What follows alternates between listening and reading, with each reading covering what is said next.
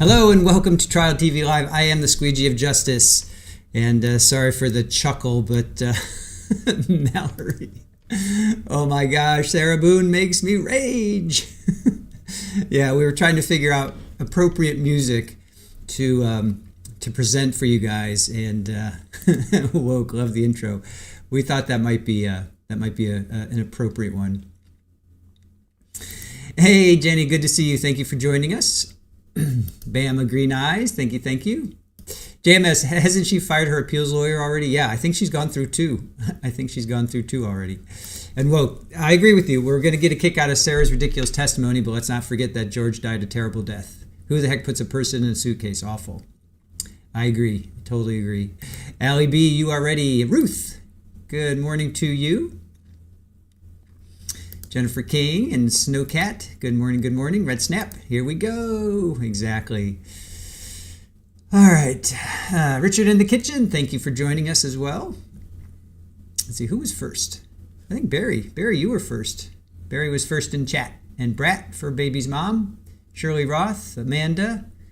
You guys were first in chat today. All right. JMS, that music was great. Cool. Lacey, hi to you all. Mama C, music suits Sarah Boone. Right. All right. The Tool-esque intro fits. All right. I know you guys know as much as you want to know or care to know about Sarah, but for those that don't, or if you're watching on replay, so welcome to our Ego Takes the Stand. This is episode 6. We are doing the series, The Ego Takes the Stand, while we are in breaks between court. So we are waiting for our Florida versus Soto Escalera to kick in again tomorrow, which would be Wednesday. So in the meantime, we're going to do episode 6, The Ego Takes the Stand, which is basically when the defendant takes the stand. So in this case, wow, I switched that up. I did this late last night, so you can see George is not on top. That's Sarah on top, and George is on the bottom. So Sarah is the defendant. Yep. See, this is what happens when I do things late at night. All right, that needs to be fixed. Hold on. Jesus. Pictures are switched. Yep. Give me a second. Like I said, this is what happens when I do things late at night.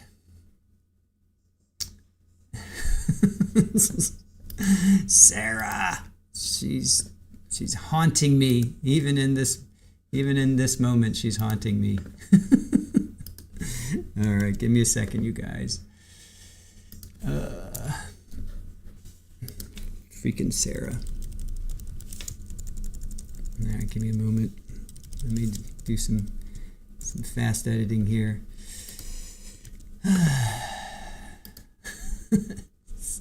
Sarah. All right. Let's get to Miss Boone.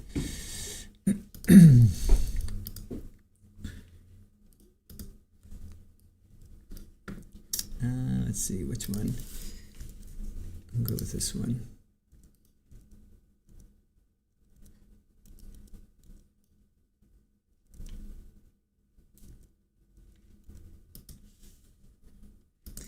All right, just bear with me.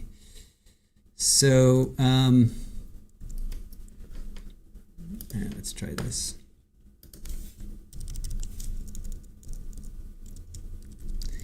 All right. And you should see that replace. All right. George was the victim, age 42. Sarah was the defendant. Now we got that sorted out.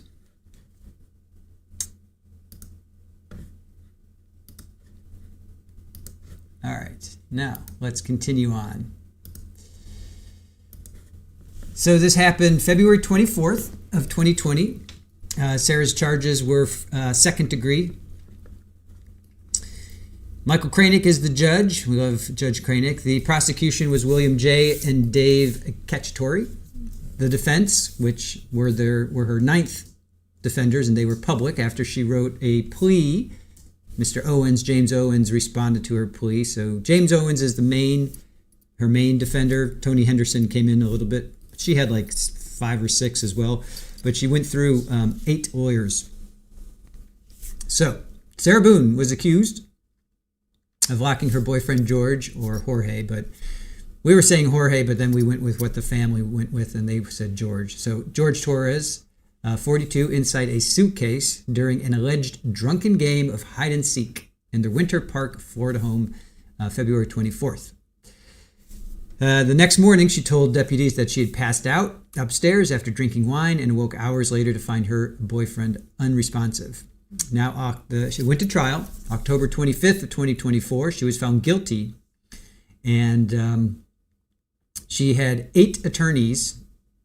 She dismissed all of them, and she wrote this handwritten, plea for an attorney because Judge Cranick, she wanted to go pro se, I think, and judge was like, yep, nope. So finally, Mr. Owens accepted her plea, and then just days before, she rejected a plea deal that would have been a 15-year sentence. Thank you, Mallory, for your $4.99 support. Appreciate you.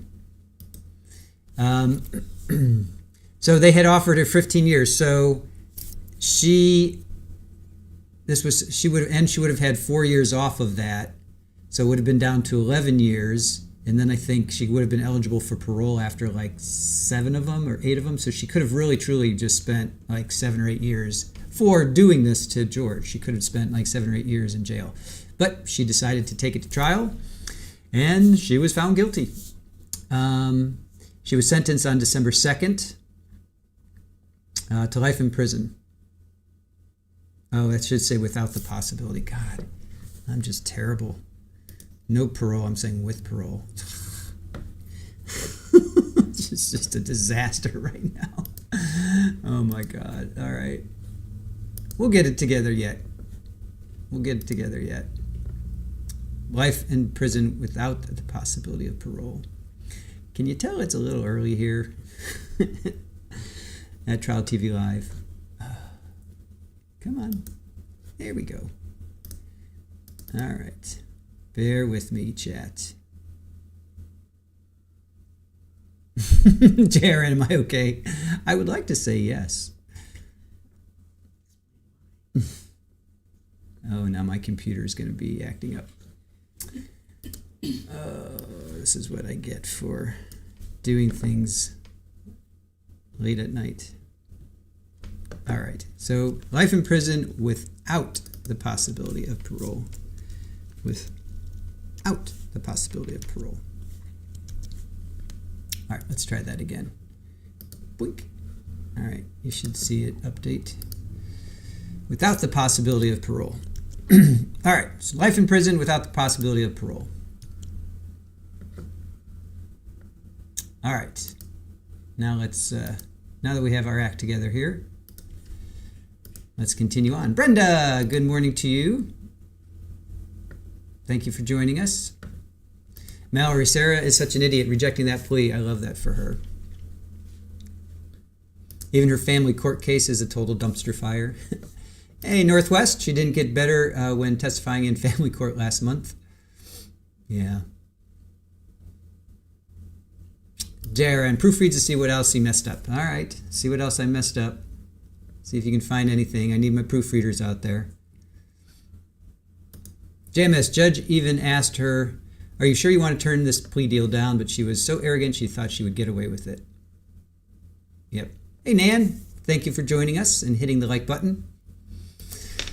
All right, let's get to it. We got a long day. We got like 7.5, 8 hours to get through, and it'll all be fun, trust me. All right, first up is something that you guys may not realize. Sarah Paulson was on Nickelodeon when she was 15. And we put this together. This is on our channel under our playlist of Sarah. But we put this together and thought we'd play it for you guys in case nobody had seen it. So she was on Nickelodeon. These two teams go head to head. Let's greet the video jocks on today's show, starting off with the red team. John and Sarah, say hey! Your partner there, Sarah, likes to hang out at the mall. Now, what do you do while you're just hanging at the mall, Sarah? Well, check out guys and spend money. Check out the dudes and spend the cash. Your cash or like parents' cash? Mine. Oh, okay. Listen, hey, John, you pulled out the face-off for your team, so that means red team, you have 25 points, and you get to move the big M.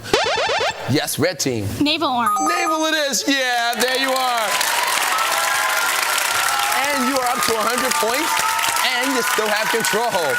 The audience likes the navel thing. It's the belly button lint thing. Move, Mikey, please, red team. Down. Nice. Andrea, tell them what they just snagged. Say cheese, red team. That's yours. And you get to move. Oh, yes, red team, do you have a? C. C, conga is it. Yes, red team, you have the goal.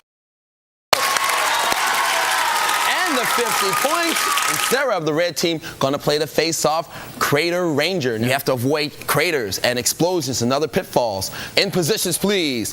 Ready, set, go. And at the end, it is going to be the red team pulling it off. All right, hit back over. Let's play some more arcade. All right, Sarah, you steered yourself there to the face-off victory. Red team, you pulled off the face-off, and you're up to 200 points, and you get to move Mikey first in round 2. What direction? Video challenge, yeah. Starting off video challenge. Round 2 is going to be playing. I am. You're going to play Sarah? Okay, John, hang on to the board. Sarah, which one of those 4? Robo Army. Robo Army. Head down to Robo Army. Come on with us, John.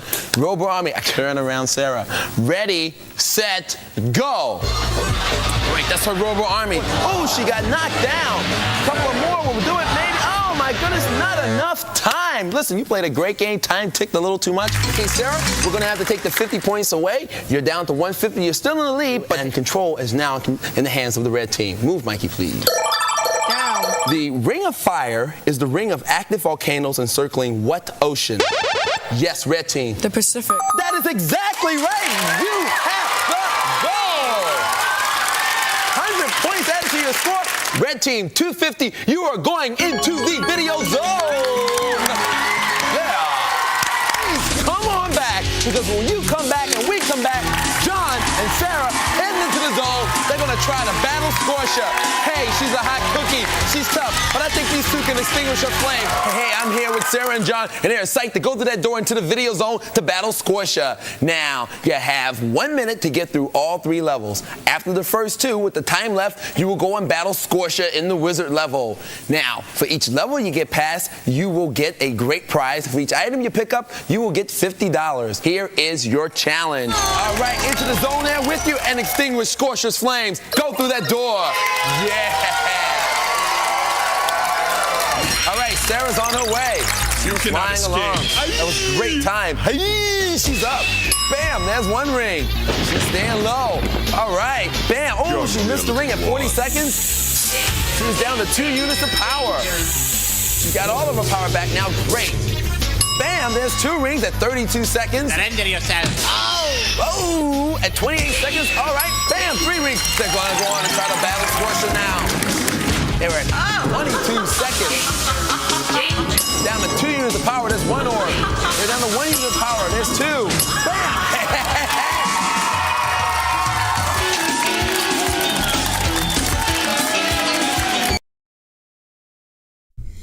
All right, so Sarah won a boombox, a trip to space camp, a ping pong table, and lots of candy.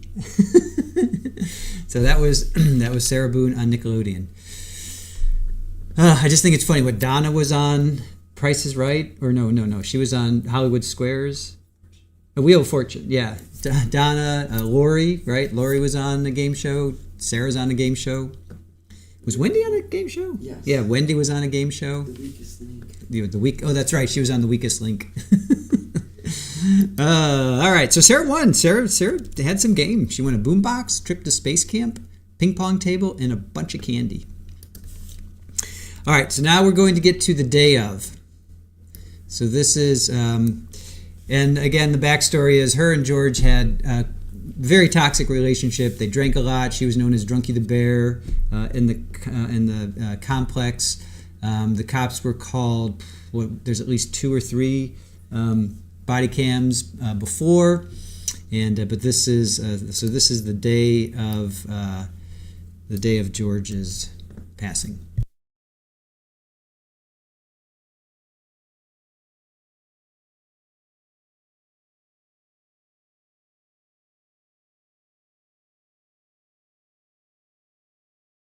All right. First, though, Aaron has reminded me, and this is a very good reminder, is we will show. So they were drinking wine.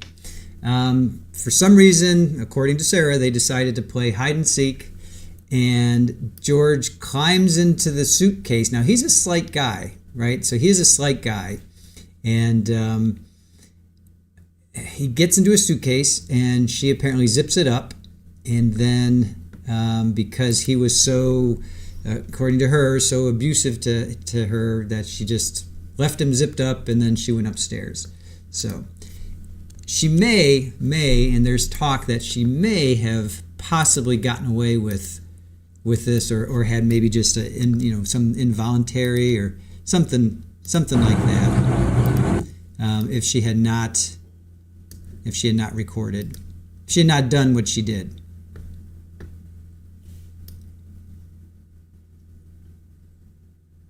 Hold on a sec. All right. Just a minute, let me cue this up.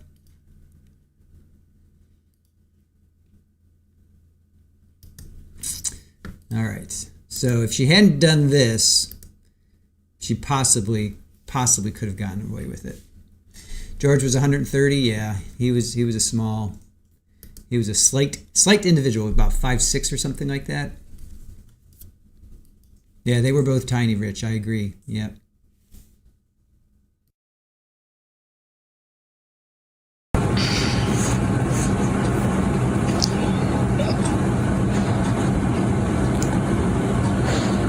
Sarah.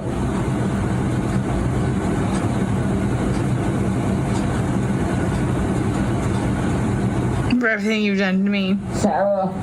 For everything you've done to me. Sarah. You. Sarah. You. Sarah. Stupid. Sarah. That's my name. Don't wear it up. Sarah. I can't breathe, babe. Seriously. Yeah, that's when you do when you choke me. Sarah. Sarah.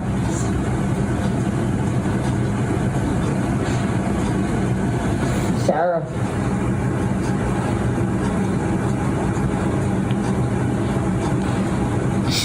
Sarah, I can't breathe, babe. That's on you. Sarah, I can't breathe. It's on you. Sarah.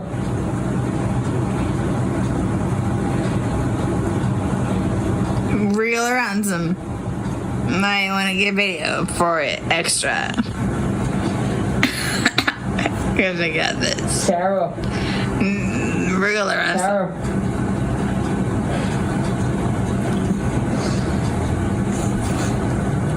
Sarah, I can't. All right, so those that haven't seen this trial, that's George, right? So they were playing, they had been drinking since like 11 or 12. I think they went to Publix to get some wine at like 11 or 12 and noon basically. So they were, she says they only had one bottle, but they drink a lot. So they were playing, apparently they're playing hide and seek. George gets in the suitcase, Sarah zips him up, and he can't get out. He can't get out. So right now, presumably, he's either face down or he's on the side or something. And this is with the suitcase like this, and then we're going to see the suitcase another way. So we think maybe she pushed him down the stairs, because this is a 2-level townhouse. So she could have pushed him down the stairs. Where there's still speculation as to that. So anyway, that is George. Obviously, can't breathe. He's begging for his life. So. I can't breathe, babe. Oh. That's what I feel like when you drink on me. Sarah. Breathe, Sarah. Yeah. You should probably shut up. Sarah. Shh.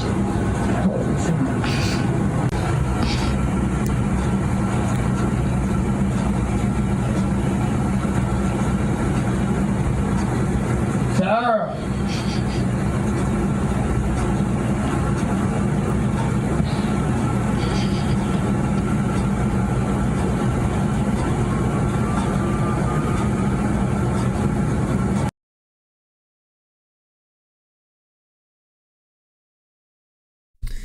All right, so Aaron reminded me that Jules and Mert were at the trial. I was outside dealing with the tech, the stream, getting the stream to our chat, and Jules and Mert were inside. So they saw the autopsy photos. So during the trial, she said, and we may hear her testimony, I forget, but she said that she had a bat, right? So they had this relationship where she claims that he was abusive to her, that she was going for a spousal, self-defense kind of things,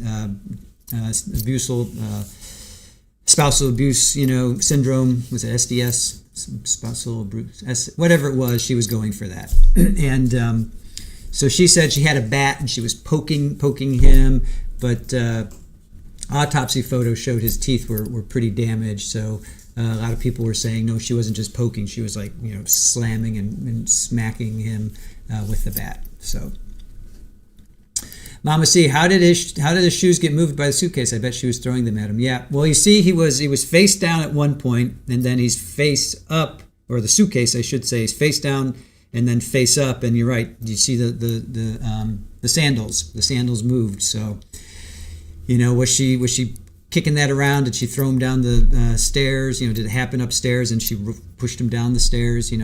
That we don't know. So. All right, so now we're going to get to the day of. So that's the night. So this was around 9, 10 o'clock. She said she went upstairs to go to sleep. So now we're going to get to the morning. She passed out, and so this is the morning. We're going to get to the morning.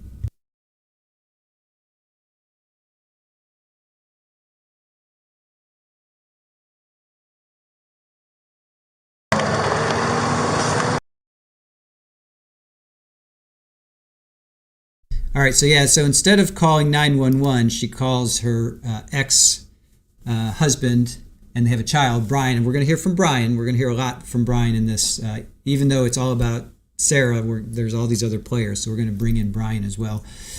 So she called Brian first, and then he comes over, he's like, call 911, and he walks out of the townhouse that he was paying for. All right, so this is the day of, and this is actually afternoon. By the time they actually called 911 and got first responders there, it was already the afternoon.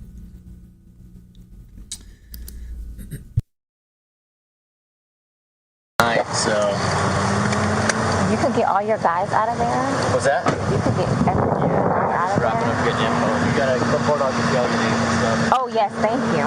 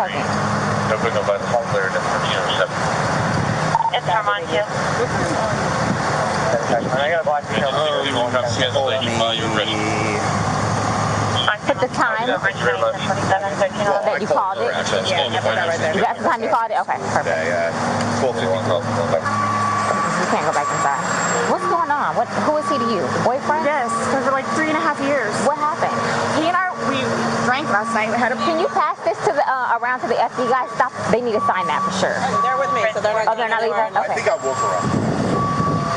No. Each of them has to. So this might be a real thing. So each of them has to put their name. Normally in we all I just put everybody. Yeah, you calling Rich Working? What's going on? So I just got here, so fill me in. No problem. Like, Yeah, I'm he and I just were putting a puzzle together. We've been doing some artwork together. You are putting a puzzle together? Yes, we have a puzzle that we started in there. Okay. We've been doing art, trying to take the stuff off the wall to make new art put up there, like having a good time with one another. But we're drinking. We had a bottle of wine last night. Okay. So then it's like, we decided to play hide and seek, right? Okay. So he gets in the suitcase, okay? Who is this guy? That's my ex-husband, my former husband. How did he lives here with you guys? No, I called him over here. Okay. I didn't know what to do. Okay. I didn't know what to do. Okay. So then he came over here. Here, let's talk in private, okay? I called you guys. I tried giving him CPR. The problem is I fell asleep. I fell asleep. When did you do CPR? This morning, when I found him. Before you called? Yes. 1 o'clock right now. I tried. I was awake, but I actually got out of the bed at like 12:30ish, whatever. So I came downstairs, and I was like, oh, he's in the suitcase still. And that's when I found him, and I took him out, and I tried doing CPR, and then I called him, and then I called you guys. Did he get here before the fire department got here? Who? Your husband or your Yes. ex-husband? Yes. Okay. Where does he live at? Right down the street. Okay. So you were playing and who zipped him up in? I did, but then I fell asleep. Okay. You're okay. I wasn't here. I'm just trying to figure out what I happened. fell asleep, so I don't know if he suffocated or like had an aneurysm or a heart attack or What what. kind of medical conditions does he have? None that I know of. Nothing that you know of. None You that I didn't take know any of. medicine No. last night? No. No medicine. All we had was a bottle of wine. Literally, just a bottle of wine. Okay. Doing puzzle artwork. Then we decided to play hide and seek. That's all that happened. Okay. So I don't know if he had a heart attack or what in there. Like, I don't know what happened. So how long were you doing CPR on him prior to you calling 911? You tried that all morning? Yes. Okay. And then I called him while I was What doing time CPR. did you start? Probably, give me a rough ballpark. Here, let me fill this deputy in, okay? Please, may I have my Dr. Pepper? I am Hold on, so one cotton second, mouth one right second. now. Ma'am, and you can't talk to him until we get done That's with fine. this, sir, okay? Just don't leave, okay, Brian? Thank you, ma'am. Well, Appreciate it. Have a good one. Thank you. I'm getting Lucas. I know. Do me a favor. Stand over there by that car. Give me 1 second.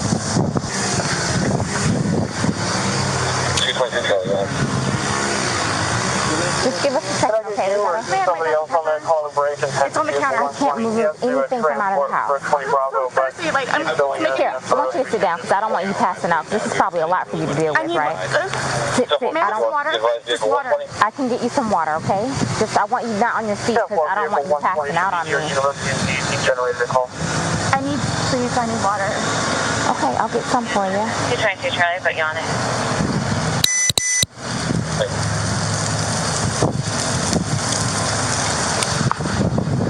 Hey, how are you? Okay, so you don't live here in this house. No. I live down in Lake Renata Cove down Lake there. Renata Cove. Okay. Yeah. So kind of tell me how you came here today, or Well, I've been calling. come down here because we got to talk.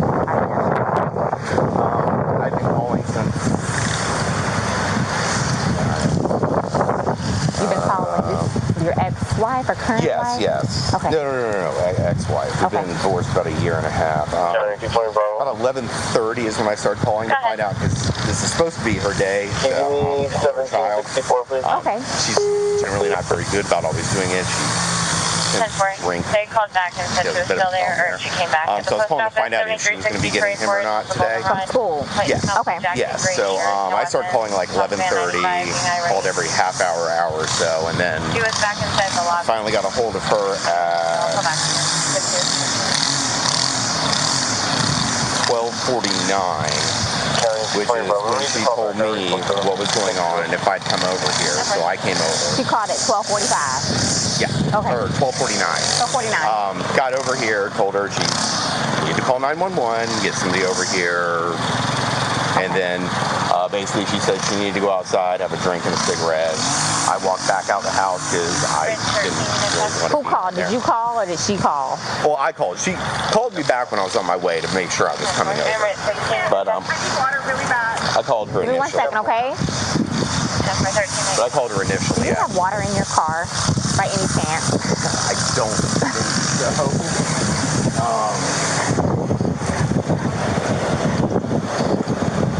Nothing? No. Okay. No, I don't. Okay, so she called, you get over here. I called her first. Okay. Trying to find out if she's going to get Lucas. That's when she told me everything was going on. I got my stuff together, put the puppy up in this crate. When I was starting to drive over here is when she called me to make sure I was coming. And then I got over here right after Did you go inside and see and then? I walked inside the front. I didn't see the little front tile area. Come on, step this way. I saw legs. I didn't really want to be in here around it, so I told her. Well, just for the sake of the crime scene, I want to know if I were to find your footprint, it would be because you went this far into the house. So did you actually make entry past the threshold? I don't think I ever made it to the carpet. I think it was just in that. I've been over here before. Right. Yeah. But no, I don't think I stepped past that tile area. Okay. So I touched doorknob. I don't think I touched anything in the kitchen. I don't know if that really matters. Yeah. Okay, so that's pretty much the gist of what you have. Well, sit tight for us. We're going to make a few phone calls, and then we'll go from there. Do you know if he has any medical issues, or? I don't. Okay, but you've met him before? I've met him before, yes. Okay. Yes, they've got a whole fun history. Oh, really? Oh, yeah, you guys have called over here twice. For the two of them? Yeah, he's been arrested like I think 5 times for Westminster, so. Really? Okay, I'm not familiar with. I haven't been here personally. So they have he's currently on parole because of it. So because of domestic violence with her. Yes. Oh, okay. Yes. From last time he got whatever it's called, retrial something or other. He had to go to a domestic violence class. Okay. I know he was doing it at a parole officer, stuff like that. But I mean, like every time she'd have him arrested, the next day she was trying to get him bailed out of jail. So I don't know what it is. Oh, she's getting water from this tap. Probably gonna pass out on us. Okay. Well, listen, please do me a tight. Oh, no. I'll make a few phone not a problem. calls. I mean, where does your kid need to be picked up? Lakemont Elementary. How soon though? 3 o'clock. 3 o'clock. Okay. I don't leave until out. Let me try and get this going for you because I know you need that. Over there. Martinez.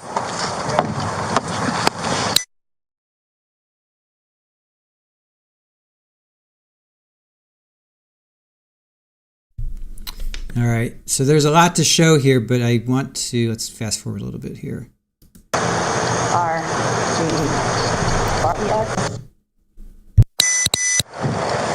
I'll go ahead and start making the calls.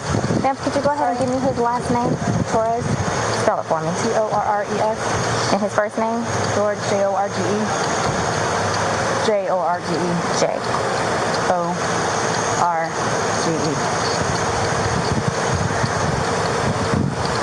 His birth date? 2/13/78. And this is the boyfriend? Yes. How long? 3.5 years. Living together that whole time? Yes. Okay. And your last name? Boone. Spell it. B-O-O-N-E. First name? Sarah. S-A-R-A-H. Birth date? 10/10/77.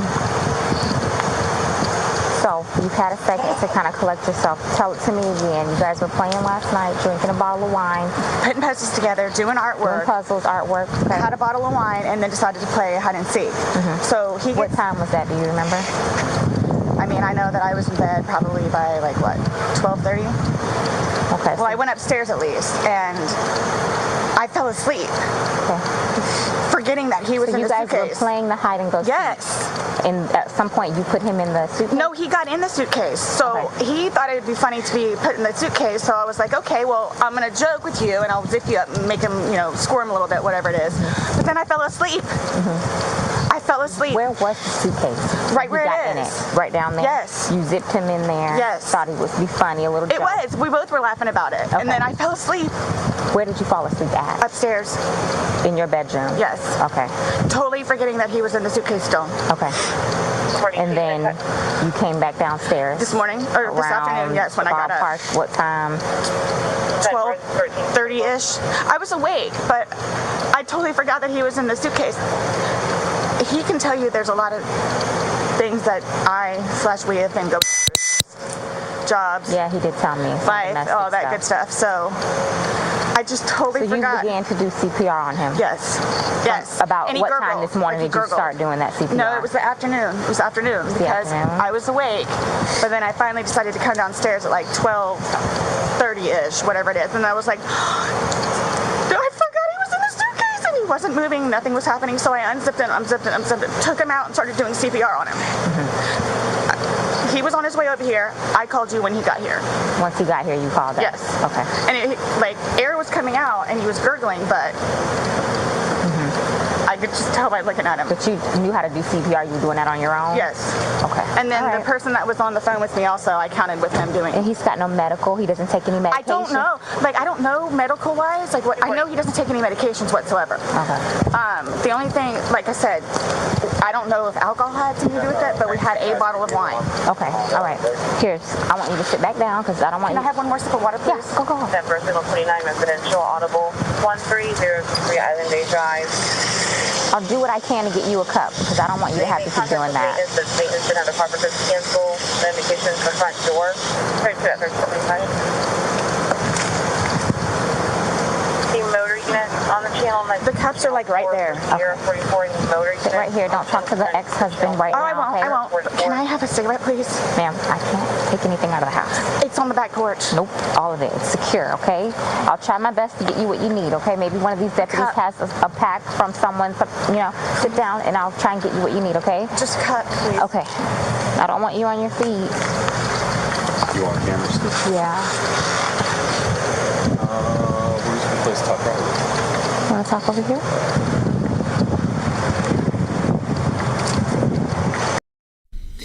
All right, so now we're going to go to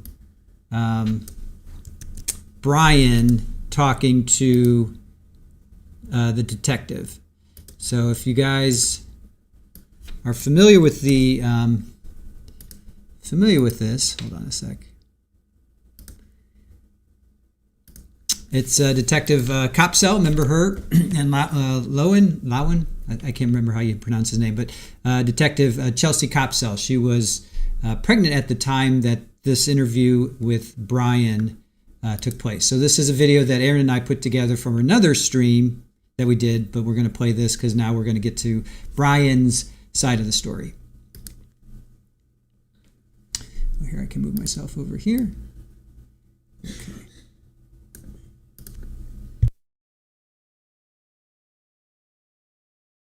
So can you just take me back to this morning and your involvement with Sarah, which is your ex-wife? Yes. Is that correct? Yes. We've been divorced about a year and a half. Okay. How long have you known Sarah?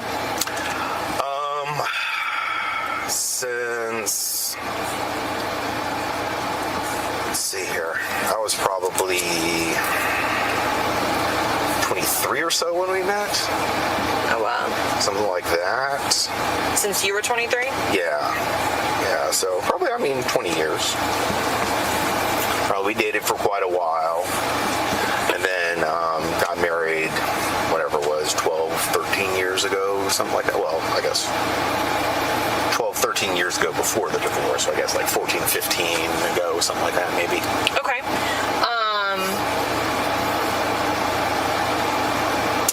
What can you tell me about her? I don't. She's generally not. She can get a bit violent when she drinks.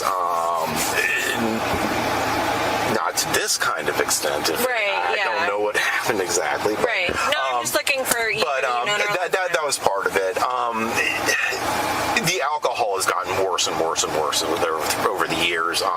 That's one of the main reasons why I divorced her. I just couldn't deal with it. It got to the point where, on weekdays she'd go out, and I guess the George person is one of the people she had met. Because I separated at one point and went over to my parents' house to live for a few months. And I guess she met him over at the pool place or something like that. But I'd come back and we were in therapy trying to work it out. And on a weeknight when he's got school the next day, I've got work the next day. I mean, she was out till 3 o'clock in the morning when the bar closes, and she'd bring people back over on the back porch. I mean, one time, some random person walked in my house and started screaming for Sarah at 3:30, 4 o'clock in the morning when we're trying to sleep. I mean, I just couldn't get over it. So did you still live here? No. I bought her out of our house. Okay. I was going to just sell it and move because I kind of wanted to go back to College Park, which is where I'm from, but I thought it would be maybe easier for Lucas if I just bought her out and kept that house so he had a little bit of continuancy, kind of. Understandable. So that's what I ended up doing, and then she moved right down the street here, so. And how long would you say the alcoholism has been a part of her life? I mean, it's always been a part of her life. It seemed to have gotten worse and worse. I think more or less kind of since we had Lucas. And I think a lot of it was the fact that she kind of, I guess, maybe felt trapped or something. Okay. That, I mean, before that, I mean, whenever she wanted, you're outside having a drink, oh, I want to go play pool, you go over across the street, you play pool for a little bit. Yeah. That's not happening anymore when she got a kid. Right. So. How old's your son? He is 9. So, but I mean, she started just getting really angry when she drank a lot. She said last night she fell asleep. There were plenty of times where she just basically passed out from drinking. So, so you've witnessed her pass out from drinking? Oh yeah. Okay. And when she passes out, is she like out cold? Oh, she's out. Like how difficult would it be to like wake her? Well, I mean, if I were to like shake her or something, I could probably wake her up. But me making a phone call or noise probably wouldn't do it. Okay. And would she be like in the middle of doing something and just like out cold, or would she go to bed and just be out cold? Yeah, she wouldn't like fall over or anything. It would be more of a lay down and then she just out. Right. Okay. What do you know about her and George's relationship, if anything? It was. I mean, I think she had him arrested like 5 or 6 times for domestic violence. I mean, he's stuck a steak knife in the back of her leg one time. Okay. He's been arrested. So has he always been the one that gets arrested, or has she ever? She was also one of the times. One of the times, both of them were arrested. But all the others have been him. But the very next day, she's in there trying to get him bailed out. So I don't know. Basically, they get drunk, they get in a fight, she gets upset, she calls the cops. I mean, granted, I saw lots of black eyes, bruises. On her? Oh, yeah. Mm-hmm. Yeah. So, I mean, there definitely was. Now, would you see George as much as you would see him or her? I hardly ever saw him. You hardly ever? Honestly, I didn't like being around either one of them. Right. To be honest, and him more so. So, why is that? Just I don't know. It's my ex-wife. She made me really mad with everything. How the whole divorce went down, and just, I mean, the way she acted and the way she changed, and the way they both are, I mean, what it's done to Lucas and everything else. He's nobody I cared to see. Let me put it that way. I mean, it's not like I really went out of my way to it's just not. When you guys do drop-offs or anything, is it always through the school, or would you like have to come here and see them, or no? No, it's pretty much always during the school. Sometimes she would come over or something like that. Sometimes he would be driving, but I mean, he would just stay in the car. She would come in, so I mean, I really wouldn't see him. So it's not like you have like conversations with George. Okay. I mean, maybe a few times when they've drunkenly called me at night because she was telling me she needed to escape because whatever's going on, or she's put him on the phone, but I don't know. When's like the last incident that you recall of there being like a domestic dispute between her and George? I mean, she told me like a week ago.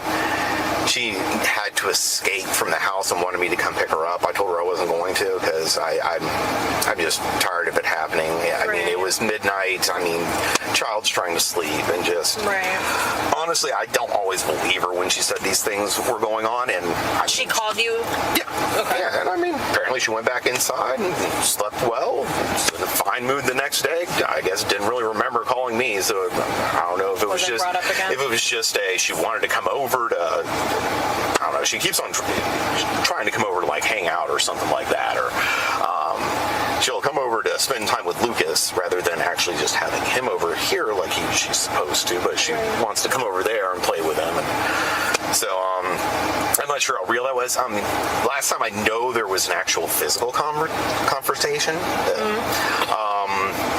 It's probably been a little while because this last time George got arrested, I know he was on pre-trial, whatever, something. I don't know. He had a parole officer. He had a domestic violence class. He's like... So that's the last time, basically the last time he was arrested was the last physical altercation that you recall? I think so. Okay. I don't know for sure, but I think so. And you have any idea what year or month that may have been?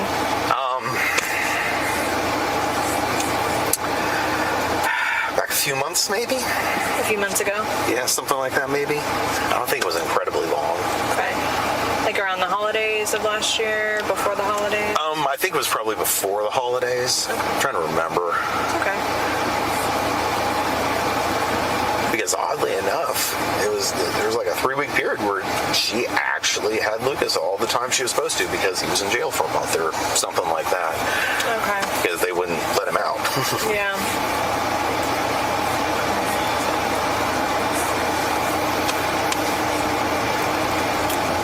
You said when she drinks that she can get physically aggressive.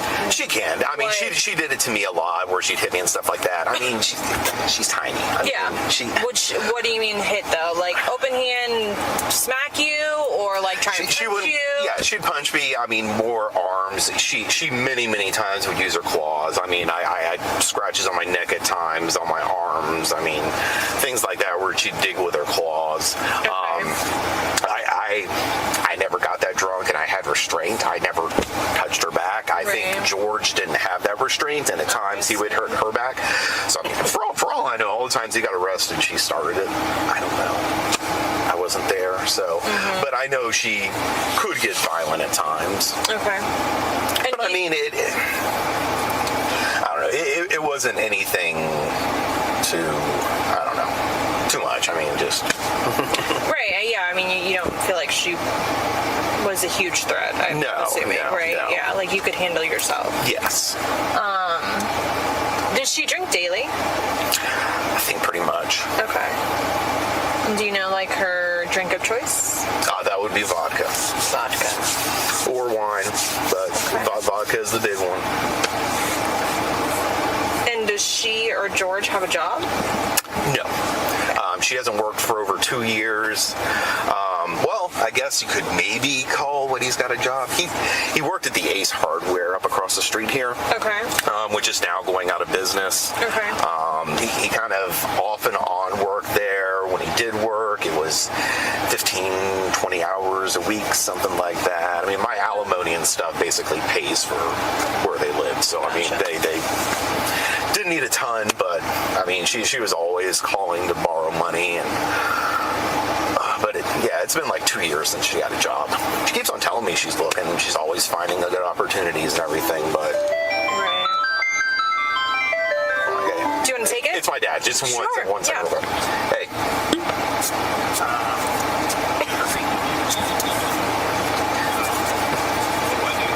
Well, just wait. I'm talking with the detectives right now, and I should be heading out. It's here soon.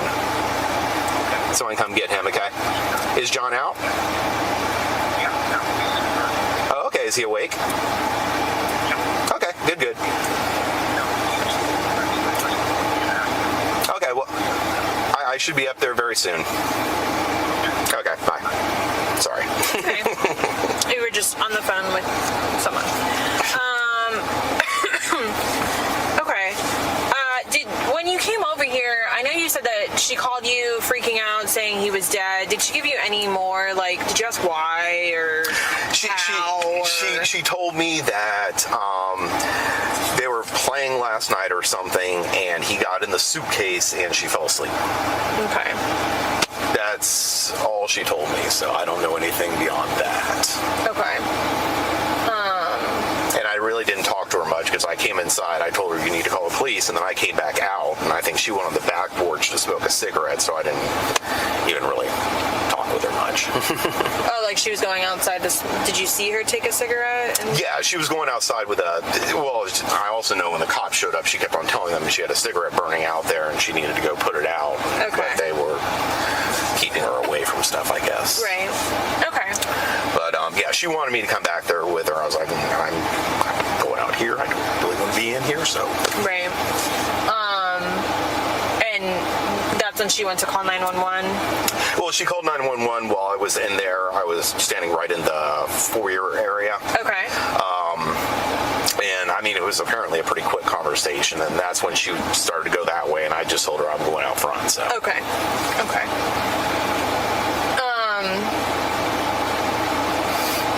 Okay, so they were playing, and she went upstairs and went to bed. I don't know where she went. She just told me she went to sleep. Or she went to sleep. Okay, you don't know where. I don't know where. You didn't ask more questions. I didn't ask more questions. I leave that to you guys.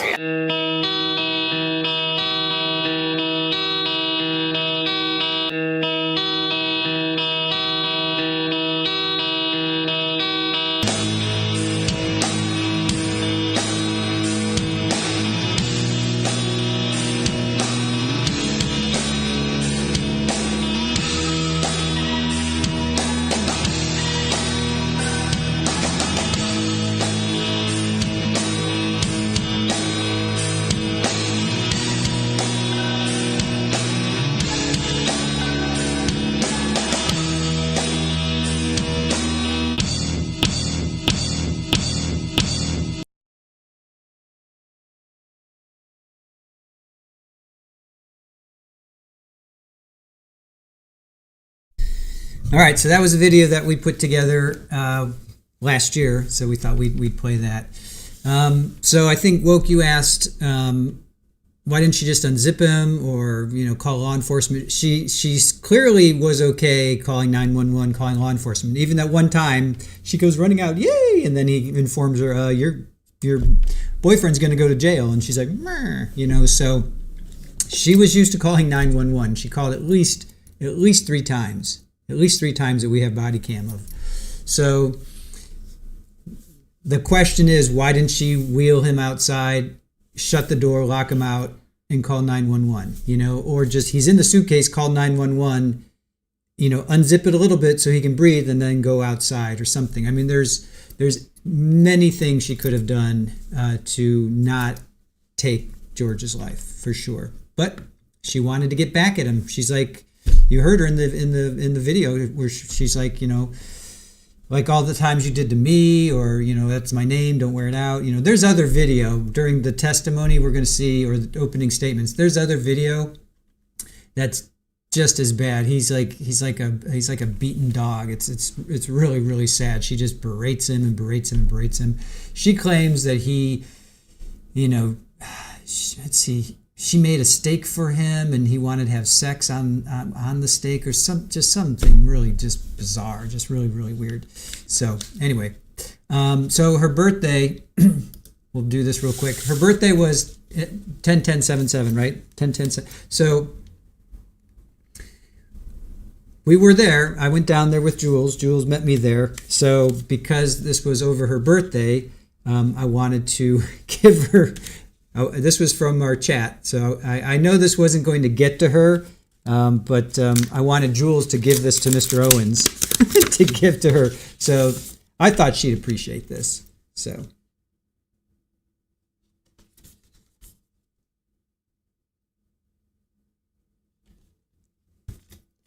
All right, hold on. I don't know if it still makes noise or not. Yeah, it doesn't make noise anymore. So it used to,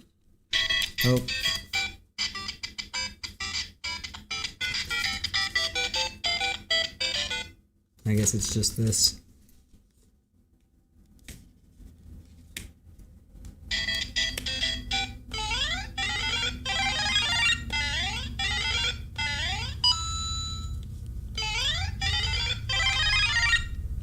I thought it would be fun.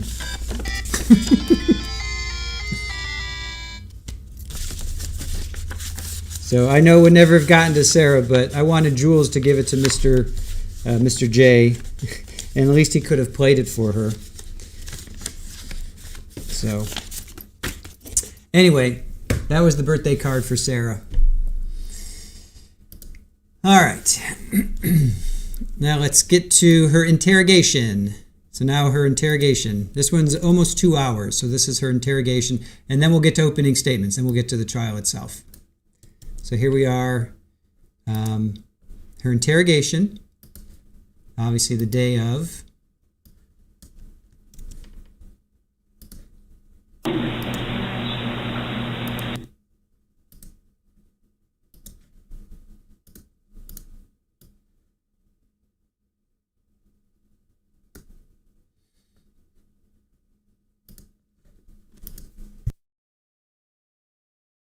Let us know about any time you need more, okay? I'm going to have you sit in the green chair that doesn't move.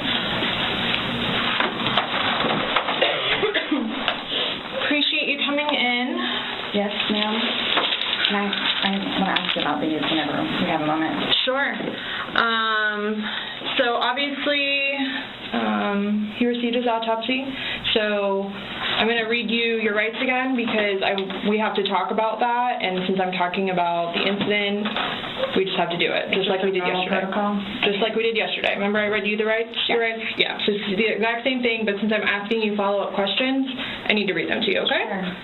All right, so you have the right to remain silent. Anything you say may be used against you in court. You have the right to talk to a lawyer before and during questioning without charge. If you cannot afford a lawyer and want one can be provided for you before questioning without charge. Has anyone threatened you or promised you anything to get you to talk to me? No. And do you understand what I just read you? Yes. Perfect. Okay. So this morning we went to his autopsy, and we were informed of some injuries that he has by the doctor. So so he's got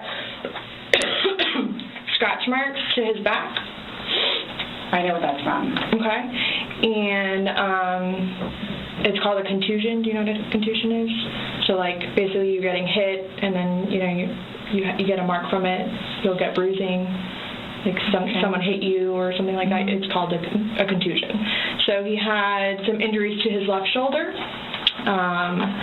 He had a cut near his lip. We could see his mouth was a little. I haven't laid a hand on him. Okay. Also too, he fell off my son's bike. Okay. So I don't know, and he's notorious for running into the wall or the hall tree. So Okay. What about the scratches? Because there's also sex. Yes. Okay. Because there's also like a scratch on like the back of his neck, like kind of like going, but it's like going straight across. I have no idea what that's from. And they're all recent. Like they occurred recently. It wasn't something that occurred post or that occurred a week ago or 2 days ago, 3 days ago. They definitely occurred, the night leading up to when he was. In all honesty, we have not gotten into it. Okay. That's why, the only thing I thought you guys were going to ask me about, which I was going to be honest with you anyway, are the scratch marks on his back. Mm-hmm. Everything else, I have no idea what it is. No idea what it is. Nonetheless, I've had my son over at the house too, so. Well, your son was there when? When was he last there? Oh, gosh. My understanding he was there last Tuesday? I don't know if it was Tuesday, but yes, he was there last week, so. Well, we're talking about Sunday. Yeah. We're just talking about what occurred Sunday. Because like I said, the injuries they occurred within that time period. So you're talking about day before yesterday? Sunday leading into Monday. You called us yesterday at 1, but the incident, you guys were painting and stuff the night prior. Correct. So we're talking about Sunday? and then That's into why Monday. I'm thoroughly confused, because we had a good time sitting on the back porch having wine and smoking a couple of cigarettes, and then decided to go inside and literally paint, do puzzles, and play and listen to music. That's why nobody got out of sorts. This is what's mind-blowing to me. Like, I have no clue. Nobody laid a hand on anybody. He also had, like on the left side of his forehead, he had basically bruising, and on like his head and his skull. I have no idea. As if something hit him. I considered not force touched him. trauma. I have not touched him. I have not touched him. Then how would you get those injuries? Tell me and we'll both know. I have not touched him. Yesterday, when we took photographs of your overall body, and they did the buccal swabs, did they go under your fingernails? No. Okay. Are you willing to let us absolutely swab underneath your fingernails? Go for it. Okay. I have no idea, and I don't want to seem out of sorts, but I have no idea. We had a good day. It was a good day. We've had good days lately, even considering everything that's going on with our jobs and life in general and ex-wives and everything. It's been good. Like, I don't even know where this is coming from.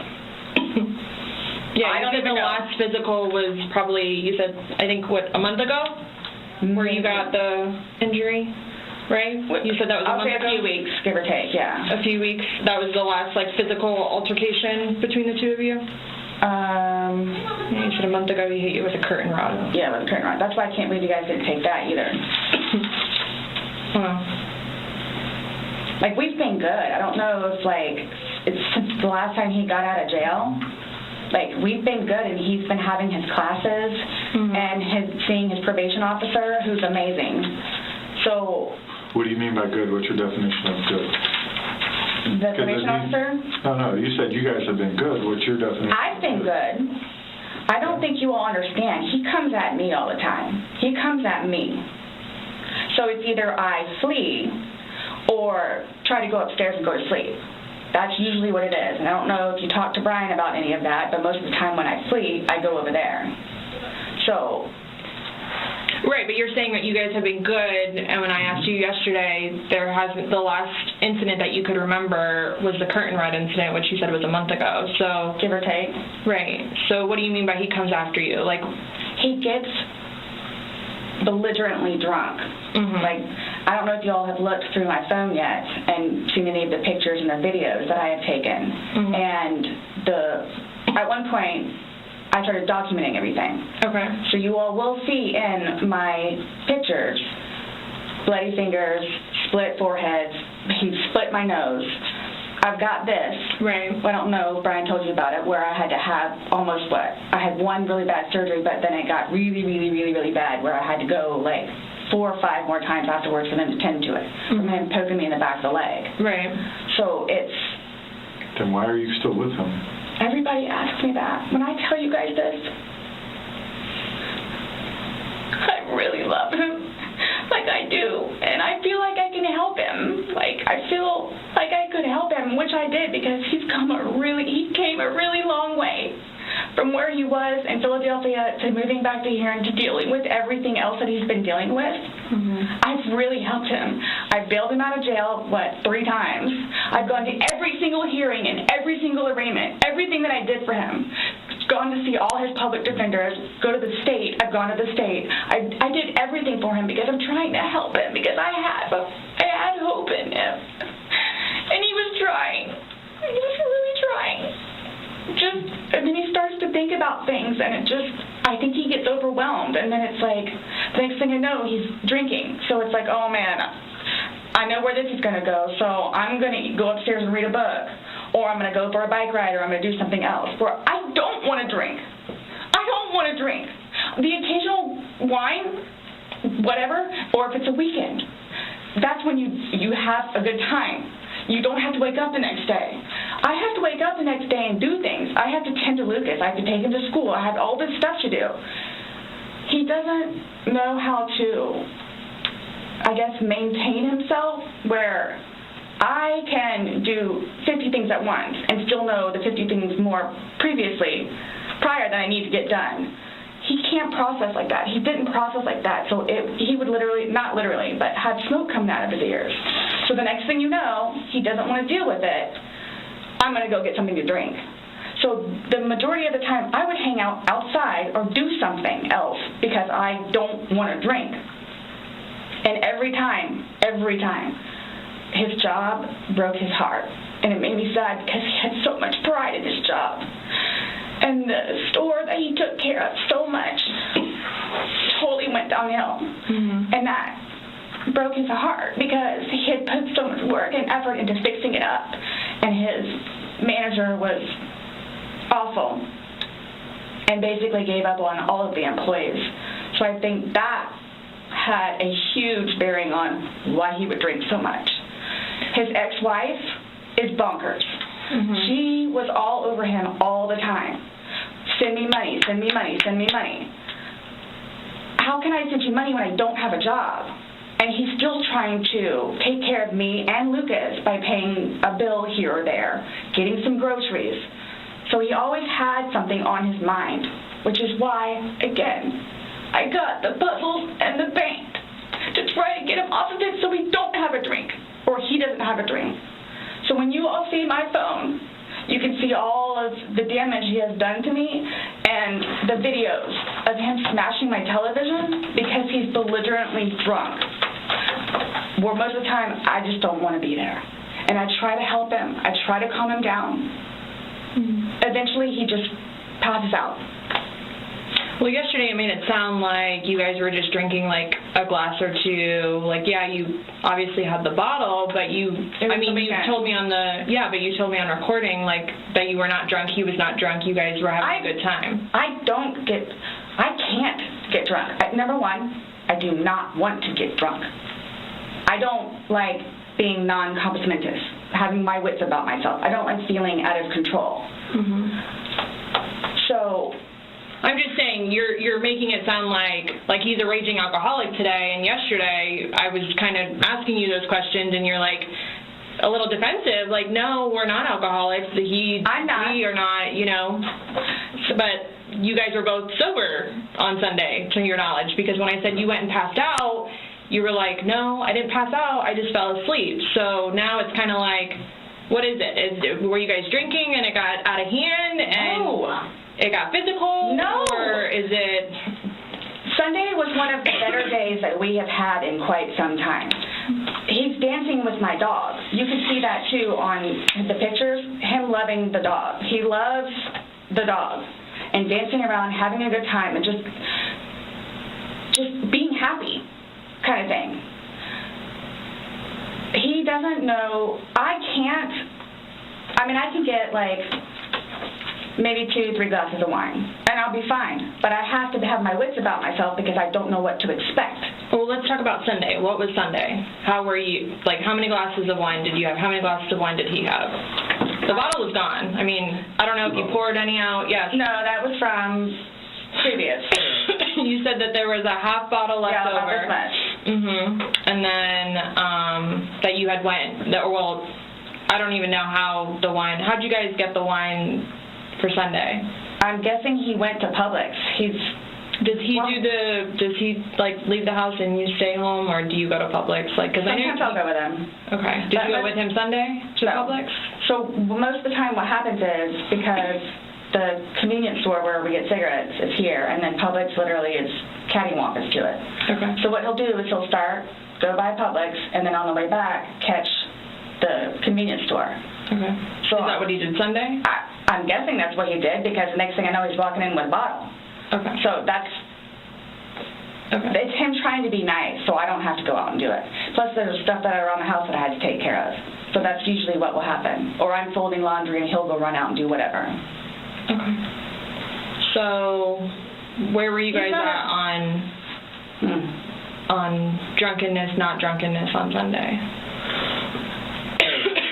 You told us you weren't drunk. No, I was not drunk. Right. I was not drunk. So with him, I don't know. I know when it's like, oh, okay, man, where I had told him, slow down. it's starting to catch up with you. Slow down. Slow down. And another thing, too, is I don't like listening to music with him because he gets too involved in the music, and the music that he listens to is a little rough around the edges, and, like, just, it makes me fractious listening to his music. So I kept asking him, let's just you and me talk. You and me will just be the ones that are talking, which was fine, because, I mean, we were playing with the dog, whatever, and then it's like, okay, now let's do the painting. We just did the puzzle, took a break, now let's do this. Sure enough, sat down, we're sitting in there talking, laughing, talking about new movies, we're watching movie trailers while we're doing painting and all that other stuff. So it's still background noise to him, because I think that's what he's used to, is having background noise, where me, I can sit in here all day with not a peep. But he always has to have some kind of background noise, which I didn't mind because the trailers were cool, and he was interested in showing them to me, getting excited about movies that were out or upcoming. Okay. So on your laptop you're talking about? Mm-hmm. Like, okay. And I mean, and then it was... But you said it was a good day, like you guys didn't have any conversations about your relationship? You guys didn't go down, like, the rabbit hole, like, had too many to drink, and you guys start getting... No, when I tell you this, it made me so happy that he actually listened to what I had to say with just, we'll get through it. This will be fine. It's just, it's a small hurdle that you and I together will get through, because... I'm talking about the money, jobs, daughters... Yes. Nothing relationship-wise, though. Like, no issues. Like, did you guys have a conversation about your relationship, or was it just about like what's going on right now? Got it. I try to evoke it from him so he gets it off his chest, because I call him the volcano, where eventually he's going to erupt. Right. And what he has learned in his classes is to communicate, which is a huge thing in a relationship, where he has been practicing communication. So he actually talks to me about things and unburdens himself. Put it on me. I'll sit there and try and figure it out for you. Like, I have almost everything. Not a worry. Just tell me. Get it out of you. Right. But it was, when I tell you, I was so happy. Like, it was such a good day. I kid you not. The weather was beautiful outside. I'm the one that had him go inside so we can do puzzles and painting and listen to music or whatever else he wants to do. So then he starts doing whatever it is we're doing together in the living room, and then starts talking, because I think he gets comfortable with, okay, you know what, we're here, it is a good day. Let me go ahead and explain myself. So I know. Nobody else knows, but I know. Nobody knew George better than I did. I say that I knew George better than himself. And I tried in every way, shape, and form. Ask everyone. I helped him. I took care of him. I missed him a lot, and I didn't even sleep last night. I miss him a lot. I mean, is there any chance it got to be too much for you and you couldn't handle taking care of him? And I never stopped. I never stopped. That's what I'm here for. I never stopped. I'm here now because I'm still trying to help him. Yeah, we just don't, I mean, it's unexplainable how he got these injuries, and I have no idea. You were the only one with him. 100% right hand to God. I have no idea how he got them. Nobody touched anybody. Nobody touched anybody. Okay.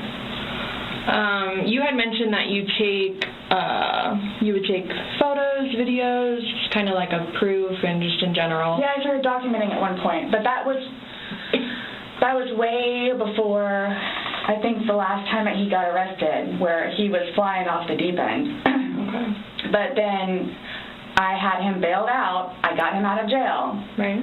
But because he had violated the pretrial diversion, this time it's probation, so you don't have a choice in it. You have to go to see your probation officer. You have to go to these classes. It's court ordered. Where it took him a while to get used to it and understand, they're not messing around. I even went down and met his probation officer, which I say she's wonderful. That's one of my questions too I need to talk to you about. Hugged me and said how much she knows that I take care of him. She called me personally one time when George was at work, when he was working. 42-minute phone call. She and I just saying how grateful she is that George has me. And she knows how hard I'm working to help him, just as she is and just as the classes will. So once he started actually going on a regular basis to the probation officer and then to his substance abuse class and his, I don't know what BIP stands for, Matters Intervention Program, and actually listening to what it is everyone had to say, he changed. Like I could see a change in him, where before lashing out, he would think about it.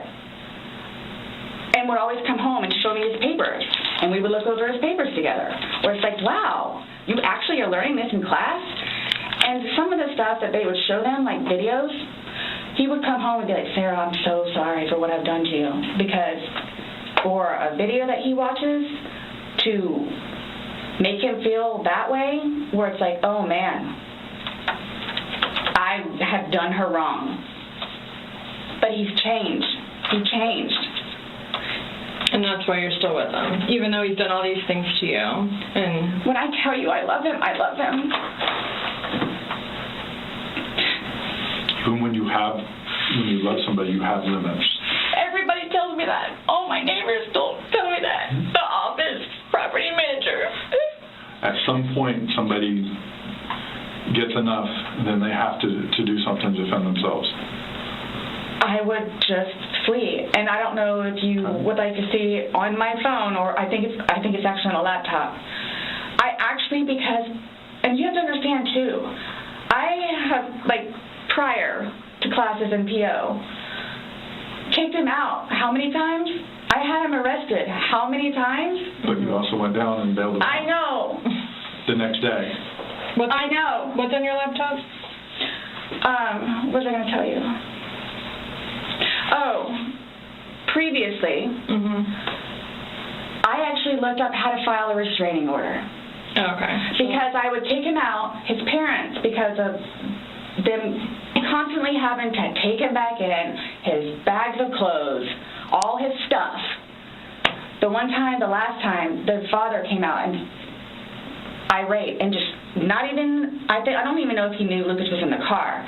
Just opened the back of my car and just started throwing all his crap in, just throwing it. Like the car would jostle, he was throwing all his stuff. At that point, because I continually did it, not continually, I think I maybe did it 3 times, and he has nowhere else to go, they got fed up and said, nope, either you're staying there or you're staying here. But if you're staying here at their place, it's permanent. You're not going back over there anymore. So what happens is, he pursues me. So I don't know if you all know where Katie Way Trail is. Okay, so it's literally right there from our apartment. Would ride his bike to work, but before he would leave extra early and come up to the wall, stand on top of his bike and poke his head over, because he would know that I would be outside having my morning cigarette and cup of coffee. And I would also know too what time he would get off of work, where I would know, come getting off of work, he's going to do the same thing. So it's not like I ever got like a break from him, where I told you all yesterday, or whenever it was, I started to feel that it was too much togetherness. And when you have too much togetherness, friction happens. So I'm going to go ride my bike. I'm going to go upstairs and read a book. But every waking moment, he wants to be with me. So, and mind you, our townhome is either upstairs or downstairs. So it's like, if you would like to sit downstairs and watch a movie or play on the laptop, look up some jobs, you're more than welcome to. I'm just going to be upstairs maybe watching one of my shows or maybe reading a book. So, and then when that would happen, we really needed that. So what's for dinner? And then we would cook together and eat dinner and then crawl in the bed and watch a movie. Are you talking about this is like recent? You kind of like lost me. Like what are you? It was a little while ago. But now you're talking about tension building up and that you need space. So have you been feeling that way lately, or no? Okay. No. Okay. My thing is too, so you all know. Oh, I hate that you can't talk to her, but Dee, his ex-wife. When I say a monster, she's a monster. Like it does. She withholds their children from speaking to him. So he gets upset about that, and then she like completely berates him about money, about the father that he is, what he did to her, all this other stuff. It doesn't matter. I mean, mind you, this is not like been recent, but which is why he didn't even bother calling anymore, because he knows that she's going to answer and he's going to have to talk to her, so therefore he can't talk to his daughter. The other time he talked to her, made her talk to Cookie. That's on my cell phone too, so you can see it. Okay. It doesn't matter. Like, it doesn't matter. What does she have to do, though, with anything about what happened Sunday and into Monday? Like, no, I'm just saying, like, previously, why the incidents would happen is she plays a big part in it. Okay. On top of job and money and groceries and all that. Okay. Sunday, when I tell you this, I have no idea. I have no idea. Is there anybody else at the house? No, it's just me and him.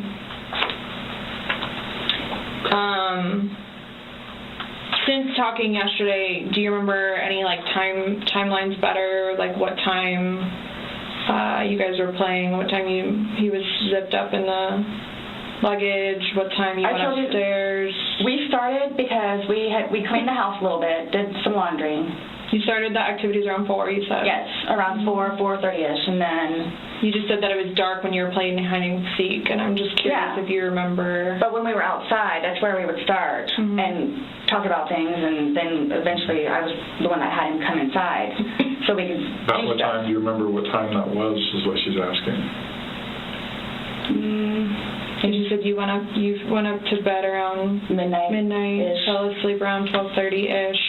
But those are the only times I have. So I have 4 and I have midnight. So there's a big gap. So I'm just curious, like, if you recall when you went upstairs to hide in the shower, or like when we started to play hide and seek. Yeah. Well, we went inside probably about, if I had to guess, we weren't out there too long. Maybe about 6-ish.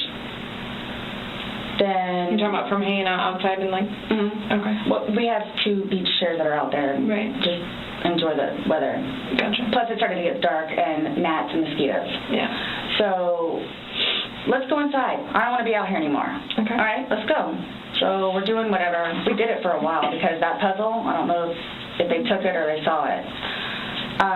Worked on the puzzle again, finished it, started to paint. Well, started listening to music for a little bit.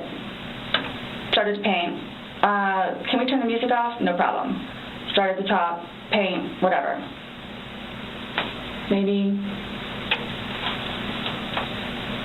gosh, that puzzle, we worked on that for probably a good hour and a half. So 8 o'clock-ish? Is when you went to hide upstairs originally? No, that's when we were like painting. So then it's like, okay, well, I don't want to paint anymore. Let's just, come on. Okay, you want to play hide and seek? What he does is, okay, tag, you're it. So it's like, okay, we know. Okay, take off. That's what we did. And then you went upstairs, and then he didn't come up, and you came down, and the suitcase was there originally because you guys were planning to do donations, so it was already there. Have you guys ever played you said you played hide and seek like probably 3 times in your relationship. When you have played, have you ever zipped him up in a suitcase prior? No. Okay. So it was just kind of like that prop was there, and it was there, and it was in play because... Why do you say it like that, though? I would never do that. You would never zip them up in a suitcase? Well, I mean, we were playing. No, I know, but I'm talking about hide and seek, which is a game, so... The suitcase originally is in our closet, buried all the way to the back. If you, I know the CSI people saw our closet. Our closet needs to be cleaned out really bad. My son's clothes need to be cleaned out really bad because they don't fit him anymore, and I'm tired of looking at them. So he took it upon himself, including that suitcase, to take it downstairs so we can get all of our clothes, our donations, and everything, and just leave the whole thing by the clothing and shoe thing at my son's school. Gotcha. No, I'm just asking, in the past, like, have you ever zipped him up in anything, jokingly or not, but obviously I understand you're claiming that Sunday it was a joking matter. You were laughing, he was laughing. But what I'm just asking is in the past, like, is it something that you guys normally do? Absolutely not. Okay. We were actually this last game running out of places to hide because we have a townhome where it's upstairs or downstairs. So. Okay, so do you remember making any videos or maybe having any photos, videos that you remember doing on your phone on Sunday? No. No? I think I took a picture of a dog. Okay. But your phone is password protected, you have the password, he has the facial recognition, so it's not like someone else could be on your phone. No, I have both. But you have the face and the password? Yes. Yeah, but he only has the face, correct? No. To be able to get onto your phone, you told me that he looks at the phone. Oh, I misunderstood. I thought you were asking if I did. Yes, it's me. Okay. Does he have access to your phone? Because you said it's a shared phone. Okay, how does he have access? Sarah, can I borrow your phone? Yeah, it's right there on the kitchen counter. Okay, but how does he get into it because it's password protected? He'll come and get it to me and I'll just do the face thing. Where sometimes too, like he'll joke with me and say, okay, I need to borrow your phone. And he'll hold it while I'm cooking or doing something, do the facial recognition. Okay, so he doesn't know the password and he doesn't have the facial recognition. No. But he is the only other person that would use your phone, I'm assuming, other than... Well, Lucas. Right. But Lucas wasn't there Sunday. Right. So, to your recollection, no videos on Sunday? Not that I'm aware of. Okay. I mean, I get my phone. I maybe took a picture of the two of Tess and the dogs, and George and them dancing. But I mean, it's just Tess. Mm-hmm. Okay. So I have something that I want to show you that we found, and it was from your phone. Mm-hmm. Can you see it? If you need to move it around, go ahead.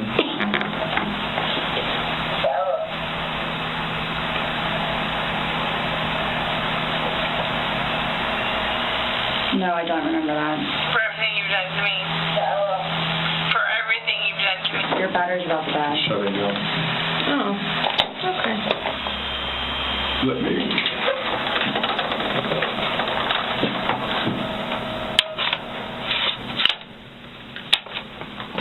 The battery doesn't last very long. Yeah, it used to last a lot longer than that. I don't know what happened. Okay. Let me just grab something. All right.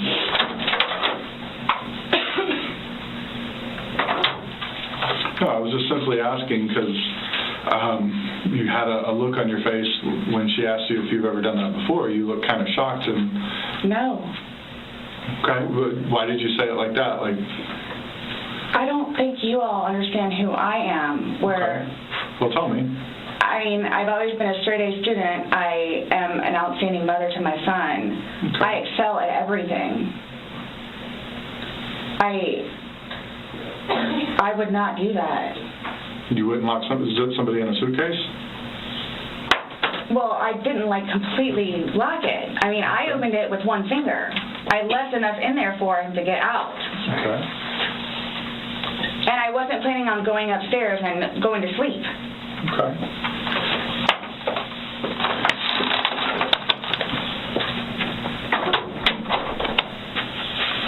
No, it was just the way you said it. You guys are scaring me. Why? Well, we just want you to watch this. This came from your phone. Don't you want to know what's on it? Yes, please.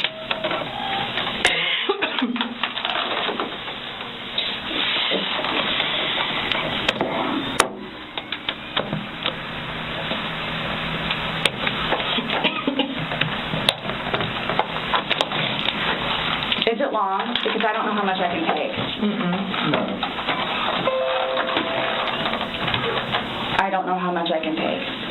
I don't know how to find her.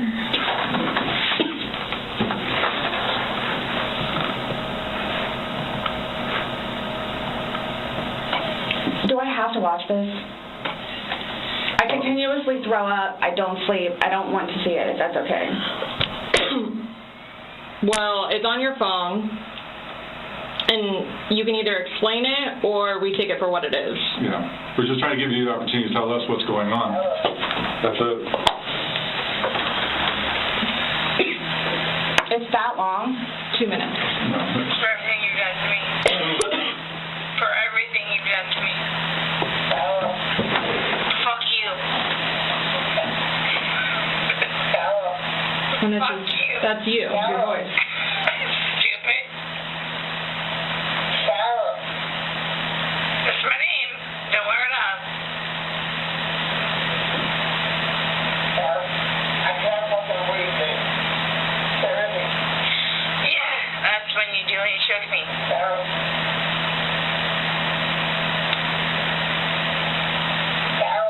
I don't want to watch it, please. Last time we talked to you, you had said that you put him in the suitcase, he had 2 fingers hanging out. And you I went flipped to him over. I flipped him over, and that's where it was. There's 2 different videos and a still picture where, it shows you flipping him in different positions and him saying that he can't breathe and you saying fuck you. So this is upside down. So in order for him to have gotten into it, it was flipped up. Right. It was flipped up normal. Yes. Like as if you're packing something. So this is upside down. Guys, this is killing me right now. So this image is upside down, and then this small video that occurred 11 minutes later, it's flipped over the other way, closer to your dining room table. Okay. Now he's obviously still in there. So he didn't, how did it go from the back to the front? I flipped it. Okay. My plan was not to go upstairs and go to sleep. Well, that's what you did. Yeah. But not intentional. No, you told me you went upstairs because you were getting ready for bed. Stopped here. Okay, but Where's here? show me where you can see any fingers coming out, because there's the end. And his head's right here. Mm-hmm. So going like this, rather than going all the way up, it's like this.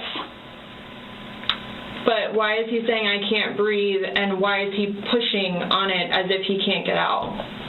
And it doesn't show a hole. There's no hole. There's no fingers. I don't see his fingers. There's no hole. I don't know what you want me to tell you. I don't know, what you want me to tell you. I'm just showing you. I'm just telling you what we see and what we've heard from the other video. I understand. He's begging for you to let him out. You're laughing in the beginning, and then in the end, it sounds kind of like a... No, it's not malicious. Well, saying fuck you... It's not malicious.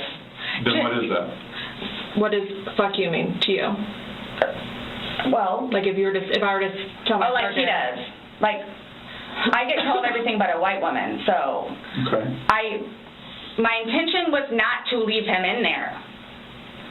Please understand that. My intention was not to leave him in there.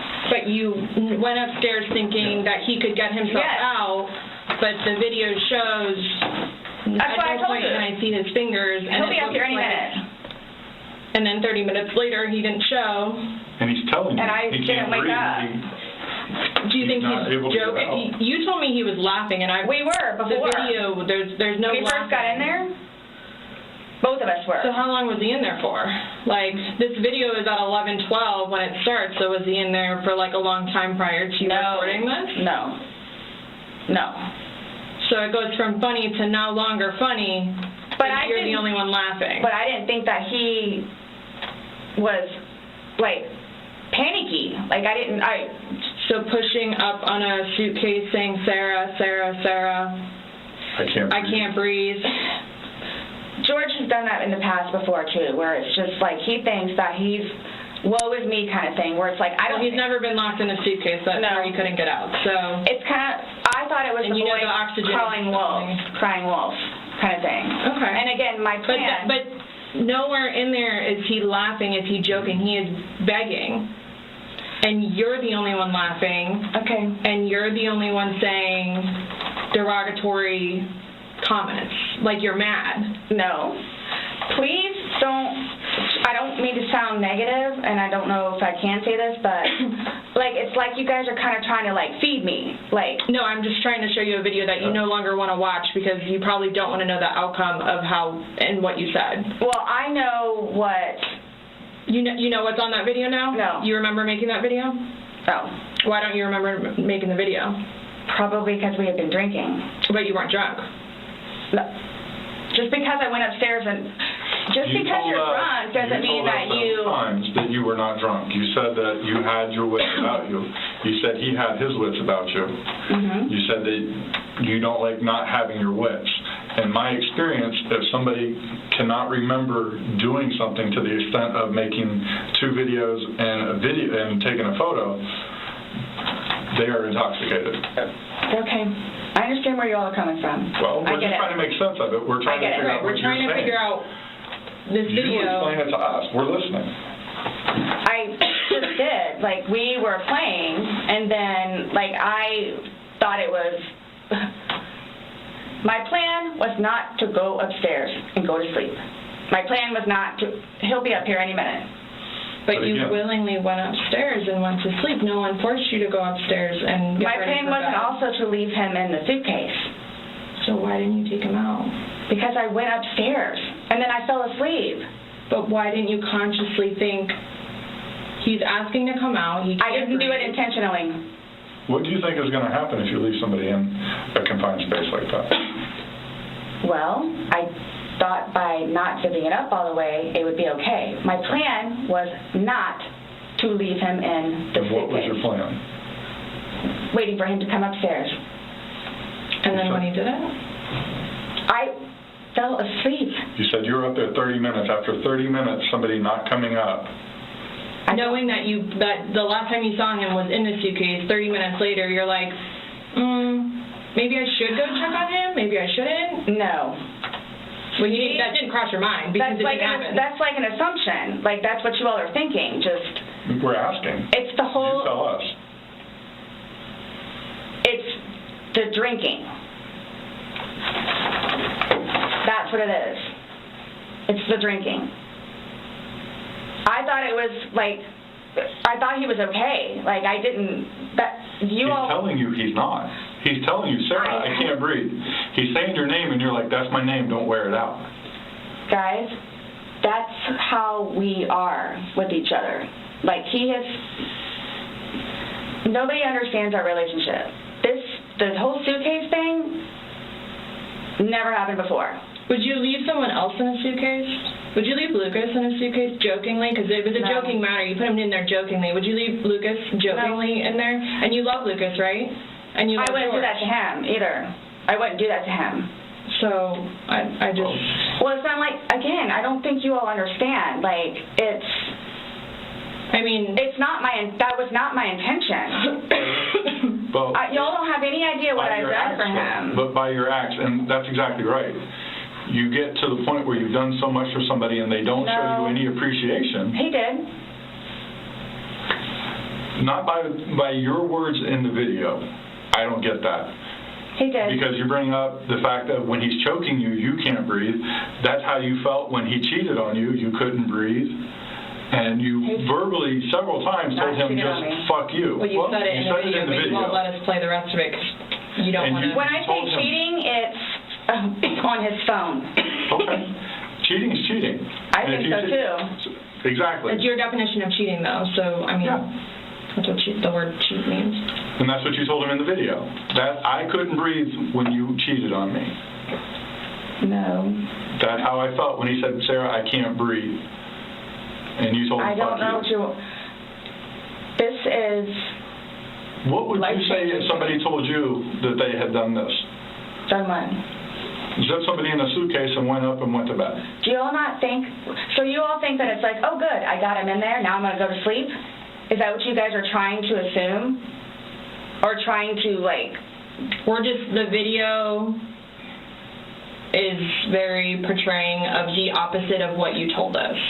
No. It is not leading up, it is not matching what statement you gave us in the car. And that's why we want to know. And I don't remember doing those. The injuries are not consistent with what you told us. So we have a lot of inconsistencies, and this video explains itself. It really, truly does. You don't think that I have thought about that? Thought about the video or thought about... But no, again, if you don't mind, please. So you all are assuming that it's like, oh good, I got him in there, now I'm going to go to sleep? Is that what you all are assuming? Well, it's not an assumption when that's what you told us that happened. That's what happened. And the video, yeah, I mean... But I'm not going to say... You thought he could get out on his own. But the video shows that he cannot get out on his own. But when I unzipped it with one finger. From the outside. But it had the hole in it. And you're claiming that it had a paper clip, so that's what assisted you in doing it. No. Is what you told us. When I had my sweatshirt, I said I thought it had a paper clip on it. It's got... But the zipper part is broken. Yes, which is why we were going to zip it. Yeah. I just... You were able to unzip it from the outside very easily, because that's the way they're designed. But you could on the inside, too. I don't know how... Well, why wouldn't he have gotten himself out if he could? I don't know. I don't know if he saw, where the hole was. I don't know. I didn't see a hole. No one I didn't see no fingers You're the sticking only out. one that's what I'm saying. Like, he's in one position, and where his head would be, we should be able to see fingers. And then when it's flipped over onto this right side, again, his head is closer to us facing the video, so we should be able to see fingers. And we don't see anything. We see no movement of him trying to unzip it or physically unzipping it. All we see is pushing up, trying to push out of it. Please do not assume. I'm not assuming. I haven't assumed anything. I follow evidence. But my intention was not, again, oh good, I got him in there, now I'm just going to go to sleep. What do you think someone that knows nothing about this or hears just a little bit like, oh, they were playing around in a suitcase and then watches that probably video? went to sleep. That's what happened. But you let him out before. I mean, you put him in, so why didn't you take him out? Because I was upstairs and I fell asleep. No, before you went upstairs. You, consciously had to walk upstairs. You obviously remember going to bed because you were able to give me a time frame on that. Mm-hmm. And you specifically told me that you went upstairs. My intention is not for this to happen. I am sick about it. I've never done anything like this before in the past. I am sick. Especially with that. I thought I couldn't sleep last night. I don't know. Well, here's the thing. You tell us the last night, you vividly remember this when you told us last night, that he was laughing, you were laughing, you put him in the suitcase, he has two fingers sticking out, and you go to bed. Now we see something totally different, and it actually shows you upset and, again, using derogatory terms to him when he's begging for his life to get out of that suitcase. So what my thing you is say we're assuming, we're not assuming, but we're telling you what's on there. So it just happened to be that whenever I was videotaping or doing whatever else it was, just happened to not have that in it. Okay. And you also, in the video, you can't see any holes. There's nowhere in that where the zipper separates and you can see a hole. If there's a hole, he's pushing on it, begging you to get out. We should probably see that hole. He essentially would have been able to get out. Alcohol. Based off what you're telling us, he should have been able to get out. Okay. But the video shows him attempting to get out, begging to get out, and he can't. So that's just what we're trying to figure out. I don't know if maybe you had too much to drink, you zipped it up all the way, and then, I did not zip it up all the way. Okay, well. I did not zip it up all the way. This is horrific, okay? Horrific. It is terrible. Yeah, horrific. I don't think I'll ever be right because of this. Ever be right. Dealing with everything else that I have in my life, personally, and then this, whom I loved, it was not intentional. I will put my hand on the Bible. It was not intentional. I would not do that to him nor anyone else. But you did. Not intentional. You intentionally went up to bed. I didn't intentionally go to bed because I'm thinking, okay, good, he can get out. How did you not intentionally go to bed? You said you went upstairs and got into bed. That's intentionally going to bed. Waiting for him. And he doesn't come, but you don't go down to check on him. So I happen to go to sleep. When I say go to sleep, and what do you normally do when you go to bed? What do you normally do when you go to bed? What do you mean? What is a bed for? going to sleep. Right. So you go to but bed to obviously do you what? can tell too that like I've been You go to drinking bed also. to do what? Okay. You kept telling us, hey, I wasn't intoxicated. I wasn't this. I wasn't that. Being drunk and intoxicated, which yes, you can tell that I had been drinking, but Okay. So if you weren't intoxicated, then why would you ever leave somebody in a suitcase that's begging to get out, that's telling you they can't breathe?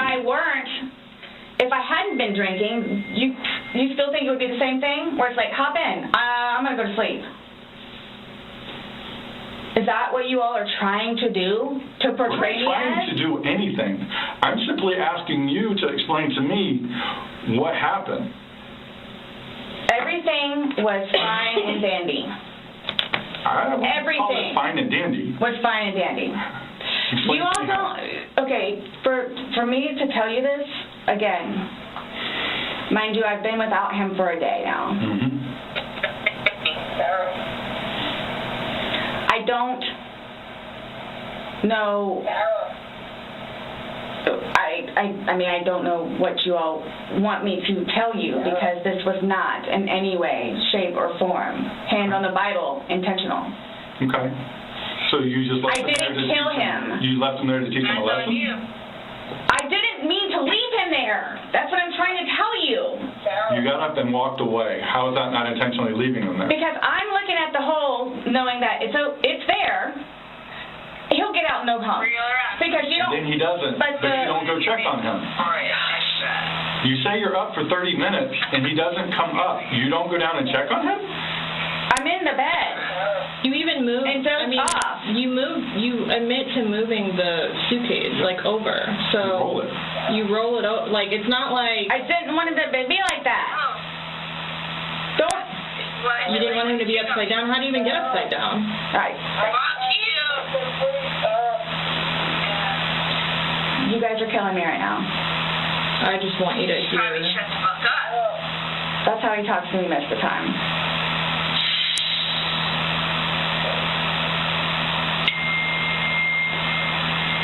I don't know how you want me to say it. I'm just trying to figure out what you would expect to happen to somebody when you leave them in a suitcase. I didn't mean to leave him in there. Okay. What's your reasoning for not calling 911 sooner? Because I didn't know what to do and how horrific it was. I called Ryan, and 5 minutes later I called you guys? Not even 5 minutes. Nonetheless, that I had to I was trying to do CPR. I had to get him out and try to do CPR, and then called you guys.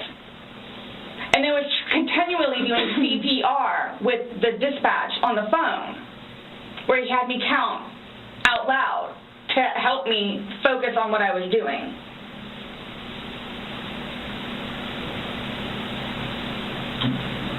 It just,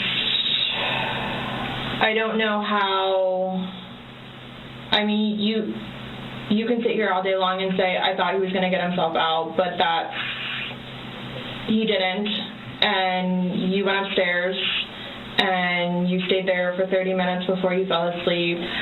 But can I say, too, you chose not to ever at any point during that 30 minutes walk back down and check on him. No, wait 1 second, because I know, with you all, and then, because you continually ask me, time frames, where I told you, I don't bother even looking at the clock most of the time. So it's a guesstimate. So for all I know, maybe it was 10 minutes. Okay. But the point is, you left the living room where he was begging for help and went upstairs. Regardless of how long you were there, you left. You say, I thought he was the boy calling wolf. Again. Okay. So when he asked to be let out, what's your reasoning for not letting him out? When I was upstairs? No, when he's asking on the video. He asked multiple times. He asked to be let out. I can't breathe. Why didn't you let him out? Well, number one, I had no idea it was going to end like that. Okay. Number one. Okay. Number two, just, you know what? I'll give you 5 minutes or so in there. I'll give you 5 minutes or so. 5 minutes for what? Well, based off the video, one video's at 11:12 and the next one's at 11:23, so you actually gave him at least 11 minutes per video recording. So my thing is, when it stopped, he asked multiple times, I mean, why? Why did you not let him out? It's just a simple question. To be honest with you, I don't Were you punishing him? No. Just... Well, that's what you're saying in the video. This is what you got. This is what you make me feel like. See, and then it's all backfired on me. Like, it's all backfired on me. And I understand the severity of this. Yeah, he's dead. It's awful, I know. Okay. It's awful. And I will tell you both this right now, too. I will never drink alcohol again. Okay. Like, I will never drink alcohol again. I don't care what it is in any way, shape, or form. But let's get back to this. What was the reason for leaving him when he's begging to be let out? I don't understand that. What I have a feeling was, and again, it's the whole time frame thing. You all. I'm not asking a time frame. I don't care about a time frame. He's in the bag saying, my God. And you say, fuck you. When he, for the whole few minutes that he was in there, minimum 11. But yes, go ahead. It's a few. 11 minimum. For one video. Well, in between the two videos. Between the two videos? Okay. Yeah. So what's the question again? When he's begging for his life, telling you he can't breathe, let me out, and you say, fuck you, why don't you just let him out? What are you trying to prove to him?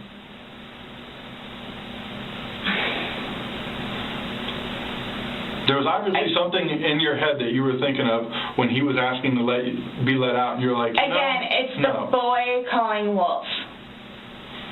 Okay, but where does this game end? You say this is a game, you got obviously in there. The wrong way.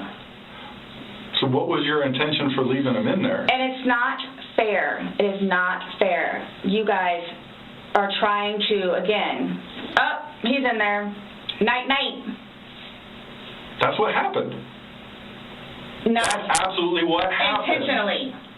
How's it not? You got up off the couch, walked up a flight of stairs, and got in your bed. Thinking he was going to get out. And he didn't, and you still didn't go down and check it's on him. the whole 30-minute thing that you guys are trying to do. About whatever. For all I know, it's 10 minutes.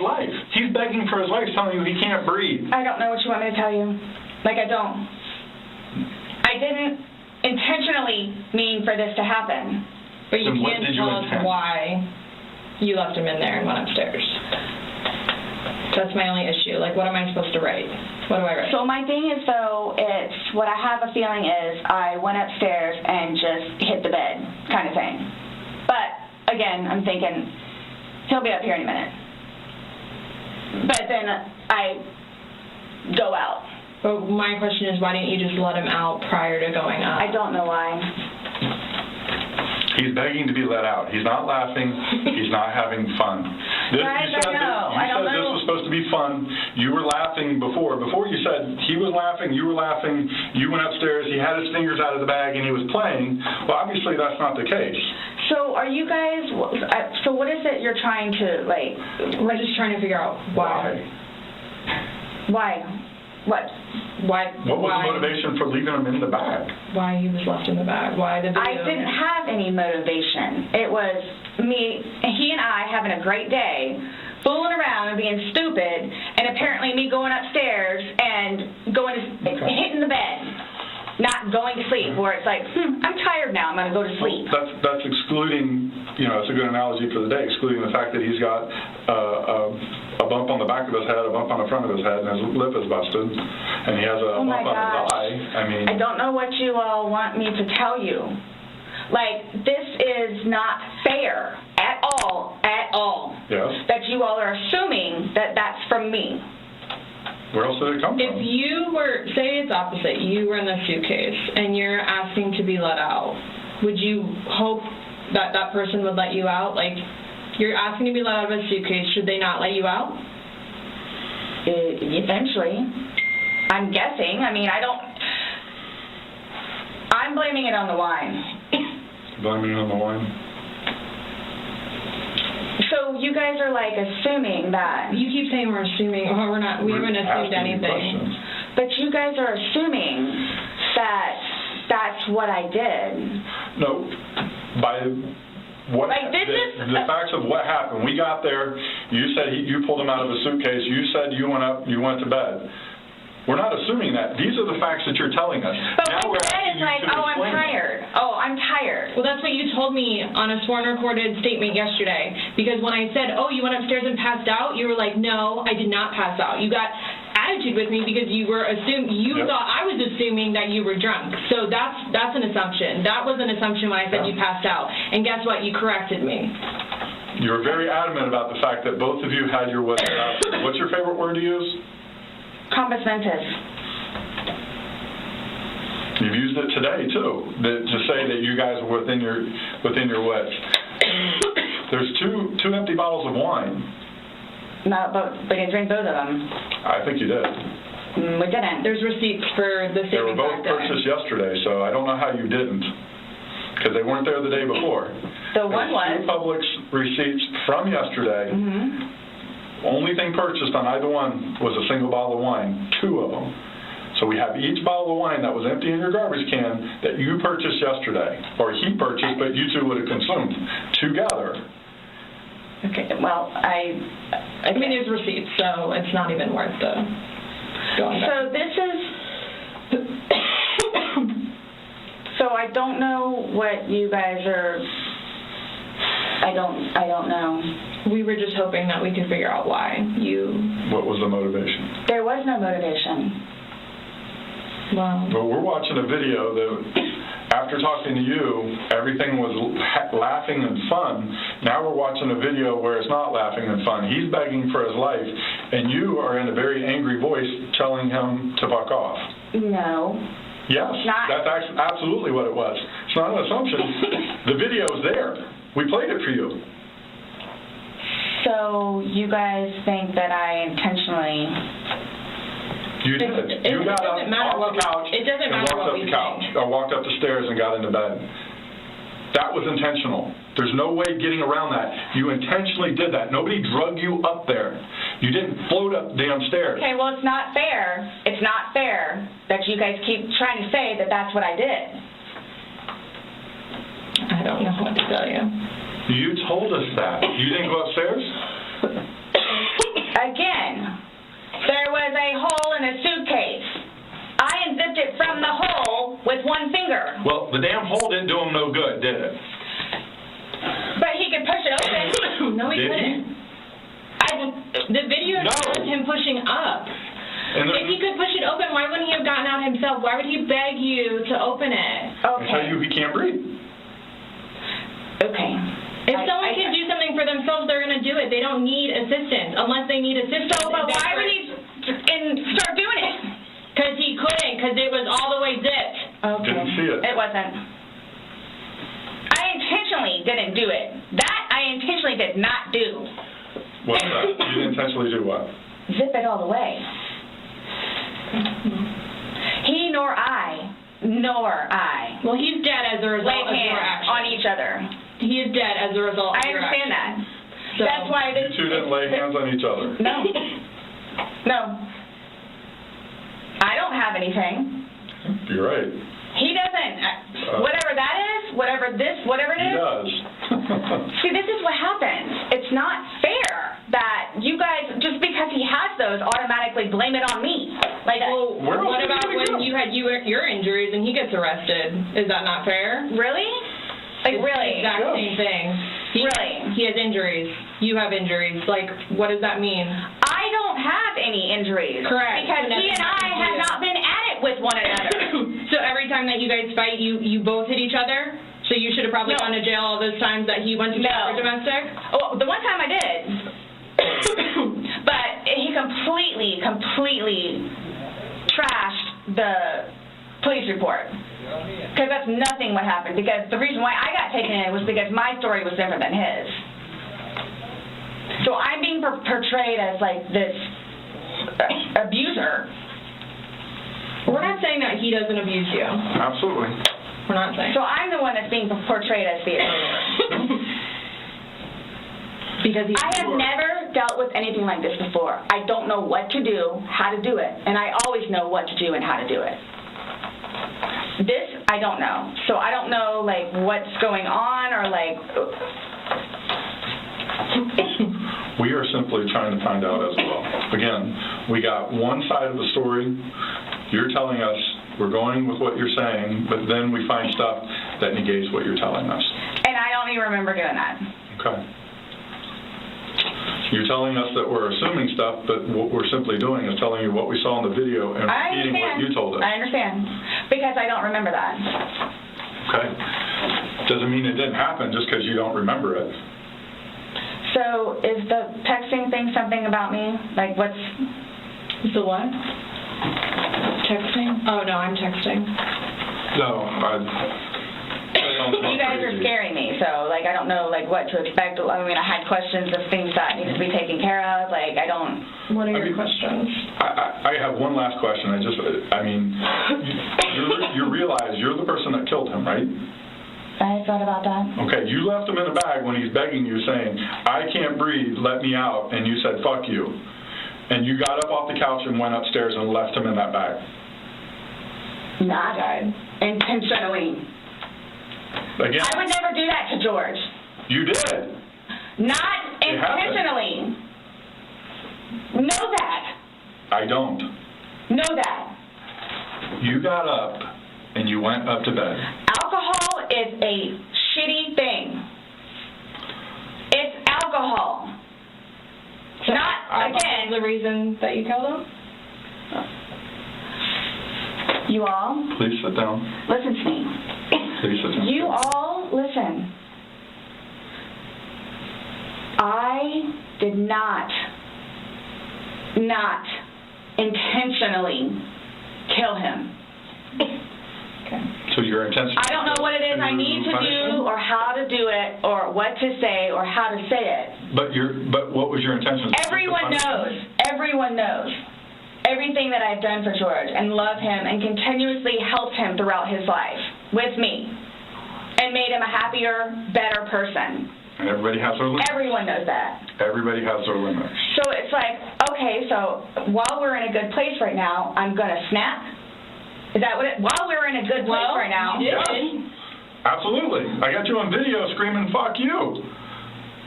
This is what it feels like when you're choking me.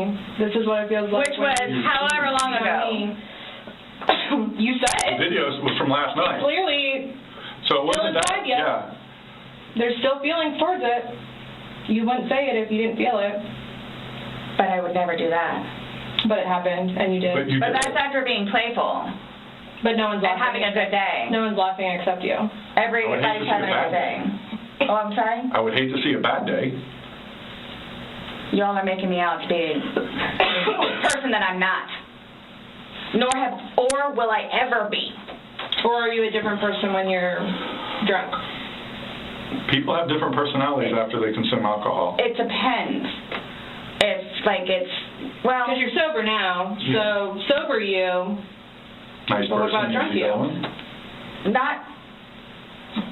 It's both of us. It's both of us. And it's not fair that you all are assuming that the marks that he has on him are from me. We asked you where they came from. I have no idea. Well, nobody else was there, so nobody else was there. I have no idea. I swear I did not lay a hand on him. Okay. You just zipped them in the bag. Nor he. You just zipped them in the bag. And then you flipped the bag around several times. I didn't do that intentionally. You didn't intentionally flip the bag around? No. Why would I do that? Well, you Good told us question. you You did. did. When he was upside down. Right. Well, you had to put him upside down. You can't get in a suitcase upside down because Oh my gosh. When you put the stuff in where his body was. That's the unfortunate thing too, is nobody else was there. That's the We have a unfortunate video thing. showing the suitcase in several different positions. So it shows, one, like she just said, it had to have been on its back with the lid open for him to get in there, for you to zip it up. Then it shows it on the other side with him in it, so you had to flip it to there. And then there's another video where it's on its back again, so you had to flip it. I'm leaving it like this, please. I'm leaving it like this. I did not intentionally do this. No malicious content or effort was towards this. No malicious. I would say this does help you sleep, but you're not sleeping, so. I mean, last night, I maybe got an hour. Right. In your voice, you can hear the maliciousness. The fuck you is very, very... You don't talk to people like that. That's not like a common, like, hey, Scott, fuck you. That's not common. It's not something people do. And no one that sees that is going to think that. Okay. So we were trying to give you an opportunity, and it is what it is. There's no maliciousness towards that.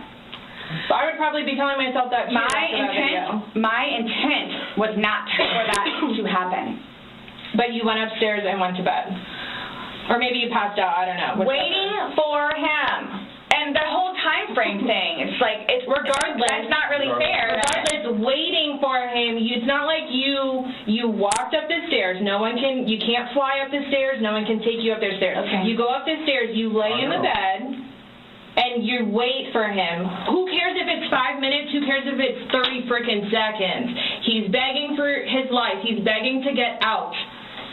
You go upstairs. You leave him. It doesn't matter. So get the time frame out of your mind. This whole thing, it doesn't matter. It doesn't matter because there's this. So it doesn't matter anything what it is I say. So it makes no difference whatsoever. It's just you're lying and like you're now changing your story. Lying about what? You're now you're drunk.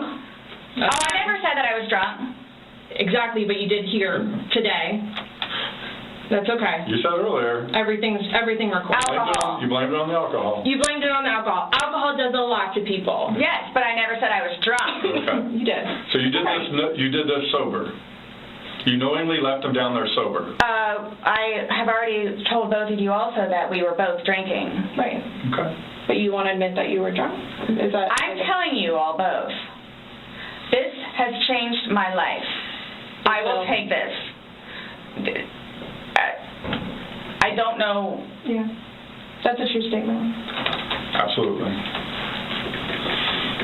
But you're trying to dance around the fact that you but what are you? Okay, just. You left them in there. You're trying to dance around the fact you left them in there. This is not. You didn't leave them in there? It's not cool. Like, this is not cool. It's not cool. He's dead. It's but not you cool. think that I did that intentionally. You think that I did that intentionally. You intentionally left him in there and left the room. You went upstairs to a different room. You intentionally did that. You did. Yes. Because I'm thinking he's going to get out. Okay, and he didn't. Obviously not. When somebody's begging, saying, I can't breathe. But when you say that, though, but you have to, y'all Please let me out. I can't breathe. don't know George, though. Like, again, I thought it was the boy crying wolf. So it's just like, what? Oh, so if your son was in there and said, I can't breathe, are you going to open it, or is he 9, so he's not, Really? It's not a big deal. I'm just valid question. Oh, you said you would never put your son in a suitcase. You would only put George in there. No, George got in the suitcase. And you zipped it up. Not all the way and not intentionally to leave him there. But that's what happened. But you keep going away from it. I don't know. That's exactly what happened. You went up to bed and woke up the next day. Are you all trying to have me admit that? Like, are you trying to have me admit that? Because I will never admit it because it's not true. It's not true. I'm basically stating as a fact because that's what happened. Okay. You videotaped him asking to be let out. You go upstairs. So what, guys? So what? Like, just, I don't know what you want me to say other than it was not out of maliciousness or intentional. I don't know what or how I can say it. I love George. Love him. To this day still. Love him. Love makes you do crazy things. It's not one of those things where it's like, oh gosh, you know what? I've done enough for you at this point. I never gave up on him. Okay. Why I'm here today, I'm still not giving up on him. I would do anything for him. Well, you gave up checking up on him. So. I wouldn't let him out of a suitcase. Oh gosh. Okay. We're simply just trying to go through. I mean, again, you gave us a completely different story that you churched up to. This was such a laughing matter. It was fun. Not by that all video. day. Not by that video. That all day. Wasn't. Anybody looking at it doesn't. I don't think anybody would look at that video and go, "George is having fun right now." So why is it you all think that y'all don't know me? You don't know me. Nope.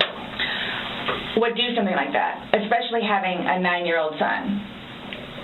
I don't know. Like why? 9-year-old son would be. Like why are you so like caught on what we think? Yeah. Because you should be more concerned about what you've told us. It's because like you guys are like trying the things that the video shows that are opposite of what you told us, and then what you've now. Like what is opposite? Today. Well, you said that it was funny, and you're the only one laughing. We were playing before that. Okay. But then it stops. Yeah. It obviously stops being fun. Well, because you're screaming at him, he's begging to get screaming out. At him. Sounds like screaming to me. I don't know what you all want me to tell you. In no way, shape, or form was this intentional. At all. Ever. Okay. Are you still going to allow us to do your fingernails? Go for it. Go for it? Okay, cool. All right, I'm going to get that set up.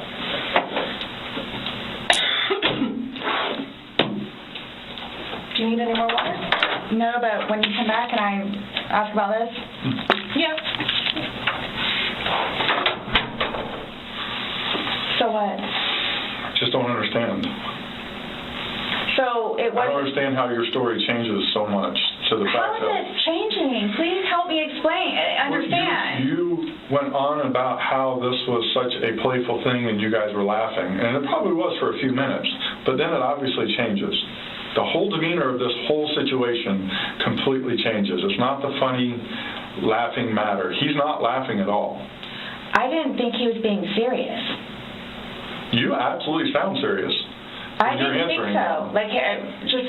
You don't think your voice, you sounded serious? It's, okay. I don't know what you want me to tell you. It was a great day. Okay. It didn't end well, obviously. I was going to say, that's, I mean.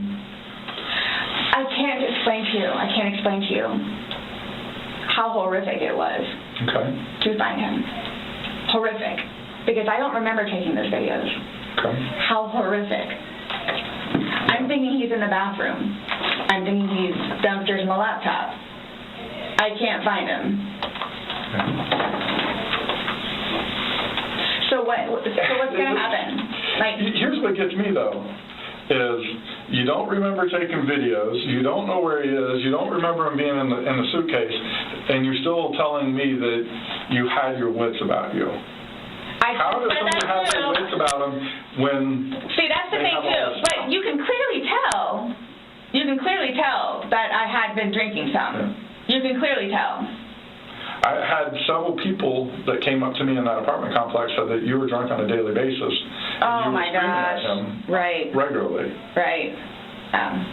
Really. Right. Talk to the property manager. Talk to the property manager. Okay.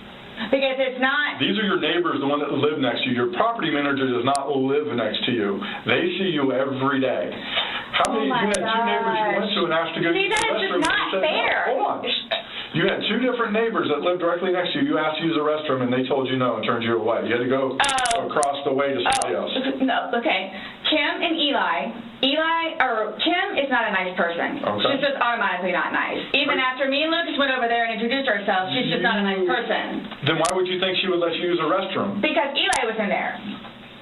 Eli comes over and talks to us sometimes, which I think pisses Kim off because he comes over and talks to us. The two of them, they're like super standoffish all the time. My neighbors down the street, down the way, their toilet was broken. They had stuff in the bathroom. So then they're like, go over there and try over there. There's two bathrooms. I wouldn't let somebody go upstairs and use my personal bathroom. That's what the downstairs one is for. If it's somebody you like, would you? Somebody you knew? They're in the process of doing all this stuff in the kitchen, and there's stuff in the bathroom, and the toilet doesn't work. Just walk across the way. No problem. And of course they let me in. Them and them, they're together. They're families. And nonetheless, if you really want to know, and I hope it doesn't get them in trouble, but he is over here illegally. So he's trying to work on getting his green card. What does that got to do with you using the restroom? They didn't want to be involved. Should I use yours? You gotta use yours. No. I was asking last night because, we had several different people in the neighborhood that come up saying Eli and she Kim. was drunk on a regular basis. Eli and Kim. Okay. Did you ask Vinny next door? Those are the ones next door that she asked to use the restroom, and they said no. No, she said no. Okay. And like I said, she's not a nice person. They're coming. What are your questions? Yep. I can help you with. Who's coming? To do the fingernails? Yeah, you said that we could. And you don't have to allow us to do it, just so you know. So don't think that it's... I don't have a problem. Okay. Just make sure. So, am I getting my phone back? No. Not today. What about Lucas's laptop? No. Not today. Not today. What does that mean? We're still going through everything. Oh, that's fine. You're the one just telling us there's videos that we need to see on it, so we need to do our due diligence that we go through everything.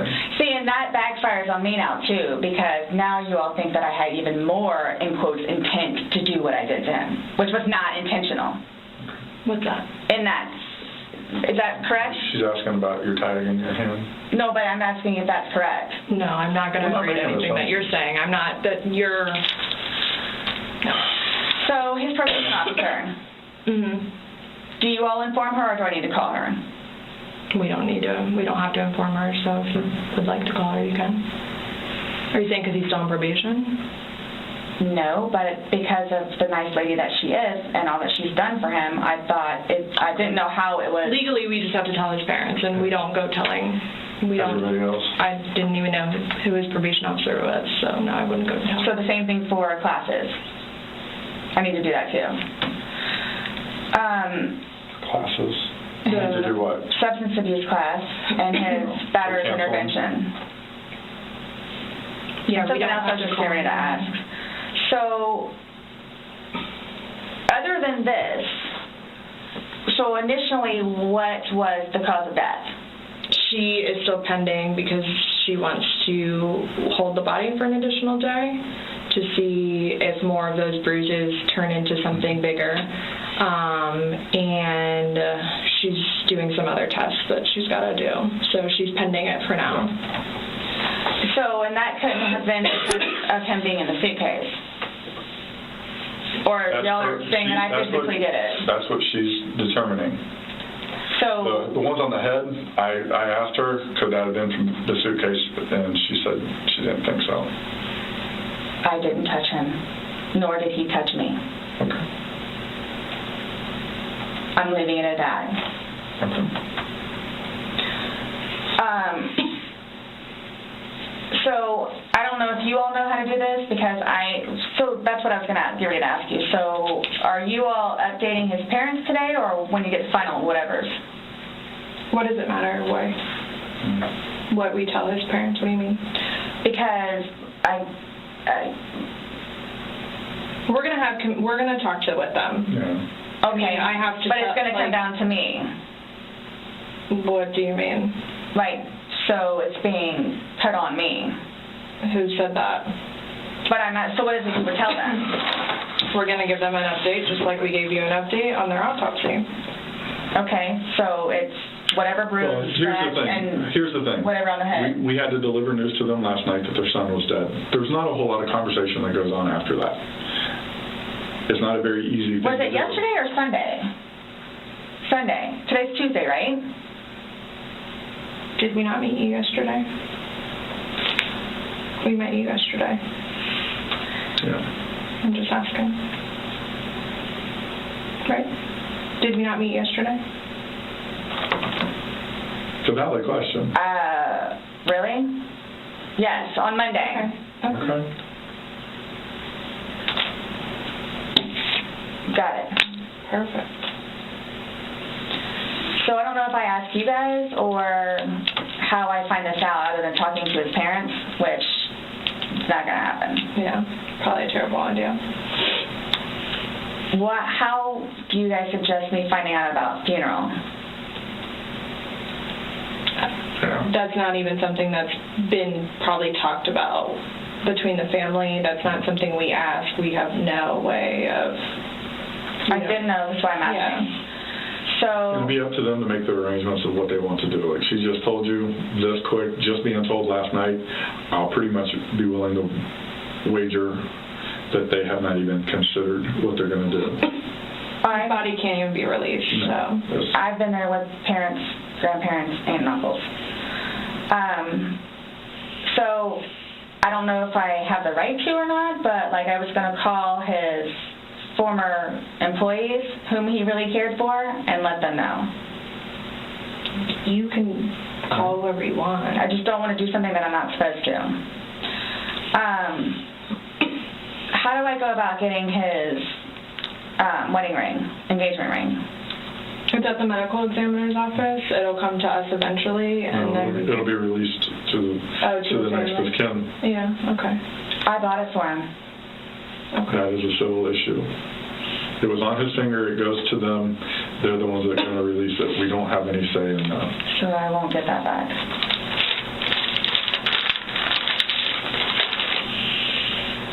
So for all of this, like, how do I find out what's what, how many, like, what's been found? What do you mean? Pillow with stain, swabs of stain from pillow, suitcase. That will all be sent off to FDLE, Florida Department of Law Enforcement. They do their testing.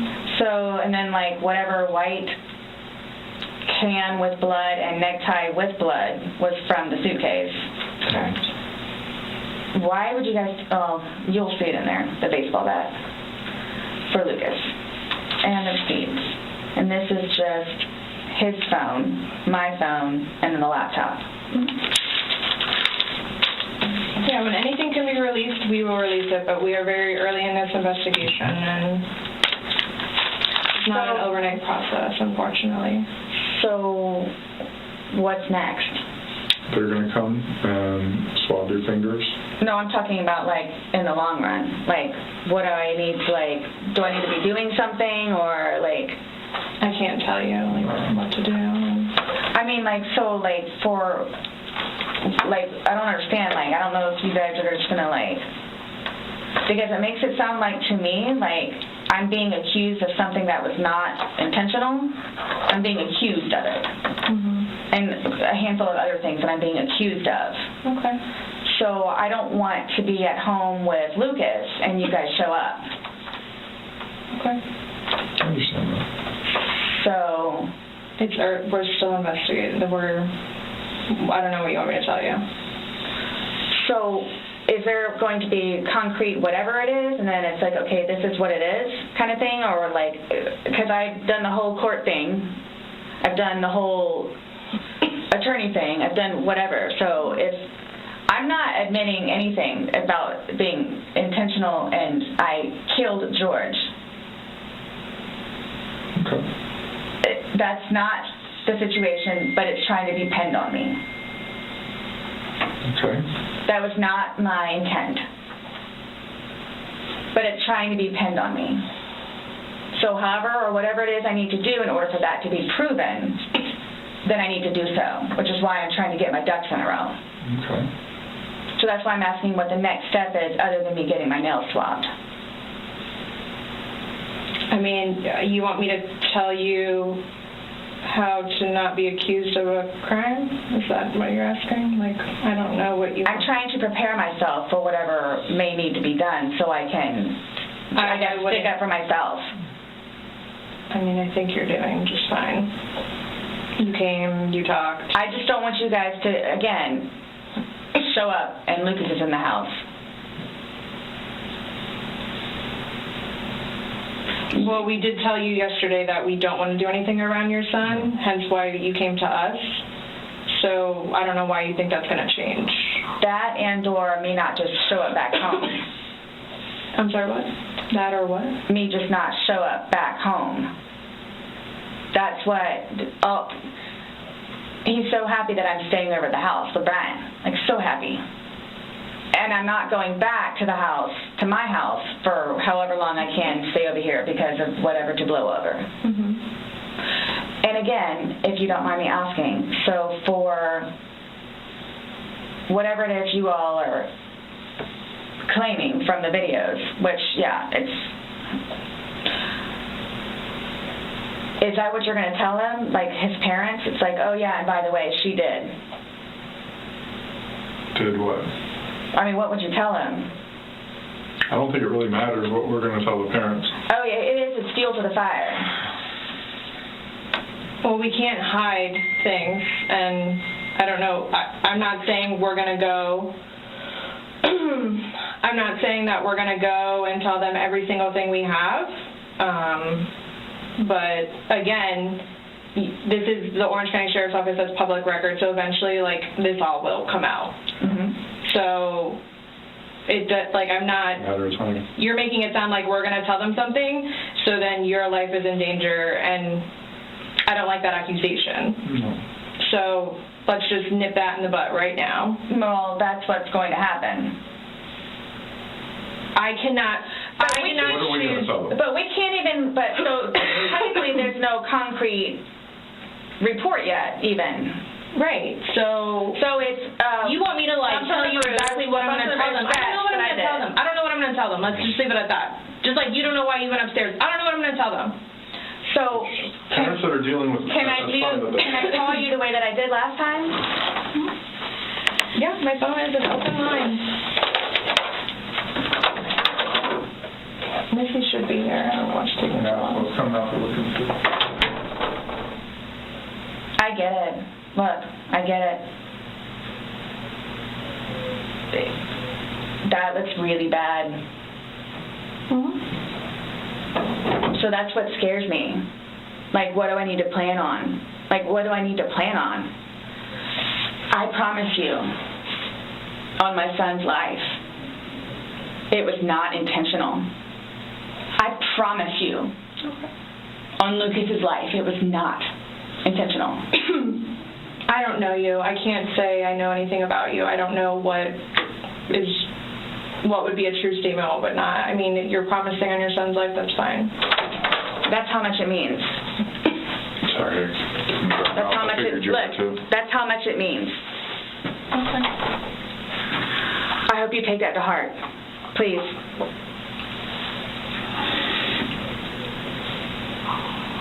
And it's documented that you said that, yeah. I get it.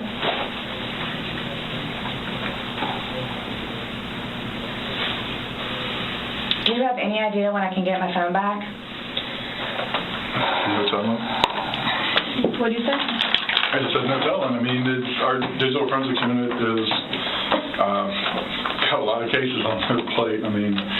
Well, and that's not technically my laptop. It's Lucas's laptop. Okay. But he plays. You'll see all the games that he has on there.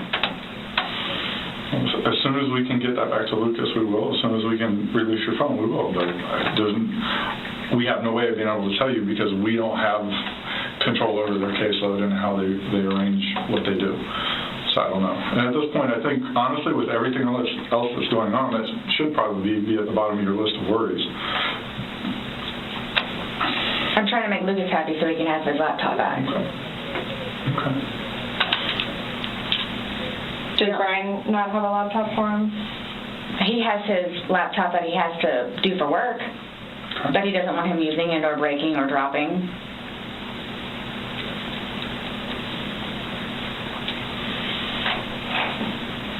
It's not a big deal. There's nothing on the laptop anyway.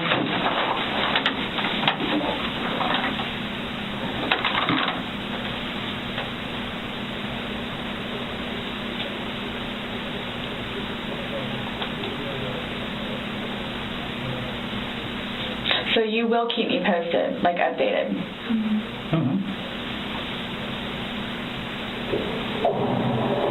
That's my thing, is I'm trying to figure out what I need to do in the meantime. I don't know. I can't, I don't know what to tell you, though. What? But you all have more information than I do, where it's, yeah, you might want to, or yeah, you might want to. I'm sorry, what? We have more information on what? We told you everything that we have. You know everything that we know. And most of it we got from you. But that, like I was telling her, yeah, that's bad. Which I swore on my son's life was not intentional. So that's why I'm trying to figure out what I need to do for myself. Okay. Going forward with this, nonetheless, with his family. And are you all just showing up with Lucas in the house? Well, I think we've already both told you that we would be mindful of any situations.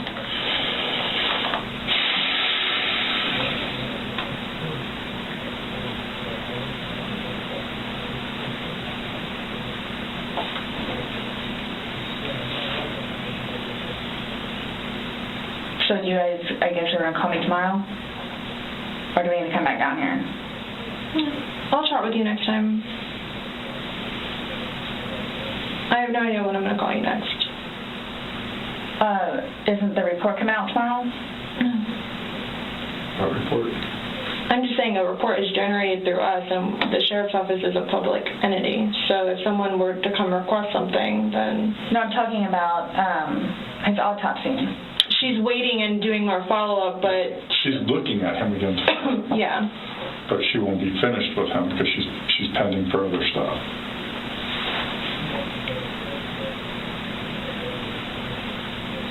So after this, what? I'm done? For now?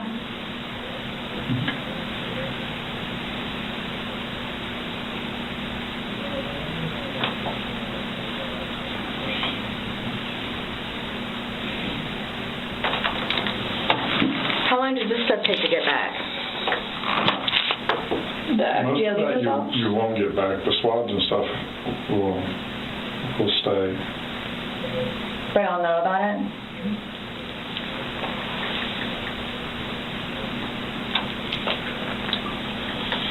Sorry. Our dispatch center keeps calling my phone, and I keep having to have other people call them to see what they need.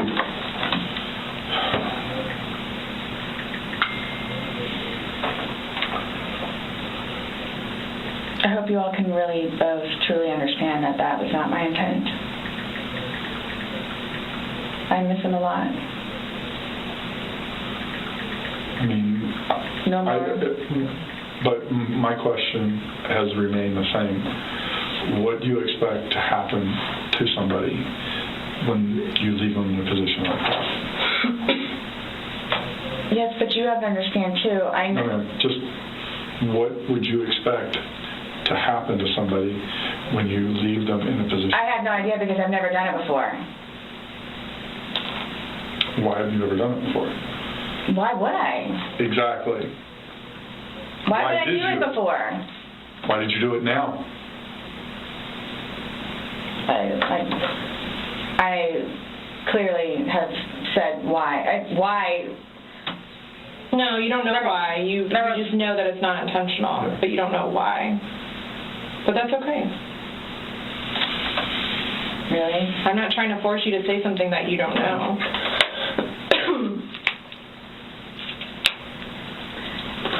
It's feeding and petting.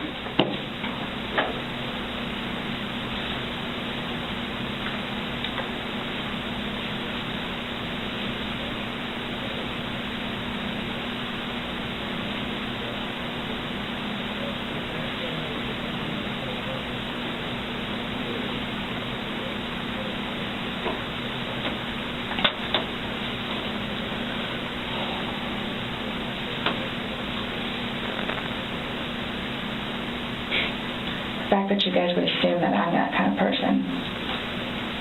We're not assuming anything. We're going by the facts. It happened.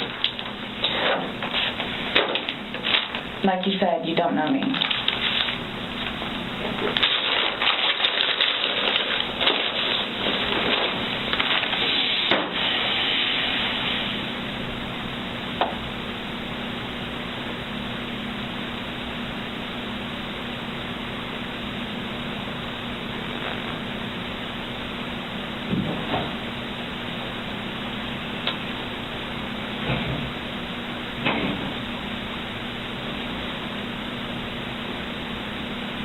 What time is it, please? 4:46.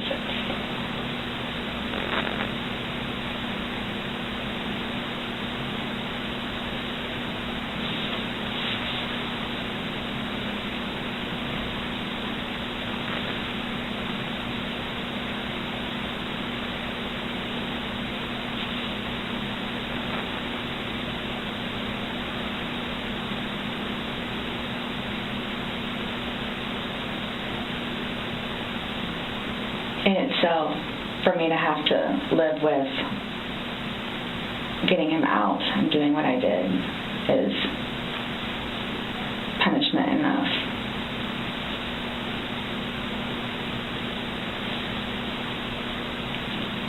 I think that's why I haven't slept, because that's all I see. So that right there says something.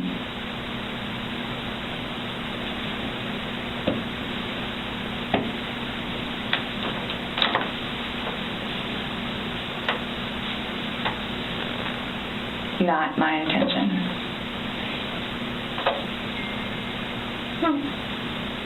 This is here. I'll just go barely touched her. Well, that would be very random. I was like, I literally heard the beep, and I was like, that would be really weird. I was kind of feeling how much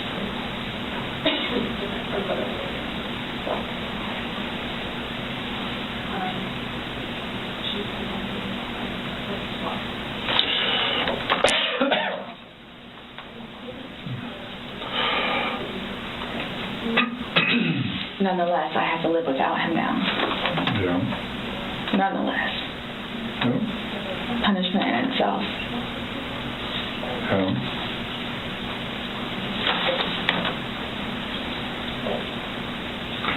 Definitely a tragic situation. I am through with alcohol. And it's unfortunate that stupid things like this happen. Mm-hmm. Absolutely.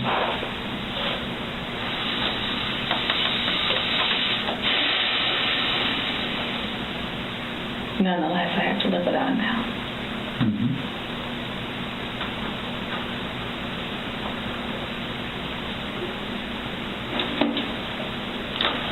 Yeah, his daughters too.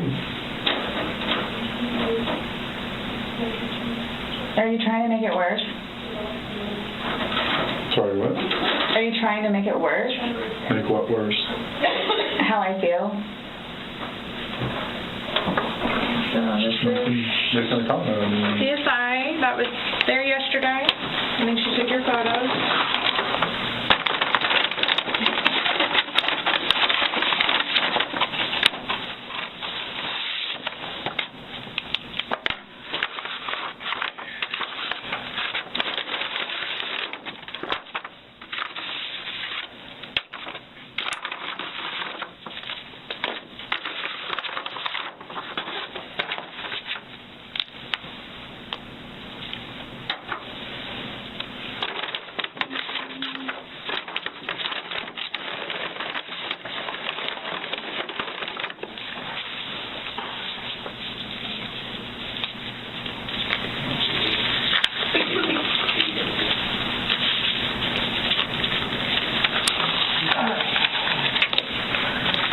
So I'm just going to take your swab and go around on one hand and then do a separate one for your other hand. Okay?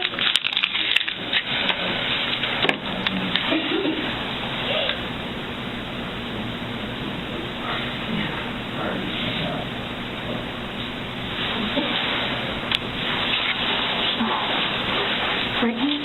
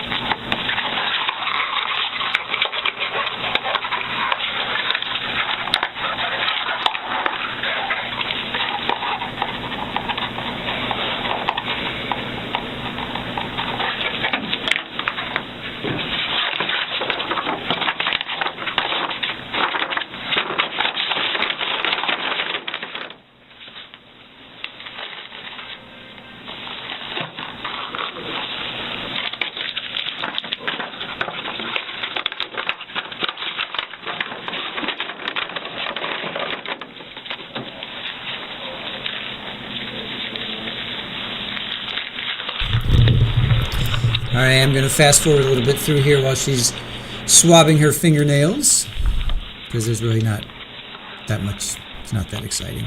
Let's get to this.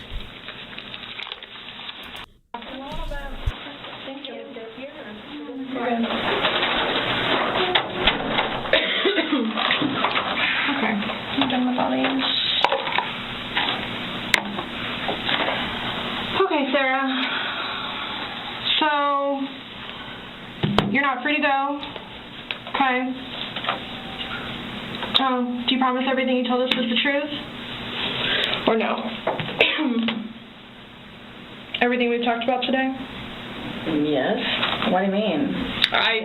He asked to swear. Remember how I swore you yesterday on the audio recording? I just forgot, so he raised his hand to remind me to tell you. Okay. Do you promise and swear that everything we talked about today has been true and accurate to the best of your knowledge? For which? True and accurate to the best of your knowledge. What, that it wasn't intentional? Everything you've said today, everything that's come out of your mouth has been true and accurate to the best of your knowledge. To the best of my knowledge. Correct. Yes. Why? Because anytime we talk to somebody, we want to assure that everything that we talked about is true and accurate to the best of that person's knowledge. It's not a trick question. To the best of my knowledge? To the best of your knowledge. Everything that you've told us today is true and accurate to the best of your knowledge. Yes, but it was not intentional. Okay. Okay. All right, do me a favor, stand up. I need you to turn around, face the wall, put your hands behind your back. Do you have anything in your pockets that I should know about? No. Okay. Why is this happening? Because George is dead. Not intentionally. We understand that. He's still dead. Well, we don't Someone really needs to call Brian, please. Okay. Or can I not make a phone call? You'll be able to make a phone call when we get you down to the jail. So why is this happening? So this was a trick? No, it's not a trick. How's it a trick? I'm in here to ask you to explain a few things to us. And you were read your rights. Your response to everything was basically, I didn't do it. Intentionally. I have to go through that. Doesn't matter. You're still dead. Do me a favor. Have a seat.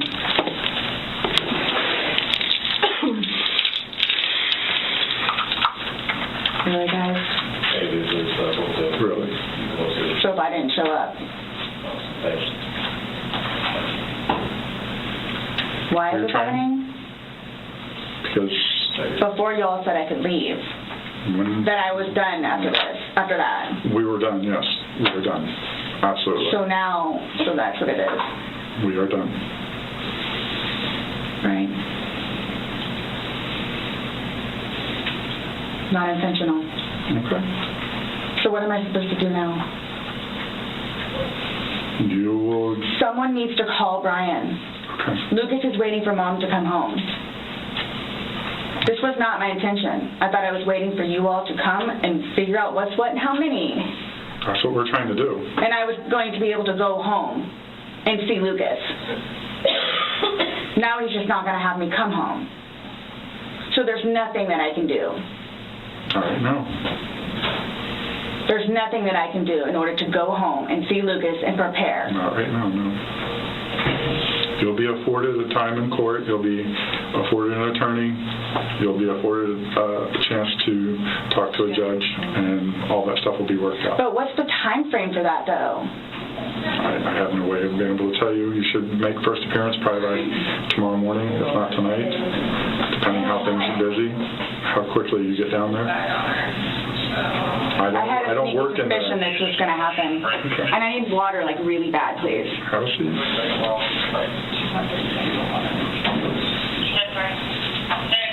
You all checked me down here. Absolutely did not.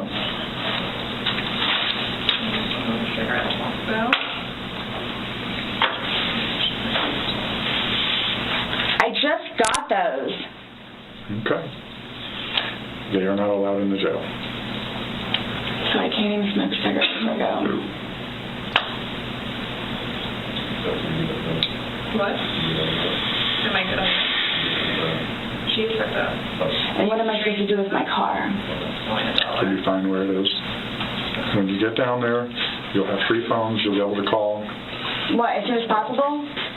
Yeah, once you get down in there, get booked in, you'll be able to use a phone in the waiting How area. long will that take? Because I need to talk to Brian. I don't know. It depends how busy, how quickly they get you through. I would say within the hour. It's a free phone call in the lobby. It's a free phone call. All I'm doing is bring you there, sign the paper, and you're all good. She has no clue. So can I ask you, or whoever it is, those holding cells, the holding cells, am I going to be put in one of those? I don't know. Last time I had a panic attack. Let them know that. Yeah. I don't know. Well, you're familiar with the Big Bay. As long as you go in and you act civil to them, they'll set you in the Big Bay. And you'll be left there for a while. Can you request that while I'm there? No, that's not up to us. We don't work at the jail. As long as like he's saying, if you don't If you go in and act like this, you'll go in and they'll put you in the Big Bay. If you go in there screaming and kicking and yelling and Why would cursing I at do people, that? I don't know. I'm just letting you know that's what happens. That's how they weed people out. If you go in acting like this, So I ask for the Big Bay? they'll put you there as long as you're acting like this. Yeah, because the last time I had a major panic attack on the little things. Hey, change the cuffs. Call it Go stand up. I have not. So what am I going to do with my purse? Oh, sorry. Your purse is going to come, but the cigarettes and stuff can't, so. I put the lock up too, my bad. Oh, no, it's all good. Mine are now opposite, so. What made you all decide to do this? Made us decide to do this? George is dead. You guys, I knew this was going to happen. You did? Okay. So I came down here willingly. Yes, absolutely. We were trying to figure out what's going on. We're still trying to figure out what's going on. Unintentionally. Intentional or not, George is dead.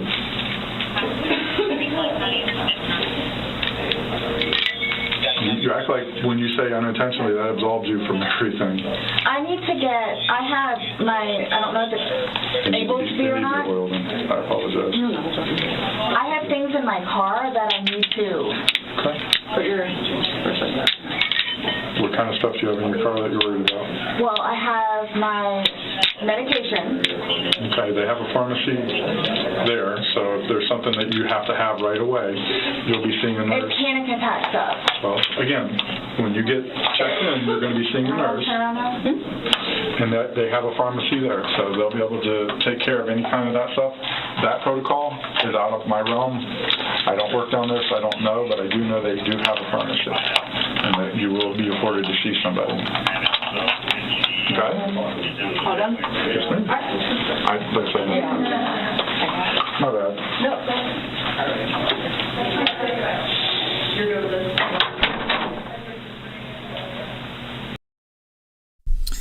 And there goes Sarah off to jail to await her 9 attorneys. She went through 8 attorneys. Well, yeah, then 9, eventually 9. To the point where Judge Kranick revoked counsel and she was going to go pro se. But then she put out one more handwritten poster, and James Owens replied. So I want to show, not to belabor poor George, but I do want to show this one more time, and I want to look for what she says. What she says, if we can see his fingers, which I don't see him. All right, this is him upside down. This is George upside down. So again, when you're upside down and you're facing, you can't breathe in. So he couldn't breathe. He literally couldn't breathe. He couldn't take a breath, couldn't exhale, or if he could, it was very, very, very small amounts. So I'll pause it when it's flipped over, and we'll see if we can see, she left a hole for him.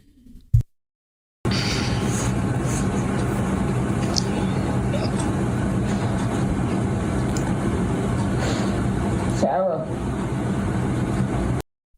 Also notice her sandals, her flip-flops are near us. They're in the foreground on the far left. So those flip-flops end up over at the suitcase.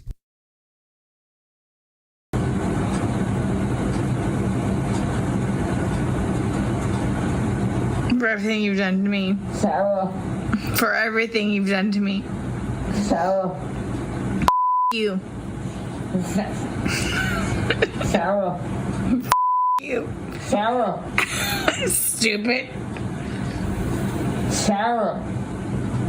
That's my name. Don't wear it up. Sarah. I can't breathe, babe. Seriously. Yeah, that's when you do when you choke me. Sarah. Sarah.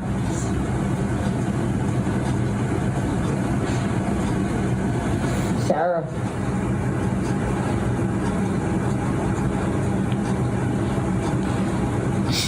Sarah, I can't breathe, babe. That's on you. Sarah, I can't breathe. It's on you. Sarah.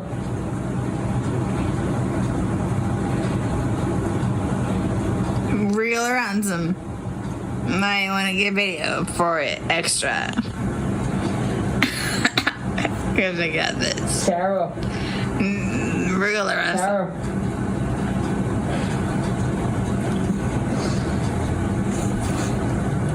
Sarah, I can't breathe, babe. Oh. That's what I feel like when you ching on me. Sarah. Breathe, Sarah. Yeah. You should probably shut up. Sarah. Shh.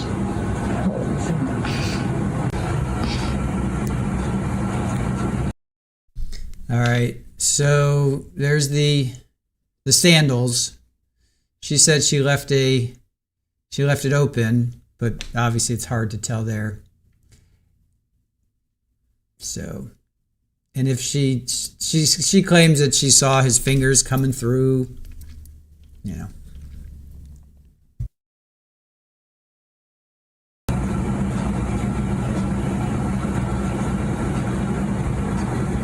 Sarah.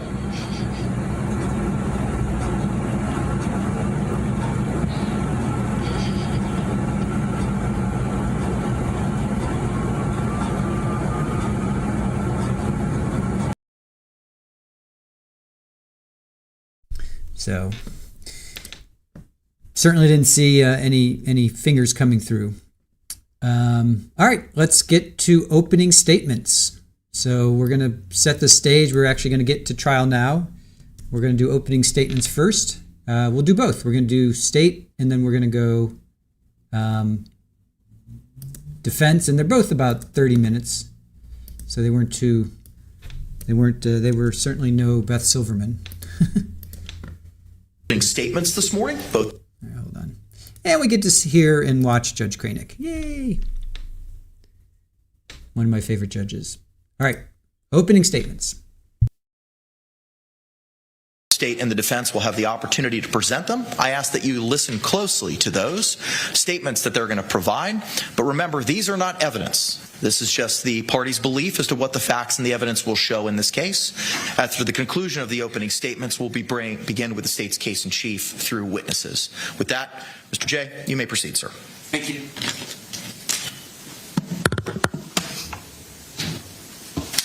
Ladies and gentlemen, what the evidence in this case is going to show you is that this defendant zipped Jorge Torres shot in a suitcase. She was able to do this because at the time of his death, he only weighed 103 pounds. And she did this with the malicious intent to punish him. And then she went up to sleep and left him to take his final breaths on this earth alone. How many breaths those were, we don't know. The evidence is going to show that it was at least for about 15 minutes, because there's going to be 2 videos that the defendant herself took of this event. The evidence is going to show Jorge Torres is dead because in this defendant's judgment, he deserved it. And out of a conscious disregard for whether he lived or died, you will see and hear these videos. What I expect you will hear from a video that began at 11:12 p.m., 45 seconds, on February 23rd, 2020, in Orange County, Florida, is a suitcase on the ground, face down, with the zippers facing the floor. You will hear Sarah, the defendant will say, "For everything you've done to me." Sarah, "For everything you've done to me." Sarah, "Fuck you." And then the defendant laughs. Sarah, "Fuck you." And the defendant laughs. Sarah, "Stupid." Sarah, "That's my name. Don't wear it out." Sarah, "I can't fucking breathe, baby. Seriously." "Yeah, that's what you do when you choke me." Sarah, Sarah, Sarah. The defendant laughs again. Sarah, "I can't breathe, babe." She laughs again. "That's on you." Sarah, "I can't breathe." She laughs again. Unintelligible words. And I would submit the evidence is going to show, because of the intoxication from alcohol, is the next thing she says. Sarah, Sarah, Sarah, "I can't breathe, baby." "That's what I feel like when you cheat on me." Sarah, "Fuck you." "I can't fucking breathe, Sarah." "You should probably shut the fuck up." Sarah, "Shh," is the last thing you will hear the defendant say to Mr. Torres as he is face down, zipped shut, in a suitcase. That, again, began at 11:12:45 and lasts just over 2 minutes. At 11:23 and 3 seconds p.m., there's a second 22-second video, and it's the defendant zooming in on the suitcase. And all you hear during this 22 seconds, after he's been in this suitcase since at least 11:12 p.m., is one more time, Sarah.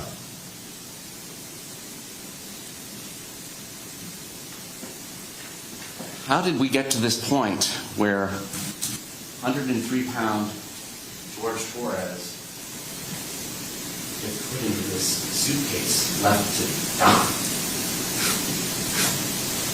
Well, the next morning, the defendant wakes up, late morning, perhaps early afternoon, somewhere in this time range, several hours later. And she goes downstairs, and she doesn't see George anywhere, Mrs. Torres, and eventually realizes, oh my God, he's in the suitcase. The first thing she does after taking him out, and I believe you will hear a description by the defendant saying, he took his little legs out. At some point she makes that statement. And tries to resuscitate him. Hears gurgling as she presses down on his 103-pound chest, forcing whatever air was trapped in there out and gurgling. Then the next thing she does is she doesn't call 911. She calls Brian Boone. Who's Brian Boone? Well, Brian Boone is her ex-husband. They share a child in common. And this date, February 24th, 2020, is a Monday. A normal work day for most people. School day for their child that they share in common.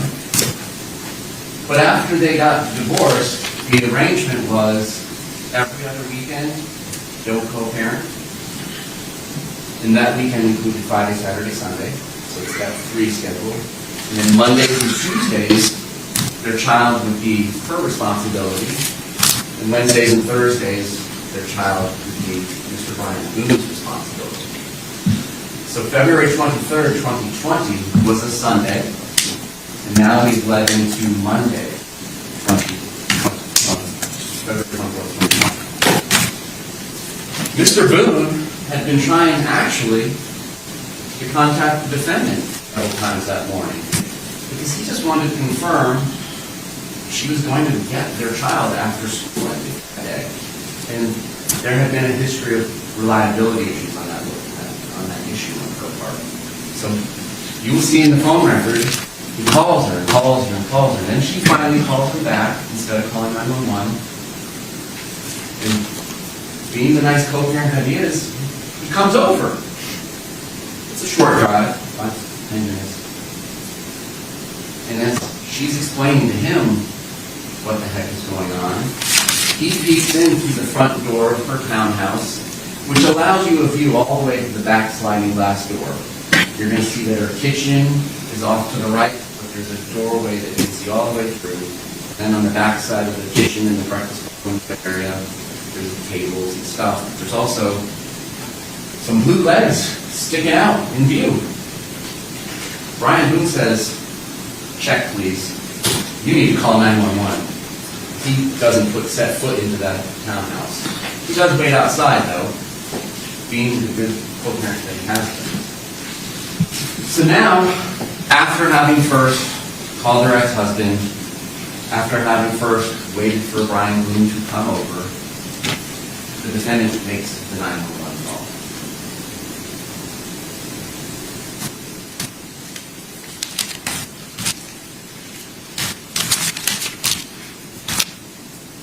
What you will not hear are tears. You will not hear sorrow. You will hear a certain level of concern. My boyfriend and I were playing last night. Put him in a suitcase, and we were playing hide-and-seek kind of thing. I fell asleep. Found him dead in the suitcase this morning. I don't know what happened. He had blood coming out of his mouth. Don't know if it was an aneurysm. Pulled him out of the suitcase, tried to give him CPR. He was in the suitcase and I fell asleep. He's not awake, he's purple, he's not breathing. There's some instructions about how to do CPR given to her, asking about whether an AED is available to shock his heart. It's too late. He's cold, he's stiff, he's purple. We were playing hide and seek. We were playing hide and seek. This is horrible. This is horrific what happened. Like, what happened? We were playing hide and seek last night and I fell asleep.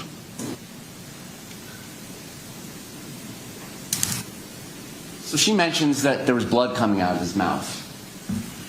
And his body, like all bodies in suspicious deaths, was taken to the 9th District Medical Examiner's office and autopsy. What the doctor found was what you would expect after being left in a suitcase, crumpled up in the fetal position. He passed from positional asphyxiation, meaning like you're not going to get full breaths when you're crumpled up like an accordion, and environmental suffocation. You don't have to have a plastic bag over your head, tape shut with a full roll of duct tape to seal it off 100% and be worthy of the vacuum of space to environmentally suffocate. It's close enough if you can't get the oxygen and the CO2 coming in and out of your environment. But she also did notice, he suffered from blunt force trauma on his torso, in his face, his mouth. She'll use words like contusion, will help her explain contusions and bruises. She'll use words like hematomas, will help her understand for you all that means bleeding under the skin and blood, what you expect from a bruise, that's why they're running you. But he had all this additional trauma, and he had trauma on his fingers as well. So now, the Sheriff's Office, Orange County Fire Rescue show up, and the defendant interacts with the first patrol officer. You will see and hear that body-worn camera. And it's more of the same as what we heard on the 911 call. It was like hide and seek. It was good. I fell asleep. I What happened? A few hours later, the detectives from the homicide unit of the Orange County Sheriff's Office approach her and are ready to interview her after doing some initial things, which includes grabbing her cell phone off of a counter that was found at a suitcase by Mr. Torres, and giving it to one of their digital forensic examiners, who we'll hear from later in the trial, on. But it's time to give a first interview with the defendant. So they do a first interview with the defendant in one of their unmarked detective patrol cars there on the scene. And the basics of this remain the same, but there's a little more elaboration, as you would expect from trained detectives versus getting the 911 call taken. But the basics of what the defendant tells them is we had wine, we painted, we drew, we did puzzles. The particular wine we had was a Chardonnay from the Woodbridge winery. The bottles, plural, are in the trash. We started about 4 p.m. after Mr. Torres went to the store. Puzzles, art, listening to music, enjoying each other's company. We were literally just enjoying one another's company. The other bottle of wine that was left over from Boer wasn't even half full, so the description she is saying is 1 bottle of wine and plus a fraction of a bottle of wine left over from the night before. Ladies and gentlemen, not all bottles of wine are made the same. Many of us may envision what you would expect at a restaurant. Those are 750s, 750 milliliters of that. Bottles of wine that were recovered from the defendant's trash can were 1.5 liters, so the equivalent of 2 standard bottles of wine. A 1.5 liter bottle of wine is 50 ounces. Given that a standard serving of wine is 5 ounces, you can begin to do the math. And there's receipts. The day before, Saturday, February 22nd, 2020, there is a receipt from Publix for a bottle of Woodbridge wine for $9.74. And then Sunday at 12:17 p.m., there is another receipt for $9.74 for a Woodbridge Chardonnay bottle of wine. And then at about 5:30 in the afternoon on February 23rd, again, there is another receipt for the same bottle of wine for the same price. And those 2 bottles of wine were recovered. They're going to be produced to you in evidence, and you will see that they are in fact Magnum bottles of wine. So that's the context that we're dealing with when we hear things like, we only had 1 bottle of wine and we finished what was left in the bottle of wine from before. Well, ladies and gentlemen, there's 2 1.5 liters that apparently were consumed by a 103-pound man and the defendant, who is in the same weight class. Plus, if you believe that the defendant and the decedent would leave leftover wine from any given day, any additional wine that was remaining from the 1.5 liters from Saturday. Ladies and gentlemen, that's a lot of wine. So in that context, we were just having wine, enjoying each other's company. At one point we play hide and seek. She says she didn't zip it up all the way. There was enough room, in her words again, there was enough room for his little fingers to get out. We were still having a good time and whatever. And basically, Mr. Torres is stressing out about jobs, his ex-wife, about money. And so they're just doing puzzles and doing things to keep his mind off of it. Doing art, playing with the dogs, dancing with the dogs, playing hide and seek. We were always trying to outdo each other where we could find each other the best.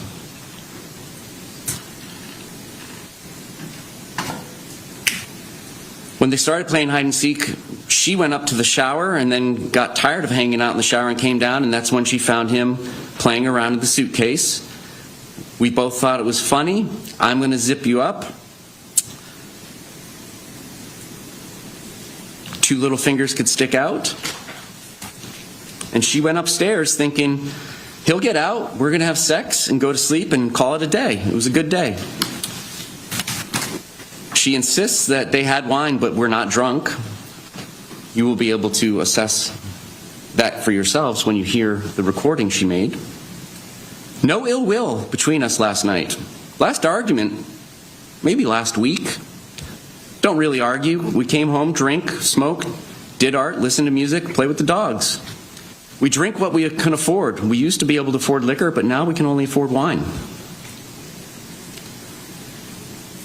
And that's how that day ends with the police. She goes and sleeps and stays at her ex-husband's house the night of February 24th and the 25th. What they are doing, and by they I mean the Orange County Sheriff's Office in part, is going through her phone.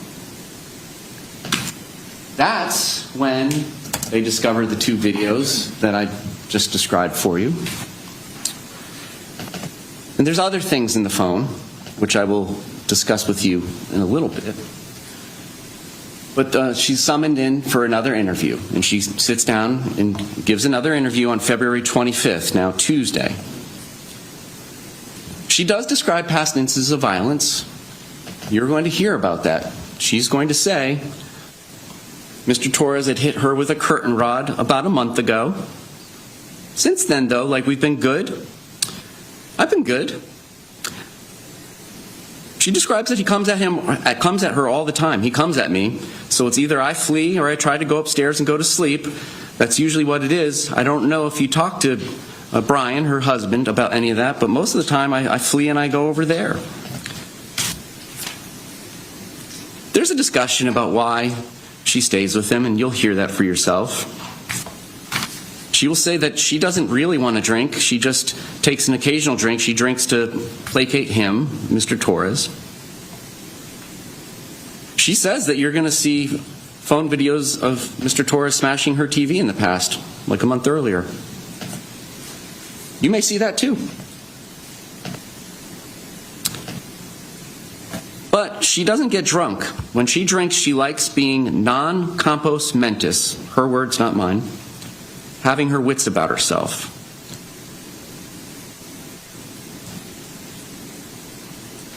Then she gets to the hide and seek again and describes that they've played it 3 times before, but had never zipped one another shut in it before. And they were really just running out of places to hide because it's just a townhome. She does not remember, according to her, she does not remember taking any photos or videos of the night's events.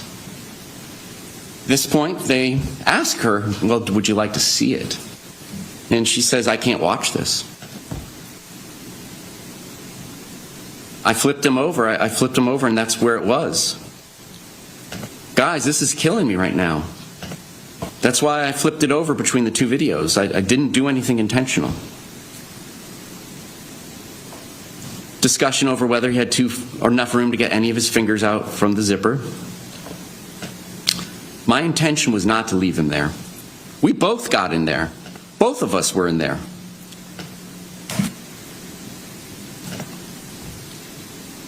When she went upstairs, my plan was not to, quote, he'll be up here any minute. My plan wasn't to leave him in the suitcase. Why is all this going on? It's the drinking. That's what it is. It's the drinking. I thought he was okay. Guys, that's how we were with each other. Nobody understands our relationship. This whole suitcase thing never happened before, though she described it happening before. I'll never drink alcohol again.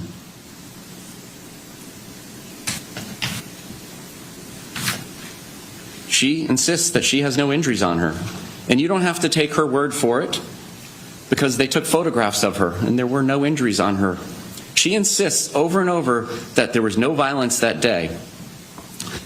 It's like, okay, we're in a good place right now. They ask her about saying fuck you to Mr. Torres. Well, that's just being playful and having a good day. Everybody's having a good day. I didn't touch him, nor did he touch me. Her words.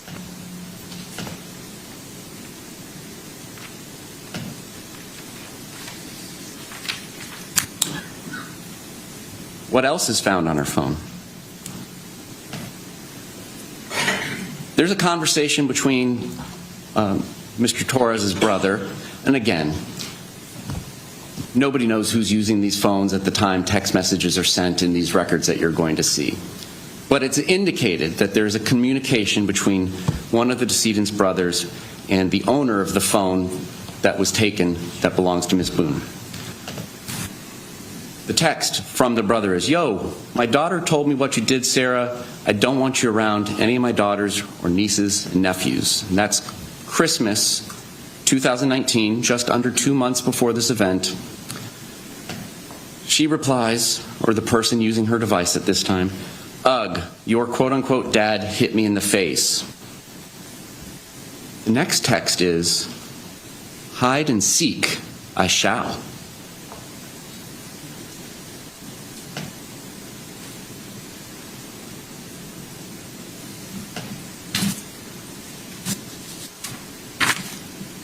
January 13th, there's another heated discussion.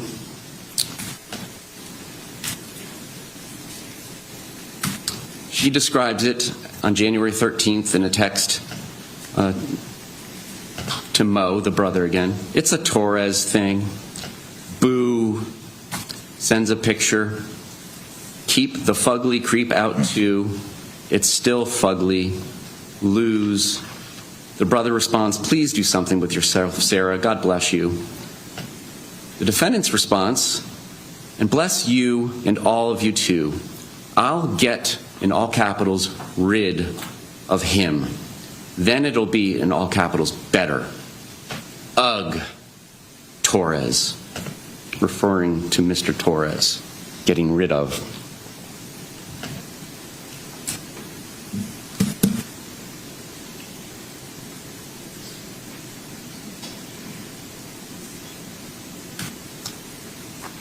And that's the case. That's what the evidence is going to show.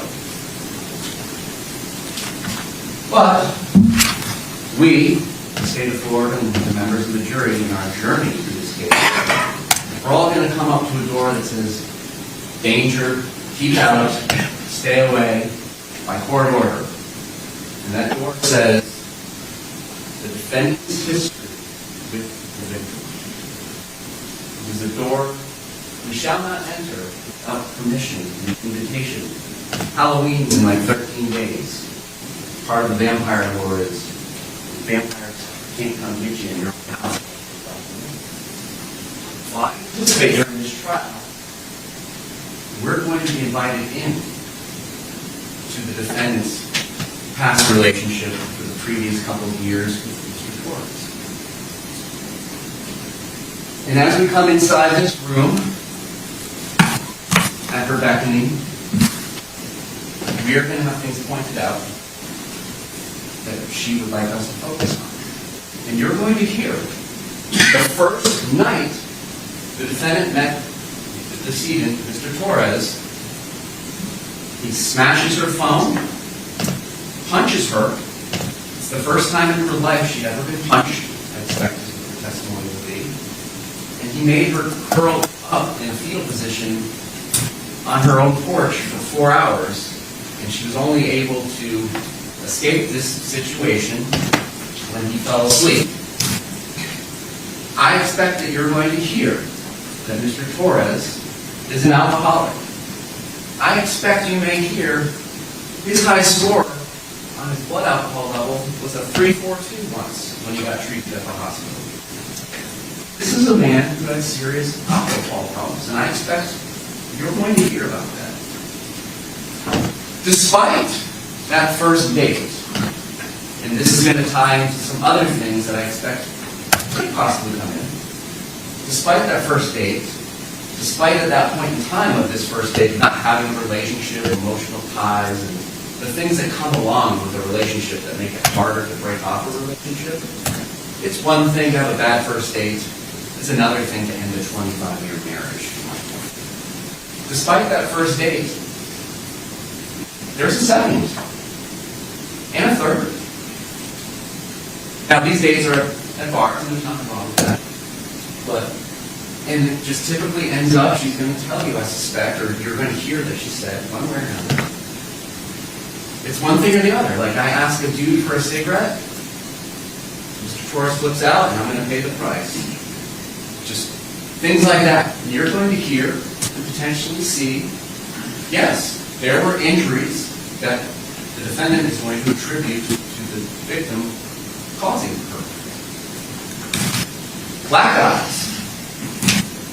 Cuts in the face, perhaps from the curtain rod incident that was mentioned in the police interview happening about a month before this. Bloody ear. A stab wound in the leg,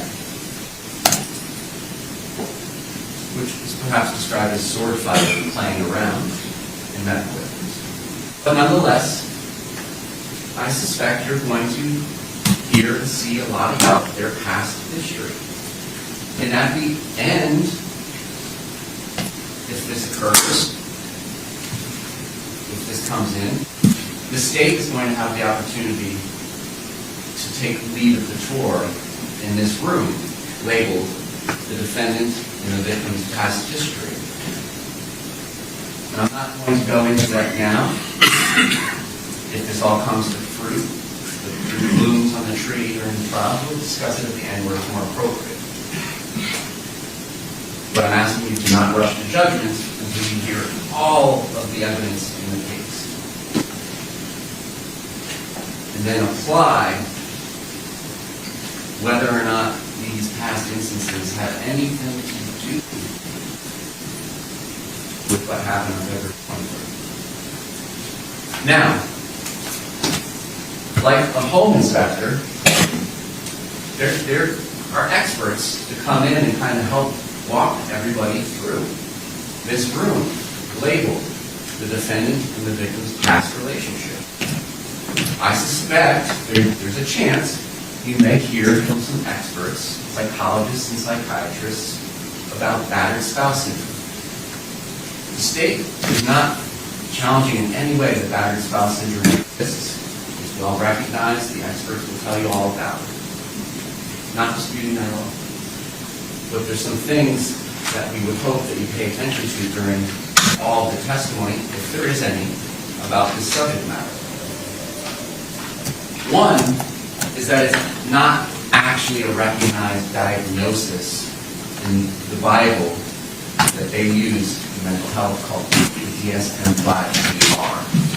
Diagnostic Statistical Manual, version 5, and I think it's text revision or something like that.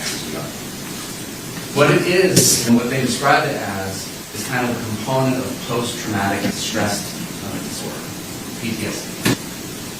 But because it's not actually in the book, it's like a recipe book. It's like our statute books for lawyers. You go into this book and say you have a particular disorder or diagnosis.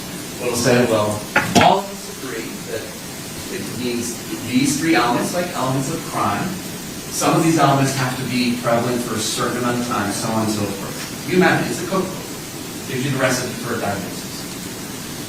But because it's not in the cookbook, you may get some disagreement about what it means between experts, because it's kind of like grandma's recipe handed down from generation to generation without being right.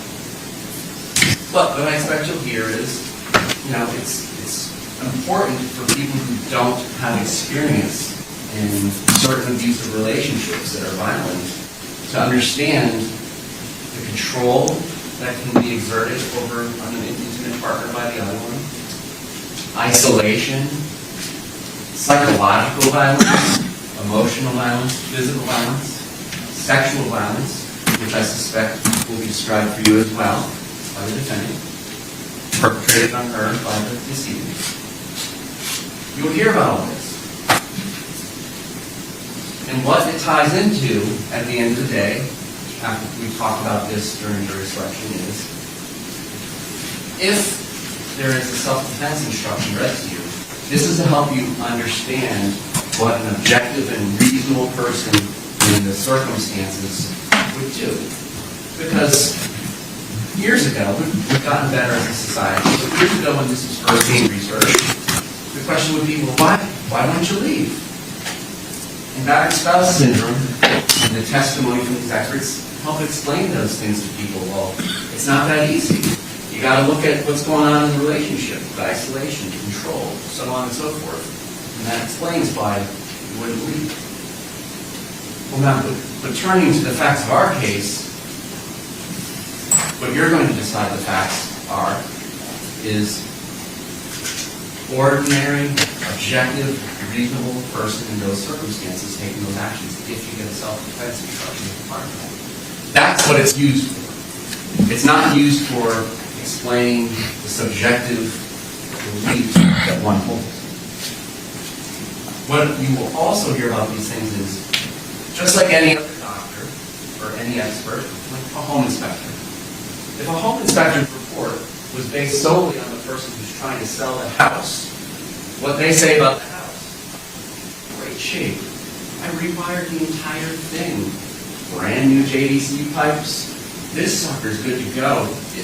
I'm equipped at $600,000. You're not going to take that home inspector's report unless they lift the hood, take the tires, do all the things that the Fox on here, the Carfax does.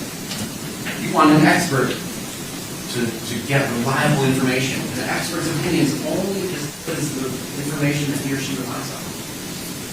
They will say, yeah, you gotta take into account the credibility of the person who's giving you the story, even if it's the patient or the client that is saying all these things happen to her. You got to find corroborative information. You got to check reliability, particularly in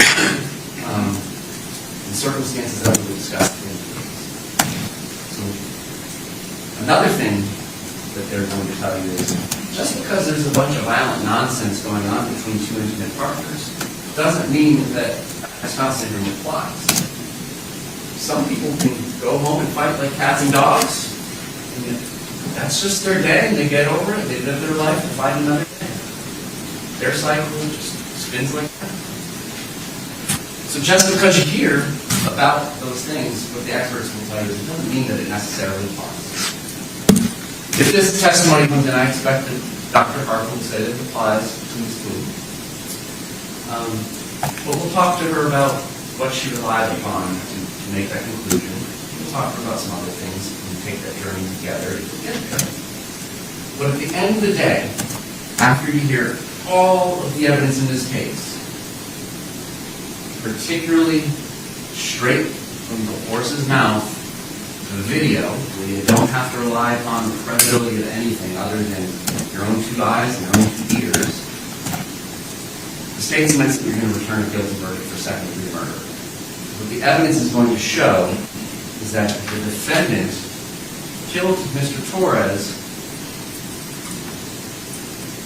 because she decided he deserved it. Not because the evidence will show an objective, reasonable person in her circumstances needed to. Thank you. Thank you, Mr. J. Any opening remarks by the defense? Judge, can we invoke the rule that has been? I've already advised the witnesses. Okay. The rule of sequestration will be invoked. Thank you. Thank you.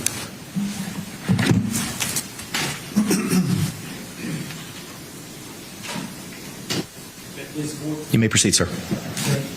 Ladies and gentlemen, good morning. Appreciate y'all being here.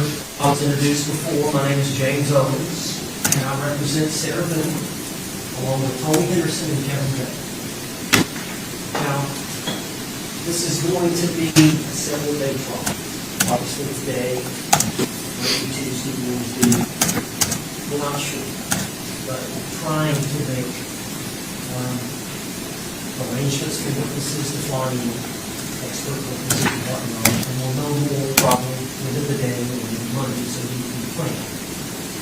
But I know your focus is on this case because you took a note to do so.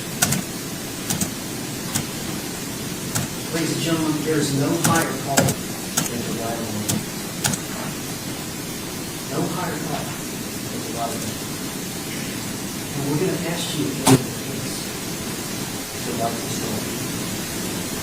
And find Sarah Boone not guilty because she was justified in the force that she used to defend herself. that force was reasonable under the circumstances that existed between Sarah Boone and Jorge Torres.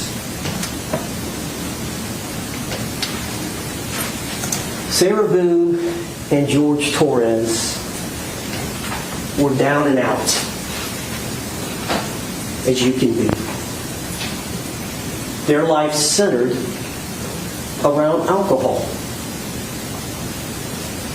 Both of them suffered from, used to be called alcoholism, now it's called alcohol abuse syndrome. And so day to day, they struggle with the use of alcohol. You can imagine that. It affected their jobs. It affected keeping employment. It affected even getting a job.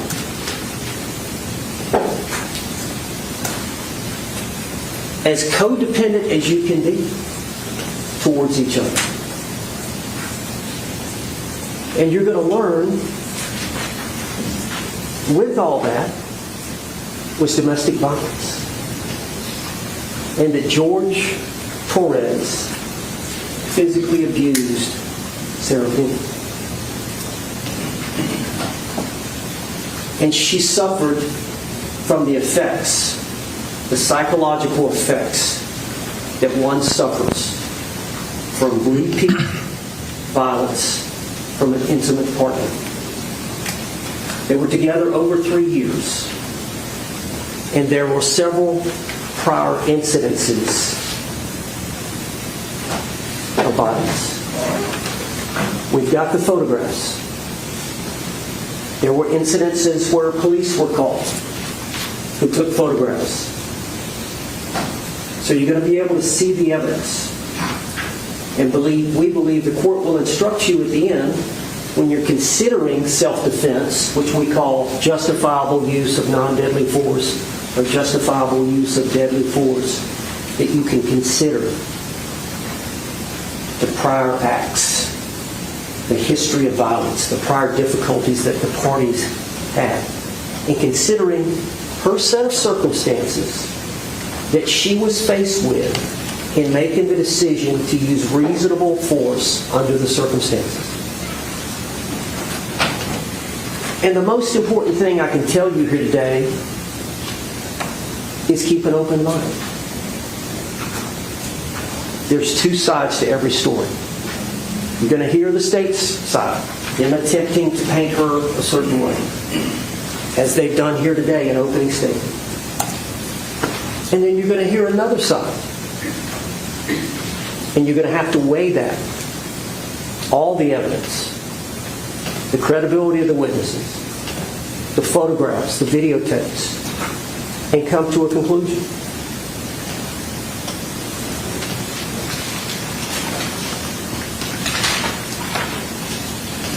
Now let's talk about this day, February 23rd of 2020, the date of this event. This case has been pending for some time. Here we are, October of 2024. I think the evidence is going to show that they had purchased some wine the day before, but they hadn't finished all of that. So it was in the refrigerator. Many times that's how they start their day. At some point you're going to see a video from Publix, from where they live. I believe it's Winter Park. But Publix was not too far from their apartment complex. And they took their car, they drove over there. So you're going to see a videotape from Publix of them both going in the store about noon, and they come out with one of those larger bottles of the wine, and then of course there's a receipt, and the bottles are in the garbage can.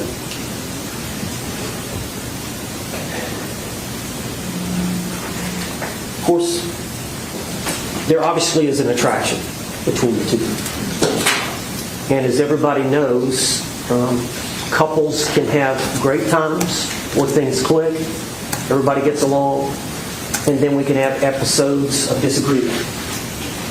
And how are those resolved? Really, is what this is about. How are disagreements resolved? But George was very jealous of Sarah. And you're going to hear the testimony about that. And that he cannot, in certain situations, he can be very charming. But when his level of intoxication gets to a certain level, is when he gets sad, moody, and a lot of times eventually it involved forcible sex with Sarah Boone or actual physical violence against her.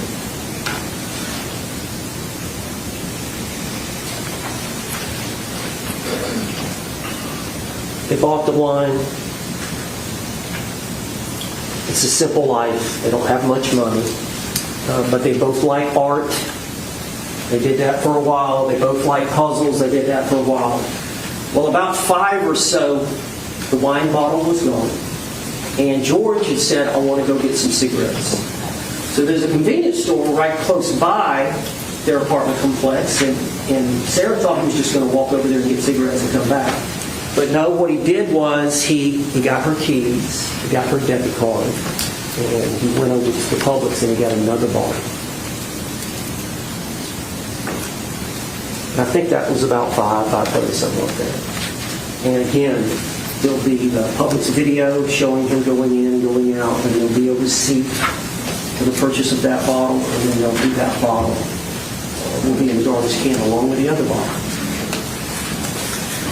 Well, when he comes in with the second bottle, Sarah knows this is not good. She knows this means he's going to get to another level of intoxication. So Sarah's concerned. So she attempts to placate him, keep him busy, keep him in a good mood. They drink that bottle. Well, she drinks as well.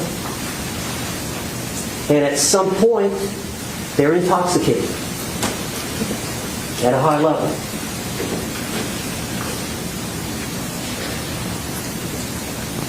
As some people do when they're drunk, they get silly.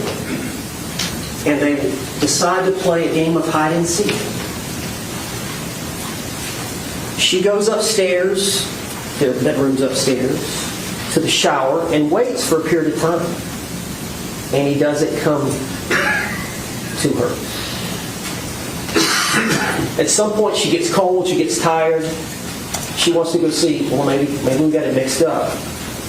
Where is he? So she goes downstairs, and they had gotten a suitcase down a week or so ago. It's an old suitcase that they were going to donate to Helping Hands or Goodwill or somebody, and they were putting some items in there. And it's a broken down suitcase. It's a large suitcase. They both weigh about 100 pounds. And they don't eat good. Malnourished to a large degree. But the pull handle is broken off. And they've attached a little paper clip. It's got the rubber around it, and that's how they move it back and forth. Well, as she comes down the steps, she sees him getting in and settling in the suitcase. So she walks over there, and they see each other, they smile and laugh, and she zips him up. And she zips him up, and they laugh for a while.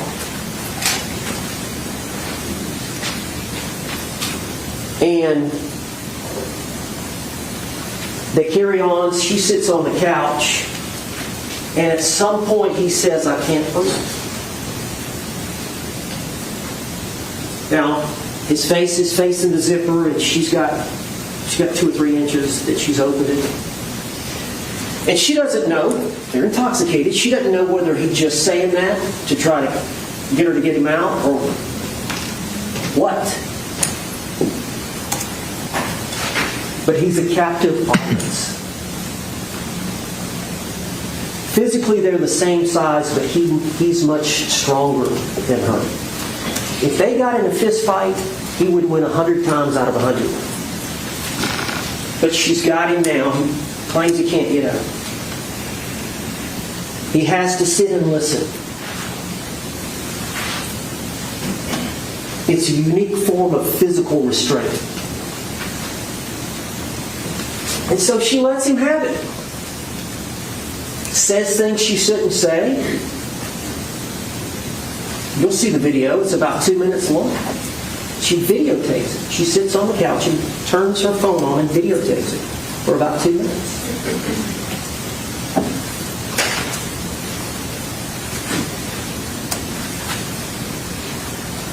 There's another video that's approximately 11 minutes later. The first video, the suitcase is flipped upside down. The zippers are off. 11 minutes later, Sarah has flipped it right side up. Again, open for him to get out. And it's only 22 seconds. And you hear George say, "Sarah." And that's it. Now, the key to the case is that 11 minutes.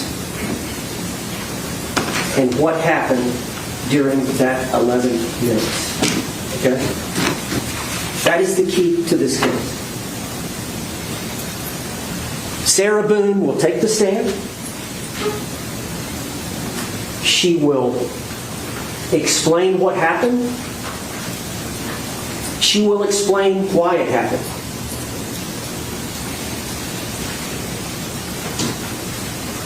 The evidence will show that she was justified in the action she took to prevent an attack from Jorge Torres, which the law acknowledges that every one of us has a right to invoke, the right of self-defense.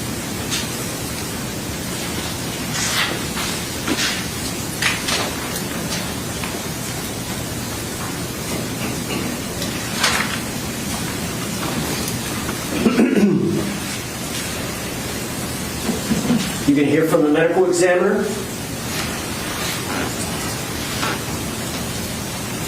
She is going to tell you about some bruising on Jorge Torres. Of course, he was in the suitcase a while, deceased, we believe. And that changes things a little bit, as the medical examiner will explain. But there's some bruising. Sarah's going to explain that to you. Why that happened. What were the circumstances surrounding that? Involving the bat. Her son comes and stays with them from time to time. He has his own room. He has several of his things there. And there's a bat downstairs. The same bat that Jorge Torres used, and there's a video where George is threatening Sarah. And he's swinging the bat at the TV about as hard as he can. And he does it about 6 or 7 times. You'll see it. Sarah's recording it. And it's during an argument. And he's trying to intimidate.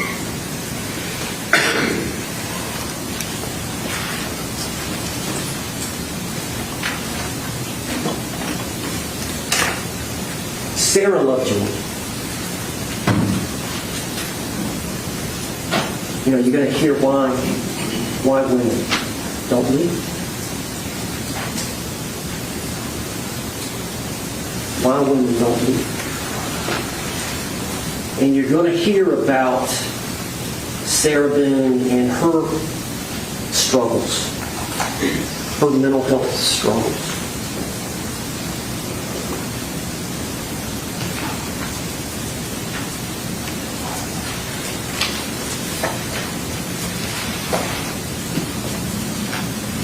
Sarah had no intent to kill. The prosecutor mentioned she wanted him to die. Farthest from the truth. She loved the man. She hated the abuse. She couldn't leave him. She tried. She tried kicking him out 6 or 7 times. He kept coming back. She changed the locks. He kept coming back. She didn't have the family. She didn't have the support. She was weak. vulnerable, you're going to hear it all. You've got to take that all into account to try to understand what happened and the circumstances surrounding this tumultuous relationship.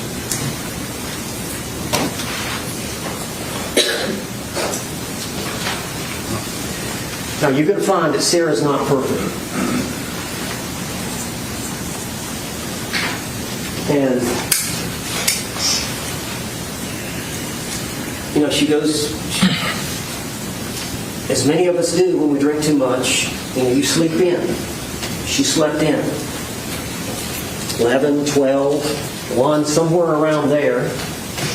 She moseys downstairs looking for George. She thought he was on the computer looking for a job. She looked outside, maybe he's out smoking a cigarette, and she sees the suitcase.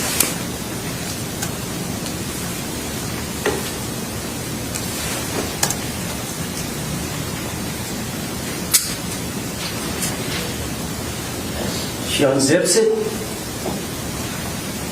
She gets him out. He's purple. She tries her best to do some CPR. She freaks out. The only family she's got is her ex-husband, really. She relies on him. As the prosecutor said, a lot of times she'll flee to her ex-husband's house, where her son is at, Lucas. It's the only thing she knows to do. She was kind of a sheltered daughter when she was younger. She's smart, but she's not worldly. She calls Brian. Look, what do I do? He said, I'm coming over. Please come over. He's about 5 minutes away. And she calls him again within a couple of minutes. Yeah, I'm on the way. He gets there. He walks in the foyer and sees his legs. And she called 911. She calls 911 within a minute, 2. Detective Rodriguez arrives. You know, they've got the body cam now, so it's recorded. So you're going to hear Sarah talking.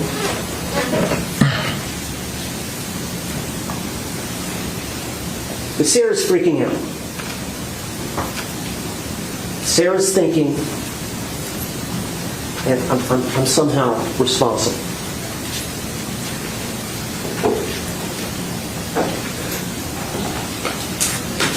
Eventually, she gives a statement to law enforcement. She gives one to Deputy Rodriguez. Of course, she's not the homicide investigator. She's just responding. She's the first responder.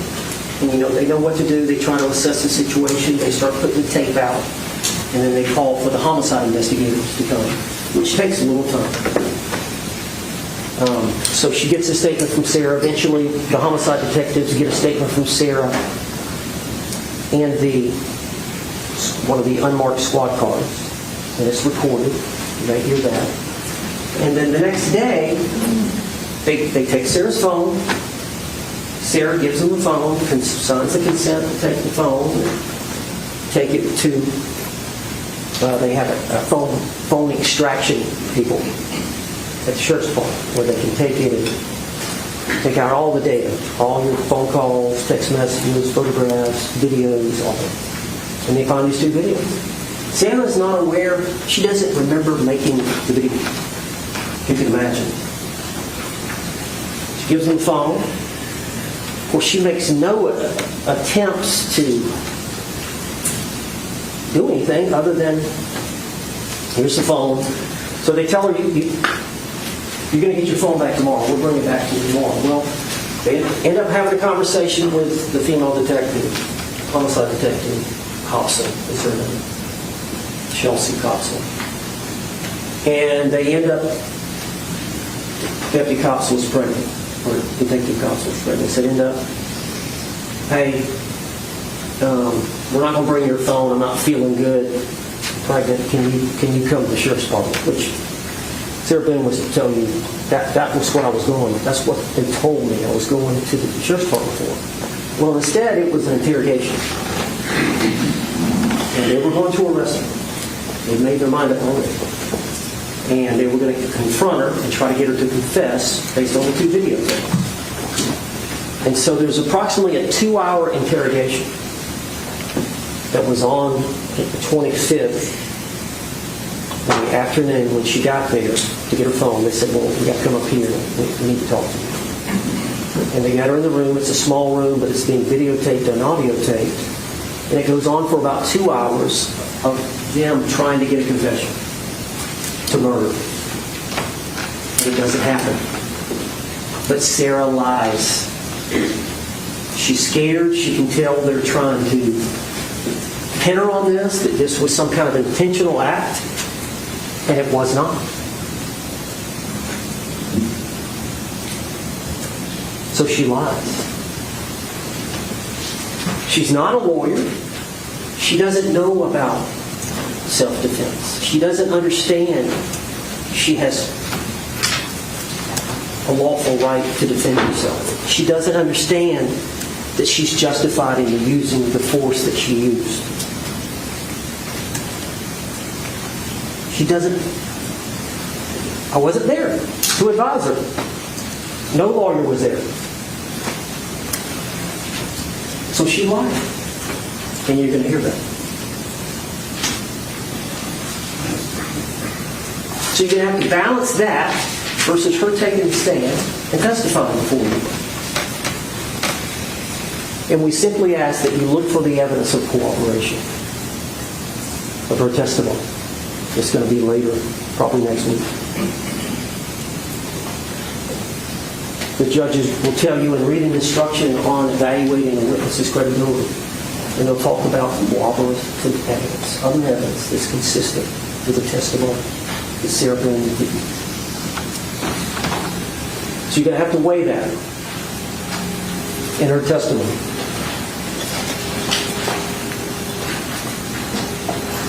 Now, self-defense, we talked about it in jury selection, usually a gun, some deadly weapon.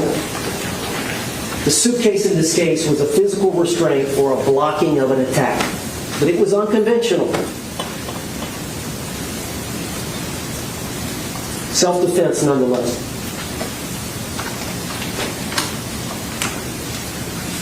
Now, as I said, the struggles that occurred, many of them involved the police. So you're going to actually hear from some of the police officers. Maybe some body cam footage. You're going to see some photographs that they took of the injuries to Sarah Boone. And some of the videos you may see of her in a very happy, joyful type of thing. Well, number one, she's intoxicated. Number two, she's safe, at least with him. So her attitude is not one of distress.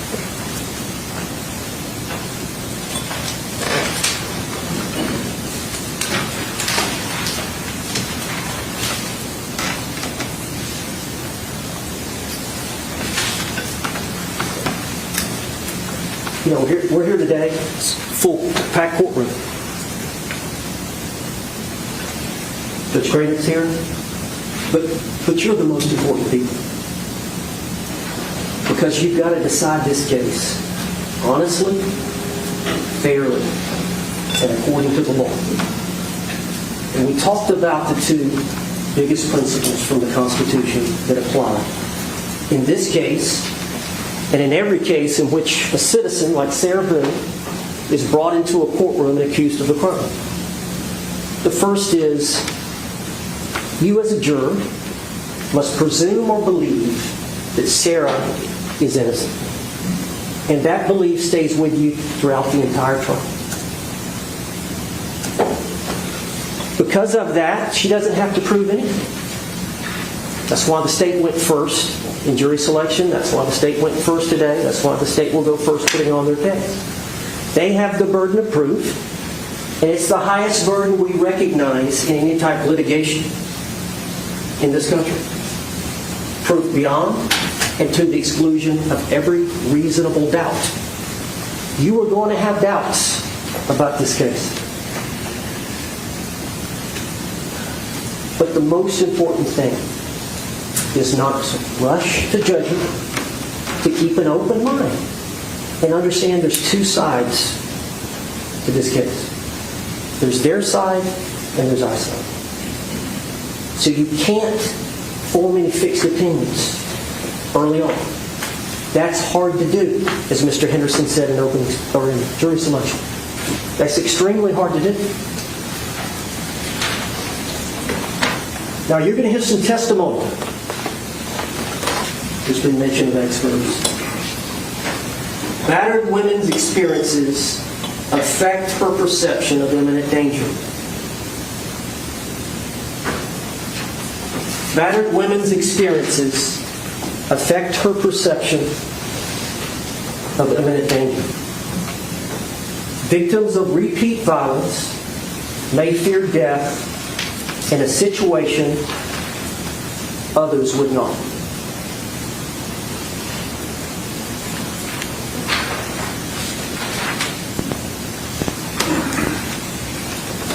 After hearing both sides of this case, we're confident you're going to have a reasonable doubt. And we're going to ask you to follow the law and do justice in this case. And find Sarah Boone not guilty, because it's the right thing to do. Thank you. Thank you, sir. Can the parties approach for a moment?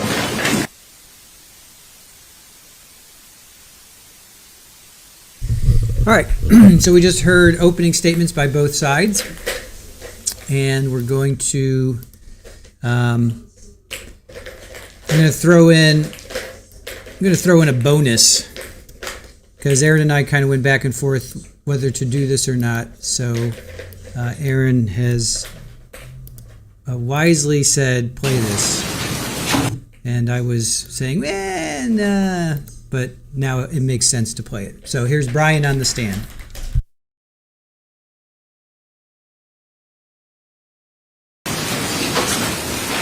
Mr. Boone, raise your right hand and be sworn, please. Do you swear or affirm that the testimony you give shall be the truth, the whole truth, and nothing but the truth, so help you God? Yes.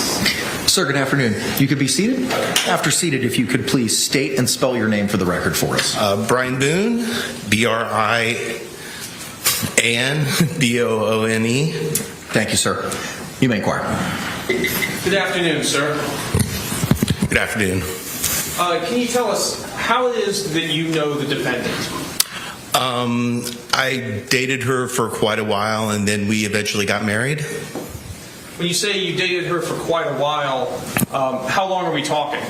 I met her in the late 90s, and I believe it was around 2005 when we got married. Did you have any children as a result of your marriage with the defendant? Yes, we had one son. And how old is that son? He is currently getting ready to turn 14. Did your marriage with the defendant last? No, it did not. And approximately when was it that you separated and began proceedings for divorce? Probably 2017, I'm thinking maybe. And at that time, when was your divorce actually finalized? Maybe it was 2006. I think the divorce was 2017, I believe. And after your divorce, what was your custody arrangement with your son that you had in common with the defendant? She was supposed to have him on Mondays and Tuesdays. I would have him Wednesday, Thursdays, and then we'd alternate Friday through Sundays every other week. So 1 week you would have 5 days with your son, and another week she would have 5 days with him. Correct. And was this still the same custody arrangement in February of 2020? Yes. And in February of 2020, did you have, do you recall the events that occurred, I guess, first on the late evening of February 23rd, 2020? On that evening? Yes. Well, apparently Sarah called me at one point during the night. Do you recall about what time she called you? I think it was 11 something. When you answered the phone, how did Sarah sound on the phone? She sounded like she had been drinking and was pretty drunk. Were you able to understand what the defendant was saying? Somewhat, but she woke me up. I had work the next day. I was asleep when she called. She's done this before, calling me late at night, and generally I kind of just try to ignore it, so I wasn't really paying attention. Who was she living with at the time? Jorge Torres. When she called you late that evening, could you hear George in the background at all? Not that I remember, no. Did you pay much attention to this phone call? No. Now, the following morning, on February 24th, 2020, did you begin to call the defendant? Yes, I did. And approximately what time did you begin to call the defendant? I think it was like 11 o'clock or something. And why was it that you were calling her? Well, it was going to be Monday. I had him on Sunday and dropped him off at school, and I was calling to try to find out if she was going to be actually picking him up that day. Why would you have a question about whether or not she was picking him up? She wasn't generally very good about actually getting him on the day she was supposed to. So it was not uncommon for you to have to remind her to pick him up or to make sure that she was going to pick him up? Well, I mean, remind or just find out if she was going to, or if she was just going to give him over to me as what happened. Do you remember at what time on February 24th you actually got in touch with the defendant? I think it was like 12:30 or something. And when you actually got in touch with her, what did she tell you on the phone? That George was dead, and if I would come over. Did she say what happened to him? I don't remember if she told me then on the phone or when I got there, but she told me they had been playing hide and seek and that she fell asleep. What did you advise her to do? I told her she needed to call 911 and that I would come over as soon as I could.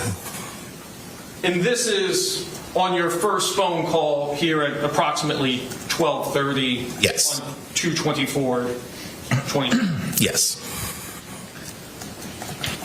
Did she call you again while you were en route to her residence? She did. She called to find out if I was still going to be coming over.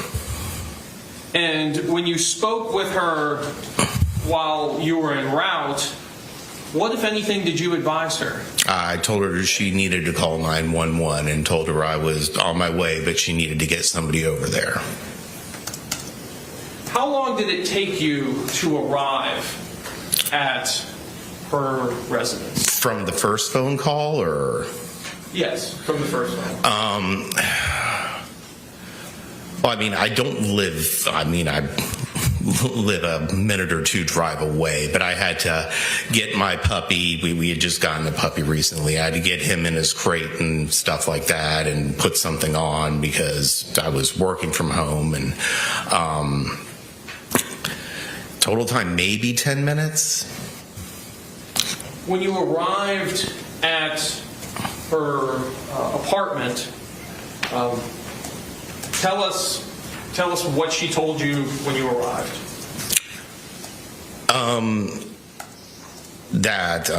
George was dead, and I don't remember if she told me now or before that they had been playing hide and seek and she fell asleep, but I at that time told her again she needed to get 911 called to get somebody over there. Had she called 911 at this point? No, she had not. So you've advised her now 3 times to call 911? Yes. Did you go inside of her apartment? I walked in the front door into the little tiled area, like entranceway thing. What, if anything, did you observe when you made it to that point? Looking into the living room, I could see like the end of his feet and maybe a little bit of some legs that were kind of coming out around the backside of the kitchen area. Did you continue to go into the apartment? No. Where did you go? Sarah told me she was going to call 911 and go outside and have a cigarette and a drink, and asked me to come out there with her, and I told her that I didn't really feel comfortable being inside, and I went out front and got in my car and waited for people to show up. Did you witness the defendant call 911? I think I was in there when she dialed it and first got somebody on the phone, but I wasn't there for the whole conversation. No, I was outside. Did you stay there at the scene while police arrived? Yes. I was there. I was part of it. I knew I'd have to talk to somebody, so. Did you talk with law enforcement? I did. Your Honor, I have no further questions at this time. Thank you. Any cross-examination? Judge, we want to reserve our questions for when we call him in our case. Okay. All right, sir. You're subject to recall. Okay. Thank you. Thank you. Just as long as he remains under subpoena. All right, so that's Brian. Now we're going to get to the medical examiner, because I think it's really important to hear what the medical examiner has to say, because we've been wondering. All right, we've all been wondering, what was the autopsy and all that. So this is going to be the medical examiners just talking about George's wounds.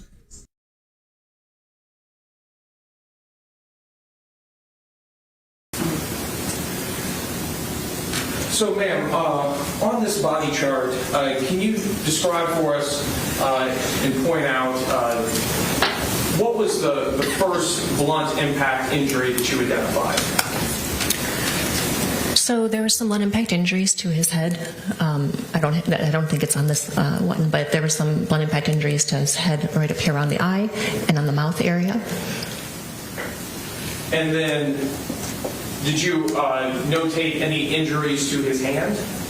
Yes, so there were some ecchymoses, or you can think of that as like a large kind of bruise on both hands. What other blunt impact injuries did you identify? So there's a series of ecchymoses on the left side of the back, which right about here. And any others? There were some on the forearms as well. And you use this body chart, you say, in addition to photographing the injuries that you document, correct? Yes.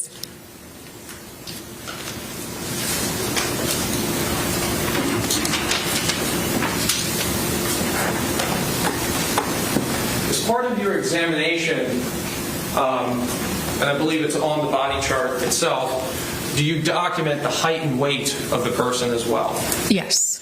And what was the height of Mr. Torres? So technically for us, it's length. Height is the measurement that's taken while someone is standing. So his length was 62 inches, and his weight was 103 pounds. In regards to these blunt impact injuries, how is it that you come to the conclusion that these injuries were the result of blunt impacts?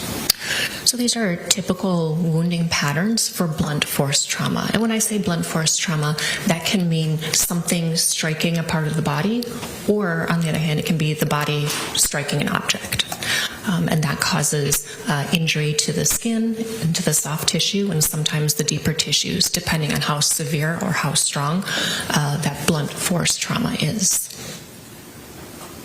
Are these injuries consistent with a person being struck with a baseball bat? They could be, yes. Are they consistent with a person being pushed down a flight of stairs? They could be, yes. Can you say whether or not these injuries occurred while George Torres was in the suitcase? No. Why is it that you cannot say that? So all of these injuries seem to have occurred around the same time, meaning that they're relatively acute or new. They're not things that are healing or something that happened last week. So they all occurred around the same time. But you can't really look at a bruise or a contusion and say, oh, that happened 2 hours ago. There's not a good way to do that. Are these injuries consistent with them occurring while he was inside the suitcase? Yes, they could be.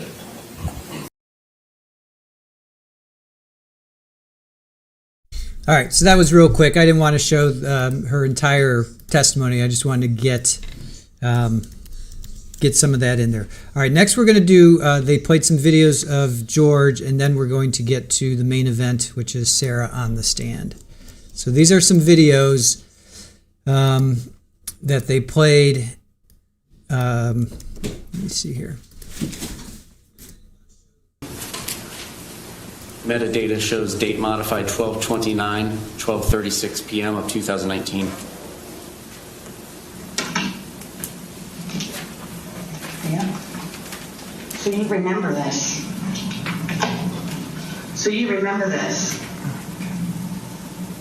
Are you drunk right now? No. How much alcohol did you drink? Enough to be drunk. You're slurring your words. You're sleeping up against the door right now. Yeah, because I want to be next to you. Did I not tell you to not bother me? Yes, ma'am. So what is it you come up and do? What time is it right now? It's 1:20 a.m. Okay.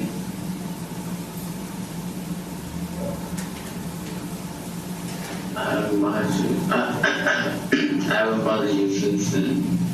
I just go to sleep. But didn't I tell you before at 9:30 to not bother me at all? Yes. Because why? You have to work tomorrow. Nope.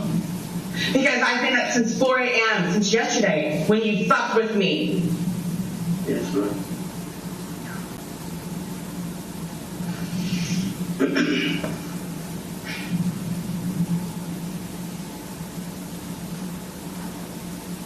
I know how much vodka was in that bottle.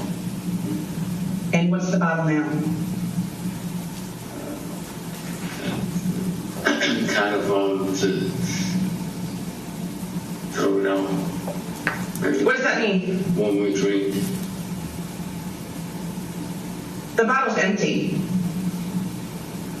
I know how much vodka was in there. Enough for 2 people to have a really good time. And who drank it? I did. I want it to be documented that I'm leaving you, which means that you're getting out. Leaving me? You're getting out. About? You're getting out. Nobody's leaving nobody. Stop.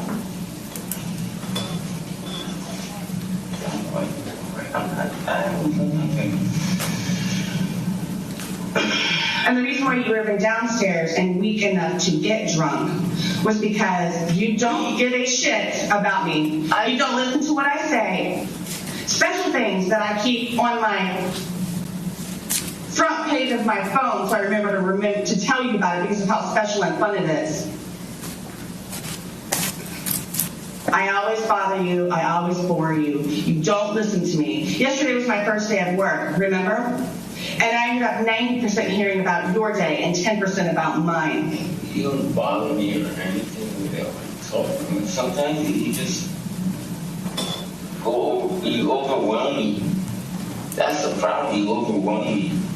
By telling you about my first day at work? No, dude, you just overwhelm me about every other thing too. I just, first day at work. So I'm overwhelming you by telling you about the fourth highest paid baseball player. That's a client of ours. I'm not starstruck. I don't even know who the guy is. I don't need. So the reason why, so you fully admit now that you didn't care and you did brush me off in the car. Midway sentence. Because you're not into baseball. No, I never, man. I'm just saying. I want to go to sleep. Go downstairs. Oh, yeah.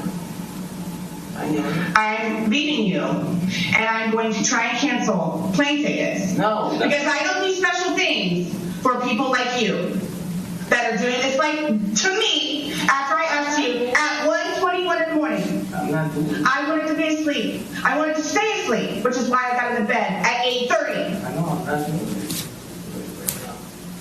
I told you not to step foot in the bedroom. So what do? Nonetheless, you're drunk. The amount of alcohol, I know how much was alcohol. I know how much was in there. That's why I could smell you in the bed before you actually got me up. I can smell you from here.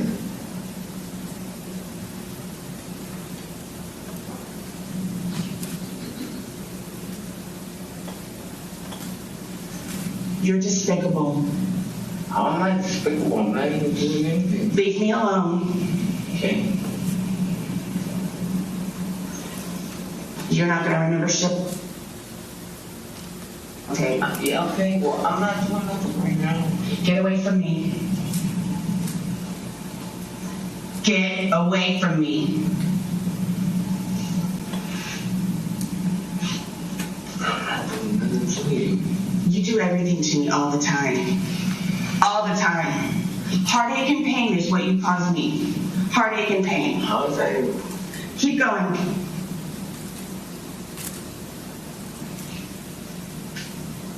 And I dare you.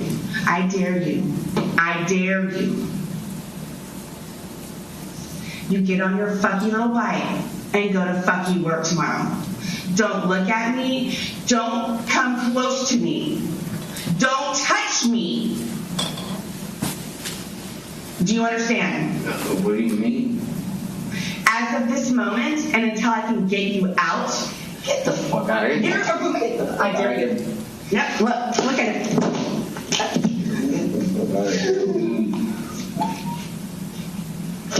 Look, get away from me.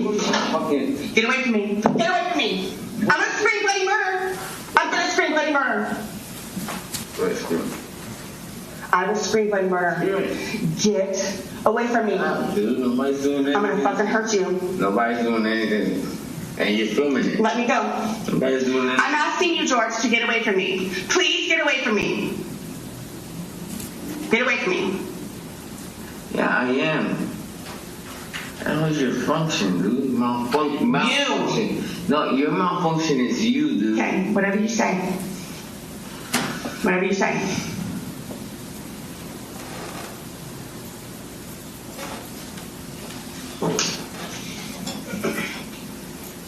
Holy shit, the whole hallway just reeks of you up here. First it's shit, now it's alcohol.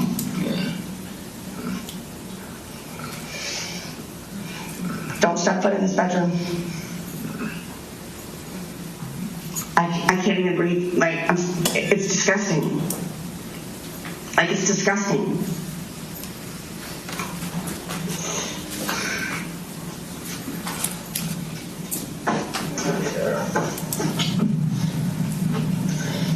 Keep filming me with what you want. Then I said, love you. I don't love you. I don't like you. I don't want to be with you.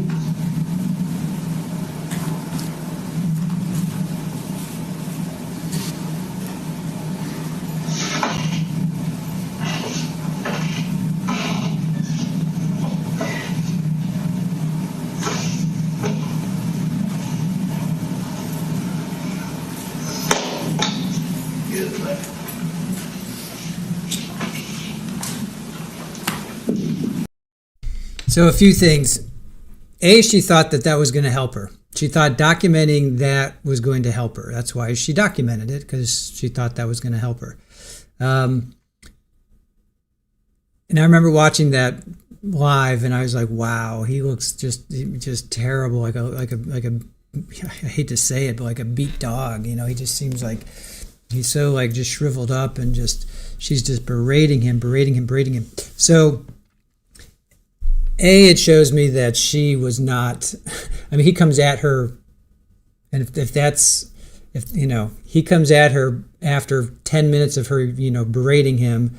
Not that makes it justifiable, and he does kind of grab her a little bit here and there. But if he was this big bad monster that she claims him to be, we would have probably seen a lot worse. He would have probably grabbed the phone and turned it off and then smacked her around. She's clearly the aggressor. She's clearly the abuser. She's clearly in charge. He's cowering, drunk. She thought that this evidence was going to help her, and it turned out to be the exact opposite. So, if anything, that just shows me that and I remember watching this, I'm like, wow, that's a nail in your coffin. That just shows you who was in charge. They were pretty much about the same size. He was not this big hulking guy. And I'm not saying that he was a saint. I'm sure, like I said, I've talked to Jules about this a lot. I said something bad was going to happen that night. If he gets out of that suitcase, who knows what he would have done? Sure. But she could have very easily called 911. It's not like she didn't know how to use the phone and call 911, which she did often, at least 3 times that we know of. So, did he ever lay hands on her? Apparently he stabbed her, which is never good. That's not good, by any stretch of the imagination. That's terrible. Did he lay hands on her? Maybe. She claims he did. She claims that she had bruising. But that to me was a perfect example of who was in control of the situation. He's not coming back saying, swearing at her, pushing at her, grabbing at the phone. I mean, he does a little bit, but it's pretty weak. And she clearly, gets out of whatever hold that he had her in. So anyway, that's that. What do you guys think? Chris, he was a patient man to deal with her. Yep, Joanne, exactly. Thank you. Yeah, right. Real happy she's insufferable. Sharon, she was pushing his buttons for sure. Hellrider agrees. Yep. All right, good. So I'm glad I got that. Kelly, why does she always think these things make her look good? I don't know. Northwest giving cuppas out to everybody. Red Snap, she needs an attitude adjustment. Virtuous, wow, you can't keep pushing someone then when they react, cry victim. I mean, it doesn't make it right if he did hit her or grab her or whatever. That's never a good thing. But who was the initiator? Who was the abuser? Who was the one that set this in motion? Certainly not him. I mean, she wanted to go to sleep, but he comes up and is sleeping in the hallway. I mean, so what? Shut the door, Northwest says the apartment manager said the stab was from a broken wine glass she fell on. Yeah. Super Kelly says, I do not believe that stabbing story. Allie says, being a newbie, I hear the name Jules mentioned a lot. Who is Jules? That's the notorious Jules. She's a court watcher.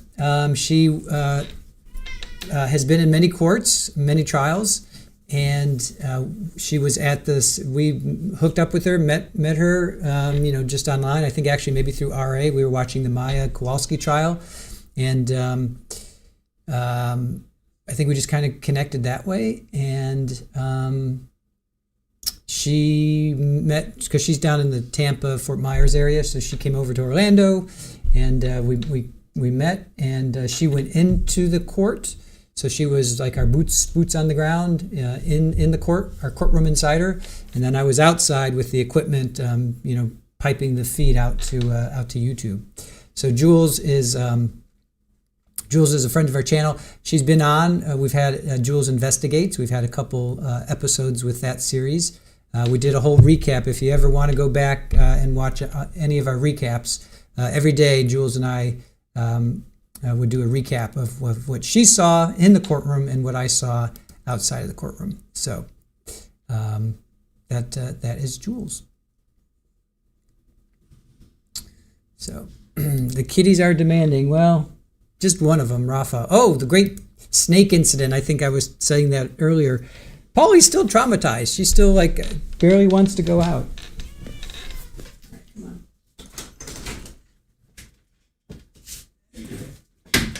You cannot go out. Sorry, buddy. Oh, come on, buddy.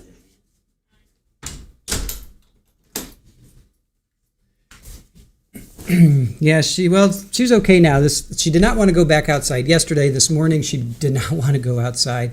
So I think she's kind of over it. I think she's over the it's a good 6 foot long rat snake yesterday that I had to gently relocate into the woods. All right, woke. She could have called an Uber and stayed in a hotel for the night. I have zero sympathy for that poor excuse of a human being. I think she just called 911, right? I mean, just call 911 and then after that, yeah, she could have done anything, gone anywhere. Yeah, exactly. Chris, yes, poor putters. Big bad snake. That snake scared them. They both were like, because I heard Aaron scream or yell, nah, and I go out and she's like, there's a big snake. And it was just curled up with its head, again, it was against the house with its head looking out, and the cats were just about 5 feet away checking it out. And I got them in because I didn't want it. Because what I do is I get this long pole and I just kind of tuck underneath it and just kind of helped it. We haven't gotten rain in 2 weeks, so it was really lackadaisical. I've done this that's a third time that I've relocated snakes using that method, and usually they're a lot more squirmy. This one was really kind of lackadaisical, so I hope it's okay. Meaning, I don't know if it was just needed water, because we do have water on the patio for the cats. So I don't know. It seemed healthy, but it also seemed like it was just really docile. You know what I'm saying? So, Hellrider, glad you saved it. Yeah, I'm not a fan of. The only things I kill are mosquitoes. That's about it. Oh, and those deer fly. Mosquitoes and deer fly. They're the only ones that I kill with impunity. Everything else, I just chuck it outside. Chris, it was on the outside. So our patio is on the outside. So it was not in the house. It was on the outside. So you yeeted. Yes, I yeeted said snake. I posted it yesterday. Well, if you guys just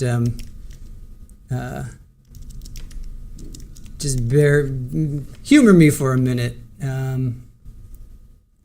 I'll show you. I did not take this picture, but this is what it looks like. Hold on a sec. Since we're talking about it, and it did happen yesterday, so.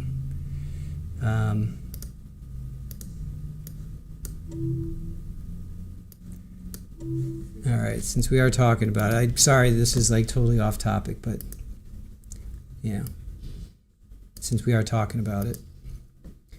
All right, so, oh no.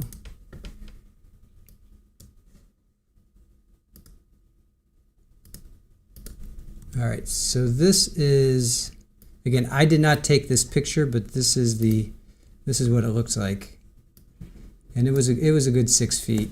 So that's what it looks like, and they're harmless. They eat the moles and the mice and rats and lizards and whatever. So they're harmless. I'm not gonna do anything. I'm gonna keep it around.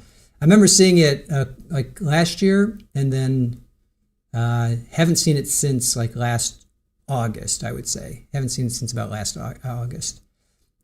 So again, I'm never gonna kill a snake deliberately. All right, so that's that, and then here's me with my very scientific method. See that big pole That's a big wooden pole, and you can see I slide the pole underneath it, and then I just kind of, keep moving it, and it just kept going. So that's what they call me crocodile. They call me alligator Dundee around here. So you can kind of see it. Let me zoom in. So there he is. So he's pretty big. He was pretty big dude. So I ushered him out. Out he went. So there you go. All right. Let's get back to, speaking of snakes, let's get back to Sarah. All right, so we are now ready for actually Sarah taking the stand.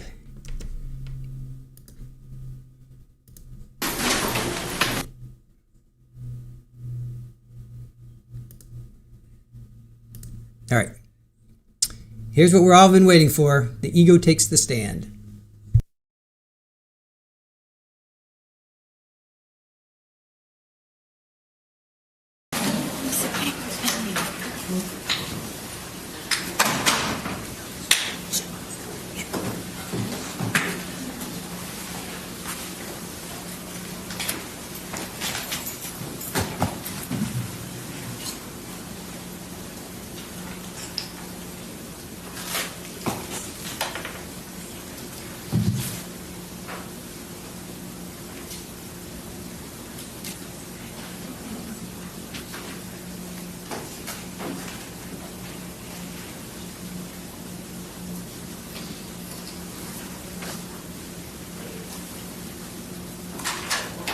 Jury entering.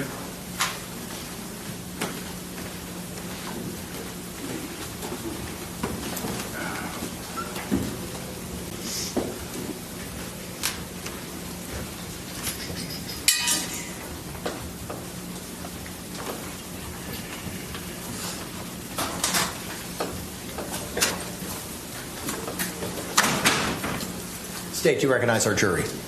Yes, Your Honor. Defense, do you recognize our jury? All right, thank you. Y'all can be seated. Members of the jury, after seated and comfortable, if you could raise your hands to confirm that you complied with the court's instructions during the break. Record reflect all hands have been raised. With that, the state has rested. The defense is going to put on a case. Defense, Mr. Owens, you can call your first witness. The defense would call Sarah Boone.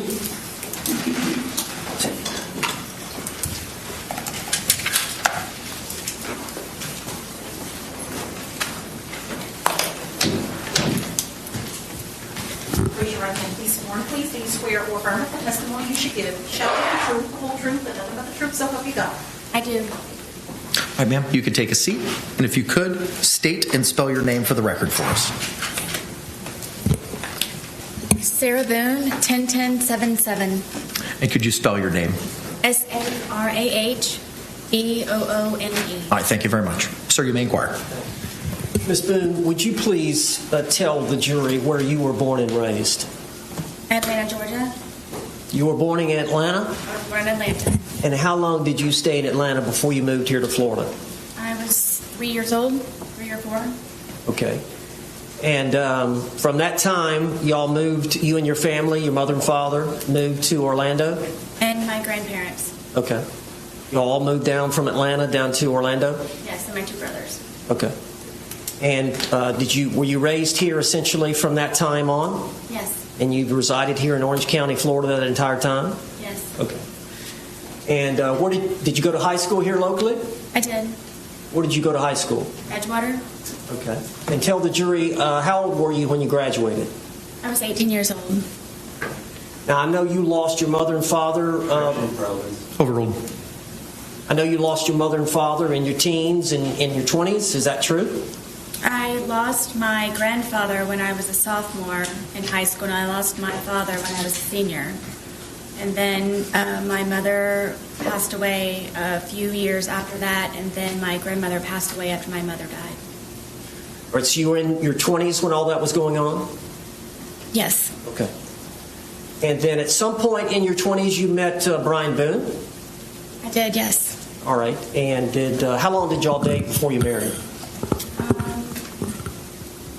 A good handful of years. I helped my family with paying mortgage and bills for the house since my father had passed away and my grandfather. So you worked outside the home? I did. Okay. Can you tell the jury when you said you and Brian Boone dated for a while? Do you remember when y'all married? I do. Could you tell the jury when y'all were married? The year? Yeah. You remember the date? It happened to be, yes, that after my mother passed away, that he had waited to ask me to marry him because he knew it would be. Objection, non-responsive. Sustained. Just answer the question if you can, Miss Boone. Are you a little bit nervous? A little bit. Okay. Well, just tell the jury if you remember the date that you and Brian Boone married. August 21st, 2004. Okay. And had y'all lived with each other for a short time before that? Short time. Yes. Okay. After you married, how long was it before y'all had any children? Gosh, 6 years. Okay.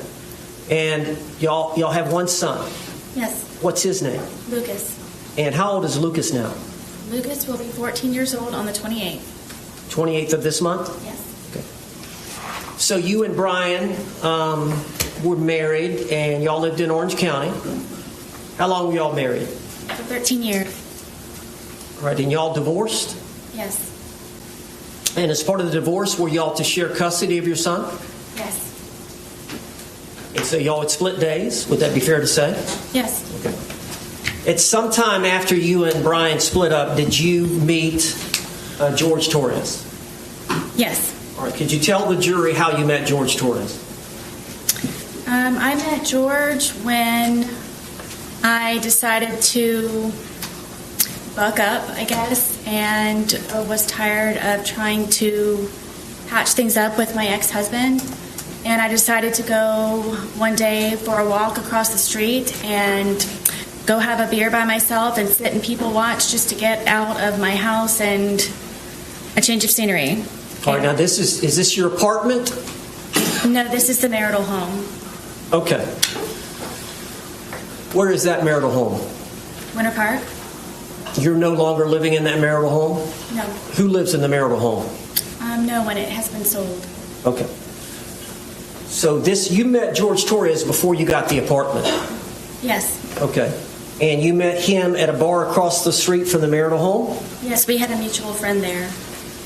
Were you introduced? Yes. All right. How did you and George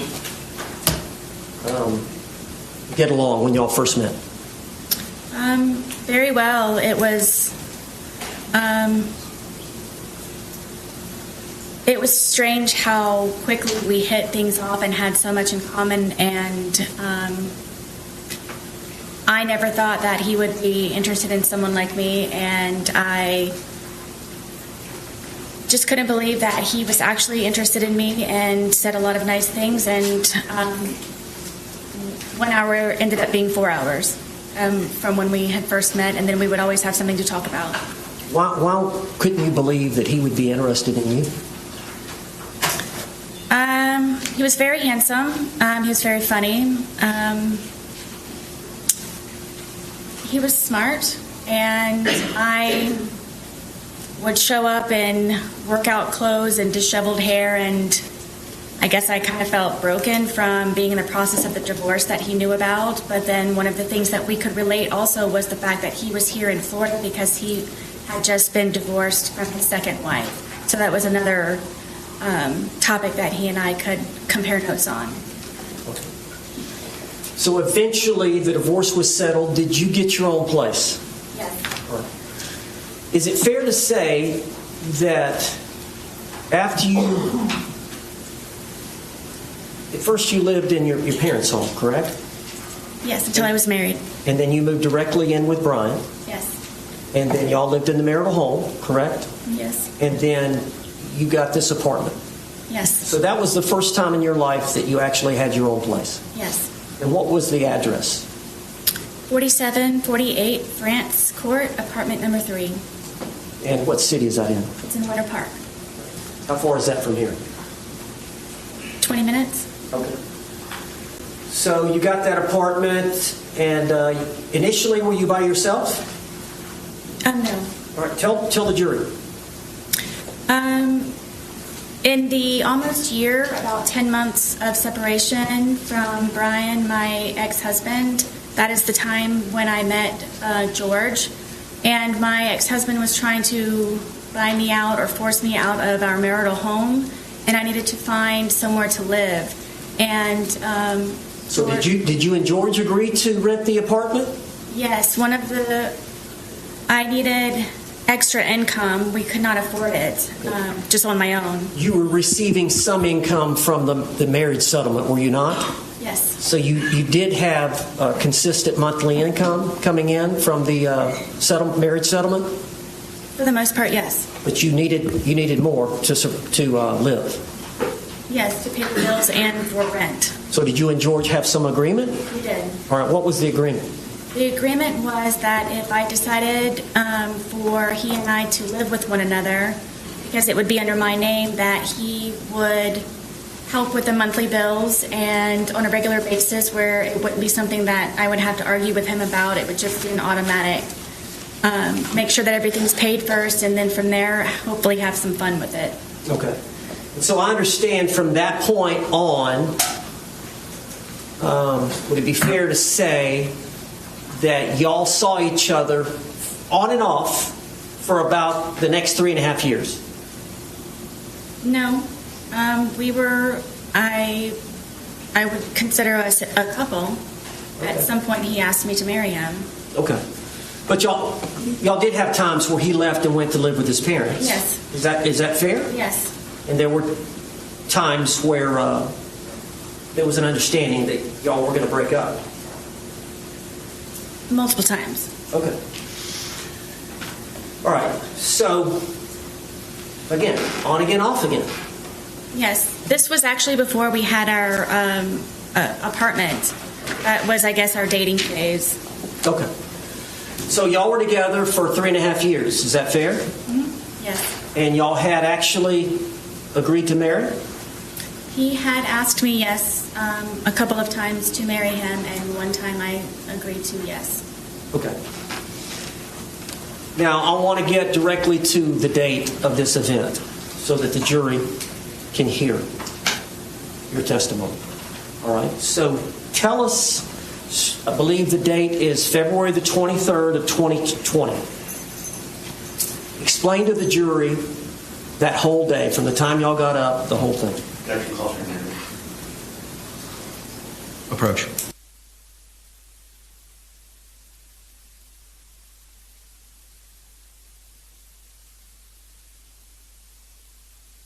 Part of me wants to fast forward and part of me just wants to watch.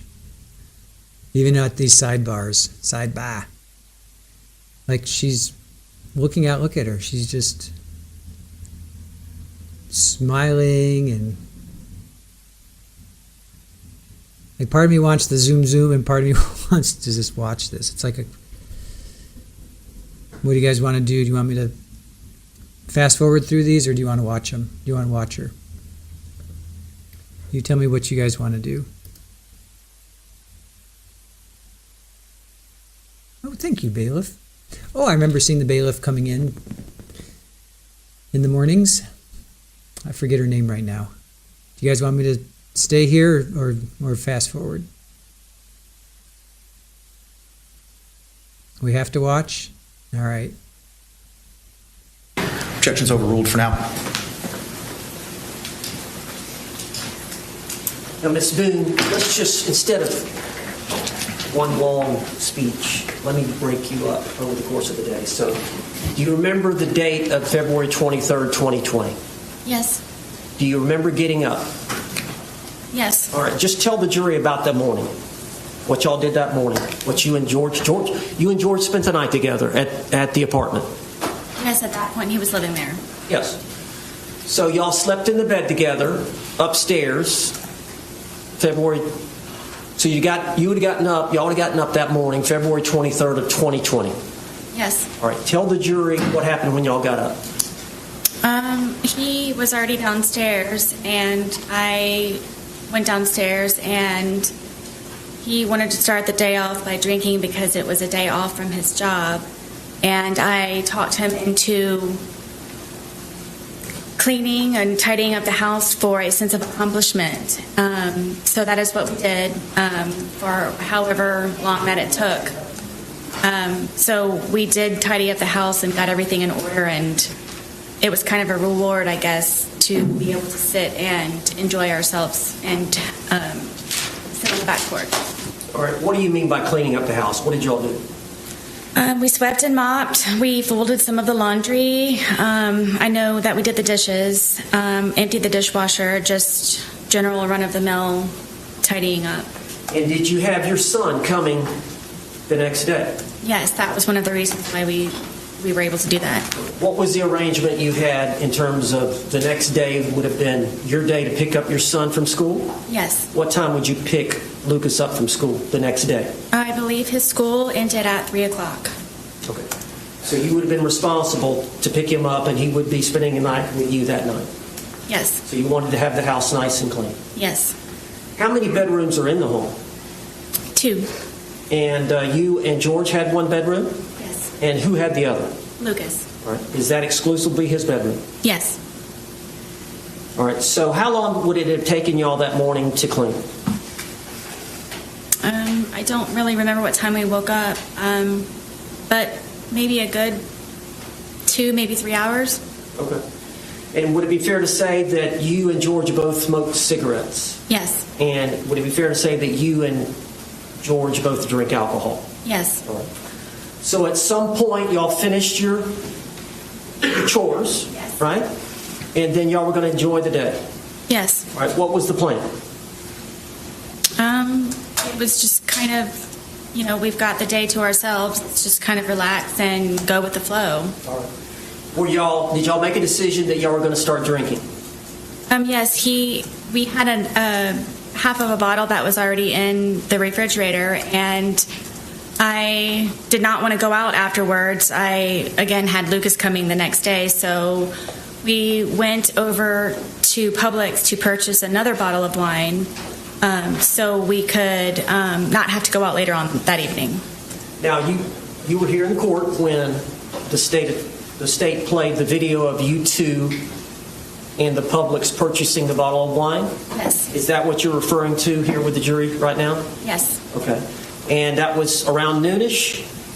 I believe so, yes. Okay. Had y'all started drinking the leftover bottle before going to the Publix? No. Okay. So, y'all bought a bottle of wine? Yes. All right. And how did y'all get to Publix? My car. How far is Publix from your apartment? 5 minutes. How would you get there from your apartment? What do you mean? Did you have to go across any major highways, or is it right there? You just come out of our apartment complex and you do a little U-turn, and then you come up and it's right in that complex. Okay. But it's easier to drive than to walk? Yes. Okay. Now, I know at some times y'all would simply need cigarettes and it was in walking distance. Can you tell the jury about that? Yes.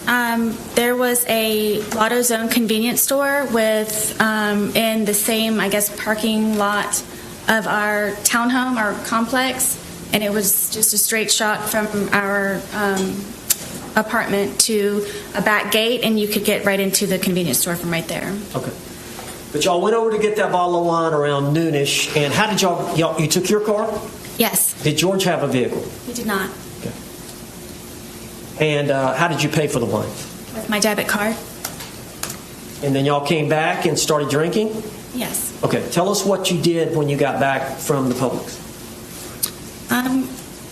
Just went on the back porch where we usually spend our time because we're able to smoke cigarettes outside as opposed to inside. And is cigarette smoking not allowed indoors? It is not. Okay. Do you have pets? Yes, I do. Well, did you have pets? I did, yes. Okay. Were they with y'all there that day? Yes, my dogs were with me all the time when I was there. How many dogs do you have? I have 2. And just what are their names? Penny and Tess. And what is the breed? They are red Boston Terriers. And are they both disabled? Yes, Penny is blind and Teff is deaf. So when y'all went out to smoke, on the back porch and drink, I assume, as well, correct? Yes. Did y'all take the dogs out? Oh, yes. All right. Is there a place for them to do their business out there? Yes, I extended our back porch for them to have a little bit of area as opposed to going from a large backyard from my marital home to our little townhome. And they would come out there and do their business, and I could sometimes open the gate and then walk them in the back part of our apartment. So you and George were just going to enjoy the day together? Correct. Is it fair to say y'all don't have a lot of money? Yes. And so y'all were going to do something there in the home. Y'all weren't going out for dinner or... Yes, we primarily, I would consider us homebodies as opposed to going out and partying and doing this and that. Okay. And how long do you think y'all were out that afternoon outside? A few hours. All right. Could you tell the jury what y'all did during that time? We have a dartboard that's out there, and we just had drinks, and we're just really enjoying each other's company and talking about, things upcoming. We both were looking for a job and just kind of, I guess, encouraging and supporting and planning. And well, now you said he had a job. Was he looking for a job, a second job? no, the job that he had was very unstable, and at that... So he was looking for something new? Yes, at that time, yes. Okay. And so during that 2 or 3 hours, would it be fair to say that y'all drank the bottle? Yes. Okay. So would it be fair to say that y'all were feeling the effects of the alcohol? Yes. Okay. At some point, who made the decision to come in? I did. Okay. Why did you want to come in? I felt that George needed a change of scenery. Okay. So y'all came in, and then did y'all do anything else before he left again? Were y'all doing anything? I know y'all did some arts and crafts. What did y'all do? At some point, he went to get another bottle at Publix. Yes. I believe it was after it was right before, I believe, that we had gone inside. Because he called his daughters. I was trying to encourage him to call his family. Okay, now where are his daughters? His 2 daughters are located in Pennsylvania. And what are their names? Anna and Destiny. And how old are they? I believe that Anna is in her 30s, and Destiny may be in her early 20s. All right. Does he have any more children? Yes, he has a son. And where is his son? He is in Pennsylvania also. Okay. So part of that afternoon is y'all came in to call relatives, call family? No, I had him call outside, just trying to, I guess, boost the mood. The first daughter didn't answer, and I don't remember the reason I didn't speak to the second one. I believe he did. It was just for a moment. All right. Now, whose phone were y'all using? My phone. All right. And is that common for y'all to use that, for y'all to share that phone? It was, because George said that he didn't have a phone, so it would either be lost or given to him by his mother. So I didn't know he had a cell phone, so we would use my phone. So it was primarily your phone? Yes. Okay. And you took a lot of photographs that were on that phone? Yes. Videotapes? Yes. Text messages? Yes. Phone calls? Yes, he and I both on the phone calls. So he would use it as well? Yes. And that phone, is that the one that was seized in this case? Yes. All right, so y'all called his daughters, and then during that phone call period, did y'all also call his brother? Yes. Okay, and which brother was that? John. All right, now, how many brothers and sisters does George have? I'm going to list them if that's okay. Okay. It's John, Pharrell, Isaac, Mo, and his sister. Okay. And do they all live here in Florida? Yes. Are they close by? As far as I know, yes. What about his parents? Yes. They live here as well? Yes. Okay. But his ex-wives and his children live up in Philadelphia? Yes. Okay. So you called the girls, then you called, or George called his brother. Yes. Was that conversation that long? No, it was not. Okay. And then after that phone call, were y'all inside by this time? Yes, at this point, I believe that it was a good time to get a change of scenery. So I thought George would be better off inside, and frankly, I didn't want to be outside any longer either. Okay. So just to get an idea, about this time is when he went to get the second bottle, or did y'all stay inside for a while before he left? No, from what I recall, I thought the day was over, and it was going to be get ready for the evening, for the day. What do you want for dinner? Do you have an extra load of laundry that you need to throw in, kind of thing. And that was my understanding. And this was about 5-ish or something? I don't remember the time. Okay. At some point during that time period, did George go to Publix again?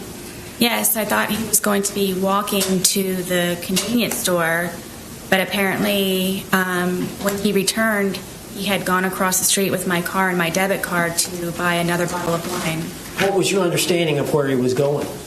To the convenience store, walking. For what? Cigarettes. Okay. And you learned obviously that he came back, and you learned that he'd used your vehicle? Yes. And he'd used your debit card? Yes. And he brought back a bottle of wine from Publix. Right. And you saw the Publix video of that. Yes. So he comes back with the other bottle of wine, and did he want you to drink with him? It was expected, yes. Yes. And you agreed to consume the second bottle with him? Yes. Okay. So over the course of that evening, drinking the wine, what did y'all do? For time-wise, watch a movie, music, just kind of tell the jury what you remember. I know it's obviously been a while, but... It was kind of a regular thing where I would always try to come up with entertaining activities for George, and I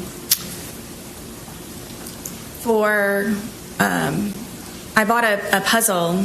We started off at one point doing a smaller puzzle, and then we did that very quickly, so then I purchased a larger puzzle, and I believe it was 1,000 pieces.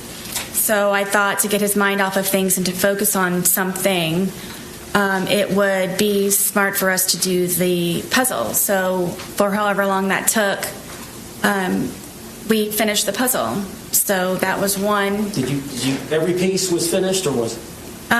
Every piece was finished. It was strange that we couldn't find one piece, and we thought it was funny that it was in the perfect place on there. But yes, every one but one piece.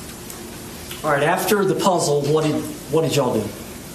I decided to continue to maintain and focus him, and I have a bunch of paints that I used of my son's that his grandmother bought him. It's a very big art wooden box, and it's got pastels, pencils, paint, any kind of whatever.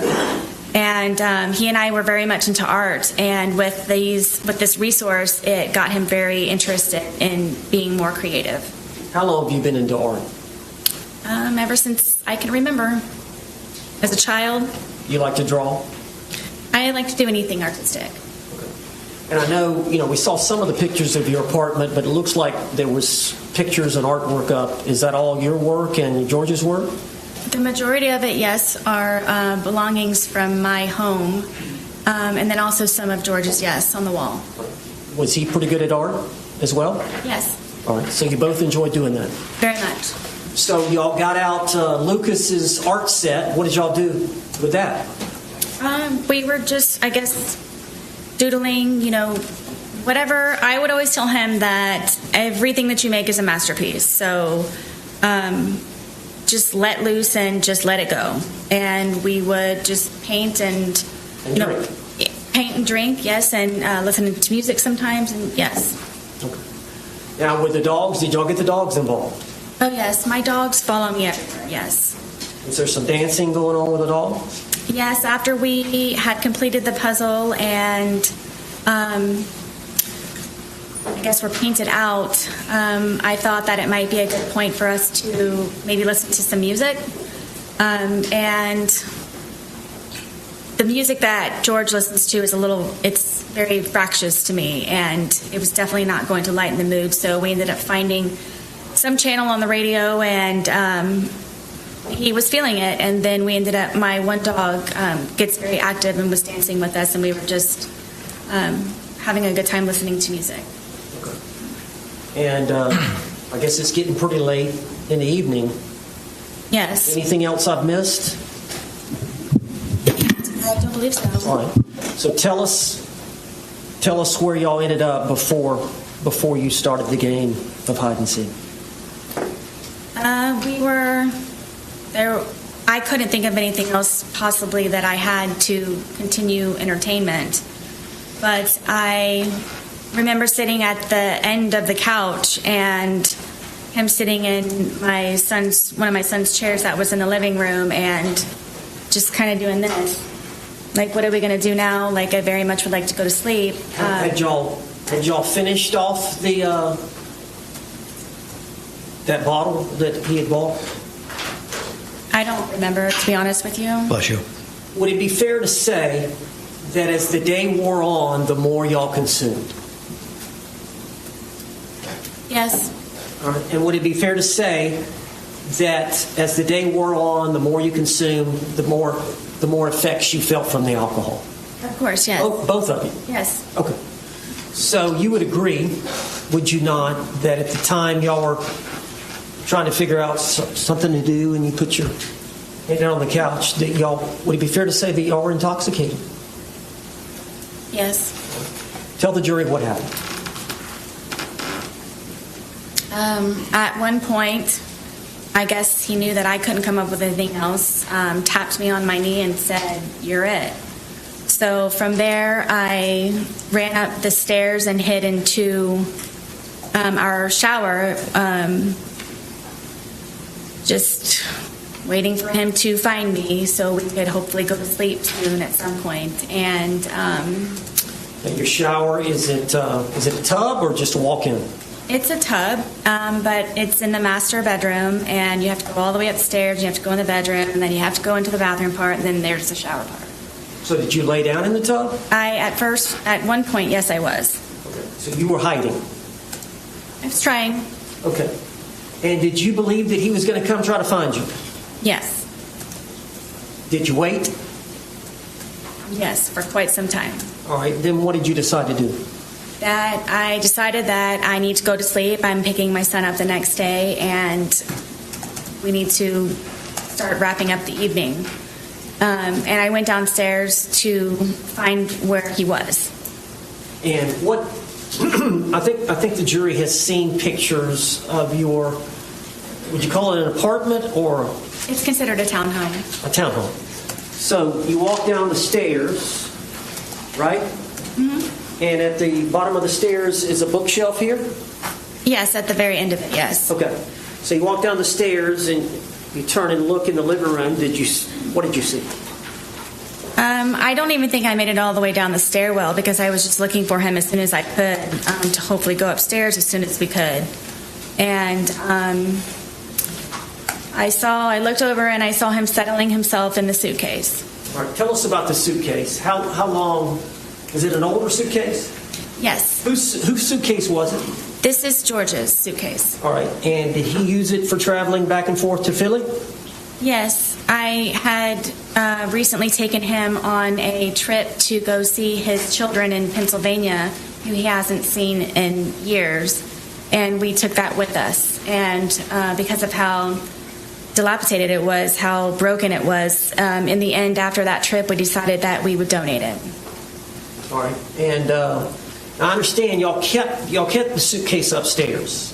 Yes. How long did y'all keep it upstairs? Since we had moved in.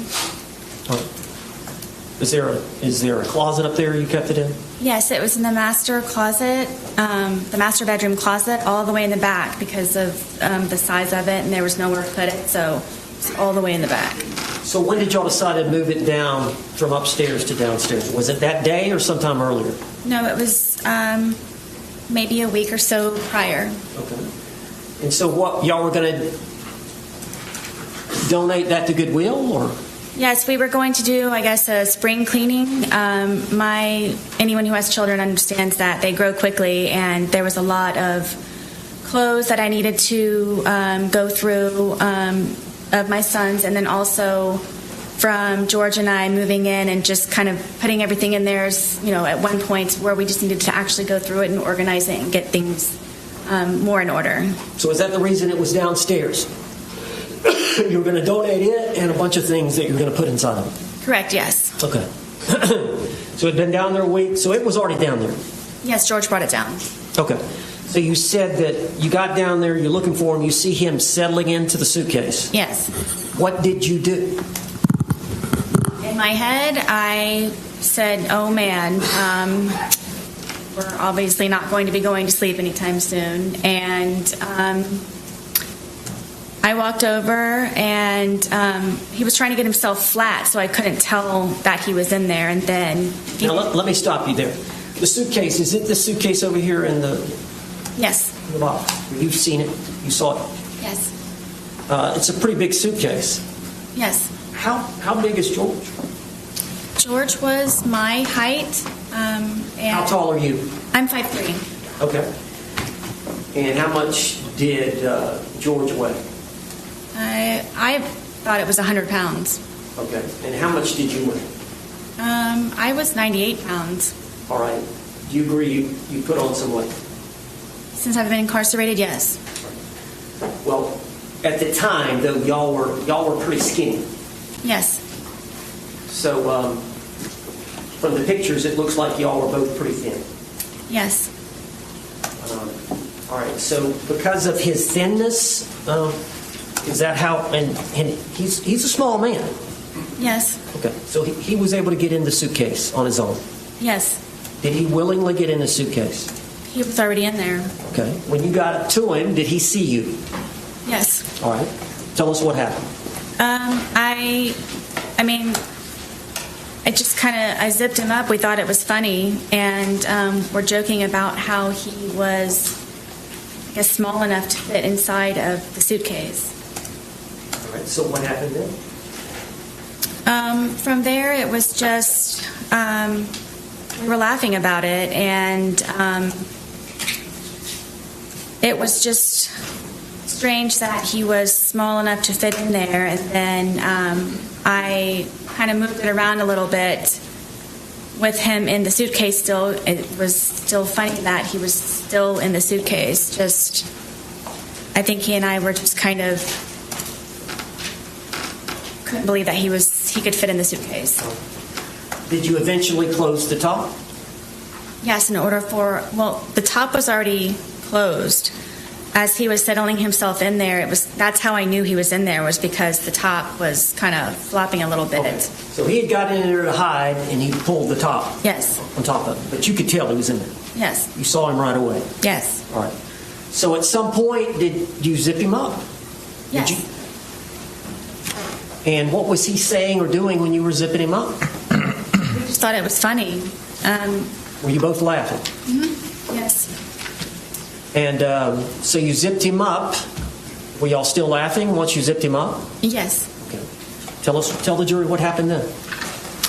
From there, I moved the suitcase around a couple of times, just kind of on the wheels, and moved it around. And at that point, it was funny. We were joking and laughing about it. All right. Now, eventually, did you go sit down on the couch and get your phone? Yes. I missed something? Well, the suitcase had, from me moving it around, was flopped over. So while it was like that, I thought at that point I had a moment to, I guess, take the time to talk to him while I guess he was not able to get out for a moment. So you flipped it. You got it on the top, right? Yeah. It gets in, but at some point you flip it over so the zipper is on the bottom. Well, it was just kind of how I was moving it around that it ended up kind of flopping, so... But it was upside down. Yes. So after you did that, what did you do? That's when I went over and decided to videotape to just see the, I guess, the jest in it for him to understand that right now I feel safe and right now I have the ability to actually speak to you in a manner that normally I would not have the ability to do. And you were intoxicated. Yes. And you would agree that you said some things you should not have. Yes. Right. But you realized he could not get out and get at you. Is that fair? At that moment, yes. So it goes on for about 10 minutes. Yes. You heard it here today, did you not? Yes. You heard his voice as he was speaking from the suitcase. Yes. That was his voice on the video and audio. Yes. And you heard your voice on the video and audio. Yes. That was your voice. Yes. All those things said by the man were said by George in that 2-minute video. Correct. All the words said by the female were said by you in that 2-minute video. Correct. Were you intending on showing him the video the next day? Yes. At the time or the next day, is it fair to say you don't even remember a videotape? I do not. So, from what you can tell from watching it, did that refresh your memory about that event? I did. Why did you say all that?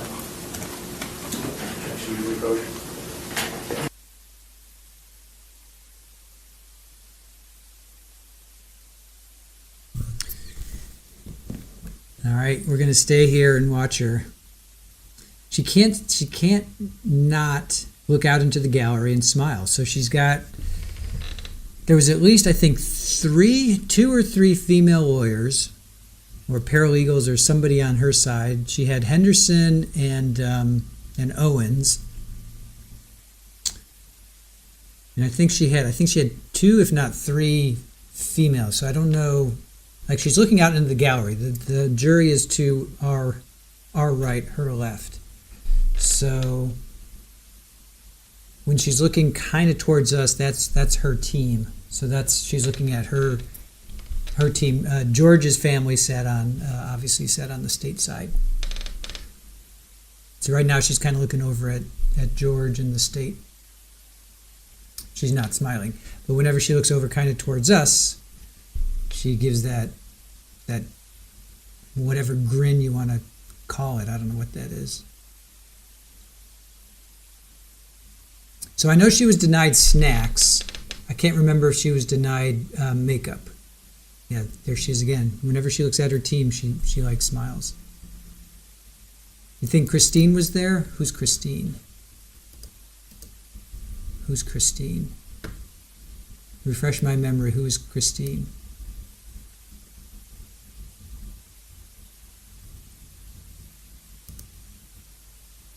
She actually had a couple internet friends sitting with her. Oh, was Christine? Oh, yeah, they came and they testified, right? Was that Christine that testified? Well, it was it was witnesses were sequestered, so if you were going to testify, you couldn't be in the courtroom until afterwards. Mr. Owens, you may proceed. Jail friend? Yeah.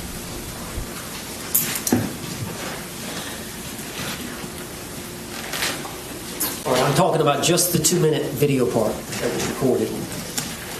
Could you just tell the jury what you were feeling, what your feelings were at the time, and then explain that to the jury? You talked about it before. You said he was in that confined space and it was my chance, but do you want to elaborate on that? Or? Sure. I want you all to know that I, the majority of the time, am always afraid and always scared. All right, well, I understand that. Okay, I understand that. But would it be fair to say that you had some anger at that point? I did. Would it be fair to say that you wanted to tell him off to some degree? I just wanted, yes, for him to have a better understanding, which was the whole point of the videos and documentation prior. And you could tell that he was uncomfortable. I'm guessing. And did you want him to feel some uncomfort? I did. Okay. Now, at some point, you turned off the video. Yes. And then we saw a second video, which was approximately 11 minutes later. And you've seen that video that was played to the jury. It was 22 seconds long. Yes. And I don't think you speak in that video. You hear George say Sarah one time. Yes. Is that fair to say? Yes. So between the 2-minute video and the 22-second video is an 11-minute period. Would you tell the jury what happened? We continued to, I guess, speak to one another, and his tone changed, and I knew the tone, and we ended up, I guess, arguing back and forth with one another, and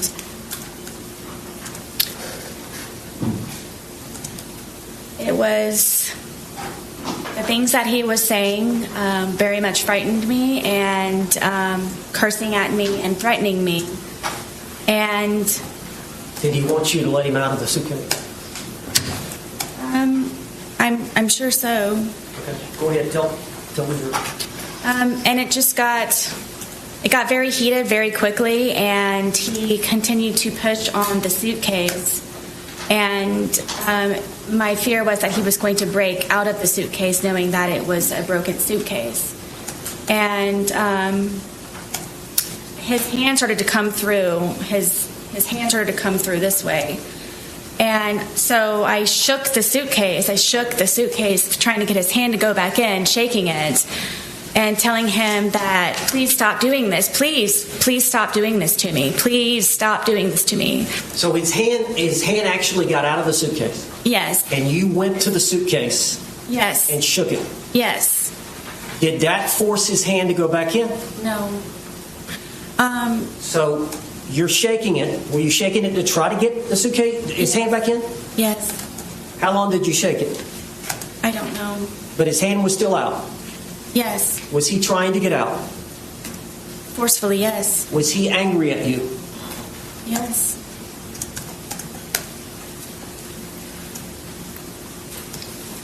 Were you in fear? Always. If he would have gotten out of the suitcase, what would he have done to you? Like he used to tell me, he probably would have made me unrecognizable, or I would have lost my life. Did you lose the grip on the suitcase? Yes. Where was the bat in relation to the suitcase? It was leaning up against the dining room table, right there. How far was the bat from the suitcase? 3 feet, 2 feet. Was his hand still out of the suitcase? Yes. And was he getting out of the suitcase? He very much was trying, yes. And so what did you do? For the split-second reaction that I had, I happened to see that, and I grabbed the baseball bat and was trying to poke his hand to go back in, to please don't break through, please. So I hit his hand. Did you hit the outside part of his hand? Yes. We've seen the photographs of his left hand. Did you cause the bruising there? I'm guessing yes. Now, you've seen the bat. It's a youth bat? Yes, I bought it for my son. Is this the bat you used? Yes.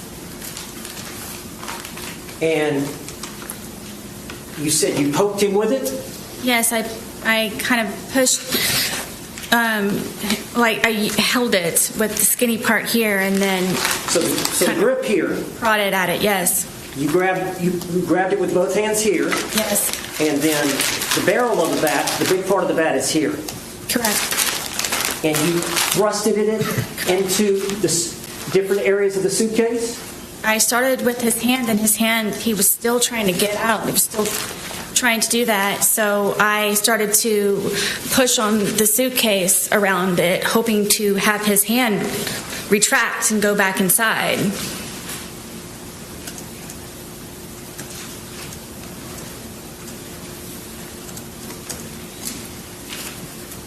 You made those injuries. I did. We've seen the photographs. Yes. We see the bruising. Is that from that bat? Yes. Eventually, did his hand go back inside from you doing? Yes. Finally, he had subsided and retracted his hand. So in your mind, did you prevent him from attacking you? Absolutely. Split-second decision. Now, once he retracted his hand, do you remember zipping it up some, or what did you do in relation? Because he was upside down, was he not, at that point? Yes. At some point, you flipped him back up. I did. Tell how that happened.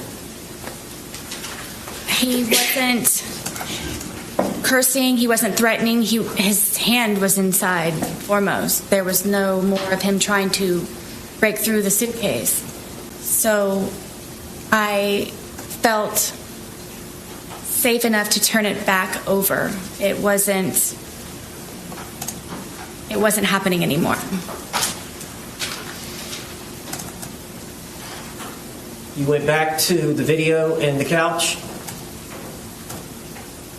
I did, yes. And we saw the second video? Yes. The 22-second, and he's right side up again? Yes. And you hear him say, Sarah? Yes. Had you left enough room for him to get out? Zipper to zipper? Yes, that's how his hand was trying. That suitcase has two zippers, doesn't it? And they meet at various places along the line? Correct. How much room, when you flipped it over, how much room was between zipper to zipper? I don't know specifically. I mean, it was enough to where his hand was coming out. After you had hit him with the bat, was he not trying to get out anymore? No. Did you believe that he could breathe in there? Yes. Did you ever believe he could die in there? No. At all. Were you trying to kill him? Never. Did you want to kill him? I did not.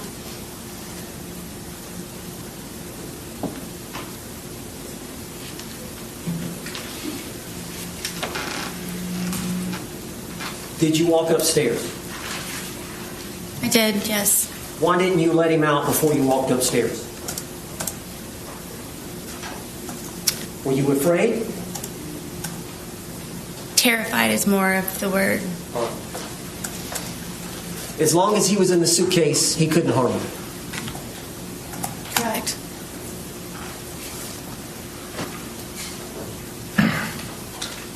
When he's...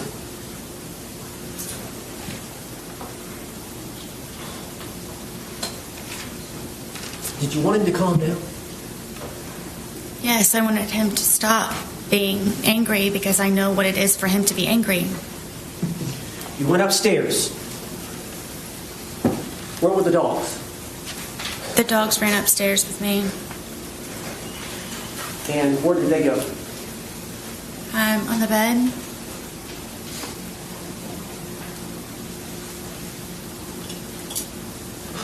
Did you have the phone with you?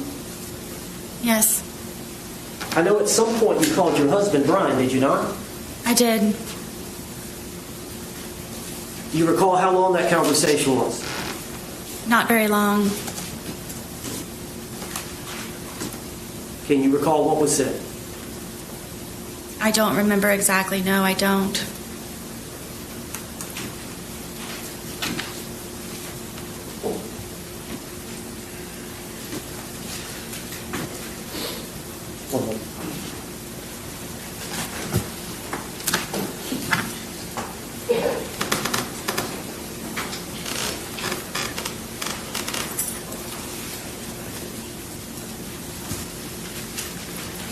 Ms. Boone, Sarah Boone, you said that when he was in the suitcase, he was threatening you.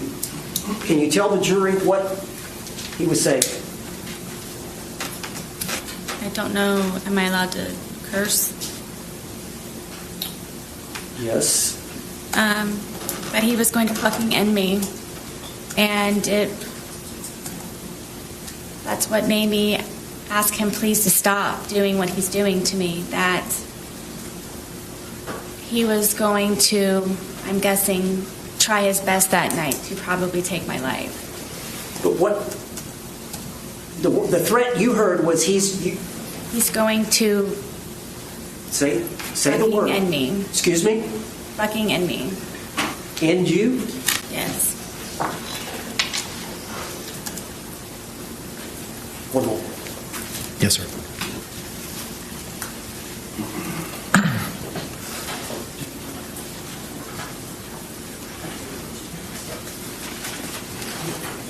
Judge, can we approach the bench? Yes.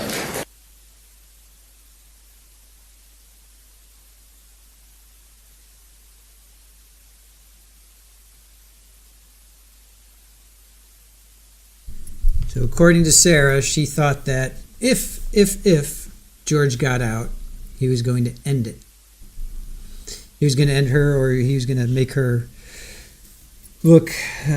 What was her words? I forget her words right now, but yeah. So he was going to end her.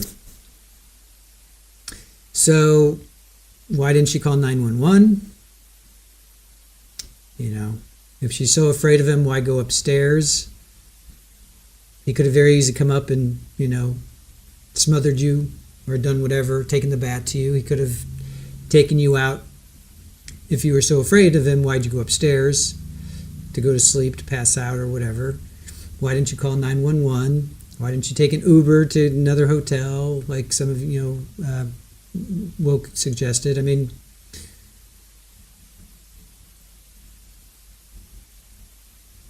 I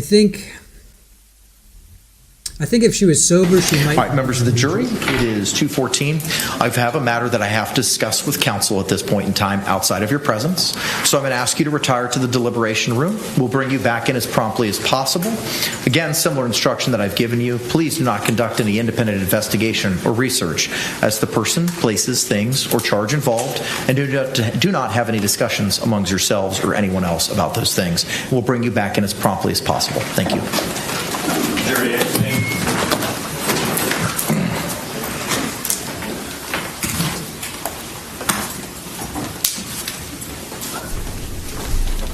trying to remember what happens here. I forget what they argue outside the presence of the jury.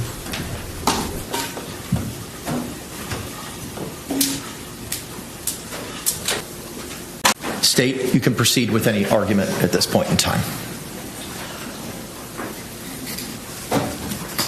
Judge, I believe that's pretty close to what we already knew from the deposition testimony, from the doctors relaying what she said for the proffer. What we have here is testimony from the defendant. Her timeline is she comes downstairs after having gone up to the shower and hiding, laying down, after being declared to be it. She comes back downstairs, and before she gets back to the bottom of the stairwell, she can see that the victim is in the suitcase trying to get flat because the lid is flopping and he's not hidden just yet. And so she comes over, and I believe she testified she was moving it around before actually zipping the lid shut, but moving it around, everybody's laughing, it's all fun and games still, and then she zips it, and it's still fun and games, and everybody's laughing, and then at this point she testifies that this is now her opportunity to get on her pulpit to express her true feelings about everything. And that's when she sits down on the couch and opens up her phone device and begins recording what later turns out to be IMG _1062.movie at 11:12:45 for 2 minutes and 3 seconds. During this period of time, the decedent is expressing meekly that he can't breathe. The only time he ever curses at her is, Sarah, I can't fucking breathe. Babe, I can't fucking breathe. He is demonstrating under the law that he is in fear of losing his life. She has committed an aggravated assault. She has committed false imprisonment. She was the initial aggressor. There was no overt act to justify these actions that she took against her boyfriend. She then goes on to say that during this period of time between the end of the movie at 11:14:48 seconds and before the next one starts at 11:23, that it's now at this time, while he's still constrained and clearly unable to get out under his own power despite having his hand out, she begins beating him with a bat, poking his hands, poking the suitcase with a deadly weapon. A bat is used for baseball, but it can also be used to harm another person. And according to the medical examiner's testimony, there was great harm caused to him, deep ecchymosis bruises. She can't start to do this out of fear, like the analogy I gave earlier. If I pull a gun to rob you, Judge, and you pull a gun, I can't shoot you in self-defense. She started this. She started this. There was no overt act. And therefore, we're asking for you to prevent, under the case law, any prior instances of violence, any reputation evidence, and any battered spouse syndrome evidence, because that's simply just what the case ended up being. Thank you. Response.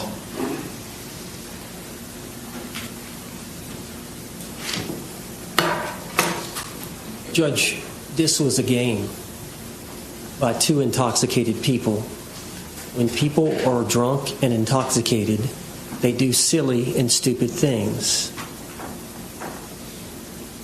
The evidence is uncontroverted that Jorge Torres willingly, by his own choice, elected to hide in the suitcase. By their interaction between the two of them, giggling and laughing at each other, he consented to her zipping up the suitcase. And the playful nature of what was going on during those few minutes prior to the video. When the video is turned on, there's a 2-minute period where they're talking. He's saying, I need to get out, I can't breathe. She's not taking him seriously. As you've seen from the videos, I thought it was the boy crying wolf. She did not appreciate the fact that he could be actually having trouble breathing. And this was a chance for him to be heard by her about how she felt about some things involving their relationship. A short time later, the video was turned off, and then that period has been testified to by my client. And that period is uncontroverted. That's a second period of time. We've got that time for the video. We got the 11 minutes. We got the 22 seconds. And there's no video. There's no audio. There's no eyewitness. There's nothing but Sarah Boone's testimony. And she's testified here today that they had words. There were threats. He got his hand out of the suitcase. She knew by the threats and him getting his hand out of the suitcase that he was about to get out of the suitcase and he was going to hurt her.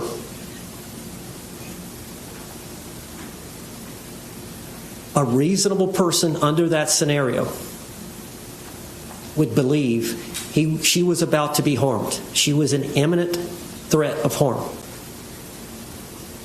She blocked that attack by grabbing the bat, hitting his hand.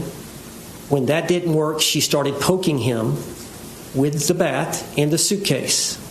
Eventually, she poked him several times. He put his hand inside the suitcase. She put the bat up. When she realized he was not going to do that any further, she flipped him over right side up, she still had a fear, knowing that if he got out, she would be harmed. He would beat her up. She went upstairs. That is an overt act based on the discussions, coupled with the fact that he threatened her, using the word, "I'm going to fucking end it for you," or some words to that effect. I don't remember her exact words, just before she went upstairs while he was still in the suitcase. If she would have let him out, and this is a crime, now this is an event involving an omission, failure to act, failure to unzip him at that point, before she went upstairs. The failure to act, the failure to unzip, which would have let him out, which would have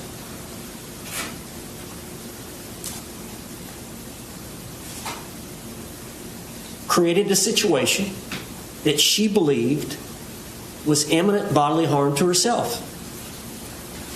And I guess I'll get a couple of examples. Let's say that a police officer is called to a scene and the only thing he hears is there is a suspect and the suspect may be armed. So, of course, the officer pulls out his revolver and he's walking around. Well, then eventually he finds the suspect and the suspect reaches for his waist. The officer doesn't see the gun, but the officer sees the movement to the waist. The officer fires and shoots the suspect. The officer is justified because there's an immediate threat of harm. The officer has to react instinctively. There's no time to think. Similar to the actions that Sarah Boone had to take. Another example, you're in a bar with your buddies and you've had something to drink and another group has had something to drink and one of your buddies gets into an argument with one of the buddies on the other party. And one of your friends, seeing that it's being escalated and the guy that's arguing with your buddy is aggressive, more aggressive than your buddy is. Your buddy's trying to settle the thing, but this other individual, maybe he's had too much to drink and he's more aggressive. So you go around behind this individual, and before he's able to strike your buddy, you grab him. You lock him up. That's physical restraint to block an attack. Or you grab him by the neck and you choke him. Physical restraint to block an attack. That's what she was doing with the suitcase. If she let him out of the suitcase, she was going to be harmed based on him trying to get out with his hand, based on the threats he made while he had his hand out, and based on the threats he made while he had his hand inside just before she went upstairs. Thank you. Thank you. Court's going to re-review all the case law that it's obtained in its research in this matter and come back with an oral ruling momentarily. Thank you.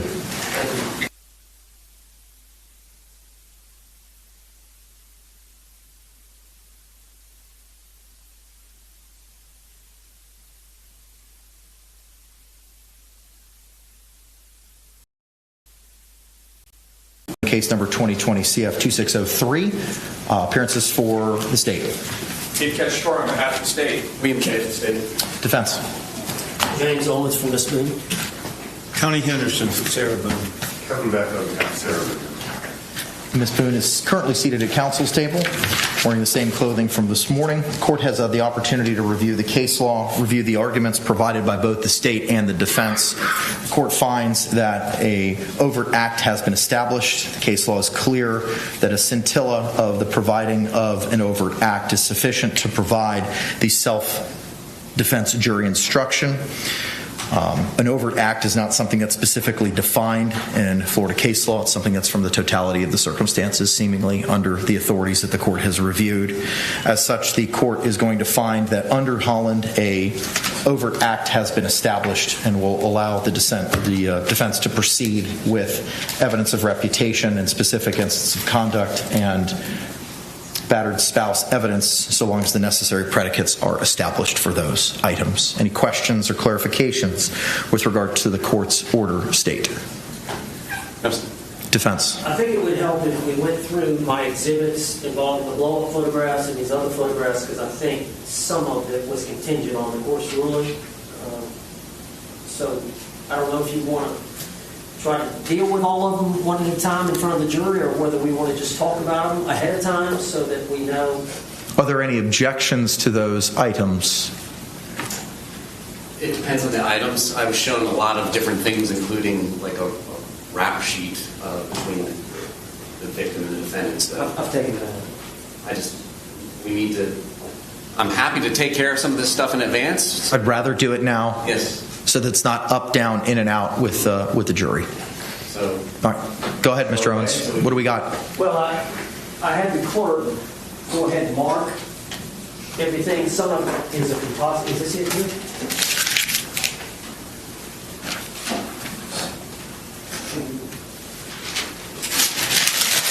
This first is. All right, I'm going to fast forward this part. Defense identification K. We're just talking about exhibits and stuff. So here I'm going to fast forward till we get to her back on the stand.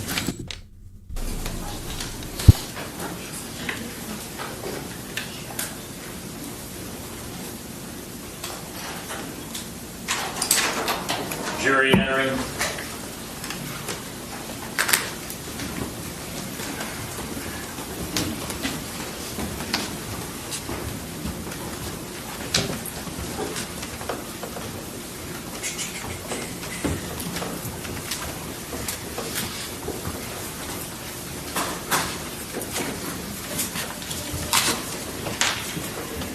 State, you recognize our jury?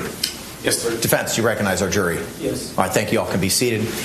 Members of the jury, again, if you could, once seated, raise your hands to confirm that you complied with the court's instructions during our last break. Record reflect all hands have been raised. Mr. Owens, you may continue with your inquiry, sir. Thank you, Judge.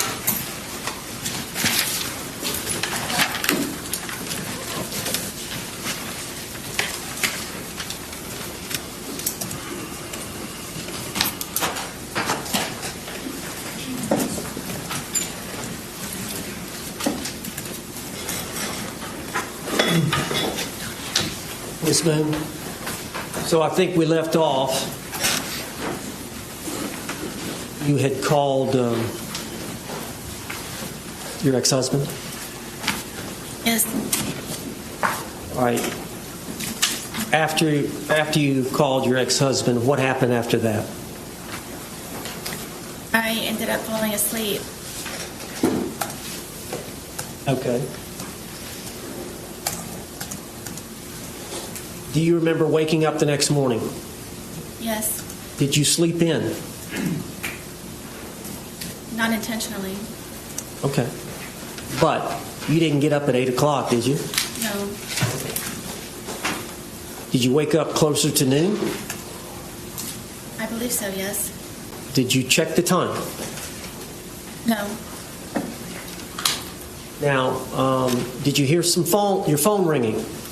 Yes, my phone was ringing. And did you answer it right away? No.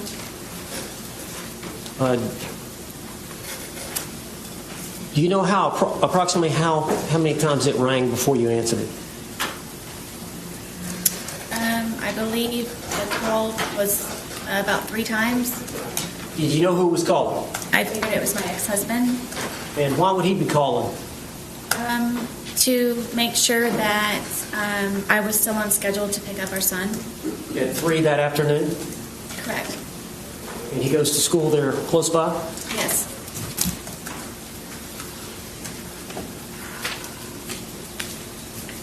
All right. When you woke up, did you stay in bed for a while? For a little while, yes. All right, tell the jury what happened when you got up.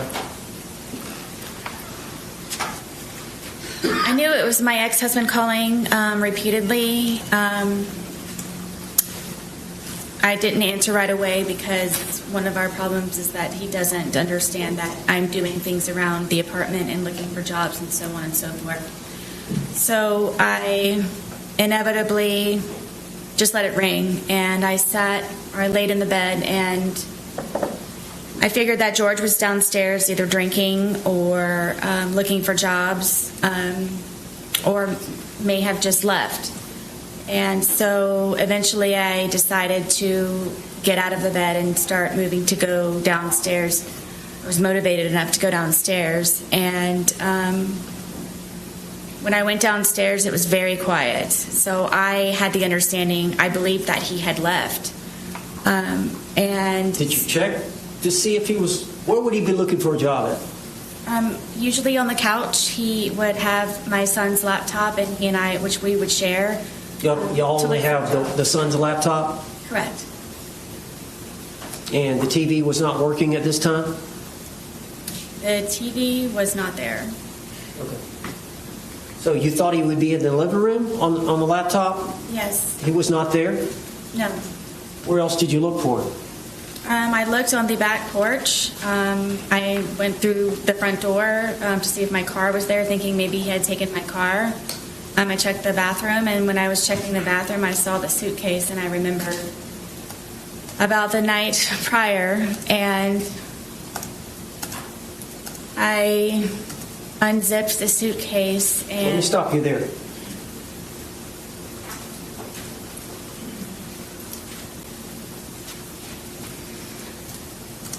You said you were in the bathroom when you saw the suitcase, or coming out of the bathroom? No, where our bathroom is, I would have to go to the bathroom here, and then when I turned around, I noticed the suitcase, and I remembered. How did you feel when you saw the suitcase?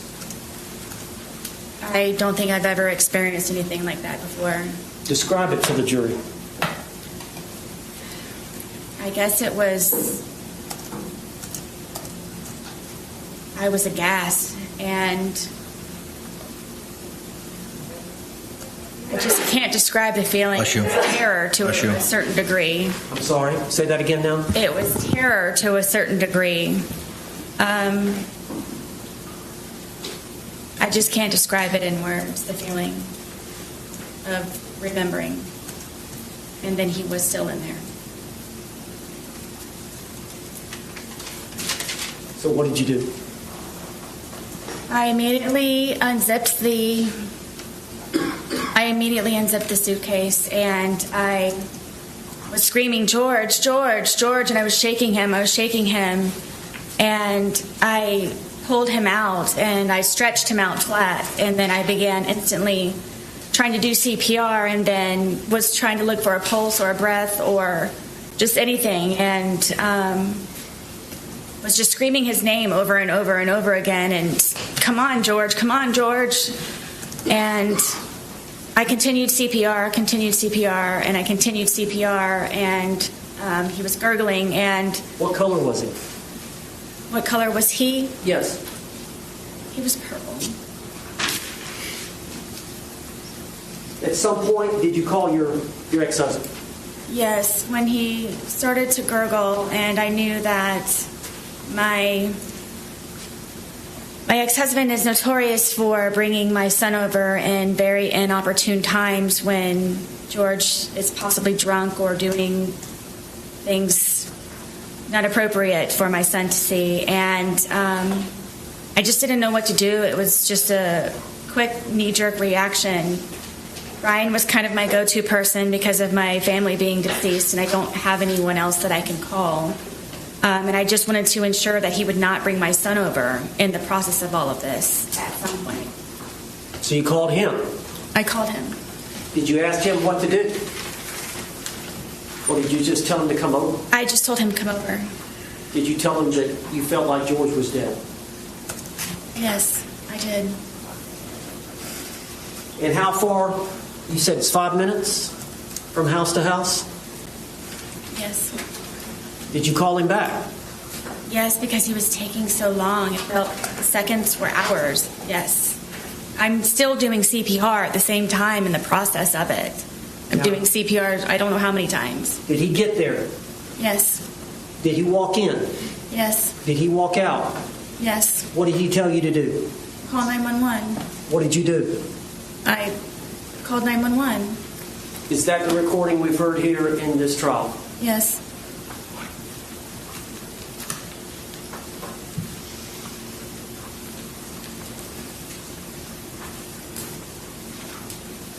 Did you love George? to this day. Why did you love him? George was very passionate. George was a very real person. George was nice to me on the good days. George complimented me. George and I were two bodies with one soul, he and I would always say. I don't believe that I've ever had a connection with anyone like I have with George. Did you have that connection with your ex-husband? I did not. Was it even close? No.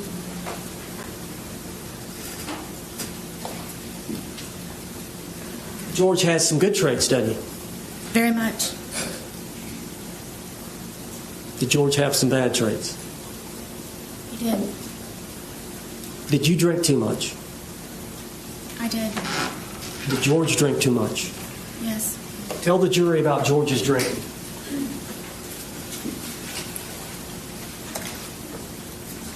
If George was able to, he would drink from sunup to sundown. And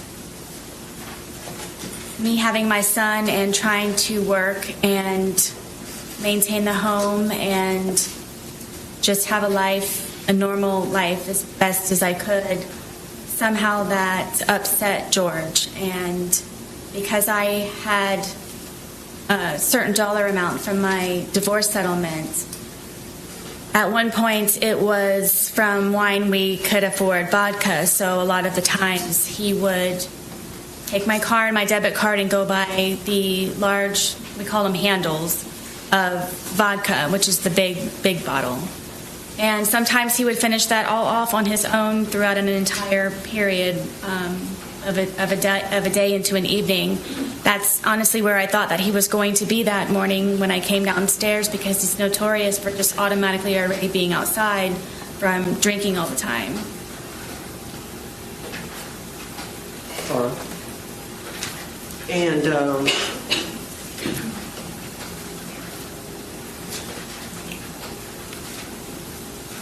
you said you have an alcohol problem. George has an alcohol problem. Yes.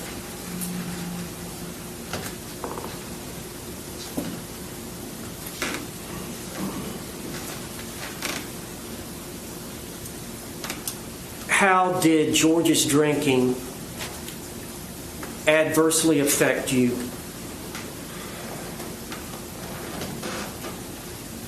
It would debilitate my ability to help him the way that I was always trying to help him, because it would be one good day, a day of survival, and then it would be another day where I'm having to peel him off of me and call 911. Why would he get that way? Tell us his pattern as it relates to drinking and then Object. Approach.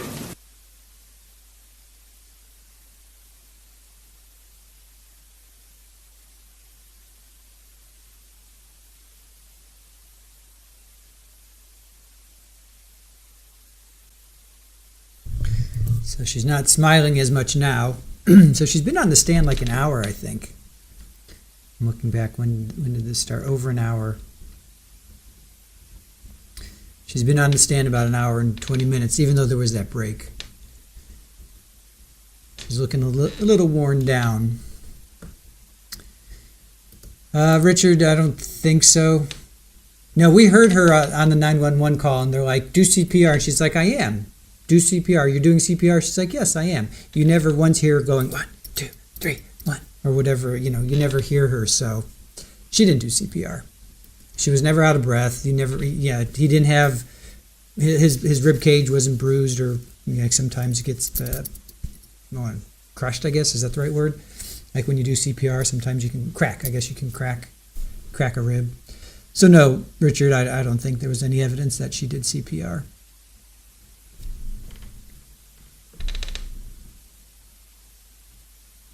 When in the hell did she ever work? Well, Brian said she didn't work for 2 years. She was unemployable or something like that for 2 years. Hellrider, sounds like Sarah was a very unhappy person with heavy drinking. Trace on the case says, you didn't do anything. She did not. Richard, the Jenga block puzzle came tumbling down in this case for her, for sure.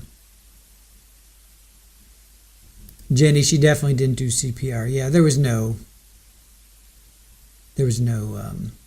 evidence of that. And in broken ribs, yeah. Yeah, because, I mean, you're trying to force air into the person's, lungs. So, yeah, there was no evidence. And Brian paid for everything. He paid for the townhouse. He paid for, right? He was paying for them to live there.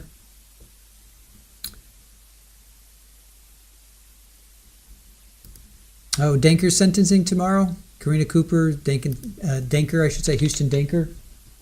No, that's the 3rd. We have that October 3rd, Rita. We have Houston Danker's October 3rd. We'll keep an eye out, but I'm pretty sure that's October 3rd. Well, greetings from Western Canada. Good to see you.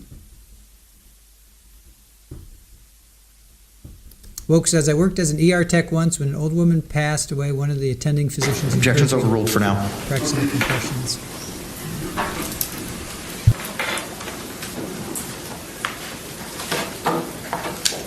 Y'all were together 3.5 years? Yes.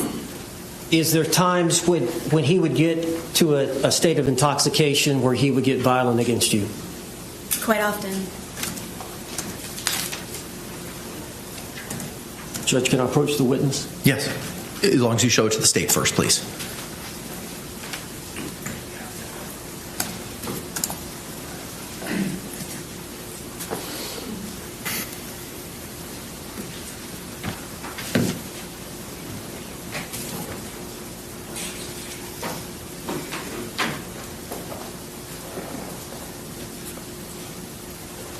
I'm going to show you defense exhibit for identification P. It's 2 photographs. Could you look at those photographs and see if you recognize those? I do. Those 2 pictures of your body, Yes. do they show injuries to your body? Yes. Were those injuries caused by Jorge Torres? Yes. Are those photographs a fair and accurate depiction of the injuries you sustained at the hands of Jorge Torres? On this occurrence, yes. You remember this occurrence? I don't. It was so often. You don't remember a specific date? I don't. But you're sure that that's you? Yes. Is that the injuries that he... What's the injury to the rib cage? I don't remember specifically. These may be the pictures. So, when we used to go over to his brother's house, one of his brothers and his... Non-responsive. Sustained. You're going to have to answer the question. Do you know what happened to... Did George cause these injuries? Yes. All right. Were y'all both drinking at that time? I don't remember on this instance. Judge, I'd like to move this exhibit into evidence. Okay. What was pre-marked as P will be received into evidence without objection as Defense Exhibit 2.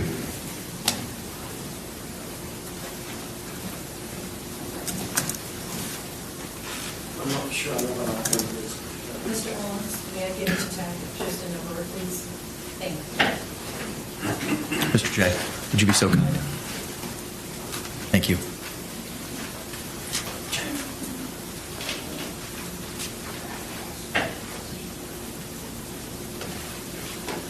And I need to ask permission to publish it.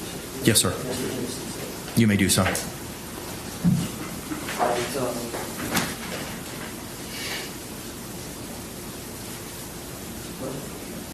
is Maxwell Jones. Looks like I think there's a wheel on the top where you can use to. There you go.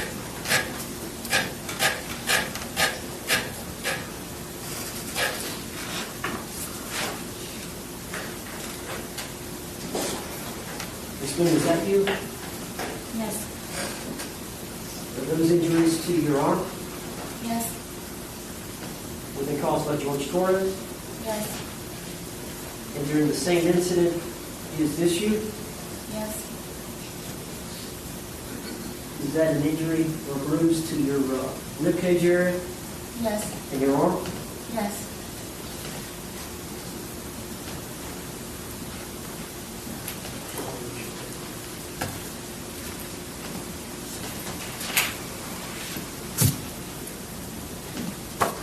I'll show you identification, defense identification Q. See if you recognize that photograph.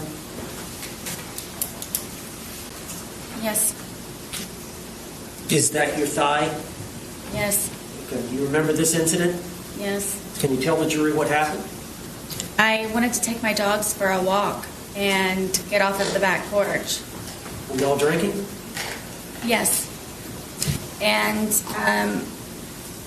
he was upset that I would rather go walk my dogs than sit there and continue to drink. So he slapped my thigh as hard as he possibly could and said that you're not going anywhere.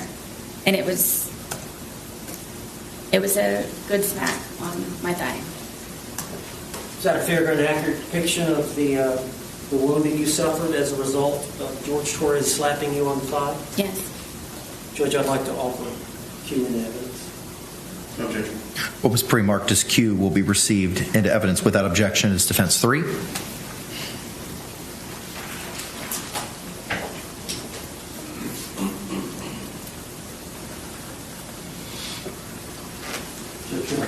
You may, sir. And for the jury's sake, is this the photograph you just mentioned? Yes.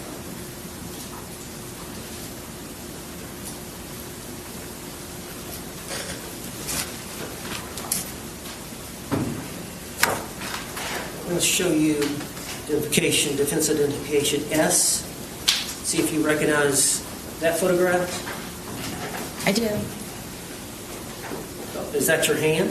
Yes. Is that your blood on your hand? Yes, it is. Is that you standing, looks like in a room with flip-flops? This is in the kitchen at Brian's house. Okay, what happened there? So George was very drunk, and I wanted to leave, and he's notorious for taking my car keys and putting them around his neck and my phone in his crotch area and telling me to come get them. And I really wanted to leave because of how drunk, and I knew the escalation of his anger. I didn't want to be there when it was at its peak. So I tried to take my keys from around him because he kept taunting me to take my keys, come get your keys. And so I attempted to go and get my keys. And so he ended up getting a butcher knife. And I had an opportunity to call Brian to come and help me, to please come pick me up, to come get me. And of course, he brings my son with him. And so I'm in the parking lot asking Brian to please help me get my car keys away from him, and there's neighbors, and it's a scene at this point. And George comes to the doorway of my townhome wielding the butcher knife, saying that, do I curse? Yeah. That no one's going to take her fucking keys, no one's going to fucking come into this house, and he's waving the butcher knife. And I walked up to him, and I just wanted to leave. And my little son, who was, I believe, 7 or 8 at the time, just is screaming, give mommy her keys, give mommy her keys, let her leave. Brian was even trying to negotiate with him, saying, please, you know she'll come back, just let her leave. So I went up to try and take the keys from him, and he was pulling on them, and I ended up pulling harder. And he pulled them back again to try to pull me in the house, and I pulled them even harder, and it ripped my finger. And at one point, I had lost the fingernail, and the tip of my pinky was severely gashed. Judge, I'd like to offer this demand. Okay. What was it pre-marked as, Counselor? Looks like S, but not a court demand. What was pre-marked as defense S will be received into evidence without objection as defense 4.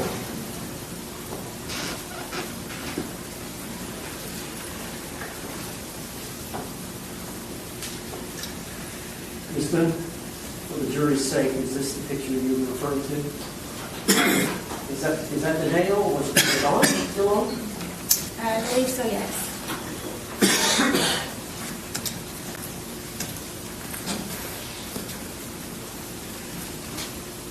Now I'm showing you a composite identification L, 2 photographs. Can you look at those photographs and tell the jury what they are? I wanted to eat, and while he was drinking, went and made myself, as quickly as I possibly could, a microwave bowl of, I believe it was broccoli and cheddar soup, and I didn't get it out enough time, and he came up behind me and he slapped it out of my hand, and it was a second-degree burn. I went to the hospital for it. Are those fair and accurate depictions of the injury, the burn to your thigh? Yes. We'd like to offer identification L into evidence. No objection. What was pre-marked as L will be received into evidence without objection as defense 5.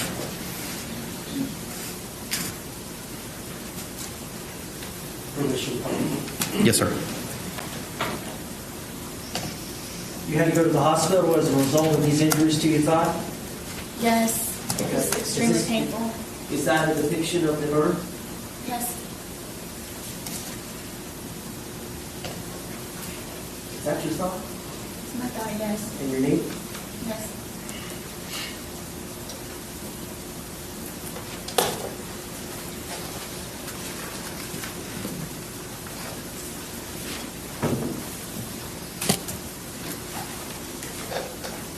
All right, I'm showing you composite exhibit for identification K, 4 photographs. Did you look at those all 4 before commenting?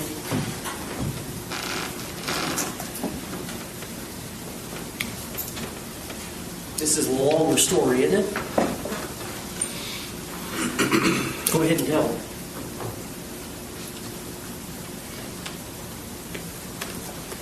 So, George stabbed me in my leg. I almost bled to death. All right, well, let's go back and explain what led up to that.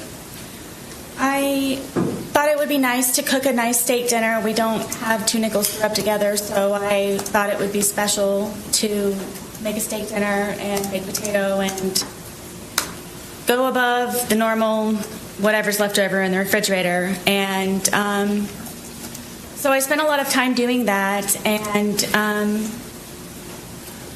George was drinking the entire time, and on the back porch. You were drinking as well, were you not? I was drinking. He was on the back porch while I was in the house and I was cooking. And it was one of those where maybe if I start making dinner now, it will be over at a particular time and we can go to bed at a reasonable time. And I even put it in the bedroom and had a movie set up for us to watch. So it would just kind of be dinner in bed. And then he came upstairs and saw that I had made the steak dinner, and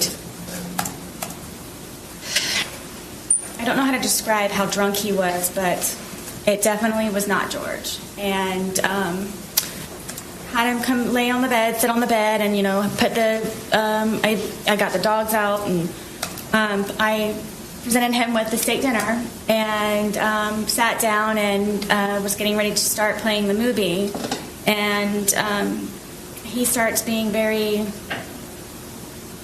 rude and cursing the steak and finding fault with it. And then I'm having to encourage him to eat. If you want me to cut it up for you, I will cut it up for you. Did you want some more sour cream for your potato? What can I do to make you happier? And then he started to pull on me and kept saying that I just want to fuck you on the steak and fuck you on the potatoes. And I took offense to that, and I kept trying to encourage him to eat. I started to eat. Was this just him really drunk and saying nonsense? I don't know why he was so angry that day. I don't know if it's because I got steak. I don't know. Most of the time I don't know the reason why.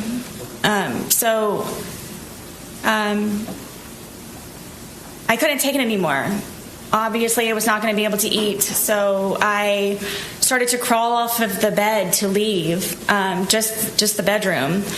And he told me again that I'm not going anywhere, and he stabbed me in my leg, and it crunched. You could hear a noise that it made, and blood just started to come out of my leg just like a fountain.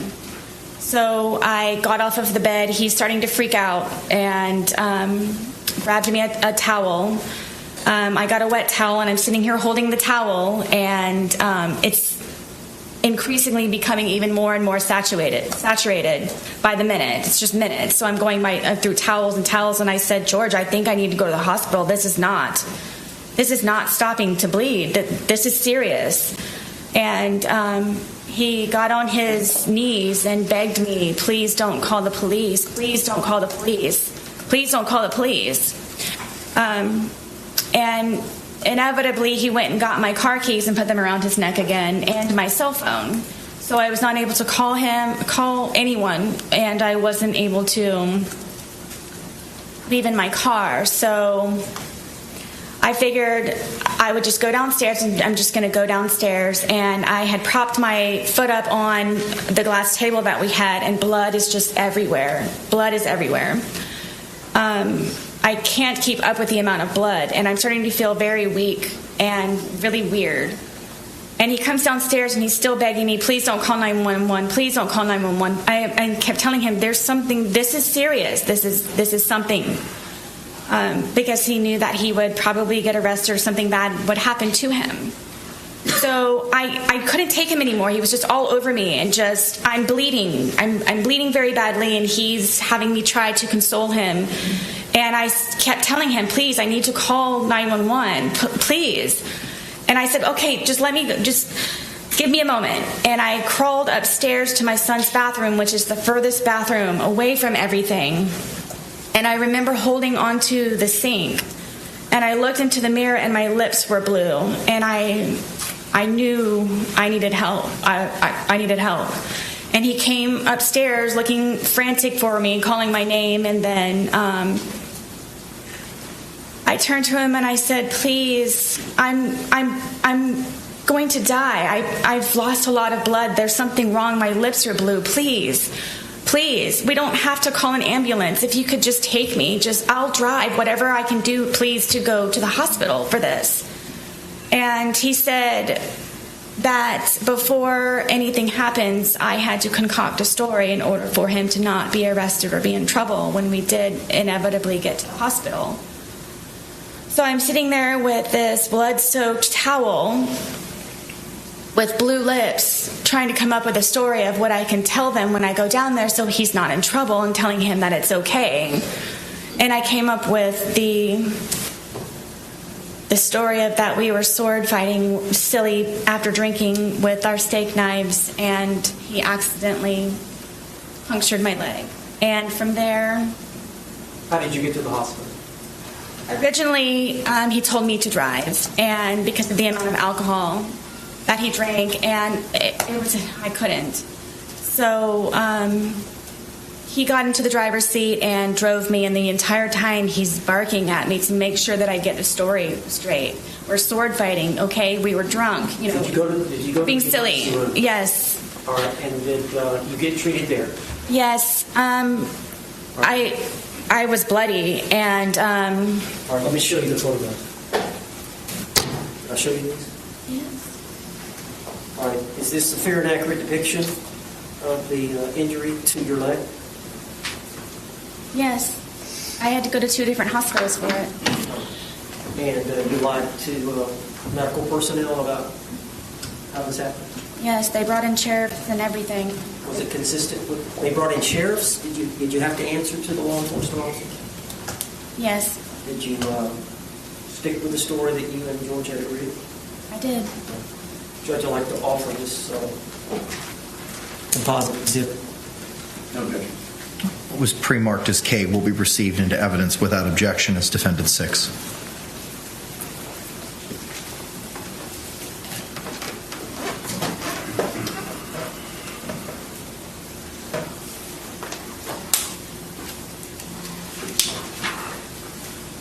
You may publish, sir. Thank you.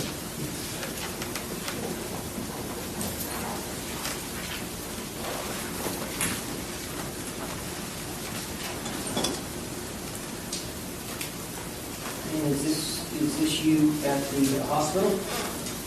Yes.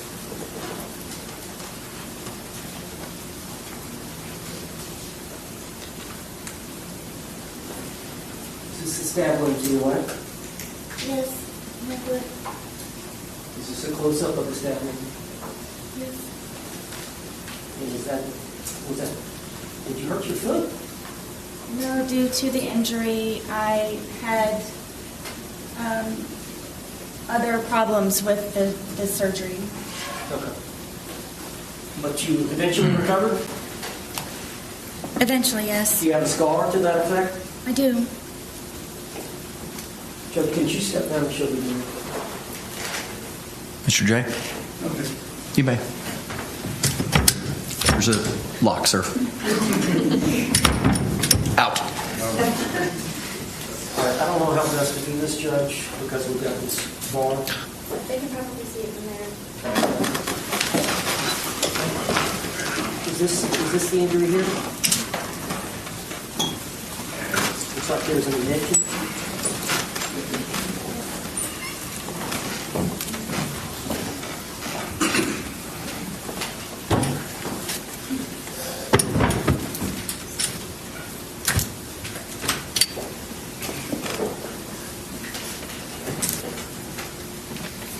All right, I'm showing you identification T. You recognize that photograph? I do. Yes. All right. Looks like you've got an injury to your lip and to your face. Do you recall this event? I was trying to sleep, and Have y'all been drinking? I'm sure. I know that he had been drinking. This was one of the instances where I would go upstairs to try to go to sleep. And But y'all drank together a lot, did you not? Sometimes, yes. But there were times where he wanted to stay up and continue to drink and you wanted to go to bed. Many times, yes. You were done. He was not. Correct. Was that one of these times? Yes. So tell us what happened. I'm sleeping in the bed, sound asleep, and he comes into the room and grabs me by my hair a lot of the times, and from here he scratched me from trying to grab me, and then grabbed my hair and pulled me off of the bed, and then raked my face across the carpet. These are carpet burns. To your lips? Yes. What about to the, looks like the eyebrow area? That's from where he, from grabbing me, scratched me and got a hold of me by my hair. Why was he mad at you? Because I wasn't downstairs with him He wanted you to be drinking with him? all the time. All right, I'd like to introduce the identification T and evidence. What was pre-marked as T will be received into evidence without objection as Defense Exhibit 7.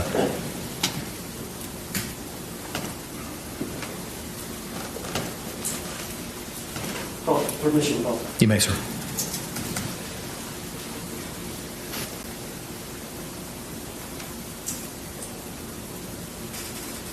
All right, you see the injury between the eyes and the injury to the lip?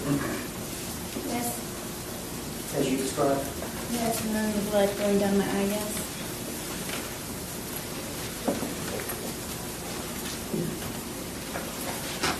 Showing you what has been marked as exhibit for identification, or defense exhibit. You for identification? Yes, Can you describe that photograph? I can. Go ahead. This was the first time that I ever called 911. George and I had gone to a bar across the street within walking distance, and at some point I asked a guy, or he asked me, somehow or another it was over a cigarette, and he left, and I didn't know where he went, and the bartender said, oh, he left. He took your car and he left. So why would he do that? Well, I found out when I got home it was because I spoke to another man. And so I paid the tab and I walked home, and he's sitting on the back porch with the handle of vodka, and I was walking on eggshells and terrified and kind of treaded lightly when I came in, and he acted all natural and fine. So I didn't know the reason why that he had just gotten up and left with my car. So then he calls me a whore, and then he calls me a slut, and then he calls me a cunt, and gets up and pushes me. And he pushed me with both of his hands so hard that we have this little area where our washer and dryer is, and there are metal doors that are on it. And he pushed me into the metal door. And then I fell back, and he got his knees on top of me, on my arms here, so I was pinned down, and was starting to strangle me, and hit my head up against the metal closet over and over and over and over and over it again, and calling me a fucking whore, and you're such a slut, and fuck you, and everything. And my tongue was flopping out of my mouth, and I thought I was going to bite my tongue off, and because of the amount of noise I guess my head was making on the metal door, he slid me down and got back on me, and then started to strangle me again. And it was on, we have carpet, but it's like concrete, and I was able to get my arms out from underneath and grab his throat and get him off of me. So I got him off of me, and I pushed him off, and he came up and he goes, "You fucking bitch," and he stomped my face. And the next thing I know, I woke up. I obviously blacked out. Did you get knocked out? I'm obviously, I guess, yes.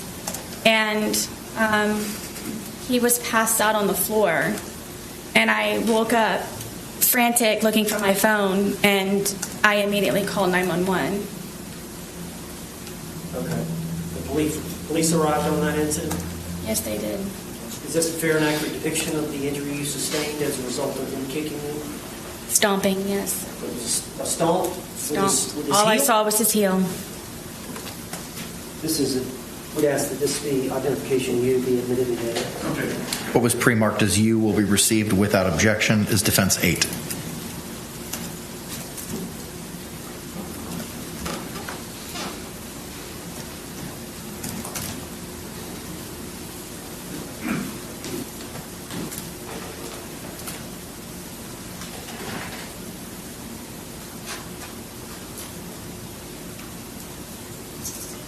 Was that the next day, or is that a few days later? That's a couple of days later. And that's the bruising from the kicking of the eye?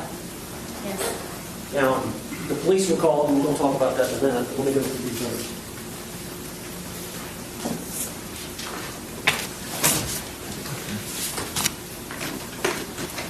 I'm showing you identification V, defense. Do you recognize that? You have to speak up. Yes. Can you identify that picture? Yes. Is that your leg? Yes. And is that like the injury to your knee? Yes. Is that a fair and accurate depiction of the injury you sustained to your knee? Yes. Do you remember how that happened? Yes. Can you tell the jury? I was trying to get off of the back porch, and he grabbed me and pushed me, and it was a rock or a really sharp piece of mold from him grabbing me and pushing me onto the ground, and I guess I just happened to hit my knee just right on whatever it was. Were y'all drinking? Yes. Why did he push you? Because I wanted to get off of the back porch. He wanted to stay out there? Yes. He wanted you to be with him? What's the deal with him wanting to be with you all the time? Insecurity, I guess. I don't know. Did you do your best to please him? And then some, yes. All right, I'd like to introduce an evidence identification. Okay. What was pre-marked as V will be received into evidence without objection as defense 9. Now, Ms. Boone, were you treated for this, or did you self-treat? Let me show the jury now. No, that was just, I got the first aid kit that I have for my son, and I just cleaned it up. What? I said I got the first aid kit that I had for my son, and I just cleaned it up and put a Band-Aid on it.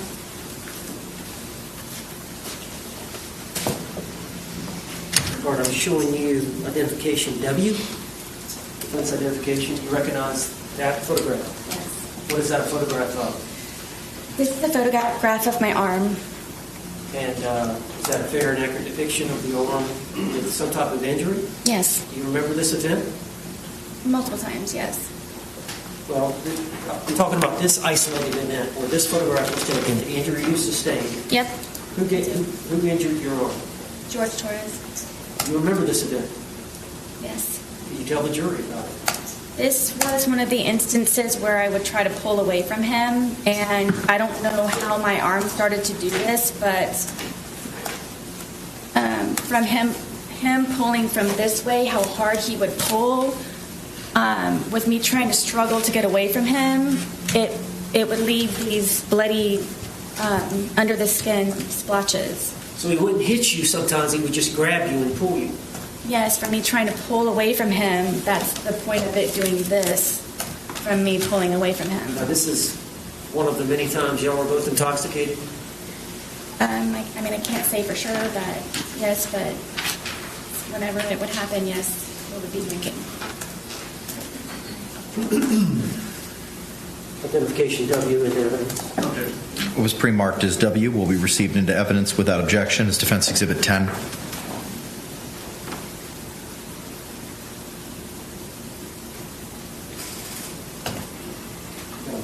You may, sir. All right, it doesn't look like a wound or anything. Objection to commentary. Sustained. Tell me, I'm sorry. Tell me, you said it's just from the grip, him losing his grip? Yes, it would be from me pulling away from him, and whatever under the skin it was that it was disturbed from, the amount of pressure of him holding and then pulling from me would create those on my arms. Okay.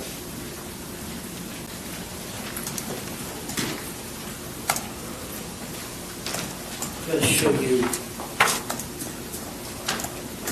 Defense Exhibit X for identification. Yes. And what is that a picture of?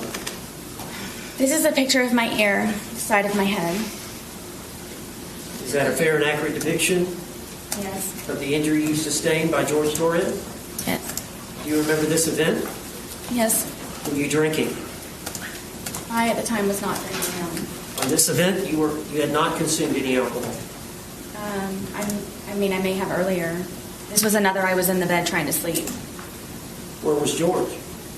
Downstairs drinking. All right, and so you were wanting to go to bed, and he wanted you to stay down there with him? Yes, I was in the bed. All right, tell the jury what happened on this event. I believe this was the instant where I was in the bed and I used to barricade the door with our dresser. Why didn't you just lock it?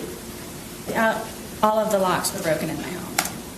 Why? They were from George taking them in, including my son's. At one point I could seek refuge in my son's room, but he broke that one as well. Well, tell me, explain how that happens. Tell the jury. We can't read your mind. George wants me, which he has told me numerous times, that I am to be with him at all times and doesn't like to be apart from me or away from me. So whenever it was, even just to go to the bathroom sometimes, he would go with me. And you have to understand, I have a 2-story, 900 square foot townhome, so there's not many places to go. So it just happened to be that it would be upstairs or downstairs, or I'd be in a particular room or not. So inevitably. Did you want some time away? Yes, I did. Even if it were just him upstairs or me downstairs or vice versa. So I rarely got to sleep.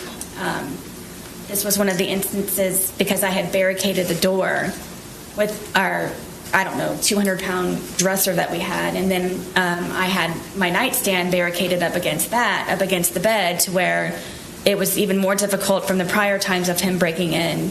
And he would, I don't know how he would ever do it, but he would get himself in through the crack of the door that he would be able to wedge the dresser in the nightstand. And he pulled me out of the bed and told me I was going to die. And I believe it's this incident, and punched me and Punched you in the side of the head? Yes, in my temple and everything. Was it an open fist or a closed fist, or do you know? It was fully closed.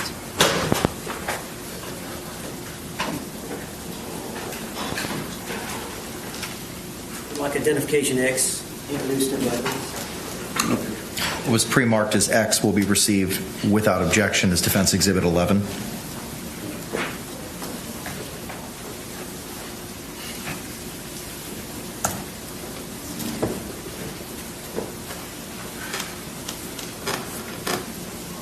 What I'm showing you, this exhibit. That's you? Did you get any treatment for that? Medical treatment? I know the police came, but I don't remember. I remember it hurt for a good solid 2 weeks after that. Was this one of the incidents where the police were called? Yes.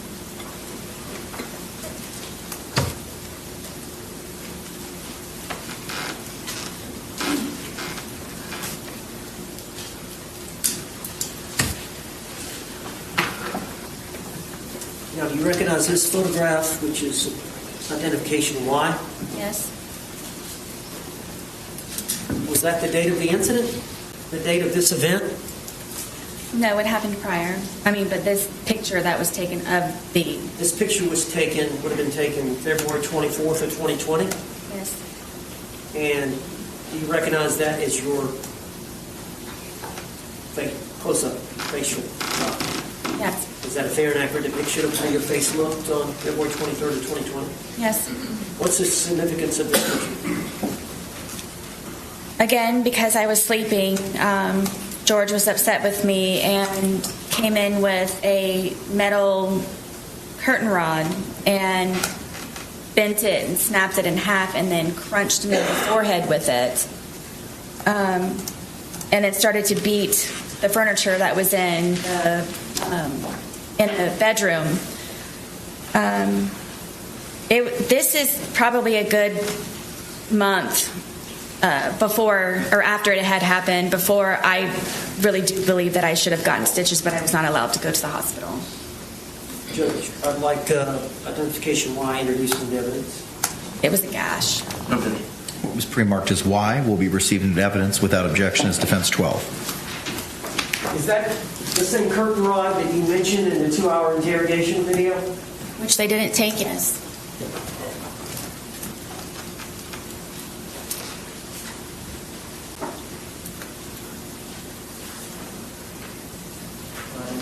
This was photographs that were taken, I guess it would have been the crime scene? Was it the crime scene investigator that came out and took photographs? I don't remember who it was, but yes, someone did on the day of the incident. Was it different from the extraction, the phone extraction expert? Was it somebody different? I think. But isn't this one right here? Yes, and remember, that's a month later. And then on that same date, same time, they took this photograph as well, which is identification R.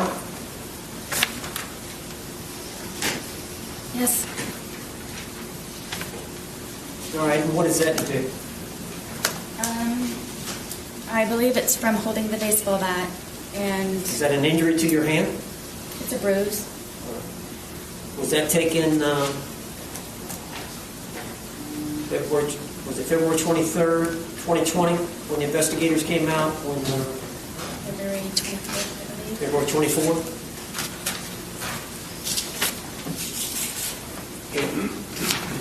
I'd like to introduce identification on today.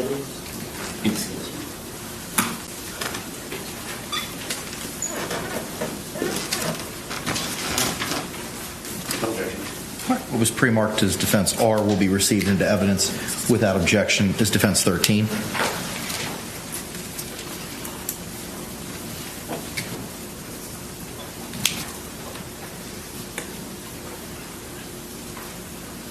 Judge McAlpine. Yes, sir. This is not a great photograph, copy of the copy. But February 24th of 2020, is that what you were wearing? Is that you? Yes. And there's some discoloration up here of your palm. You see that? I do. Is that from you jabbing him with a baseball bat? Sustained. Do you know how you suffered that injury? I believe it's from holding the baseball bat. When you poked him with it? Yes, trying to get his hand back in.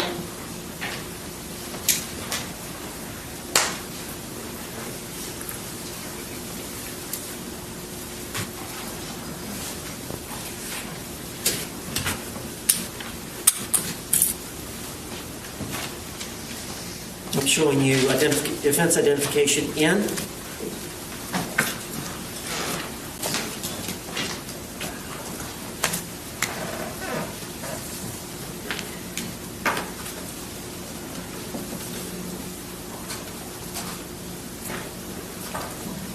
Just like 5 photographs. Can you look at those? See if you recognize them.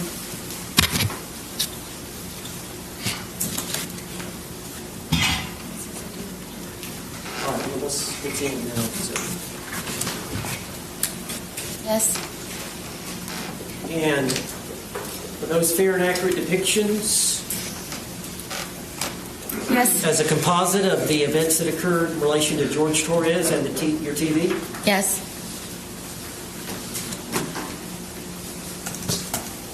Yes. All right, are those stills of a videotape that you took? Yes. And is that videotape, was it on your phone? Yes. So when law enforcement seized the phone, they would have had access to this video? I believe so, yes. And tell me about it.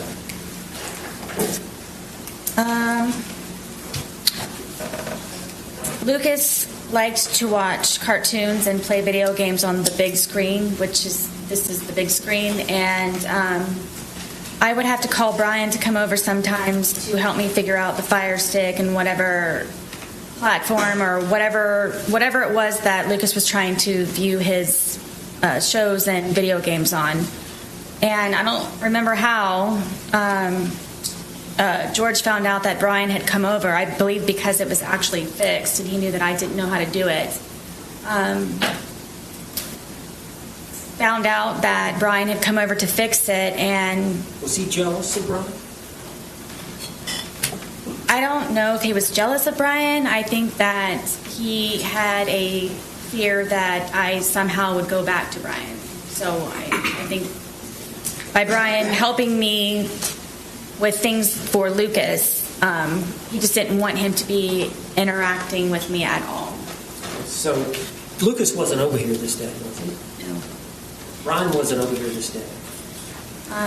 He may have been... I can't remember when he actually fixed the television for Lucas. But y'all were drinking this day.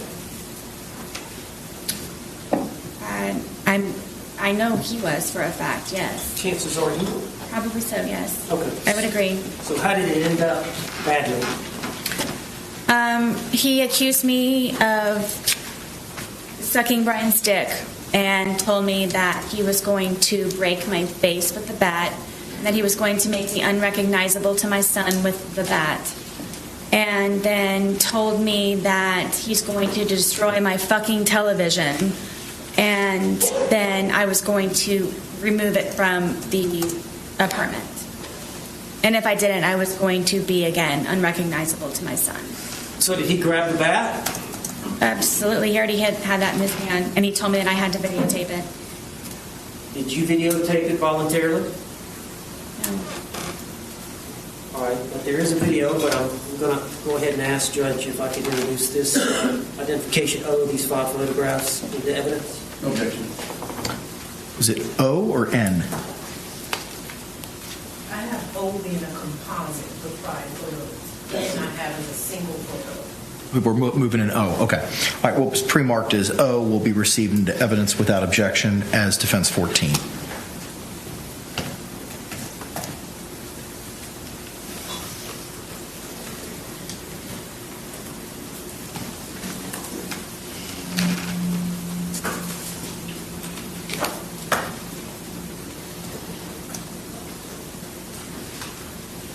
All right, so these are some stills from the video. This was George that particular day holding the bat. Yes, telling me that I'm going to take the television out once he destroys it. He wanted you to take the television out? That, or I was going to help him. Either way, I was taking it apart and removing it.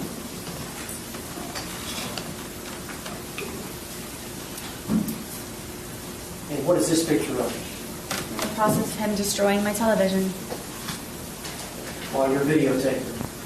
Correct.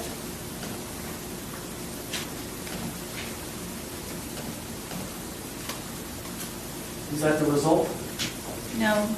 After that, he ripped it off of the TV stand. Did you later pass out? Yep, like he usually does.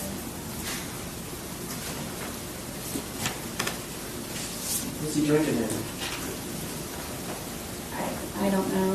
Vodka and something, I'm sure.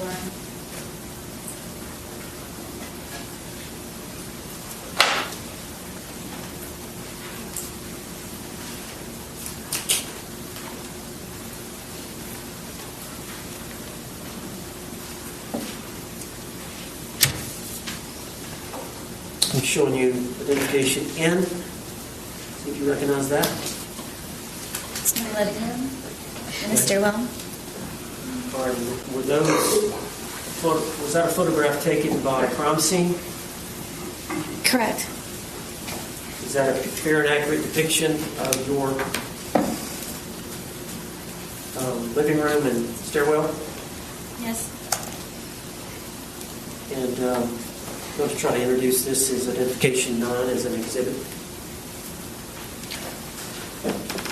No. It's pre-marked as M, correct? It's got N. N, I apologize. What was pre-marked as N will be received into evidence without objection as defendants 15.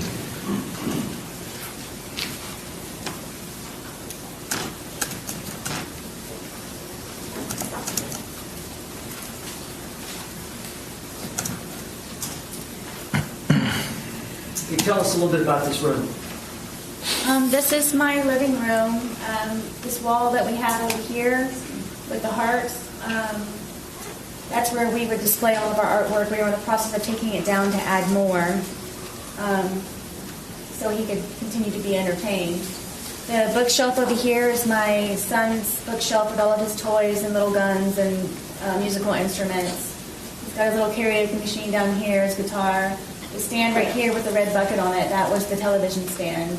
And then my back porch area and the dog bed here. Okay. And then it looks like in front of the bookshelf at the foot of the stairs is that a doggy? It's a baby gate, but my dogs would wander upstairs sometimes and go to the bathroom sometimes when we couldn't get them out. So I would, at nighttime, or whenever we weren't home, make sure that they didn't go upstairs. And plus, Penny was blind. there's an allegation that you pushed George down the stairs? Apparently. Or got him in the suitcase upstairs and pushed him down the stairs? Supposedly. Did that occur? Absolutely not. Is that bookshelf disturbed in any way? No, nor the plant next to it.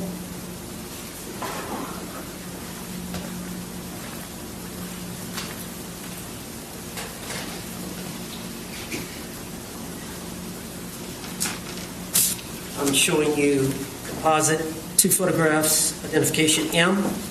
Did you look at those two and see if you recognize them? Yes, this is me sitting on the back porch with my dogs. And as you can see that we are both drinking. All right, who's taking the picture? I'm guessing George is, or maybe it's one that Lucas, no, Lucas wasn't over here, so it had to be George. How can you tell y'all are drinking? Because there's a cup here and then he has a beer. All right. And there's 2 dogs. There's one sitting next to you. Who's that? That's Penny. She's the blind dog. I used to have to pick her up to put her somewhere so she would stay there because she was unfamiliar with the area, especially since we moved from my marital home to the townhome. So most of the time Penny would be close or next to me. Who's next to the film? This is little guard dog Tess. She was the deaf dog. And this is the fence here. Well, I'll show them in a minute. Okay. But this is Tess, and then this is deaf, blind. Penny and Tess. All right, and then the second one. This is Tess on the back porch, taking a nap. She was never far from me. All right, when George was sober, how did he treat the dogs? Nice.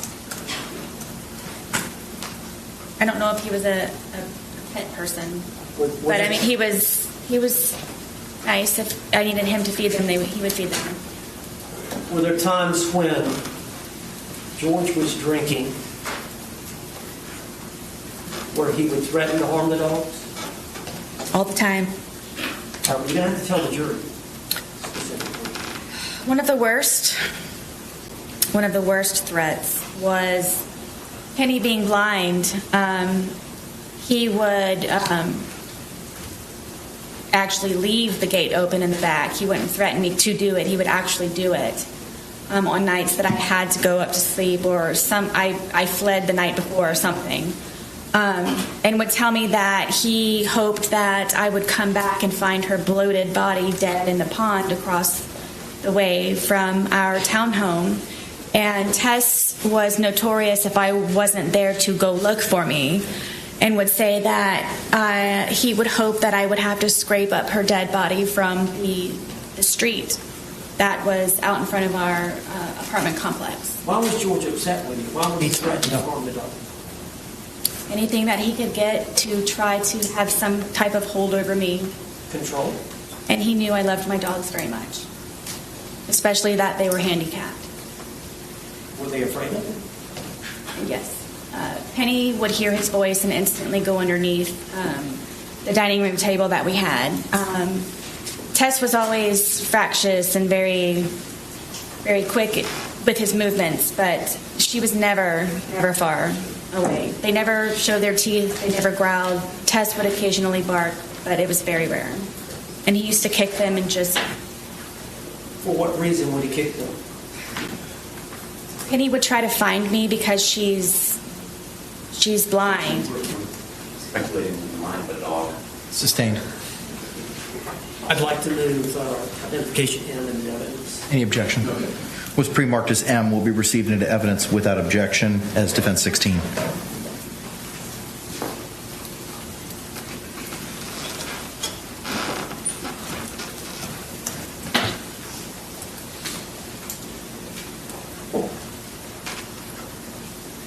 All right.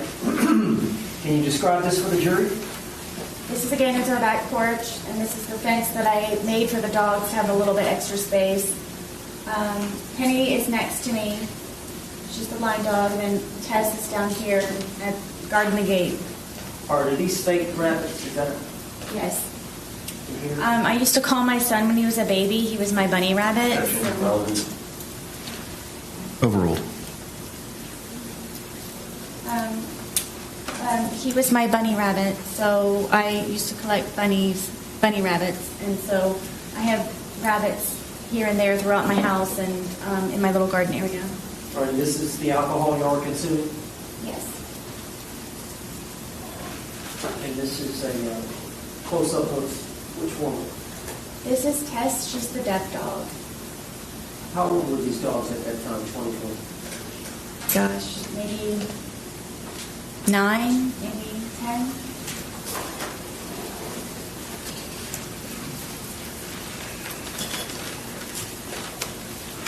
Reapproach. Yes.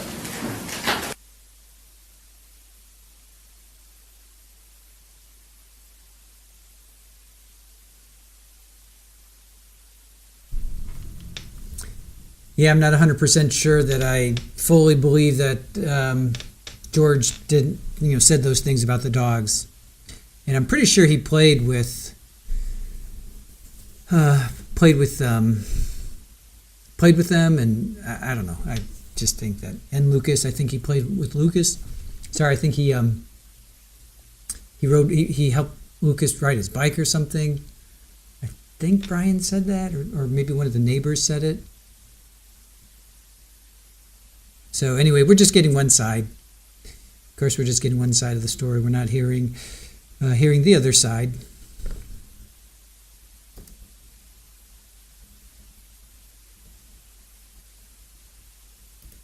She can't be bad if she loved disabled dogs. She may have loved her dogs to heaven and back again, but that doesn't mean both things can be true.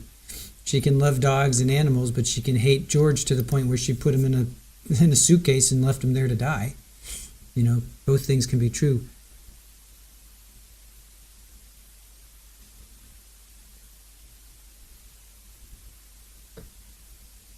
The manager said it. All right, members of the jury, it's 4:03. By show of hands, would you like to take an afternoon break at this point in time? Okay, court sees no hands.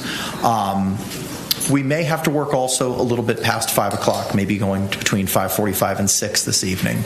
I know juror third from the right, you may have to make a phone call as to that. Does anyone have any concerns about working a little bit later today till 6 o'clock?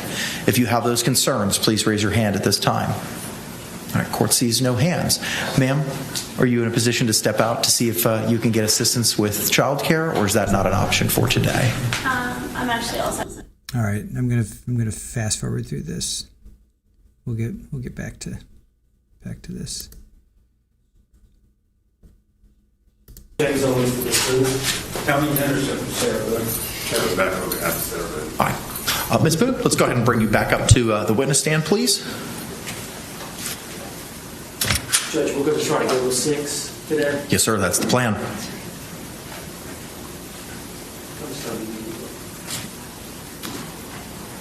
Much as it takes, I mean, it's nothing how it goes when we get back in. You said about 20, so All right, we're ready to bring back in our jury. Yes. All right, let's do it. Oh, Judge. Hold on. Oh, she's up there. I'm sorry. I thought we lost her.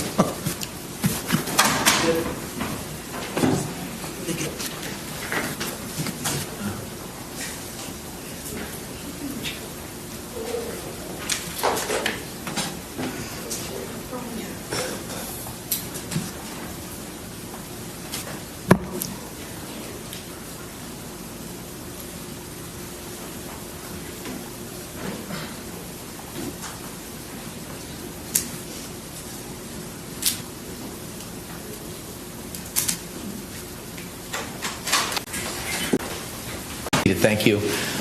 Again, members of the jury, if you could. Oh, wait.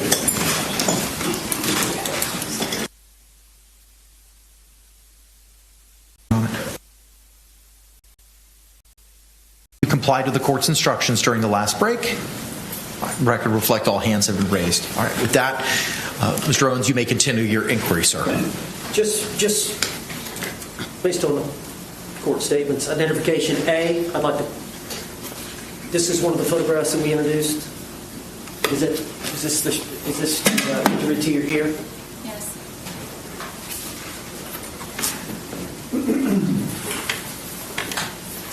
And And then this is your living room. This is identification C, the blow up. Yes.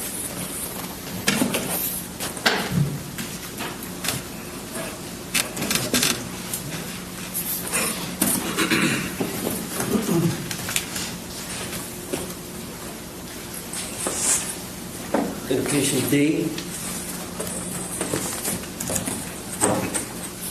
TV.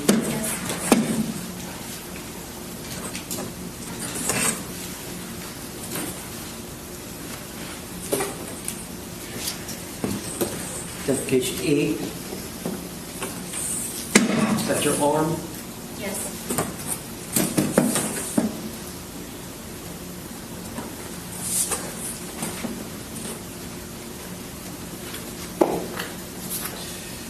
Identification F.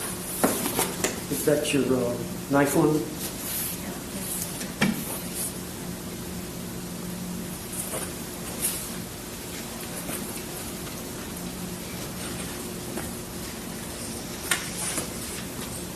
Identification G. Is this the curtain rod? Yes.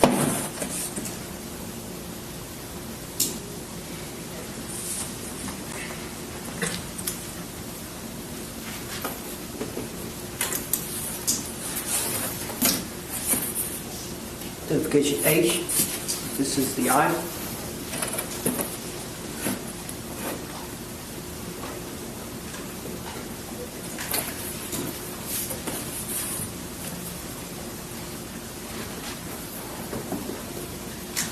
Identification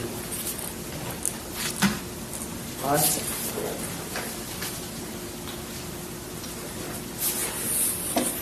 See your face shot? Yes. With the lip, the eyebrow.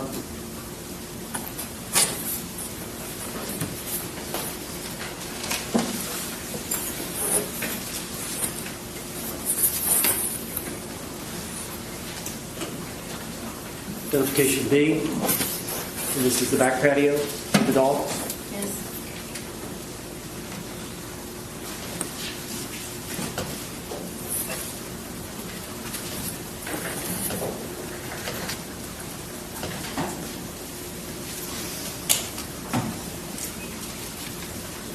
Okay, I'm going to bounce a little bit. Miss Boone.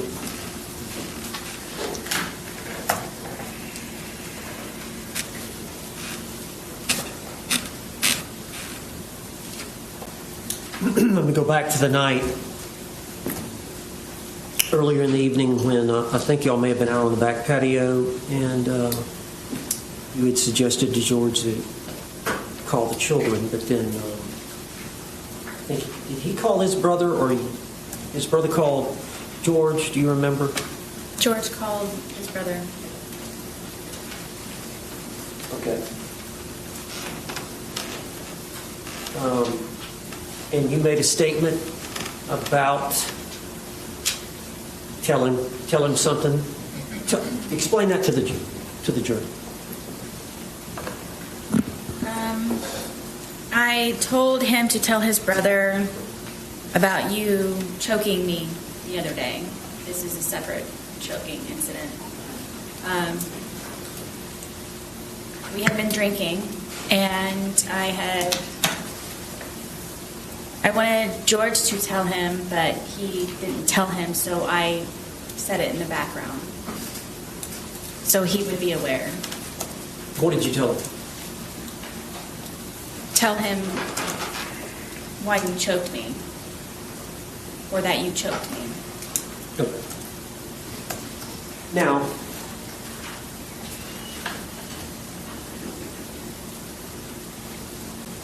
you heard the testimony of the two neighbors, the boys that lived next to you? Yes. And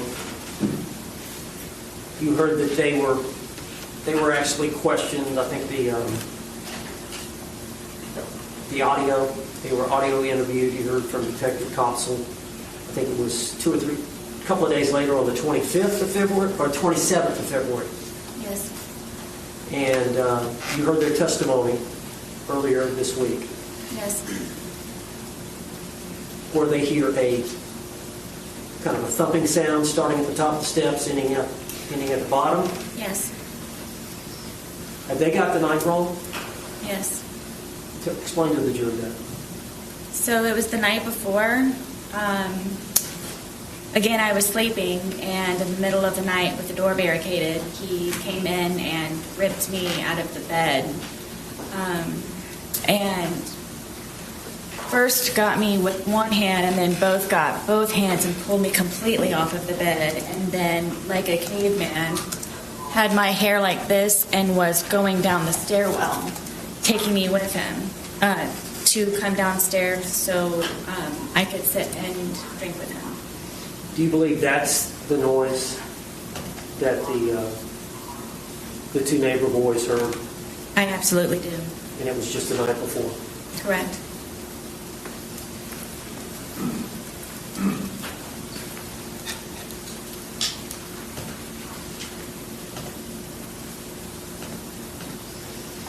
Now, some of the time when this abuse occurred, you called the police. Yes. And other times the police were not called. Correct. I want to refer to you the first time, I believe, you mentioned the 911 call. I believe that was July 25th of 2018. Yes. And that was the incident in which Georgia kicked you in the eye. Stomped me, yes. Stomped you in the eye. And you had grabbed his neck? Yes, I was able to get my arms out from him pinning me down with his knees and grab his neck. So law enforcement came and investigated. Yes. And both of you were arrested. Correct.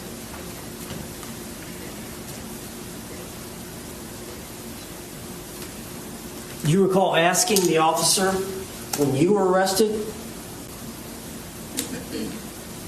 why am I being arrested? Many times, yes. Do you recall asking the officer, why am I being arrested? Yes. And do you recall making any other statements to law enforcement as to why you did what you did to George? That was the first time ever that I actually officially fought back. Did you tell the officer that you were fighting back? Yes, because I was in complete shock that I was getting arrested because of it.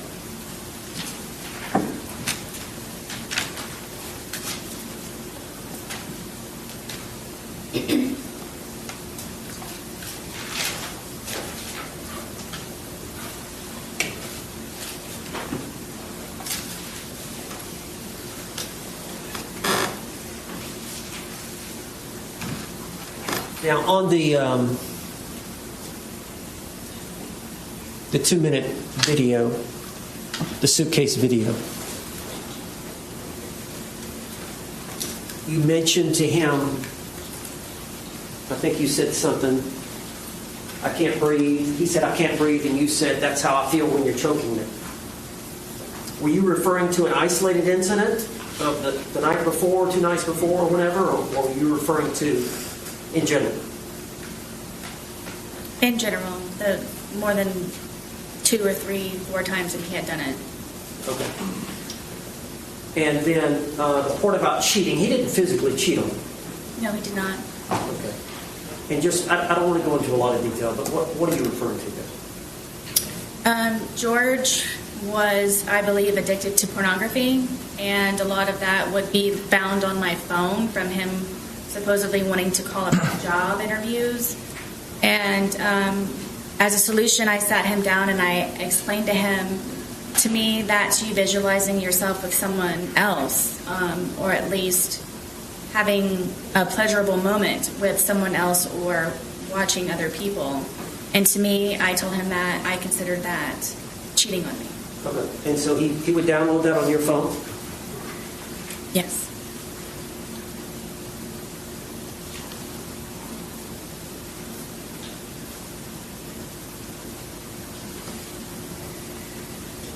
Why did you stay with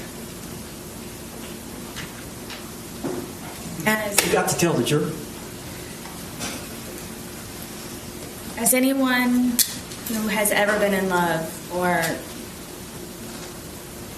when you love someone, or primarily someone or something, you go above and beyond, and you tolerate and you endure and you persevere, and you try to make that person as spectacular as you possibly can, no matter the sacrifice that you may have to go through to serve someone else in a positive light, so they can be better people for themselves, and to just make them a happier person. And love is very strong, and love is very deep, and love, I believe, is not fully understood in a lot of ways for how different people react to it. And I very much, deeply, and passionately love George. I love him to this day. Did you not want to be alone? Beginning through my divorce, it was very nice to have him around, and he was a man to me, and I felt protected, and he's very nice, and as lame as it sounds, he used to compliment me, and it made my day. So, yes. During that period of time when you first started seeing George, would it be fair to say that you had low self-esteem? Yes.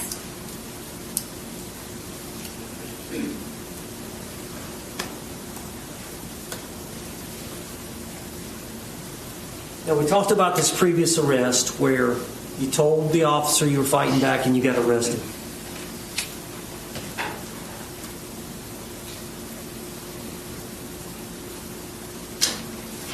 Now, I want to talk about your conversations with law enforcement. But first, I want to ask you, why did you go to the police station that day when you were interrogated there? We saw the 2-hour video. Tell the jury. The day of the incident, the detective Copsell gave me her business card with her personal cell phone number on it, and said if I happened to remember anything or anything that I would like to add to the day, for me to not hesitate to give her a call.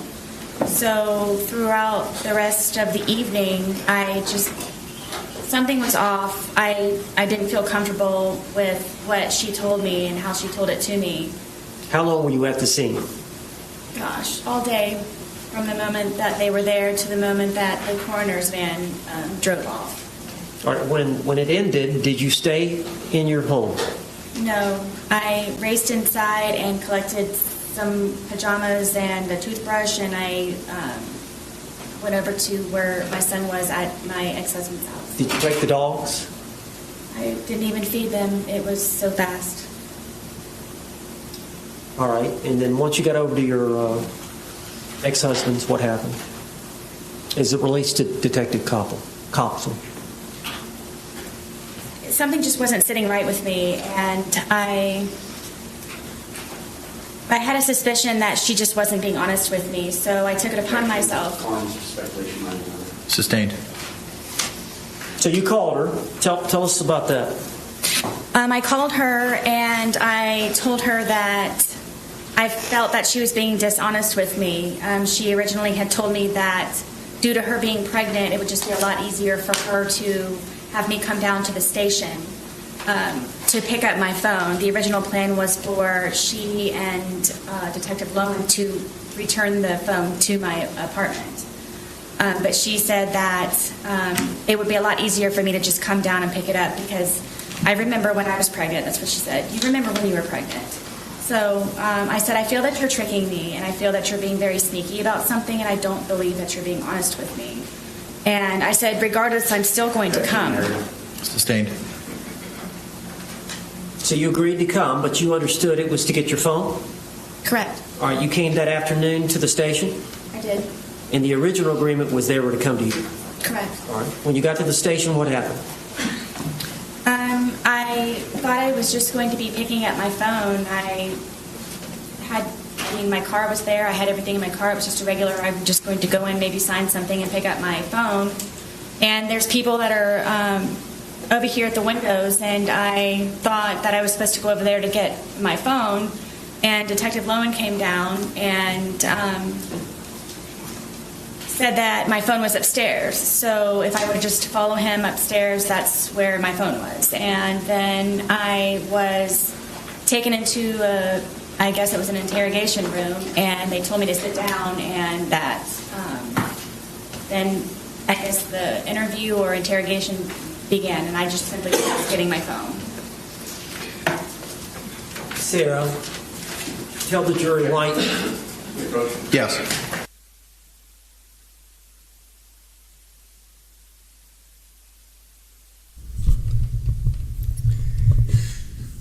All right. Let's see if she, in this side by. Oop, that was quick. You may proceed. Miss Boone? Miss Boone? Tell the jury why you lied to the police. I lied to the police,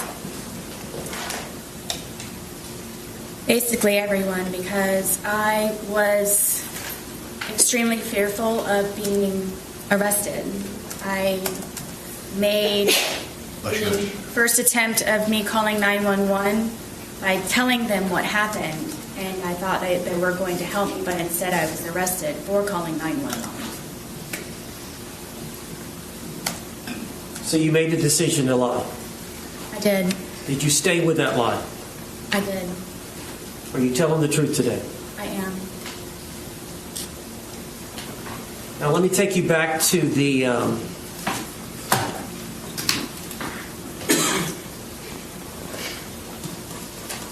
to this incident.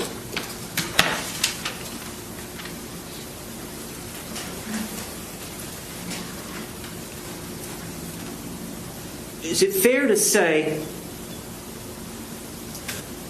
that when Jorge Torres is sober,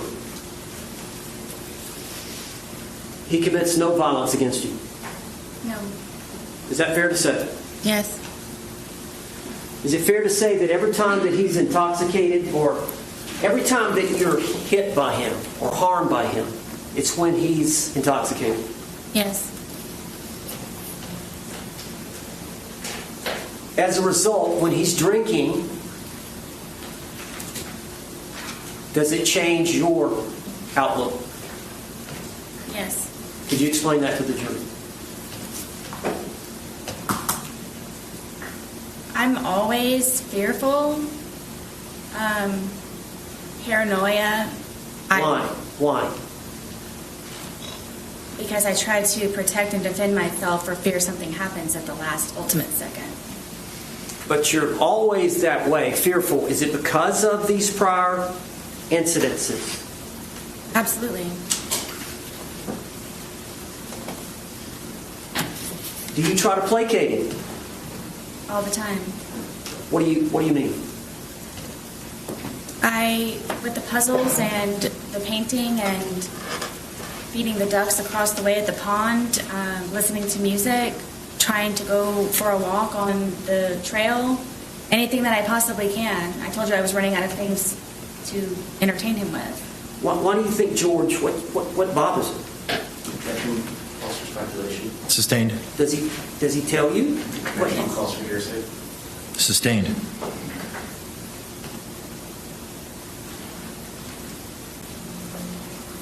As a result of how he behaves towards you in that intoxicated state, how were you feeling the night of this event?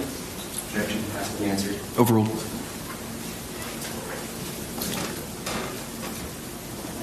Extremely nervous, anxiety galore, just, I can never relax. When he's drinking? Yes. And the state of intoxication that he was at the time of this event, is that the state that scares you the most? It's the tone, yes. there's a lot of alarms and red flags that go on throughout the day or night or whenever it is that we are drinking. Objection, non-responsive. Sustained.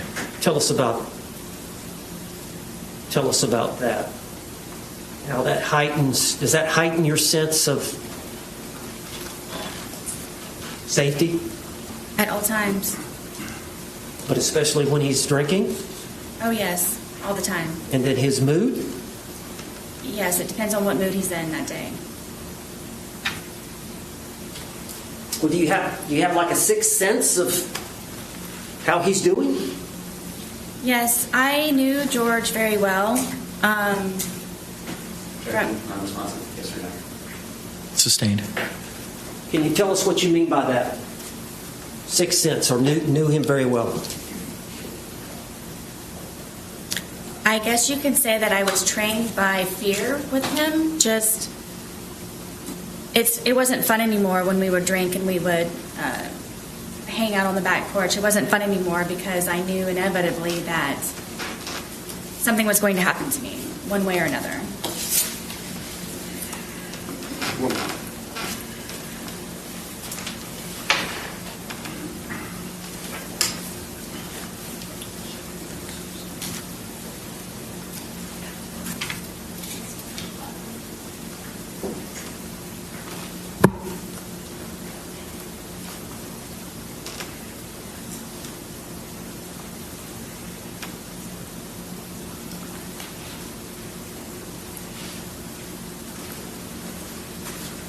Miss Boone, you know, those bruises that we saw of him, they look pretty deep.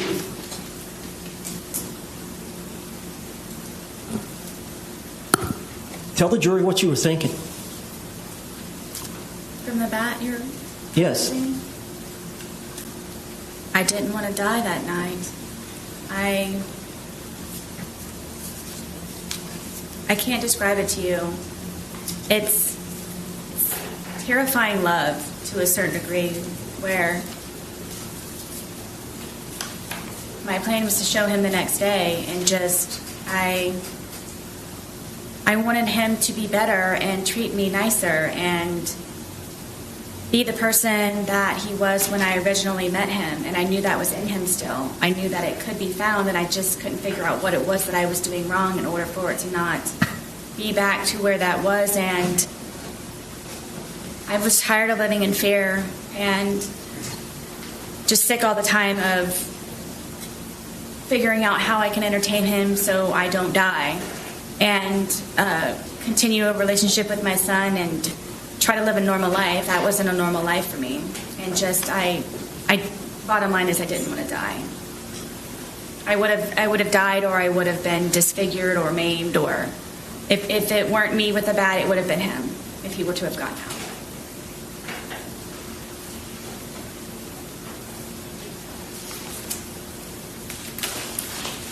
That's all. Any cross-examination?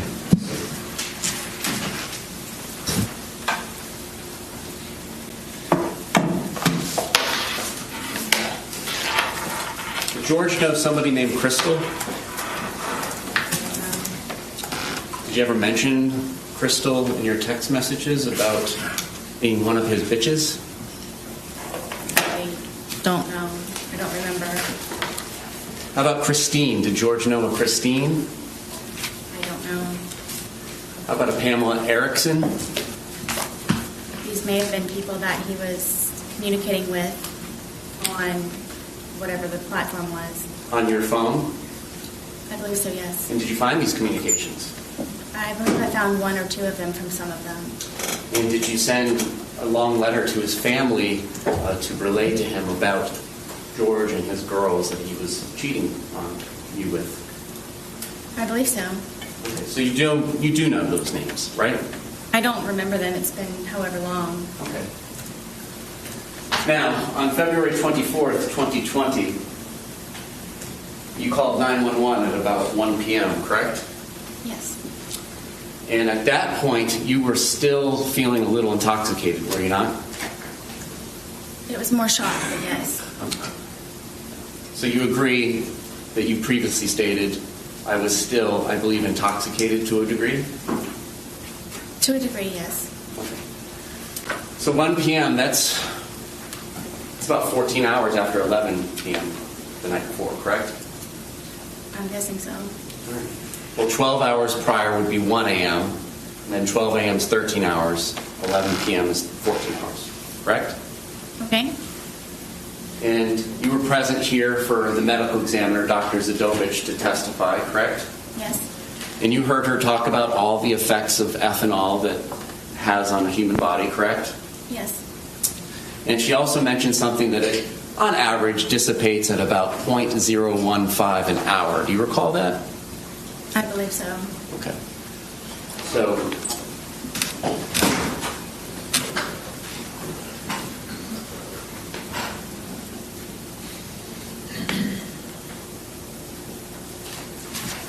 would it be fair to say that if you're still feeling the effects of the alcohol at 1 p.m., so that's 14 hours, 0.015, you were at approximately about a 0.21 at 11 p.m. the night before. Do you feel like you were 2.5 times the legal limit at that time? I don't know how you came to that number. Judge, I'm going to object. Roach.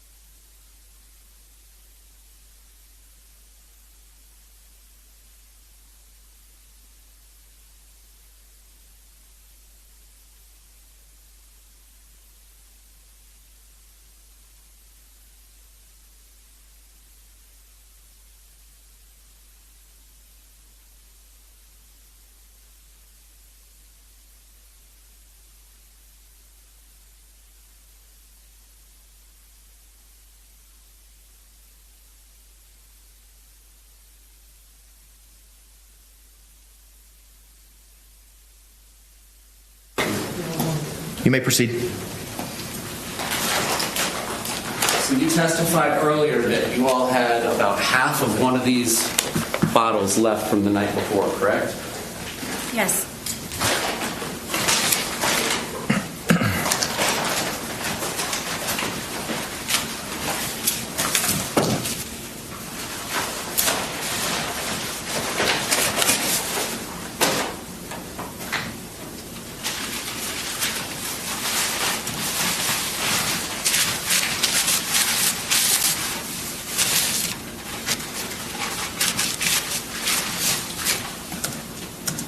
And so would you agree that this is one of the 3 bottles that was purchased between February 22nd and the 2 that were purchased on February 23rd of 2020? I'm guessing. Okay. Maybe it's like the bottle, yes. All right, and it's 1.5 liters. Would you agree?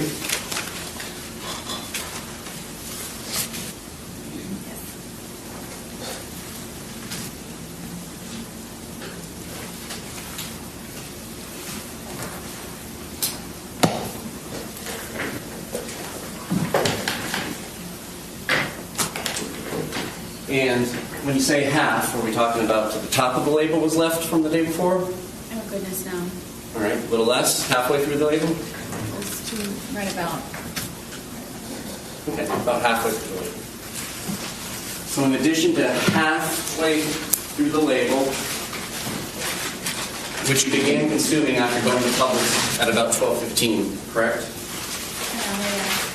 So you all would have began consuming around 12:30, is it fair to say, when you got back?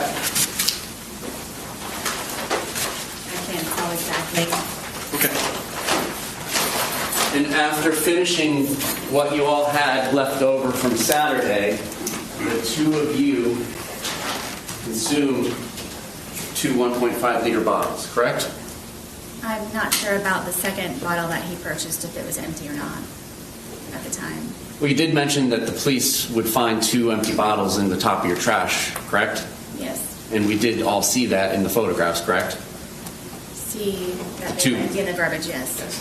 All right, and you say you were about 100 pounds at the time? Yes. And we all know Mr. Torres was 103 pounds at the time of his death, correct? That's what they said. All right. So that's 3 liters of wine between 200 pounds split between 2 people over the course of a day, correct? Yes. And you testified today that you were intoxicated at the time that this occurred, the videos between 11 and 11:30 at night, correct? Yes, at some level, yes. Now, what does that mean to you? Previously, have you indicated that that means the room is spinning? Do you ever recall saying that? I do. So what was your level of intoxication at this point in time when the first video was filmed at 11:12 p.m.? Do you mean from lack of sleep or alcohol? From the alcohol. What was my level? What were you feeling? Did you have trouble with your balance? I was more tired than anything. Did you have trouble with your balance? I don't believe so. So you were able to flip a suitcase over with a 100-pound man in it, right? I mean, yes, it happened. Okay. How about your speech? Do you feel like your speech was slurred? Clearly. How about your inhibitions? Do you feel like you were doing things that you wouldn't do when you were sober? I wasn't thinking about that. Well, on reflection, do you feel like this is something you would have done when you were sober? I didn't know me and George. I'm just asking you, looking back on this, when he's in the suitcase and you're telling him how you feel, and then you wait 11 minutes and you film another 22 seconds and then you go upstairs, upon reflection, is that something you would have done and left him in there had you not been drinking? I don't know. I can't say. Okay. If I was scared, then it would be something. All right. Now, today you testified about the time frame between the 2 videos, correct? Yes. So you came down from the shower where you were hiding, correct? Yes. And as you're coming down the stairs, before you even get to the bottom of the stairs, you can kind of see over your shoulder or towards your right that he's trying to hide in the suitcase, correct? Yes. And the lid is down, but it's not closed, and you can tell he's hiding in there. It's not a great hiding spot just yet, right?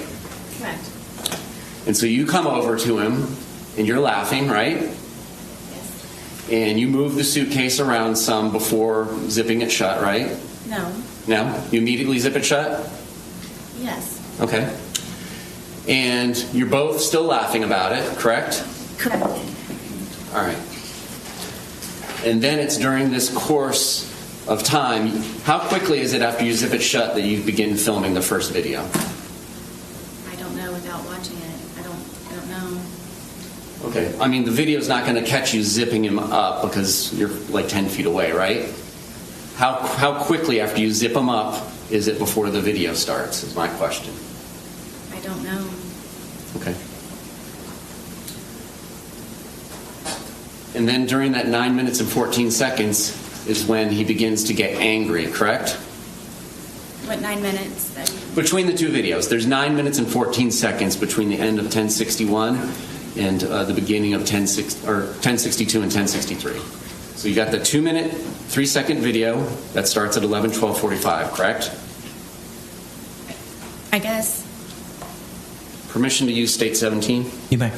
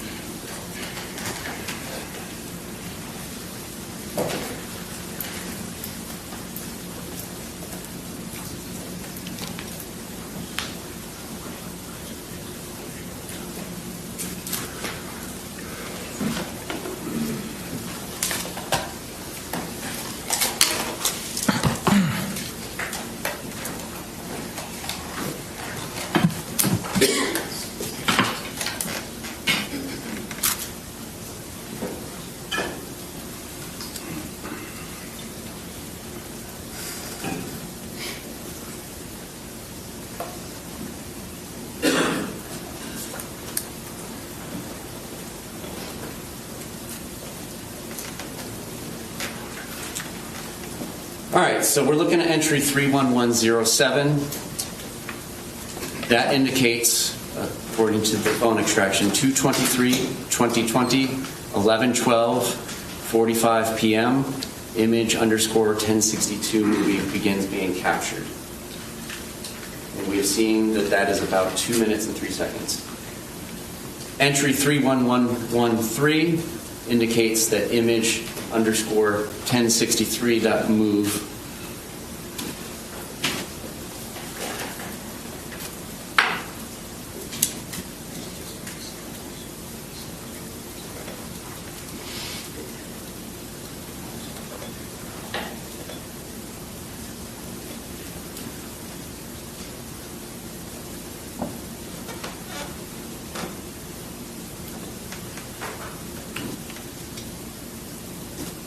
disconnected.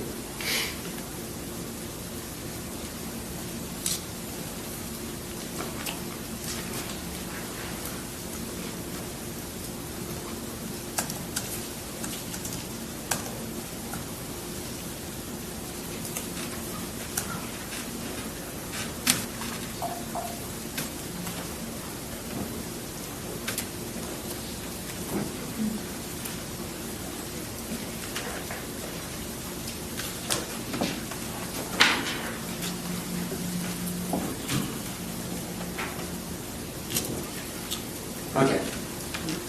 31113, a second movie is captured at 11:23:03 p.m. Your testimony was that after that first video was captured by your phone and you, Mr. Torres began getting angry and trying to push his way out, correct? Say it one more time, please. Between these two movies, of which there's about 9 minutes and 14 seconds, Mr. Torres begins to get angry and try and push his way out and get out of the suitcase, correct? He had been angry on and off throughout the entire day. Okay. You didn't tell us that earlier. You said it was a wonderful, fun day all day, correct? That's because I lived. Okay. But you did not tell us earlier today that he had been angry throughout the day. When would I say that? You described your entire day of doing puzzles and arts and crafts and outside by the dartboard, and you said it was a wonderful day and everything was fun until he was in the suitcase. Did you not testify to that earlier today? I did. Okay. My specific question between these two movies is, this is when he begins to get angry and trying to push his way out and to get out of the suitcase, correct? Angry again, yes. And he was expressing his anger in what manner? How did he say this? At which point throughout the day? Ma'am, you know very well that I'm talking about between these movies. Please answer my question. Between these two movies, how did he express his anger with you? Told me that I was going to fucking die. Okay. Now this is happening after he's already told you several times he cannot breathe in the suitcase, correct? Correct. And he's been in there for whatever brief amount of time it took you to zip him up, and the laughter stops, and then you go over and begin to film, correct? Yes. And you're filming. Your purpose of filming is to kind of teach him a lesson. This is your chance to say something to him when he can't say anything back to you, correct? No. Then correct me. There was no lesson to be learned. It was just I wanted him to try to understand how I felt so maybe he could progress in being a better person the next day. So you wanted him to understand how you felt in the past, and that's not teaching a lesson? I just wanted him to understand. Okay. All right, and so immediately prior to zipping him up and putting him into the movie, you had been upstairs, correct? I'm sorry? Immediately before coming down and zipping him up and then filming the first of the two movies, you had been upstairs in the shower, correct? Yes.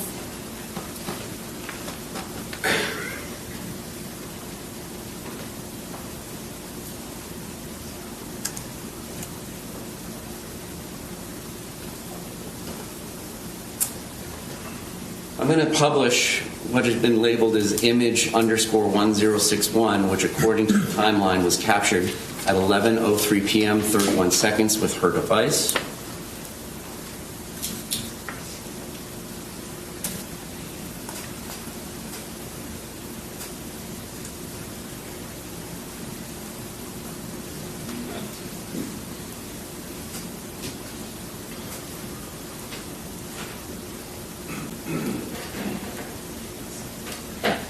All right. Does this appear to be the suitcase that's in question in the two movies that are filmed at 11:12 and 11:23 p.m.? No?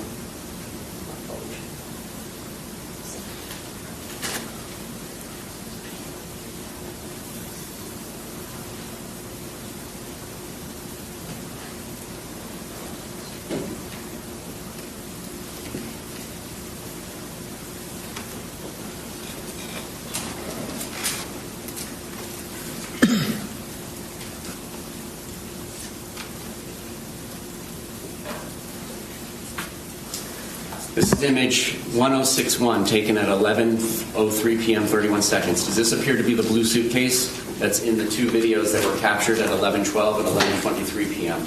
Correct. Did you take this image at 11:03 p.m.? I don't remember if I did or not. And again, we had, and by we I mean you and Mr. Torres, two 1.5 liters bottles of wine and plus whatever was left over from the day before, correct? Correct. So you don't remember taking this photograph? I don't. Do you remember whether or not Mr. Torres was in here? I don't remember taking the photo. Okay. So, what is your memory of what happens between 11:03 p.m. and 31 seconds when that image is captured, and then when the movie starts at 11:12:45? What do you remember? I don't. Do you remember anything from that night? I do. You told the police on February 25th, 2020, when they first showed you the video, that you didn't remember taking that. You remember that? I do. And your testimony is you do remember taking that video, I do. but you don't remember taking that photograph 9 minutes prior. Correct. Is there something? Did you have more to drink in those 9 minutes? I did not.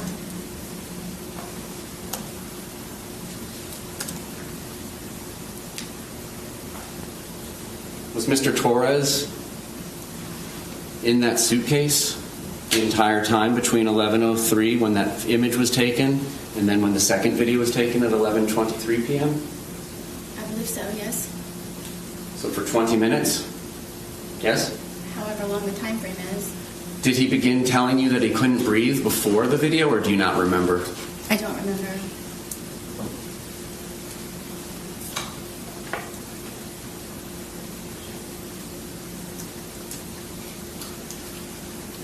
Now, you testified moments ago that your two neighbors must have misremembered which night the loud noise was, correct? Yes. And now you're telling us that you don't remember taking the photograph at 11:03 p.m., correct? Correct. Did the police come out to your townhouse on Sunday, February 23rd, 2020? Yes. I'm talking about Sunday. This is the Sunday fun day when we're going to Publix twice. Were the police out of your residence? No. It was the day after, Monday the 24th. Correct? Yes. And that Monday morning, you called 911, well, Monday afternoon at about 1 p.m., correct? Yes. And between that time frame, you were the only person in your apartment plus Mr. Torres in the suitcase, correct? Yes. So if anything had been disturbed in your apartment, you had all the time that you wanted to undisturb them before calling 911, correct? If I wanted to. Okay. And your testimony is there was no loud boom that shook the walls of your townhouse at about 11 p.m. the night of February 23rd, 2020, correct? Correct. To the best of your memory, correct? Correct.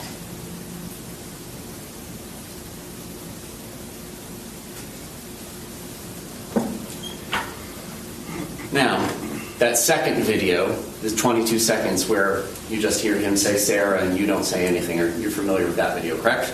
Yes. It's after that you go upstairs, correct? Yes. How quickly is it that you go upstairs after that? It was pretty quick. And you grab the dogs? No, the dogs were upstairs already. Okay. Did you call 911 and let the police know that you had zipped somebody shut in a suitcase and they had not been able to get out for 20 minutes? I did not. Did you go to Brian's house and tell him, I had to zip Mr. Torres up in a suitcase shut? We need to do something about that before he passes. I believe that's what the phone call was. Okay.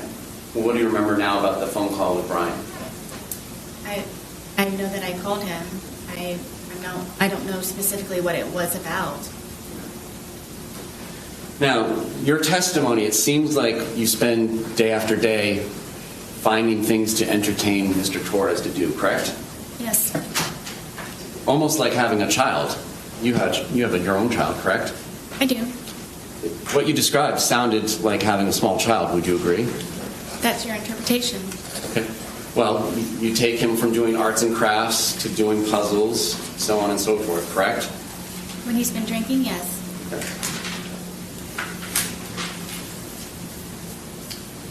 Okay. And Mr. Torres was notorious for doing some of these things, correct?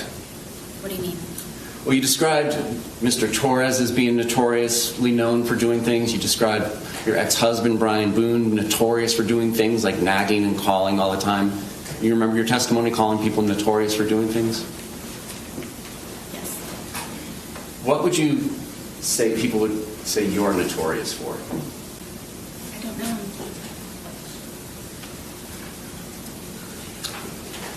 And you would not answer Brian Boone, your ex-husband's phone calls just so that you could let him know that you're busy and you have things going on, correct?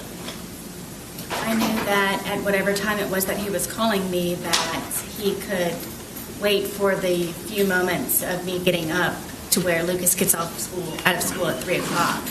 Okay. But you wouldn't return his call. You would let him call several times, correct? That day, yes. Okay. How about other days? Would he have to call to remind you to get Lucas on other days?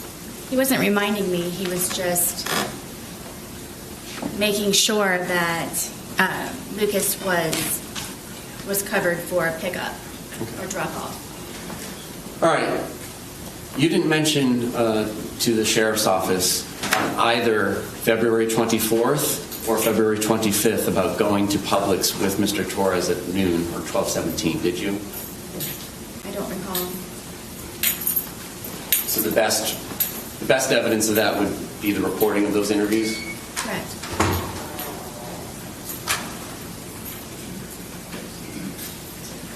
Did you not remember going to Publix with Mr. Torres that day?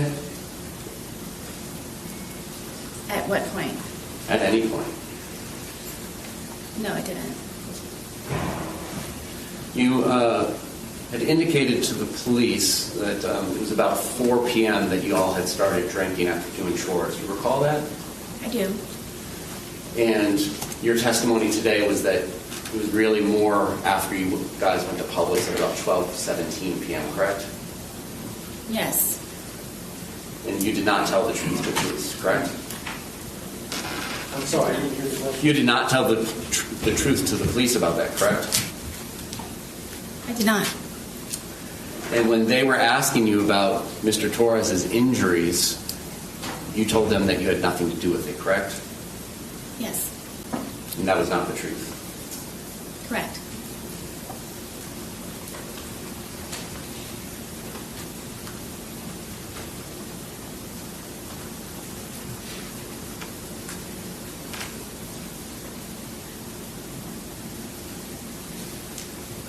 What did y'all have for breakfast on the 23rd? I don't remember. Did y'all have lunch? I believe we had leftovers from, I think, something that we had in the fridge. And do you recall what those were? Not at this point, no.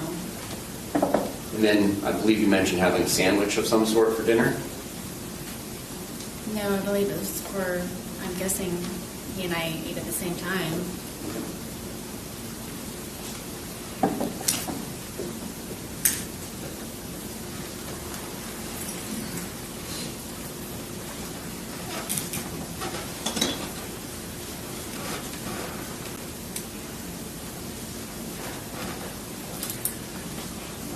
And at one point, Mr. Torres called his brother Juan, correct? Yes. And do you admit that you were yelling in the background, telling Mr. Torres to tell his brother that he had been choking you? I don't know if I was yelling. I know that he could hear me through the phone. Okay. So how long had that been going on that day? When did you start getting on Mr. Torres about choking you in the past? He and I had conversations about it because he didn't remember doing it to me. And the next day and the day of. Is it fair to say that there are just points in time where you don't remember what you do either, correct? Are you talking about almost 5 years ago? I'm talking about from drinking. Is it fair to say that you don't often remember things that you did while you were drinking? I would not say often. Okay. In the course of your relationship with Mr. Torres, are there things you don't remember happening that happened the night before between you and him? I can't say that at this point. But you said that you don't remember taking that photograph at 11:03 p.m. on February 23rd, correct? Yes.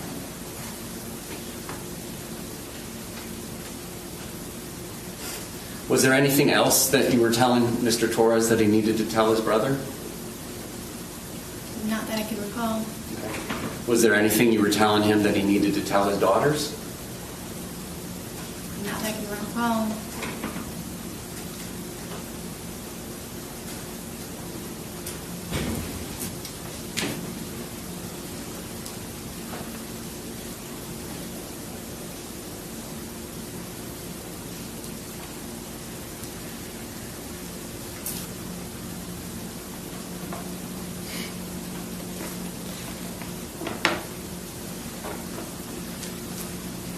Now, you indicated that Mr. Torres would use your phone to look at pornography.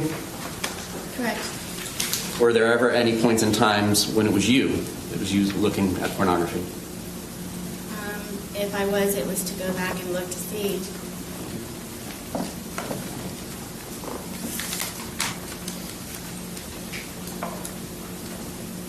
Did you ever threaten to get Mr. Torres arrested if he did not do what you wanted him to do? I wouldn't say threatened. Okay. Well, were there ever points in times where you would like him to call you or return a call, and if he didn't do that, you would threaten to get him arrested? It depends on if he had my keys or something that I needed from him. Okay. And it was your townhouse, correct? Mine, yes. Flush hours. When did you get him off the lease? I'm not sure what year it was, but I don't think he was actually removed from the lease. Okay. I think he was made a different type of tenant. And did you change the locks so that he couldn't get back in at the points in times when you kicked him out? I did, sometimes. And then would you leave the key in the hiding spot that he was aware of? There were multiple hiding places. Okay. On any of the 911 calls, did you ever mention that Mr. Torres was aware of where you kept your keys and that's how he got back into the house? I didn't know I needed to. Okay. He would never break into my home. All right, and it's your testimony that you did not push him down the stairs, correct? Yes. And in fact, it was him that dragged you down the stairs the night before, correct? Yes. Now, by dragged, did you leave your feet? Yes. And did you get scrapes on your knees or anywhere from the carpet? I'm not sure. Did you get any injuries, like bruises or abrasions or scrapes? I was missing a wad of my hair, yes, that was on the stairwell. And you agree that you were photographed on February 24th when the police came out, correct? The day of the incident? Well, the afternoon after the incident. We're not sure when he passed. Yes. Some of those photographs showed ashtrays inside your house. I thought you said you guys couldn't smoke inside your house. We couldn't. But you did, right? Sometimes, yes.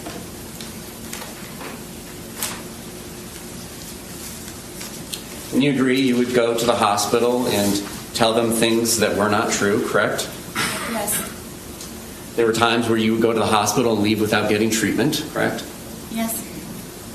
And is it fair to say that you often had alcohol in your system when you were going to the hospital, correct?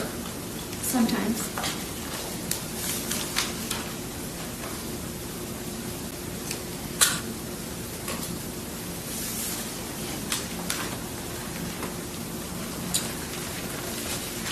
All right, so just to summarize the day to make sure we understand it. You all wake up sometime in the morning, but it's an unknown time, correct? On February 23rd. Or early afternoon. Yes, I had a problem with the detectives and them having me guesstimate times. Okay.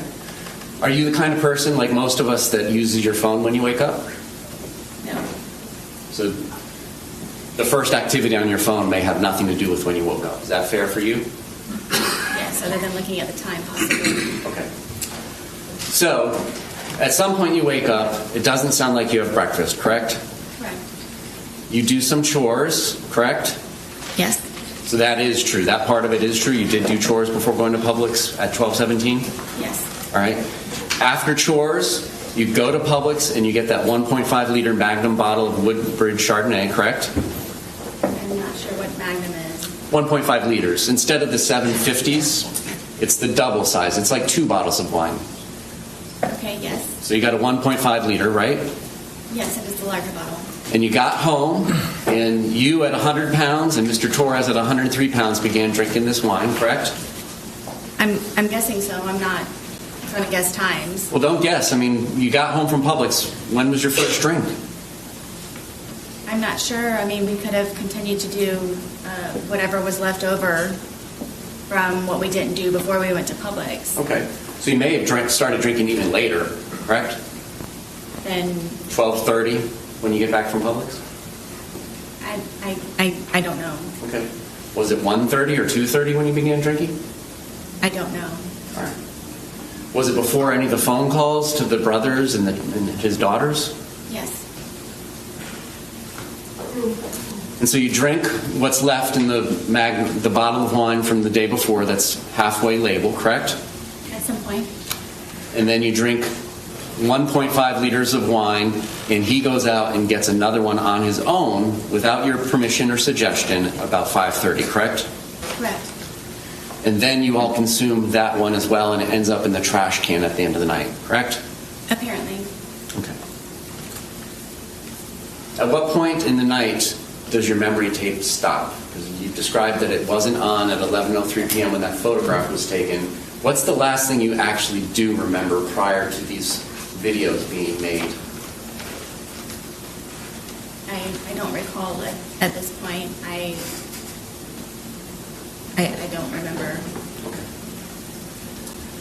All right, and so it ends in hide and seek after arts and puzzles, correct? Yeah.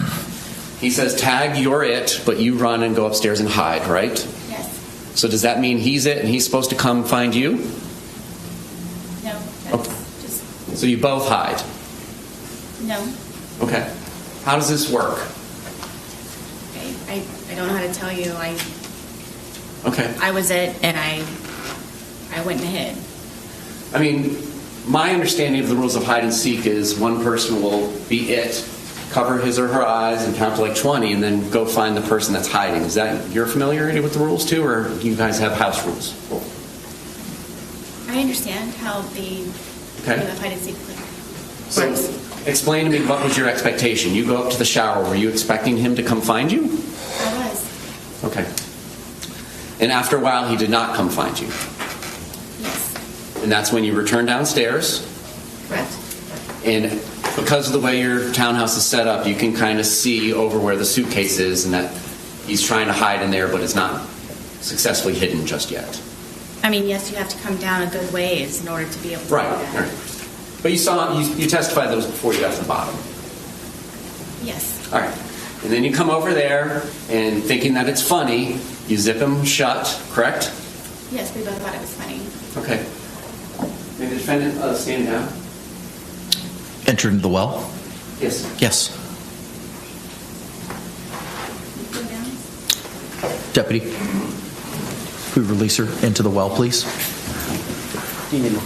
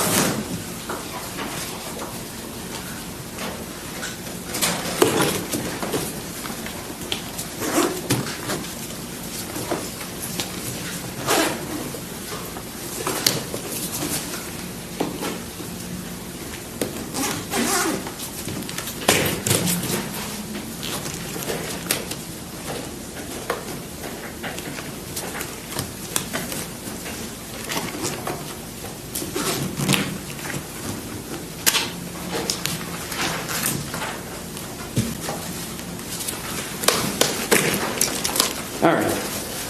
Ms. Boone, can you demonstrate for the jury where Mr. Torres' head was and how his body was positioned in the suitcase, if you don't mind? His back was this way and his head was here. All right, and then is it fair to say his feet are kind of down here, which would be the front left corner from their perspective in the jury box? Yes. And then his knees are kind of tucked up towards his face? If I remember correctly, yes, that's the position. Okay. All right. Can you help me understand how it was that you zipped it shut? Can you show us where you say you left an opening that his hand got out of? Would it be easier to put it on here? I didn't want to make you go down there. If you're happy doing that, I'll let you. Hold up. Does she need to be wearing gloves? Yes. Agreed. If she's going to be manipulating it.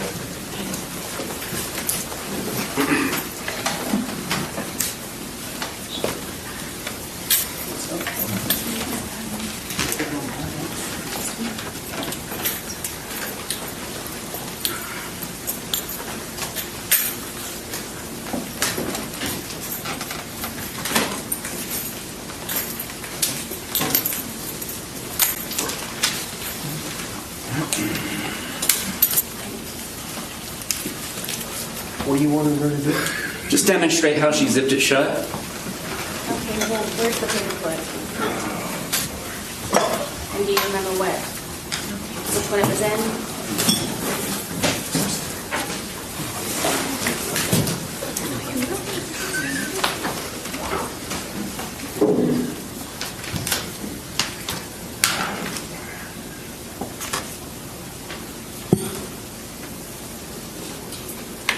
This side.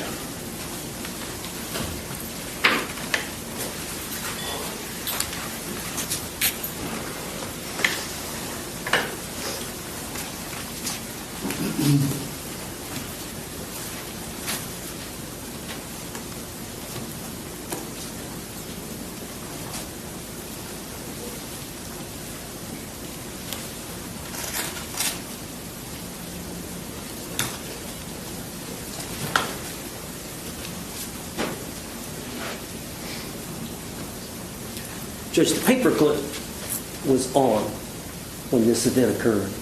When we pulled the suitcase out earlier, the paperclip was not attached. So now the prosecutor has attached the paperclip. We don't know if that's the way it was attached. It's not even a paperclip. We don't know if that's the proper way that it was attached. But he's asking her now to pull Is there an objection? Yes? Approach. It's actually that's not a bad objection.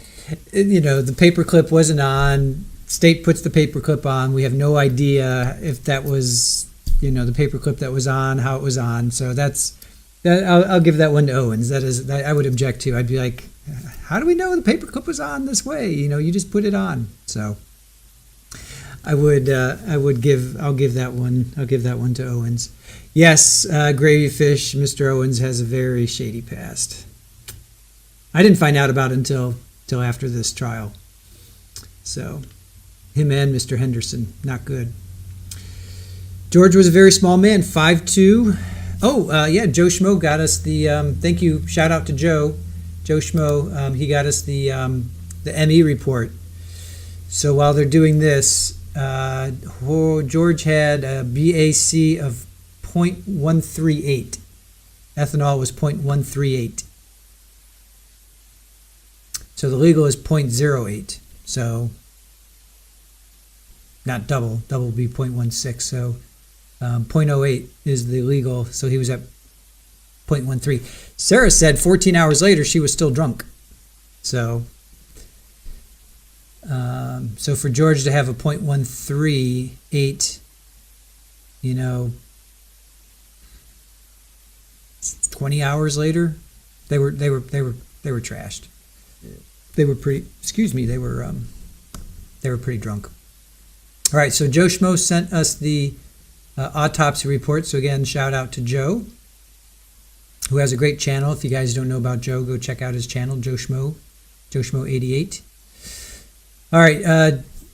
George passed away as a result of positional asphyxia with environmental suffocation. The manner of death is classified as homicide.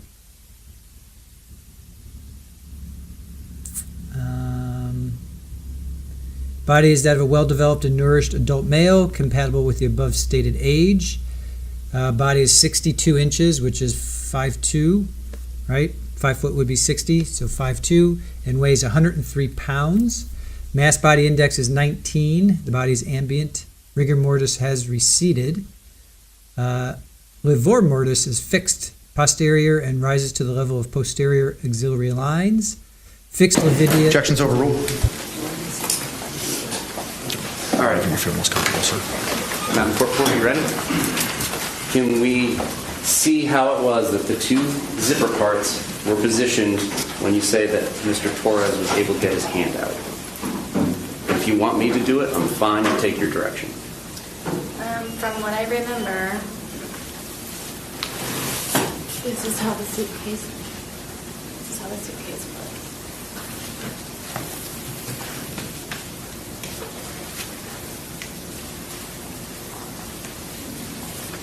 This was up here. This was not this hard either. So this was like here. Okay. Right here.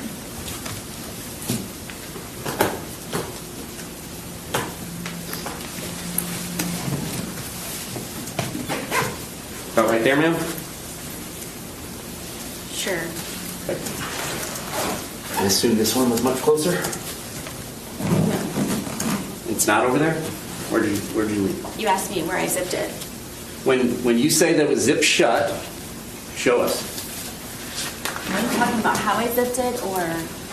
When you're done zipping With the it hole. shut and he's inside of it, where are the zipper components?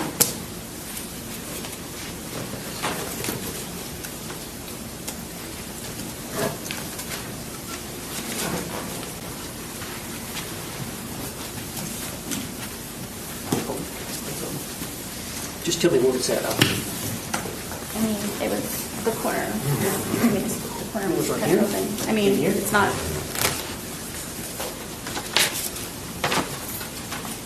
Yes, this one was already pretty much.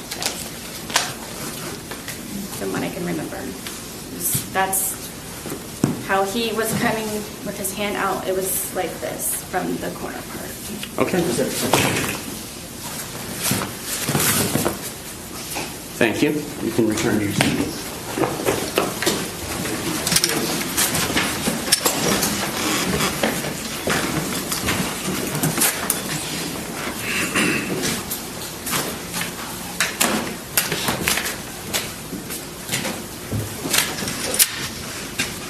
Did you ever change the position of those zippers once you put it in that position?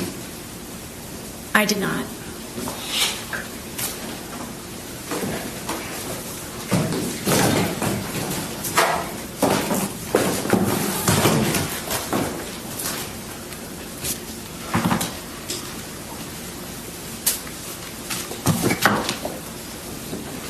And so once he was zipped into there, there's some amount of time, but you don't remember specifically before you start taking the 2-minute video, correct? Yes. And then that's when you say what you say, and that's when he says what he says. We've all heard it, correct? And then between there, in that second video of the 22 seconds length, it's at this point where he's beginning to get angry, and then that's when you take the baseball bat that's in evidence, and your testimony is you start poking him with the end of it. Did you say this was the second video? Between the two videos, that's when you started hitting with the bat because he was getting angry and trying to escape, correct? Right, I was not hitting him. Yes. Okay. Did you ever hit him with the bat while he was outside of the suitcase? No. So each time that he is hit with the bat, it's through this suitcase. And that's what leaves the marks on him because you didn't hit him with the bat outside the suitcase, correct? Yes, if you'd like me to demonstrate. No, that's okay. The suitcase will speak for itself. And then you take the second video and you go upstairs and go to bed, correct? I apparently went upstairs and I used the phone to make a phone call. Okay. And then I fell asleep. All right. And at the point in time when you left and went upstairs, he was still inside the suitcase, correct? Correct.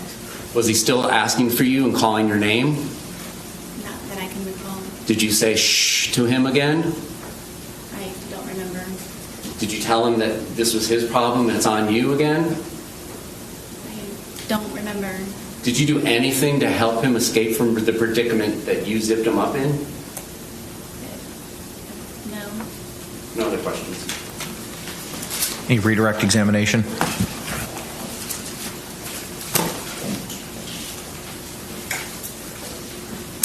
Ms. Boone, he just asked you the question that you poked him and you didn't poke it. You poked every time you poked him hard with the bat, he was inside the briefcase.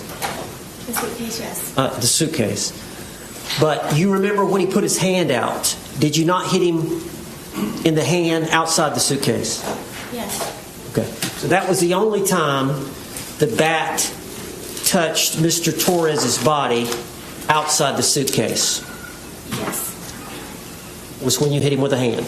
But all the other injuries were with you poking him pretty hard. I mean, you bruised your hand, correct? Doing that. Thank you. That's all I have. Ma'am, you can return to counsel's table. Judge, can we approach you? Just a moment. Let me get her situated at table, and then we can approach.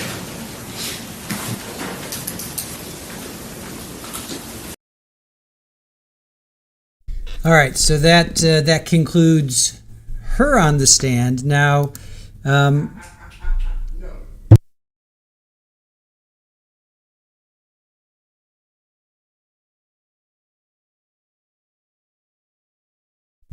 right, Dwayne asked for us to play the state's closing, so I'm going to go ahead and I'm going to play Mr. Cacciatore's closing, and then we'll get to the verdict. So yeah, there was some essay going on with James and Tony. It was and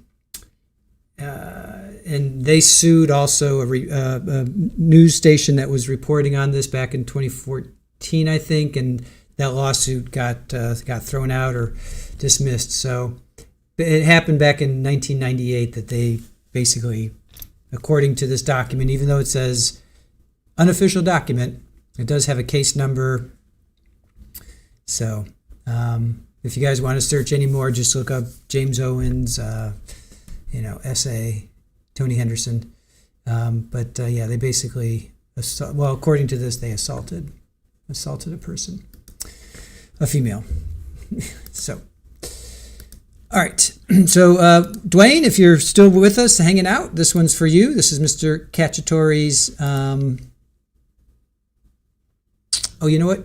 Yeah, we're going to play Mr. Cacciatore's closing. But before, I want to just get back to Joe Schmoes sent us the medical examiner. So 62 inches or 5'2", 103 pounds, body mass index of 19. The body's neither decomposed. Fixed lividity also involves the left side of the torso and the left upper extremity. Let's see. The lips had recent injuries. Oral cavity had natural dentition.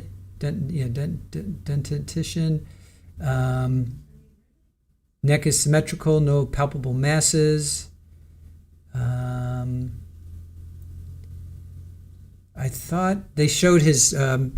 Jewel said that they showed George's teeth, and it looked like he had been kind of beat up. But I'm trying to see in here. Nasal skeleton is palpably intact. Lips have recent injuries, as described below. Scars and tattoos.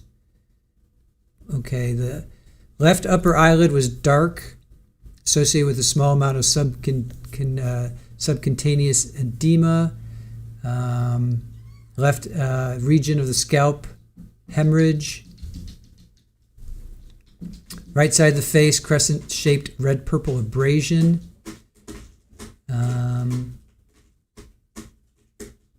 So he was beat up. Just plain and simple, he was beat up. However he was beat up, he was beat up. All right, let's get to Mr. Cacciatore's closing, and then we'll get to the verdict. Dwayne, all right. This is for you. This one is for you, Dwayne. We're going to play Mr. Cacciatore. This is an hour long. So Mr. Cacciatore's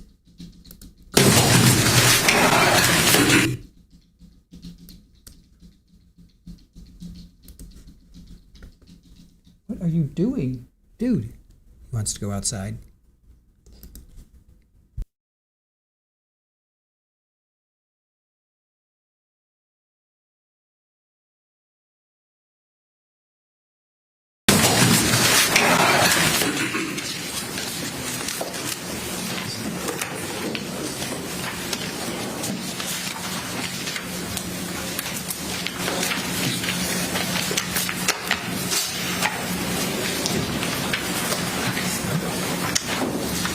This is a box. This is the box where Jorge Torres was killed.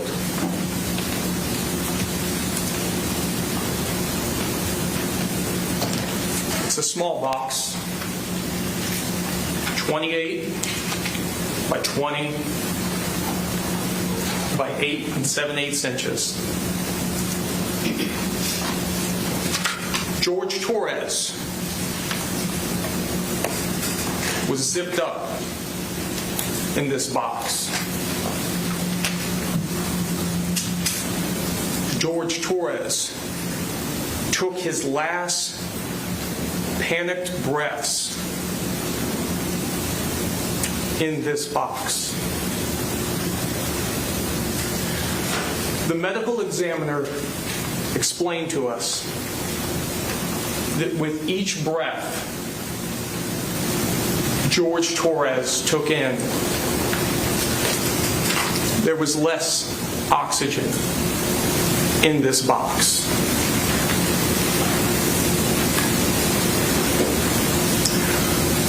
Jorge Torres was murdered in this box. Ladies and gentlemen, on behalf of myself, my trial partner, we thank you for your time and attention in this most important of trials. We now have the law from the judge in this case. This is what our duty is to follow. And let's have a discussion regarding that law that we have just been read and given.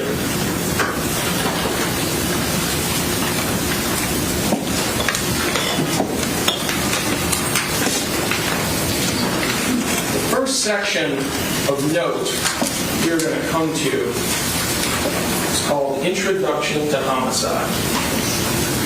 But this being a legal document written by a bunch of lawyers who you've seen for the last 2 weeks arguing with each other, pay careful attention to ands and ors. Remember, if an and is somewhere, we're going to need both things or all the things, and if an or is there, then only one of those things we're going to need. So, as we start out here on Introduction to Homicide, we come to the first section on justifiable homicide. And it reads, the killing of a human being is justifiable homicide and lawful if necessarily done while resisting an attempt to murder or commit a felony upon the defendant, or to commit a felony in any dwelling house in which the defendant was at the time.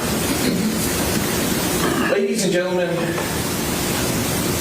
this section is completely inapplicable. It's inapplicable because Jorge Torres was zipped up in that suitcase. He couldn't commit or attempt to commit a murder on anybody. He couldn't even scratch his own head while he was in that suitcase. Next, we turn to excusable homicide. Here we have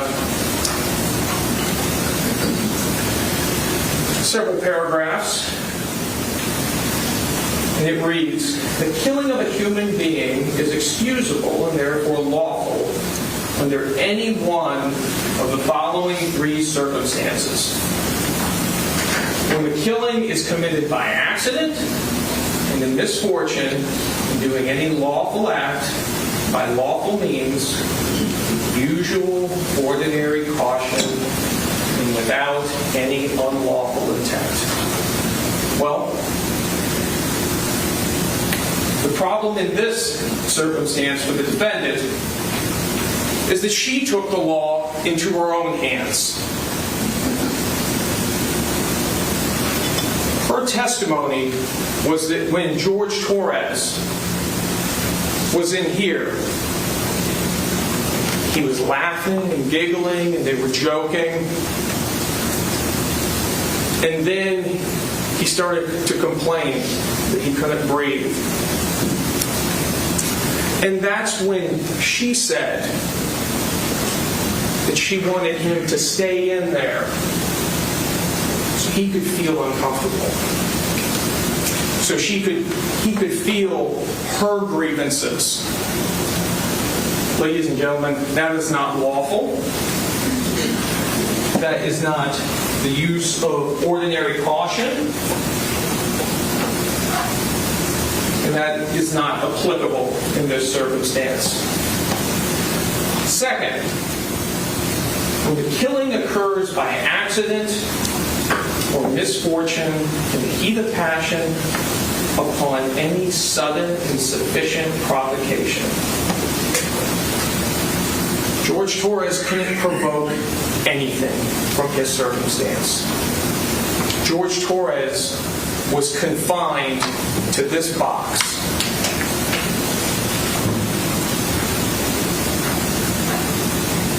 Next, when the killing is committed by accident and misfortune resulting from a sudden combat, a dangerous weapon is not used, and the killing is not done in a cruel and unusual manner. Well, this fails on 2 counts. There was no sudden combat. In her words, this was laughing and joking and we're all having fun when she decides that it's going to get a little extra real for Jorge Torres. And it fails on the second count because George Torres was killed in a cruel and unusual manner.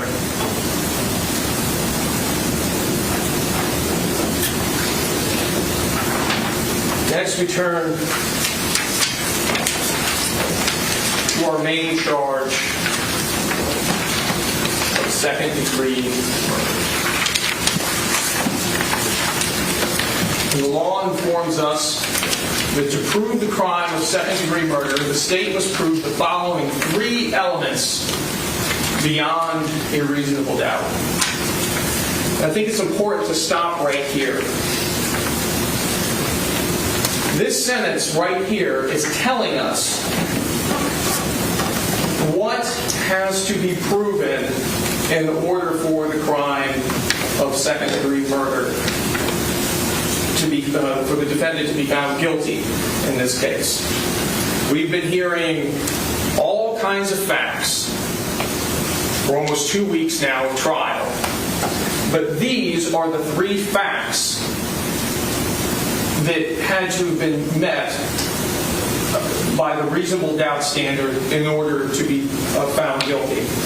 Ladies and gentlemen, I submit to you that the state has proven second-degree murder beyond all doubt. And the proof of that guilt is overwhelming. But I will cite for each element one fact that conclusively proves each of those elements beyond all doubt. As to the first fact, that George Torres is dead, well, we have a stipulation, amongst other things, that agrees to that. As to the second fact, the death was caused by Sarah Boone.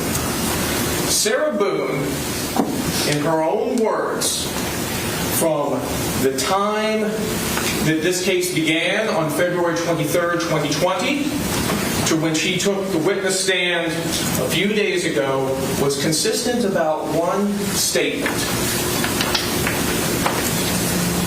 She zipped him up. She didn't zip him out. She zipped him up in the suitcase, and she refused to zip him out. 3, there was an unlawful killing of George Torres by an act imminently dangerous to another and demonstrating a depraved mind without regard for human life. The law goes on to define for us what a depraved mind is, and also what an act is. And it's going to tell us that an act includes any series of related actions arising from and performed pursuant to a single design or purpose. An act is imminently dangerous to another in demonstrating a depraved mind if it is an act or a series of acts that one, a person of ordinary judgment would know is reasonably certain to kill or do serious bodily harm to another, and is done from ill will, hatred, spite, or an evil intent, and is of such a nature that the act itself displays an indifference to human life. Ladies and gentlemen, her conduct fits every one of those things. And if there was a scintilla of doubt that this was not the actions of a depraved mind, I point to you. IMG 1062, the states 17. Mr. J, may you publish states 17?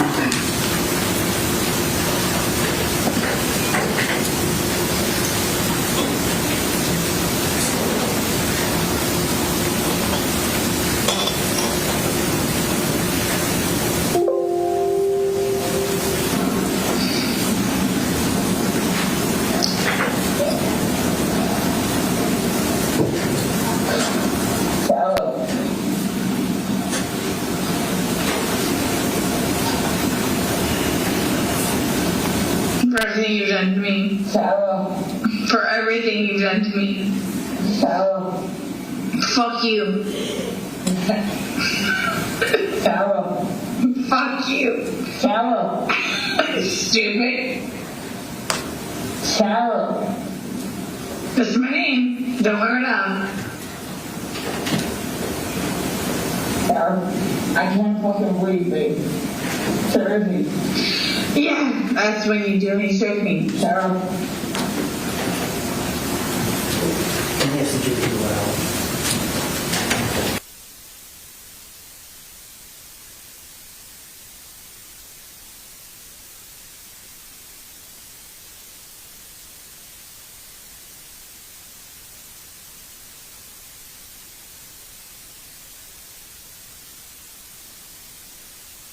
I think they asked for a sidebar. Oh, yeah. They definitely asked for a sidebar. Or did they?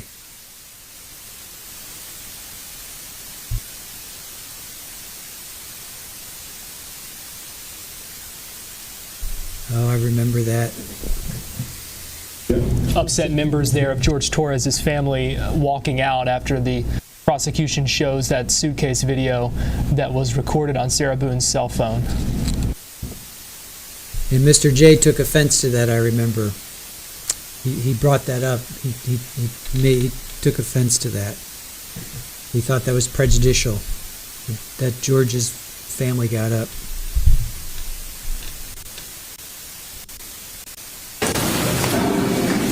Sarah.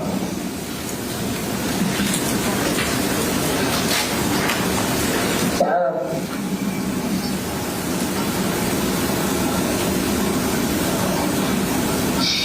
Sarah, I can't breathe, babe.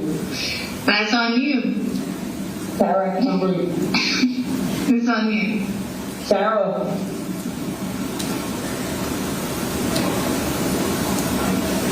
Real ransom. Might want to give video for it extra. Because I got this. Sarah. Real ransom.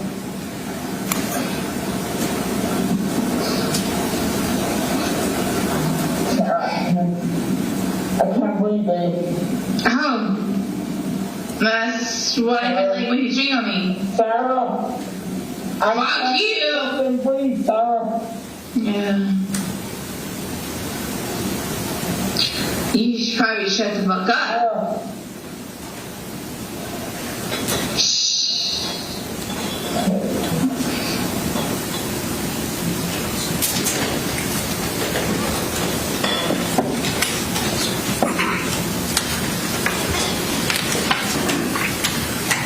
Ladies and gentlemen, that exhibit removes any scintilla of doubt about the depravity of the defendant's actions. But we know from the evidence that this was not the first time she had considered killing George Torres. We know from the evidence that on January 13, 2020, approximately 1 month prior to George Torres' murder, the defendant had a text message conversation. Please do something with yourself, Sarah. God bless you. And bless you and all of you too. I'll get rid of him. Then I'll be better. Torres. But ladies and gentlemen, in this case, the law actually specifically tells us that the intent to cause death is not necessary. In order to convict of second-degree murder, it is not necessary for the state to prove the defendant had an intent to cause death.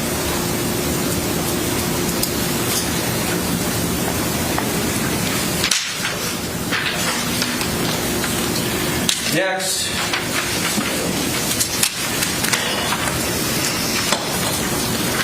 we turn. I'm going to bypass the lesser included offenses because though she is guilty of those offenses as well, the law instructs us that she is to be convicted of for the highest offense in which the evidence supports, which is second-degree murder in this case. So turning our attention towards voluntary intoxication. If there was any question about the fact that Sarah imbibed alcohol on the night that George Torres was murdered, and that maybe somehow that would excuse the conduct or be some type of defense for the conduct. Well, this tells us that that's not the case. Voluntary intoxication resulting from the use of alcohol is not a defense to a crime. Evidence of a defendant's voluntary intoxication may not be taken into consideration to show that she lacked the specific intent to commit any crime. A person is voluntarily intoxicated if he or she knowingly consumed a substance that he or she knew or should have known could cause intoxication. Voluntary intoxication is not a defense to second-degree murder, manslaughter, or culpable negligence.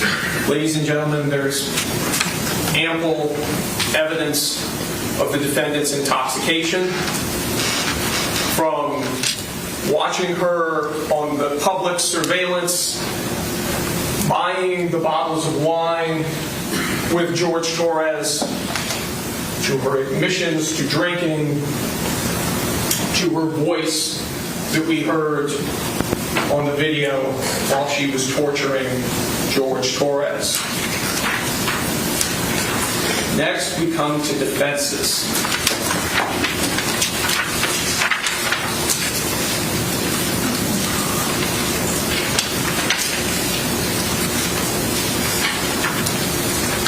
First, we come to the justifiable use of deadly force. It tells us it is a defense to the crimes of second-degree murder, manslaughter, and culpable negligence if the actions of Sarah Boone were justifiable use or threatened use of deadly force. Sarah Boone does not have the burden of proving that she was justified in using deadly force. Instead, for you to find Sarah Boone guilty, the state must prove beyond a reasonable doubt that Sarah Boone was not justified in using deadly force. The law on the justifiable use of deadly force is as follows. Sarah Boone was justified in using deadly force if she reasonably believed that such force or threat of force was necessary to prevent the imminent death or great bodily harm to herself. Sarah Boone had no duty to retreat. Ladies and gentlemen, in a few moments, Mr. Owens will rise, and he is going to show you this.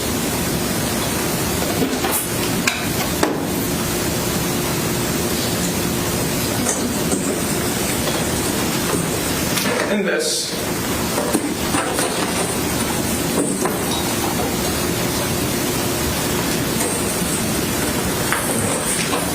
And this.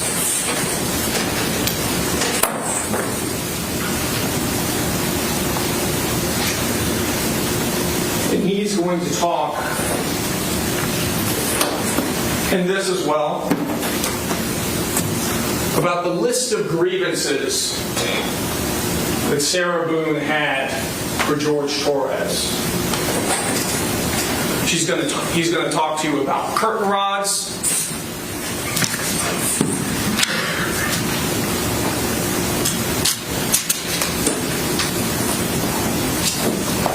He's going to talk to you about black eyes.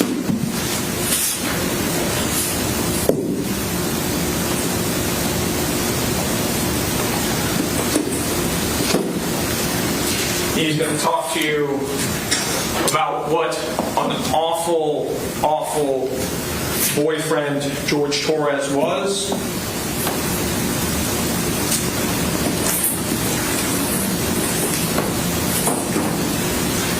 And ladies and gentlemen,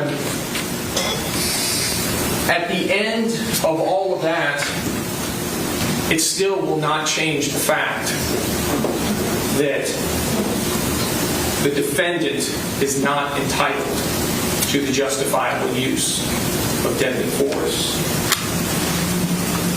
Because as we continue to read this instruction, it tells us, in deciding whether Sarah Boone was justified in using the use of deadly force, you must consider the circumstances at the time the force or the threat of force was used. Danger need not have been actual. However, to justify the use of deadly force, the appearance of imminent danger must have been so real that Sarah Boone actually believed that deadly force was necessary. Moreover, to justify the use of deadly force, and this is important, a reasonably cautious and prudent person under the same circumstances would have believed the use of deadly force was necessary. Ladies and gentlemen, no reasonably prudent and cautious person would believe that a man who could barely fit into this box, who was incapable of movement, who was begging for his life, who was slowly asphyxiating, suffocating with each breath, would have needed to use deadly force against him. The justifiable use of deadly force utterly fails, utterly crashes like a house of cards. But there's more.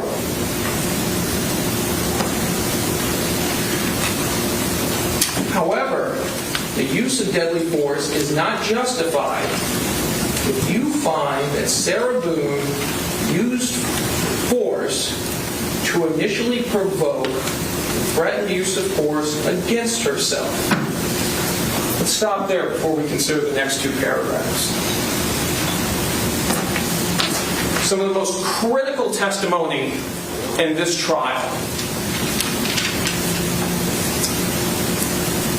is her testimony on the stand.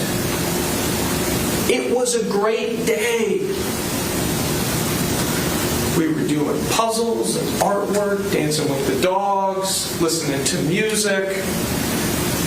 Tag, you're it. Hide and go seek time. George gets into the suitcase.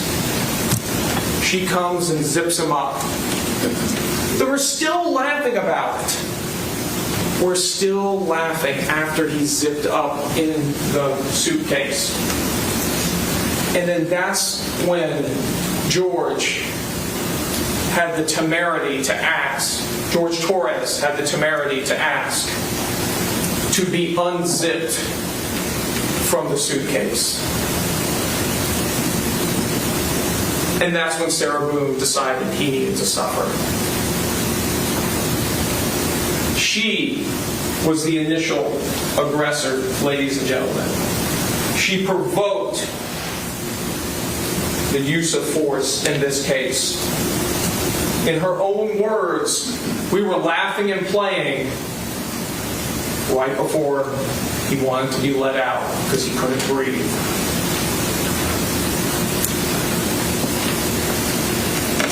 Paragraph 1. The threat of force asserted toward the defendant was so great that she reasonably believed that she was in imminent danger of death or great bodily harm and had exhausted every reasonable means to escape the danger other than using deadly force on George Torres.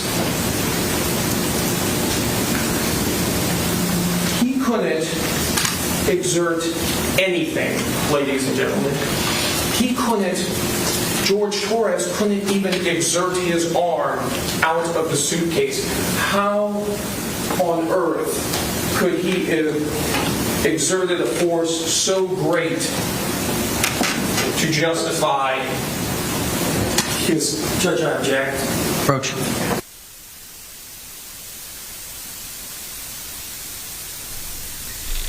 right, a little sidebar action there. I'm going to fast forward through this. Comment over the... Wow, that was fast. An objection from the defense attorney there as the prosecution delivered his closing argument. It's been for Warrens to see the judge. It's of no help to the defendant. Second paragraph.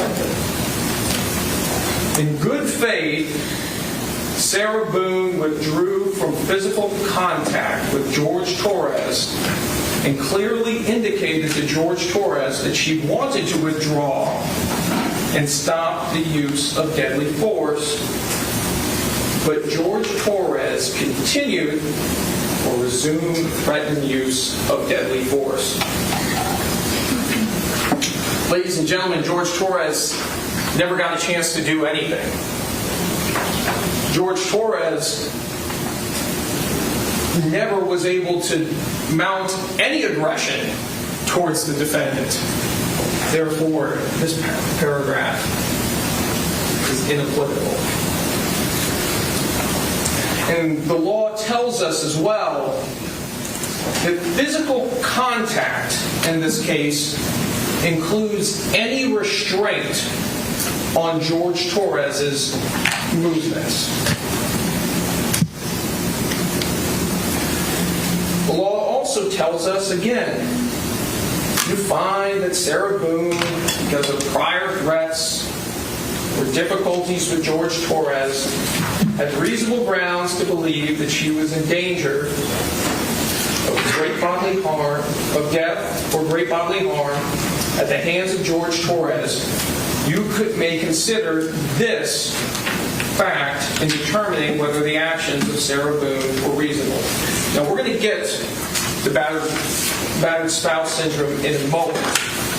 But again, I submit to you, this will be the opportunity for the defense to air grievances in regards to George Torres. But again, those grievances will not change the law, and they will not change the fact that the justifiable use of deadly force fails as a defense for the defendant.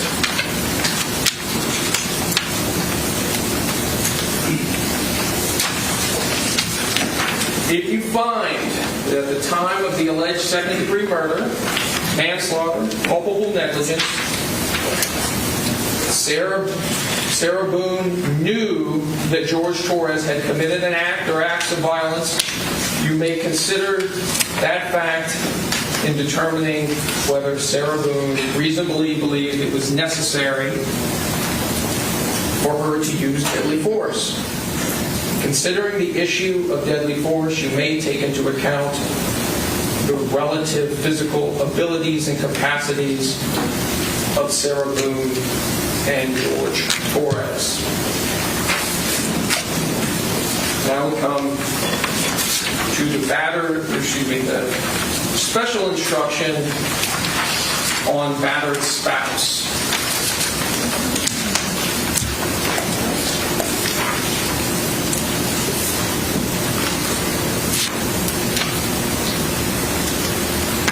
You have heard evidence that Sarah Boone suffers from battered spouse syndrome.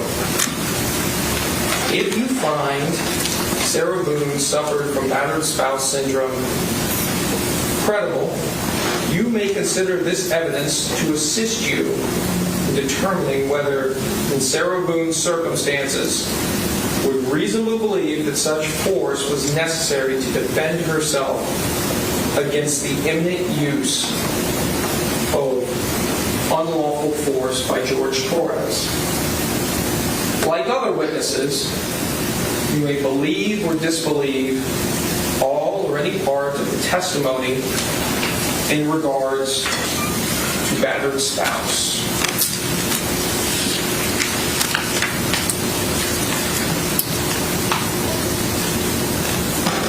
Ladies and gentlemen, we've heard from 3 experts in the areas of battered spouse in this case.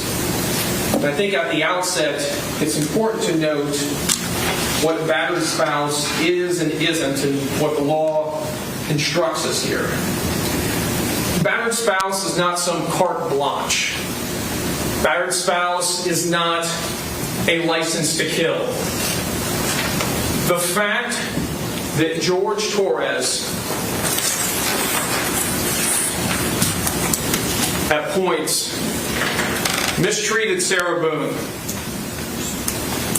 did things that were worthy enough to get him arrested, to get restraining orders placed upon him, doesn't mean that she walks around with an ace in her pocket when it comes to Jorge Torres. It doesn't mean that because he did these awful bad things that now through the rest of time she's a battered spouse and she just has the right to kill him or to make him suffer or to punish him or to make him feel uncomfortable or decide that he needs to be confined to a box. No. What the battered spouse syndrome instruction does, it talks about the imminency of fear. And when we heard about that testimony, we heard about it from Dr. Harper, and we heard about it from Dr. Brandon for the defense. And some of the testimony was a little difficult to understand at points, but there was one point in Dr. Brandon's testimony that was very critical. Dr. Brandon talked about rule-outs. He talked about the fact that when emotions and emotional reactions are involved, like trauma and trauma-based disorders, other possibilities have to be ruled out before we can even ascribe those actions to battered spouse syndrome. Other possibilities, according to Dr. Brandon, include alcohol abuse. Dr. Harper should have listened to Dr. Brandon's testimony because Dr. Brandon completely undercut Dr. Harper's testimony. Dr. Harper relied heavily on the words of the defendant, who was abusing alcohol at the time of these events. And then you heard from the expert for the state, Tanya Warner. And her opinion was much more straightforward. Remember, Dr. Brandon did not render an opinion as to whether or not she suffered from battered spouse. Dr. Warner said affirmatively, yes, I believe she did suffer from battered spouse syndrome. But she also applied what Dr. Brannon was talking about. Other possibilities have to be ruled out as the trigger for a behavior, for an event.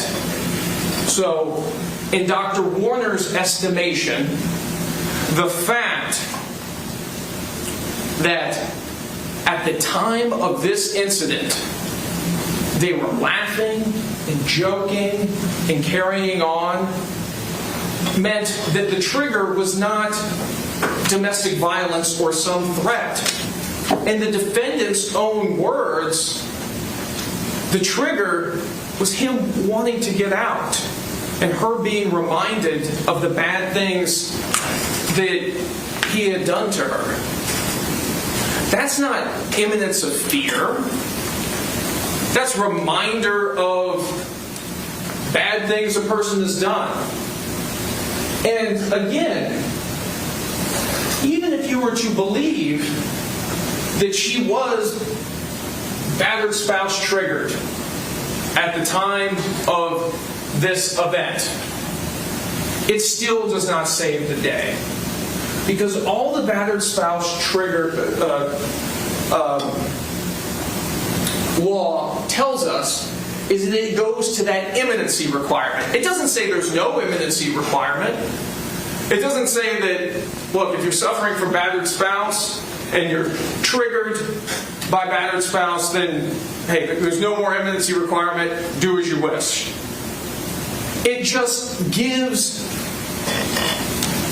the ladies and gentlemen of the jury another thing to consider in determining whether or not that threat was imminent. And we know from the evidence, we know from the videos, there was absolutely no threat. And we know there was no threat because Jorge Torres never got out of that box.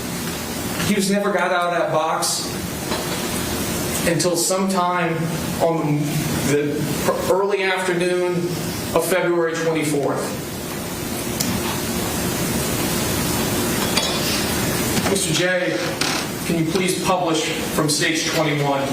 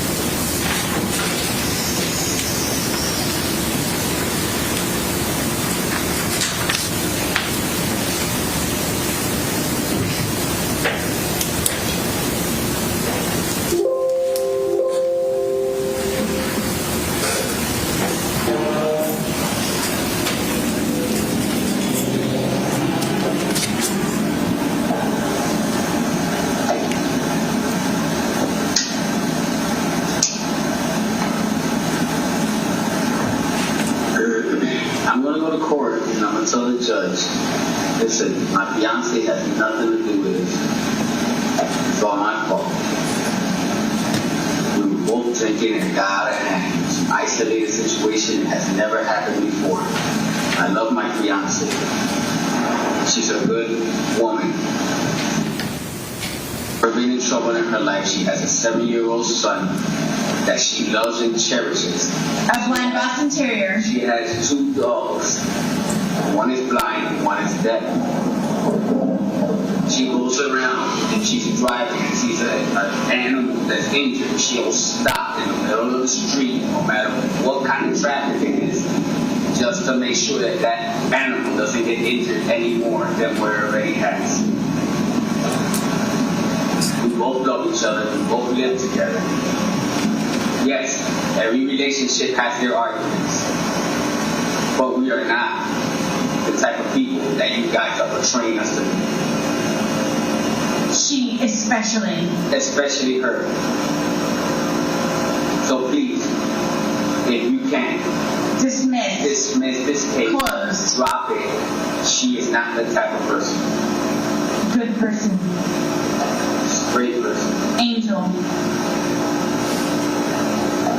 her, she really hates her. She's close to her. Best thing that has ever happened to you. Yes, ma'am. And I love you to death. And I hate that we're going through this right now. Sonnet. What? And it good. Good, I love you, baby. Whatever you want to say.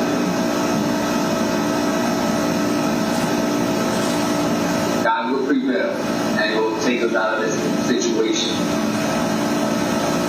Love you.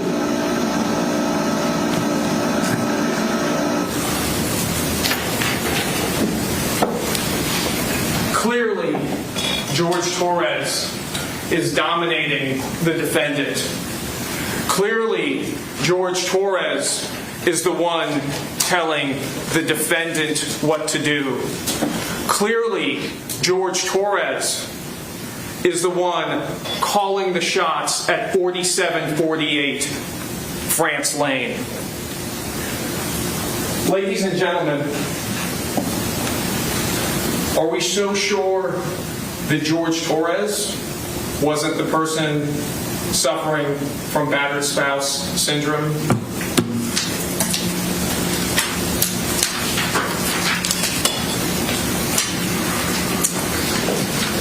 Next,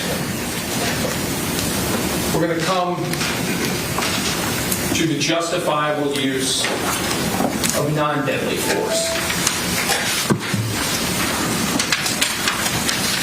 The language and the arguments are pretty close to what we've already heard in the deadly force instruction,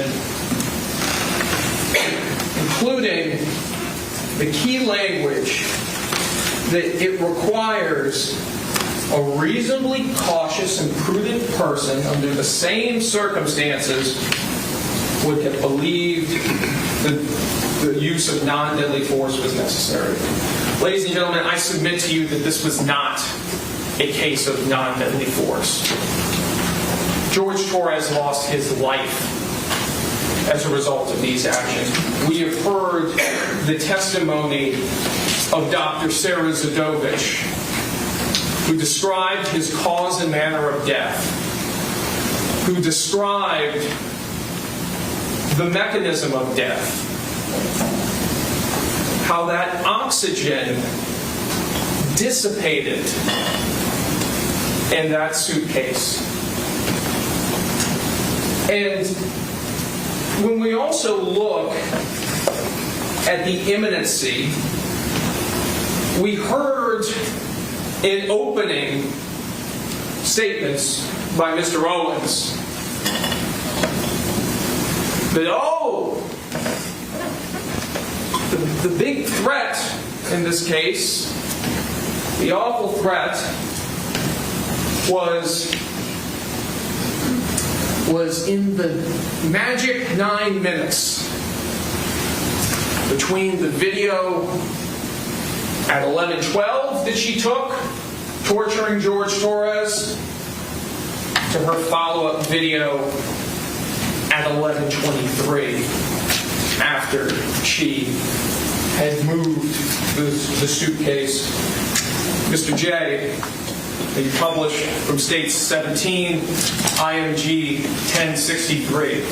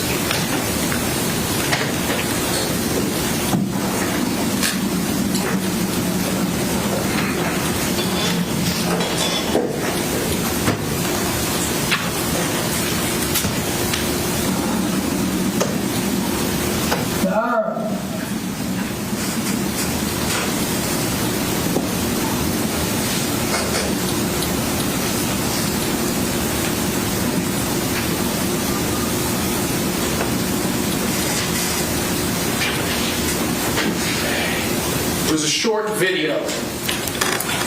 Well, what's one of the things that we notice by this point? You can hear how loud George's voice is on the 11-12 video. But now, roughly 11 minutes later from the time that started, you see that the makeshift coffin that he's in has been moved, and his voice now is softer. The life is draining from Jorge Torres, and it's evident in that video. And that, ladies and gentlemen, is evidence that there was no threat in the magic 9 minutes that was not recorded. There was only Jorge Torres in this box, slowly being killed.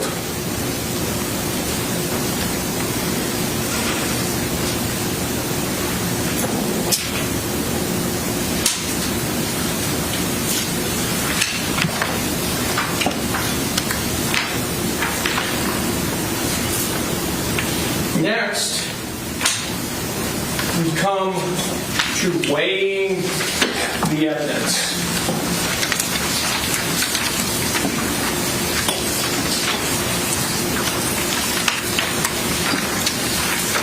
This instruction tells us it is up to you to decide what evidence is reliable. You should use your common sense in deciding which is the best evidence and which evidence should not be relied upon in considering your verdict.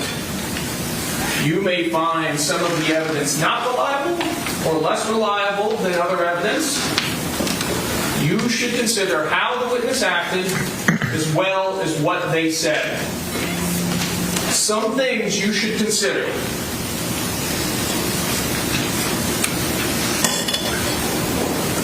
Did the witness have an opportunity to see and know the things about which the witness testified? In focusing on the defendant, absolutely. Two people walked through the front door on the evening of February 23rd, 2020 at 4748 France Court. Jorge Torres and Sarah Boone. But only Sarah Boone ever walked out that front door alive. Did the witness seem to have an accurate memory? This is an emphatic no.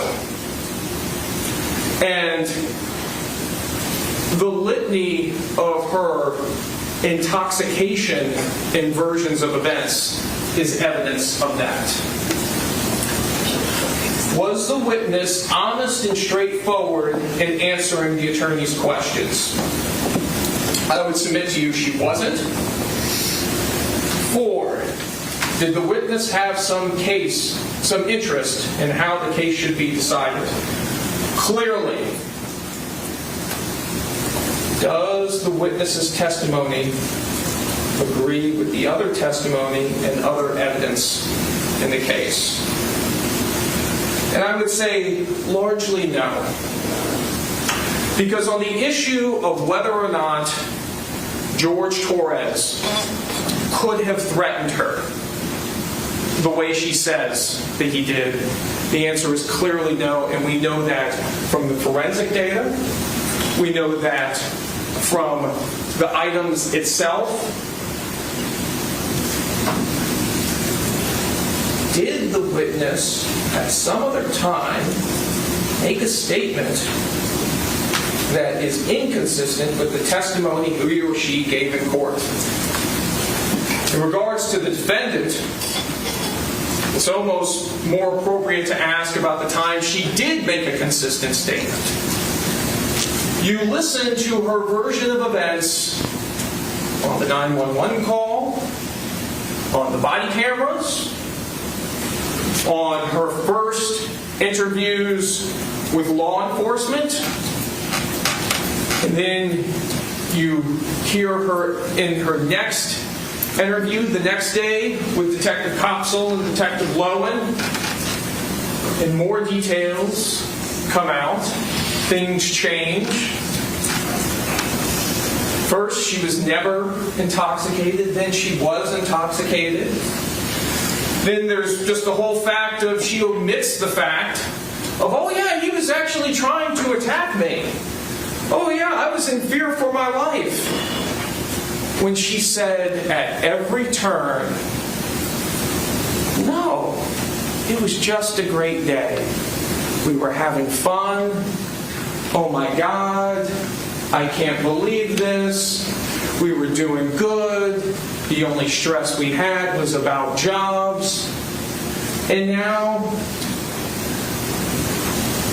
4.5 years after the fact, it's time to come up with a new story. But ladies and gentlemen, I submit to you that the truth does not change. The facts do not change.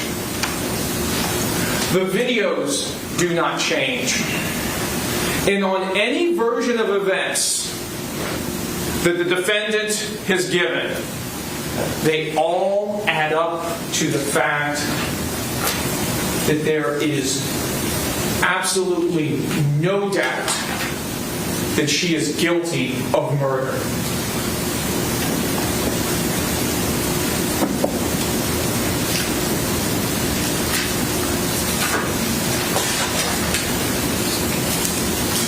I ask you, ladies and gentlemen, do you have any doubt about the defendant's guilt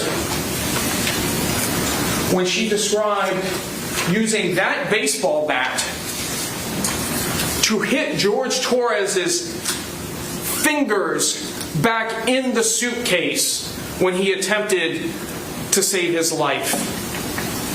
Do you have any doubt when she is given how many versions of events in this case?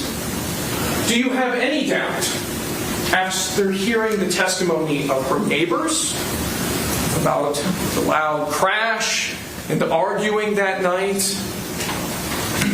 Do you have any doubt after hearing the testimony of Dr. Sarah Zadovich?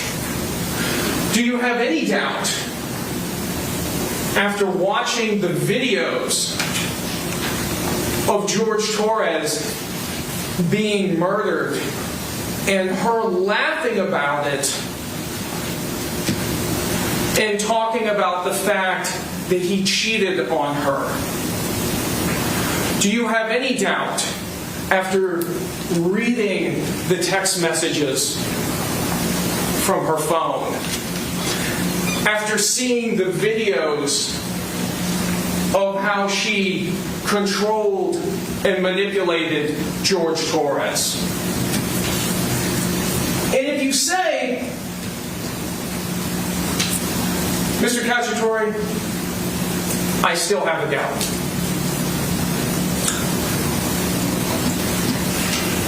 well then the law asks you, is that doubt to an element? And is that doubt a mere possible doubt? A speculative? An imaginary? Or a forced doubt? I submit to you the idea that she had to do this because she was a battered spouse is an imaginary doubt. It's a doubt born from the imagination of Sarah Boone. it is not a reasonable doubt. But if you find yourself back in that deliberation room and you are just trying to think of some way in which the defendant is not guilty, just searching, struggling for that way, that also is not a reasonable doubt, ladies and gentlemen. That is a forced doubt. Ladies and gentlemen, I'm confident that when you read the entirety of those jury instructions and apply the law to the facts that came out in this case, that you are going to come back with the only lawful verdict, which is guilty as charged, second-degree murder. Thank you. All right, so that was Mr. Cacciatore's closing. There was, of course, defense, and then there was rebuttal. Mr. J did rebuttal, which we are not going to do because I'm going to get us to verdict. Because we've been watching Sarah all day, so we still have to get through the verdict, and then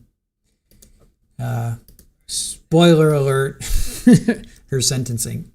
So let's get to that. All right, so here's the verdict. And this was a Friday night. I think they were just under 3 hours they deliberated, if I'm not mistaken. Let me see.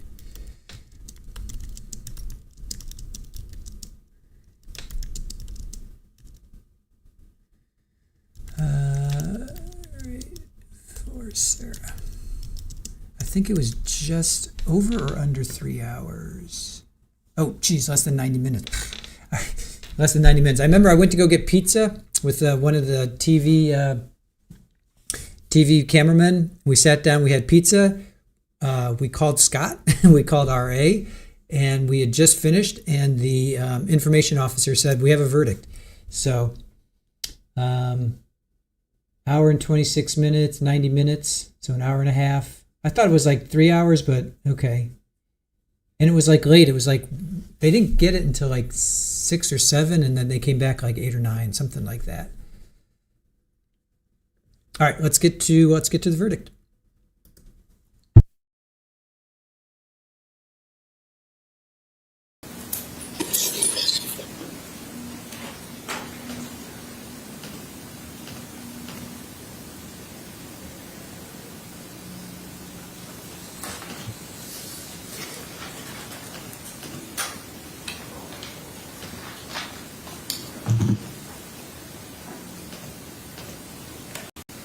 Recognize our jury.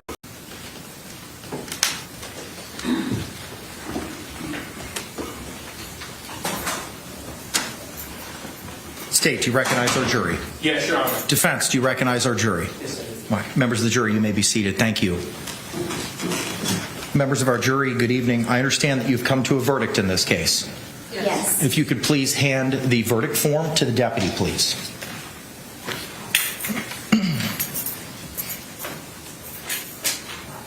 Thank you, sir.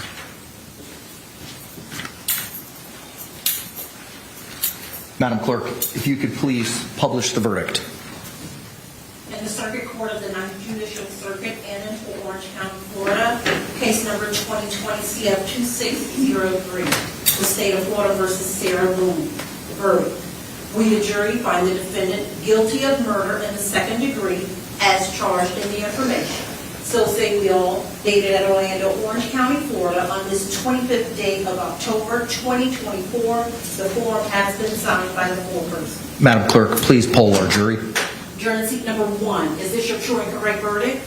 Yes, it is. Juror in seat number 2, is this your true and correct verdict? Yes, it is. Juror in seat number 3, is this your true Yes, and it correct is. verdict? Juror in seat number 4, is this your true and correct verdict? Yes. Juror in seat number 5, is this your true and correct verdict? Yes. Juror in seat number 6, is this your true and correct verdict? Yes, ma'am. Members of our jury, again, I want to thank you for your time. All right, I got to hear juror number 3 again. This is guilty of murder in the second degree as charged in the information. So say we all, dated at Orlando, Orange County, Florida, on this 25th day of October 2024. The form has been signed by the foreperson. Madam Clerk, please poll our jury. Juror in seat number 1, is this your true and correct verdict? Yes, it is. Juror in seat number 2, is this your true and correct verdict? Yes, it is. Juror in seat number 3, is this your true Yes, and it correct is. verdict? Juror in seat number 4, is this your true and correct verdict? Yes. Juror in seat number 5, is this your true and correct verdict? Yes. Juror in seat number 6, is this your true and correct verdict? Yes, ma'am. Members of our jury, again, I want to thank you for your time, your sacrifice, and your attention in this matter. I know that we spent almost 2 weeks together, and it was not taken lightly, and I really appreciate the time and the effort and the sacrifice that you put into this case.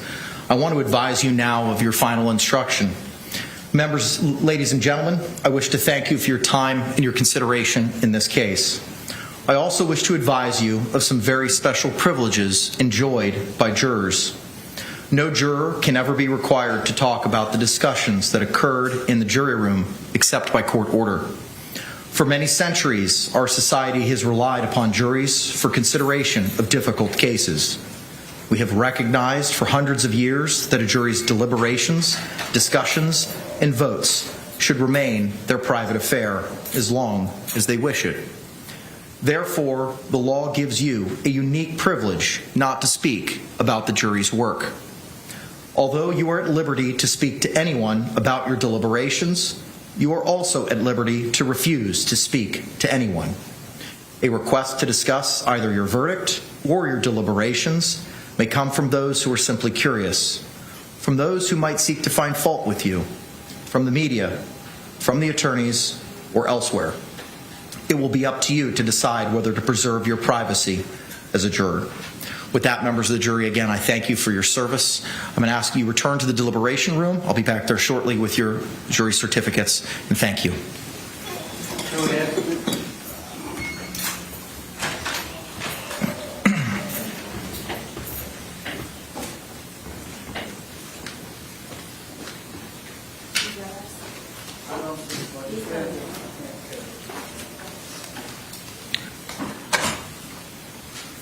Ms. Boone, the jury has spoken in this matter and has found you guilty of murder in the second degree. The court adjudicates you guilty of murder in the second degree.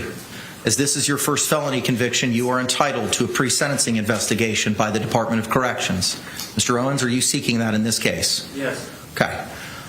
State, I will order the Department of Corrections to prepare the pre-sentencing investigation. State, for the purposes of sentencing, do you anticipate eliciting any testimony from, be it the victim's family? 2 or 3 victim impact statements, sir. Okay. Mr. Owens, do you plan on presenting any evidence during the course of the sentencing hearing, sir? Probably some testimony from Dr. Harper. Okay. All right. How long do you think, State, that you would need? You mean timing-wise, or are we thinking? A quantum of time, sir. Yeah, well, normally it takes about 30 days or so. I'm confirming with Anita as to availability. I just want to know from your side of the ledger how much time. Okay, 15 minutes.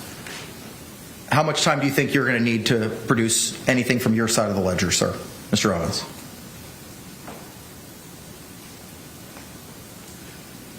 I'd say 30 minutes. Okay. 30 to 45. So if we set this for an hour, that would be sufficient.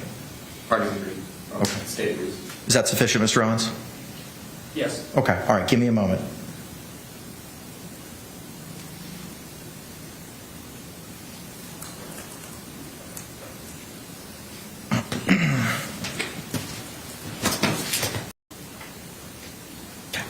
We can set this matter for 1:30 in the afternoon for sentencing on December 2.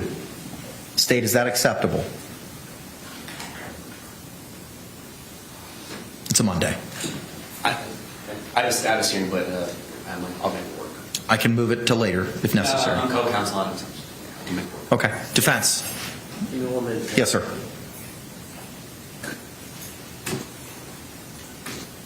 That's Monday, December 2 at 1:30? Yes, sir. I can be here. Ma'am, you've been adjudicated guilty. I now remand you into the custody of the Orange County Jail pending sentencing on December 2 at 1:30. State, anything else we need to address? Now for the state. Defense. All right, thank you very much. We're off the record.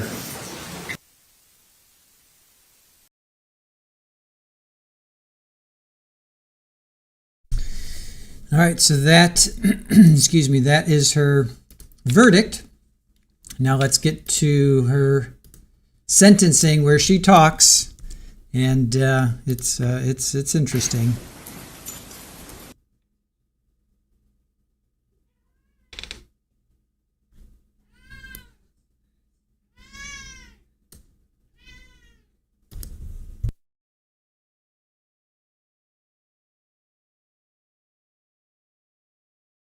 All right. Sadly, no closed captioning for this. So this is her. This is her talking. This is her statement on sentencing, on the day of sentencing. Sorry, I think my mic was off. So this is her being sentenced. There's no closed captioning. So can't get closed captioning.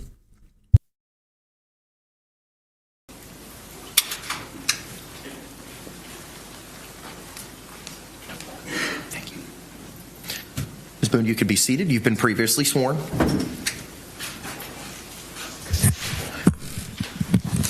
You may inquire, sir.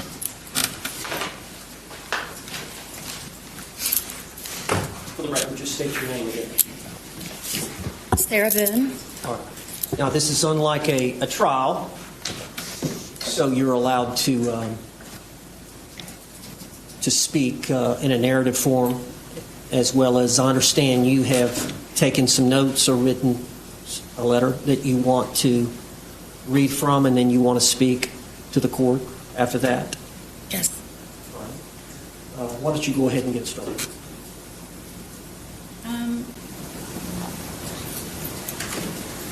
This is actually an edited version of. Hold on a second.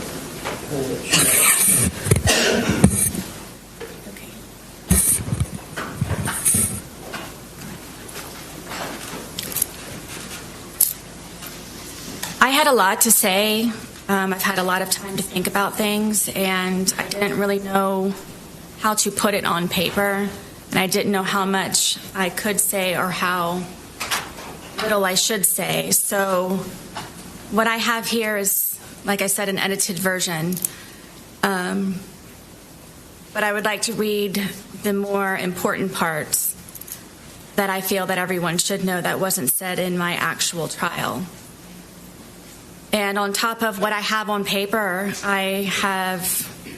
this is just the tip of the tip of the tip of the iceberg. So I wanted to read this, and then, if I may, I would like to address everyone in my apology on top of my statement. You may proceed, ma'am. Kintu Sukuroi is a kind of Japanese ceramic style which means to repair with gold. In this tradition, when a ceramic piece breaks, an artisan will fuse the pieces back together again using liquid gold or gold dust lacquer. So rather than being covered up, the breaks become more obvious and a brilliant new piece of art emerges from the brokenness. It embraces flaws, weakness, and imperfections, and also teaches the essence of resilience. Every crack in a ceramic piece is a part of its history, and each piece becomes more beautiful because it has been broken. This is the wisdom of Kintu Sukuroi. In my wisdom and with all of my repairs, then, now, and ongoing, God is, has been, and will always be my artisan. All of my gold is forgiveness. This has held me together, made me shine brighter, and overcome the damage caused by Jorge Torres, the Torres family, the justice system, Orange County Corrections Department, social media, scoundrel detectives, infamy, defamation, ongoing constitutional rights violations, second-degree murder, forced into being pro se. Just as gold is very precious, forgiveness is invaluable. Forgiveness is not an attempt to change or forget who, what, or how you've lived through to be so gold, but an act of grace, humility, and considerable self-compassion to be set free from sorrow. Withholding forgiveness denies your brilliance and adds even greater grief and deeper heartache, irreparable cracks on top of the already that no one deserves, no matter the pain or disappointment, untruths or injustice. It doesn't matter, as the more broken you are, even though now different than before, you've become more outstanding and more extraordinary. Above all, when you let go of blame, misunderstandings, excuses, give up your anger and cease from resentment, this is forgiven. And when you forgive, you heal. And when you heal, you move forward.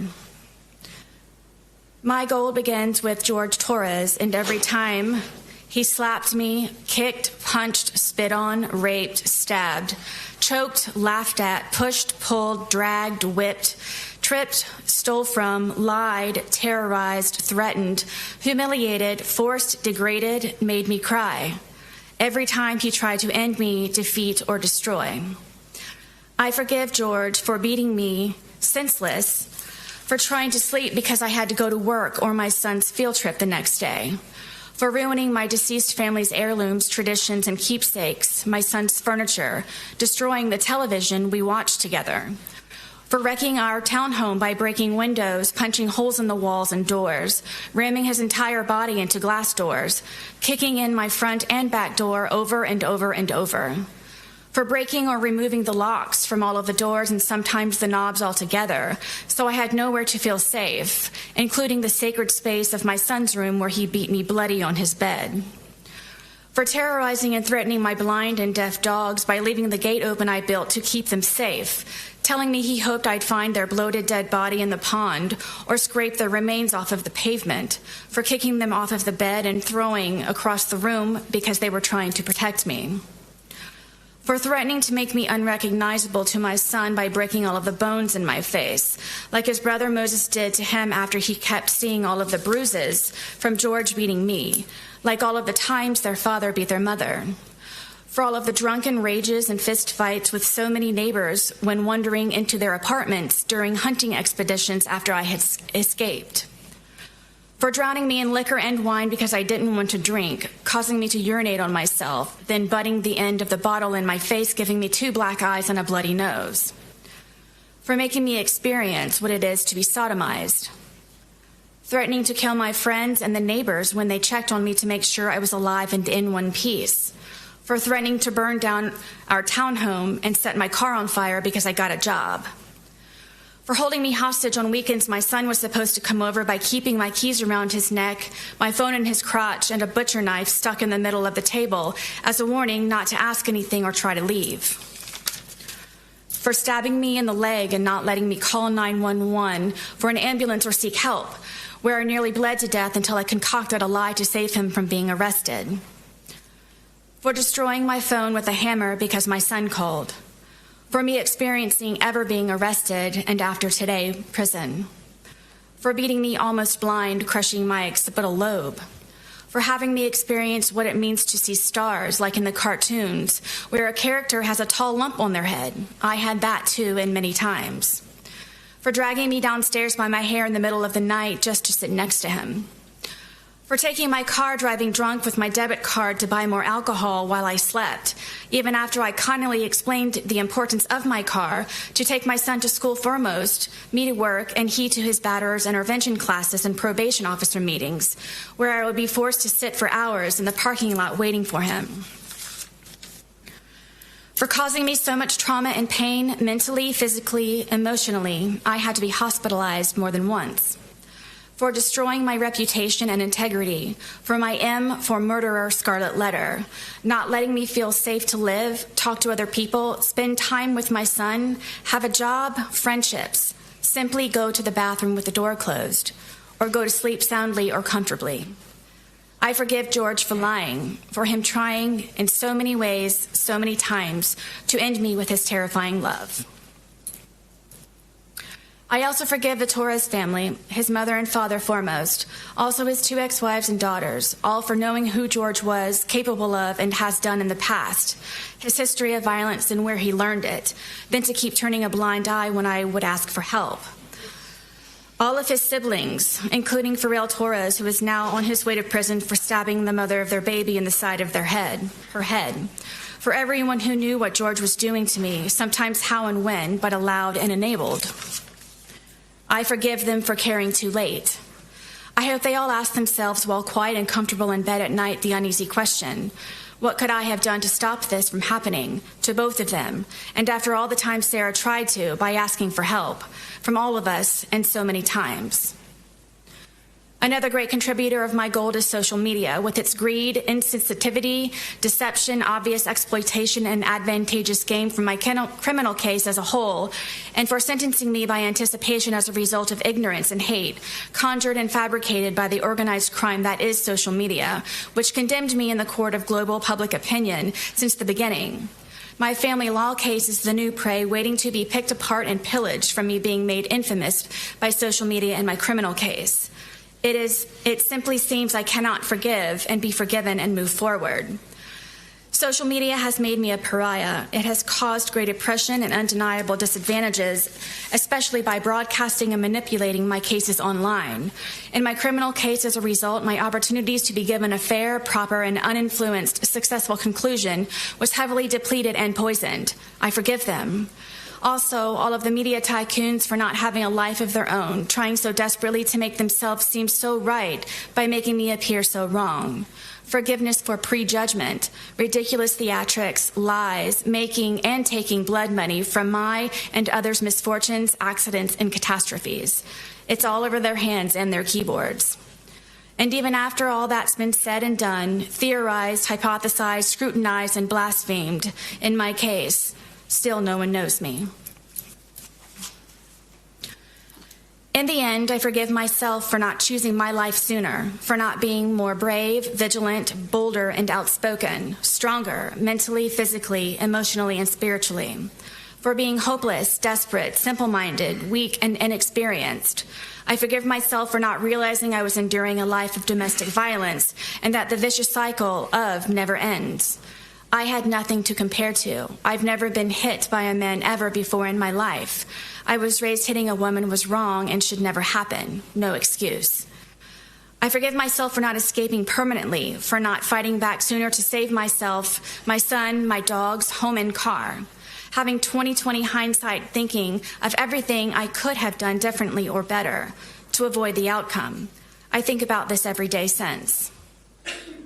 Also, of all the good days we had together, for him at least, while I was constantly in hyperdrive, high alert, and paranoid, making sure I did everything right all the time.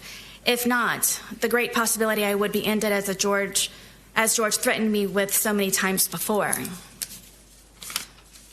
I forgive myself for falling in love with a monster, and no matter how grotesque he may become, I still loved him, hoped, and forgave.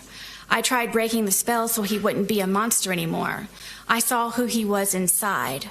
George made me then, now, and always love him for all of his cracks also. We made each other our own brilliant pieces of art from the cracks and repairs. Unfortunately, not all cracks can be. In all of my forgiveness, George is my greatest lesson and will forever be a part of me. I think of him every day and still speak to him when alone on the rec yard. I ask his forgiveness and that he looks for me at the gates of heaven so I can tell him how sorry I am, endlessly, and that I never stopped loving him. In all of it and still. When I first came to jail, I put my mat under my bed and cried all day and all night for months, only falling asleep from being so exhausted with grief. I wrote him letters. I wrote his family and his daughters, apologizing for asking for their forgiveness. But due to fear that my life or sons would be jeopardized, I did not send. I am sorry.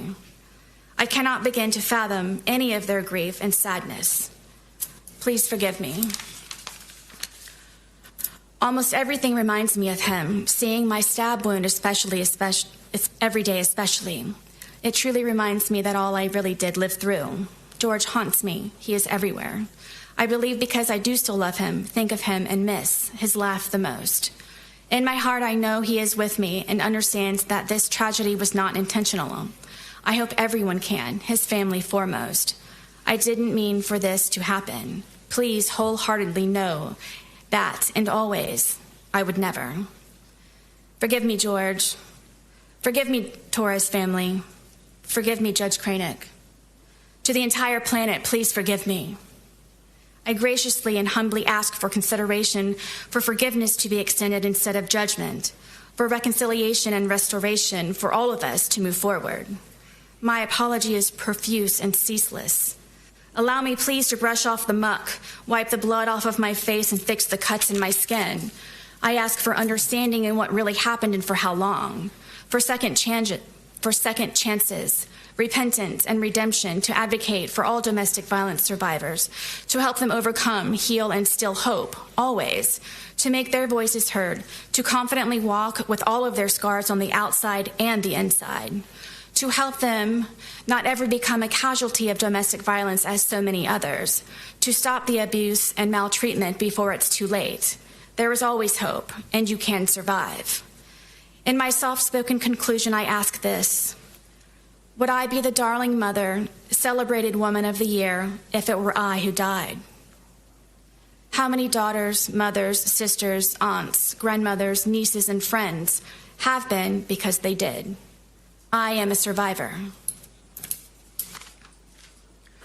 Learn to do good, seek justice, rebuke oppressors, defend the fatherless, plead for the widow. Isaiah 1:17, all-encompassing, protect the abused. Ms. Boone, is that the end of your written statement? Yes. Now, gathering your thoughts, did you want to make an oral statement? I do. All right, would you do that now? Yes, please. My statement, my verbal statement, is primarily to the Torres family, to the judge, to his daughters. I know you all know who I really am, and that I did care for George, and that I do still love George. I know you know that we had very many good days, and I take offense to the statement of being said that this is just for a moment. Right now with me here in the courtroom in front of you all, this is just for a moment.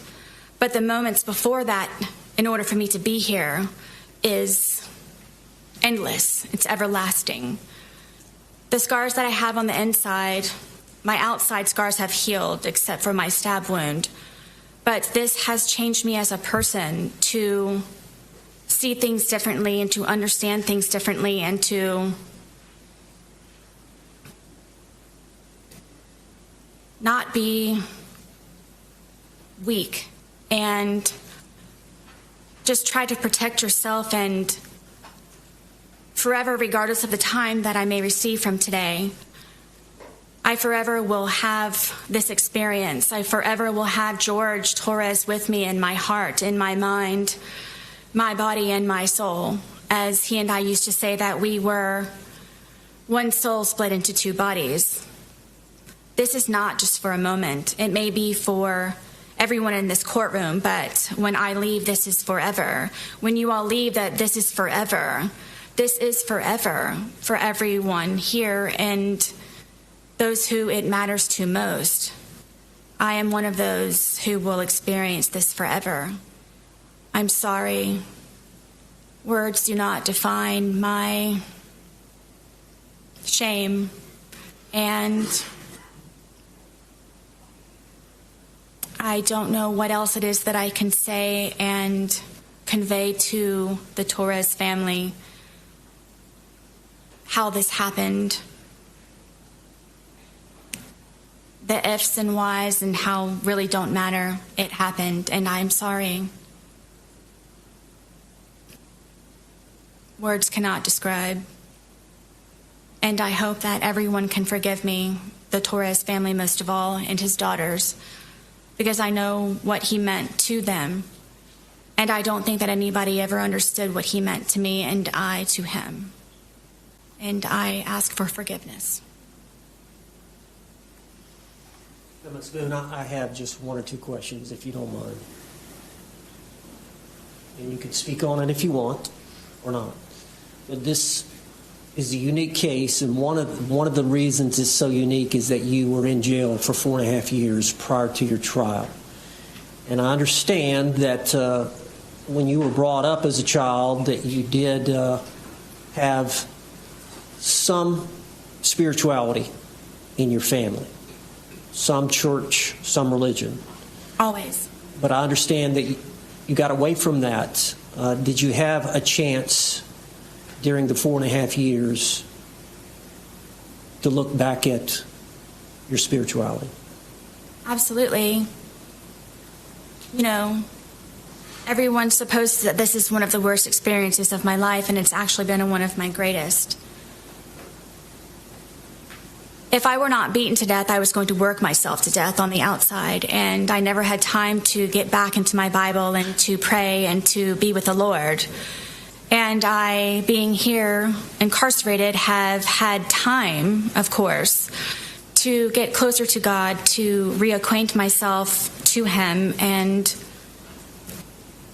realize what it's all about. This is all temporary, and when I say temporary, I don't mean by being set free in jail or from prison or wherever else. It means being set free and temporary, meaning that you work for something higher, you work for God, that you strive for your crown to be placed upon your head by Jesus Christ by being said, "You have done well, my good and faithful servant." I've always tried to be a good and faithful servant. I was just a servant as opposed to doing all that I can when my family were alive and I was going through everything up to this point. I've become so much more closer to the Lord, and it's made me such a better person, and I hope that I am an example going forward of the Lord's light and can draw many people to me because of it. Any follow-up, State? No, I assume that was the final word. Thank you. She can return back to counsel's table. Anything else from your side of the ledger, Mr. Owens? No more witnesses, Judge, just arguments. Okay. Anything else in rebuttal, or just proceed to argument, State? Just proceed to argument. Okay. All right. Once Ms. Booth's seated, you can proceed with your point. An attorney from the conflict wheel who specializes in appellate litigation. And again, you'll have 30 days from today to appeal that judgment and sentence in writing. Do you have any questions? That's based on the facts and circumstances that they were aware of prior to this trial. Thank you. Thank you. Any rebuttal by the State? No. Okay.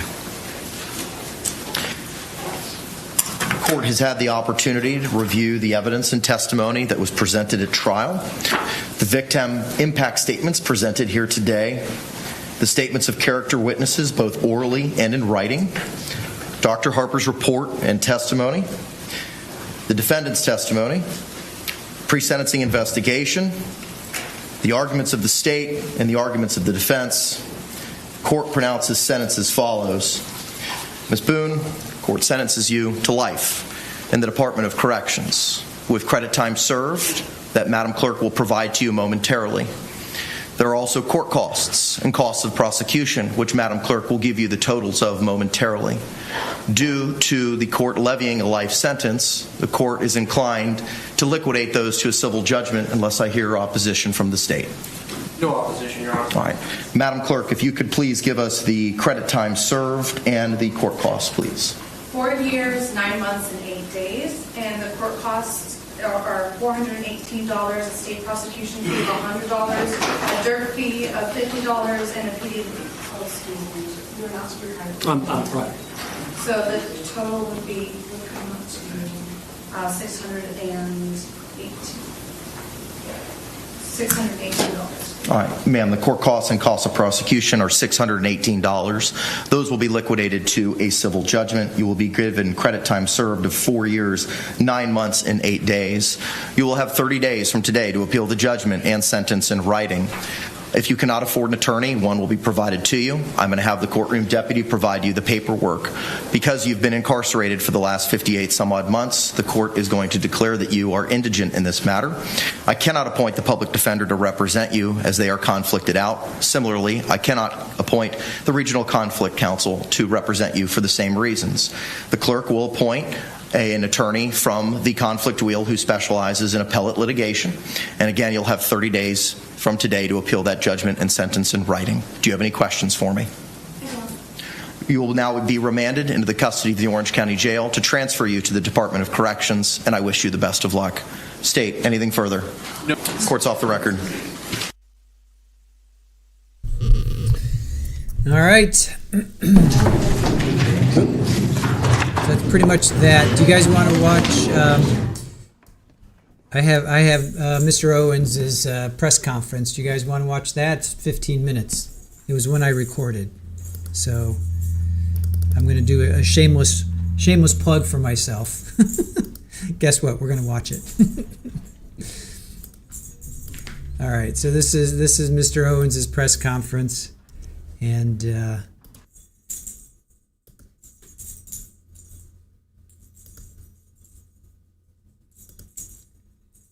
this was his press conference. So we gave two press conferences, one after on the 25th, which I recorded as well, but then this was the sentencing. So this is from December 2nd.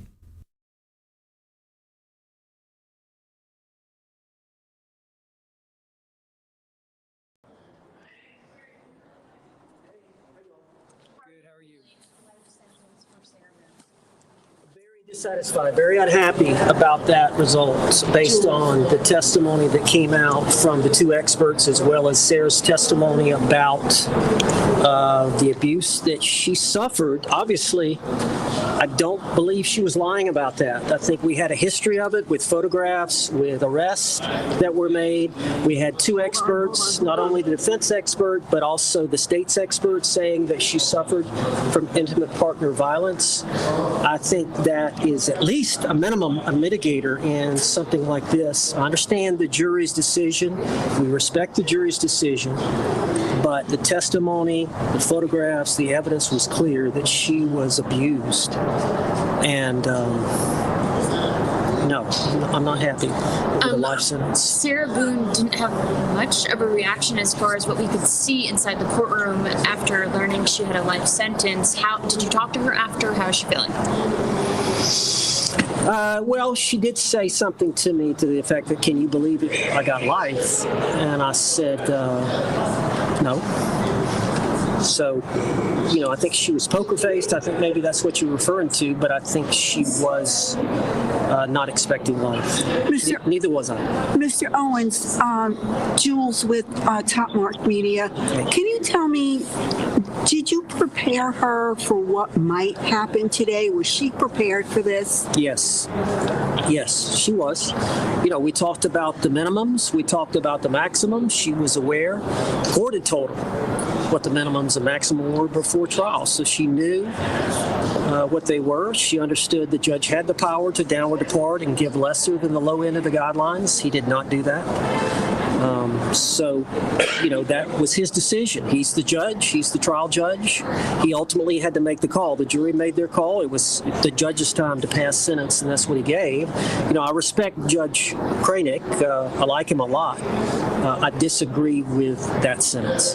Can you talk about the next steps for Sarah? Well, she's got 30 days to file an appeal. Usually, these appeals are handled by the public defender's office, who has maybe 3 or 4 lawyers within the office, and that's all they do is appeals.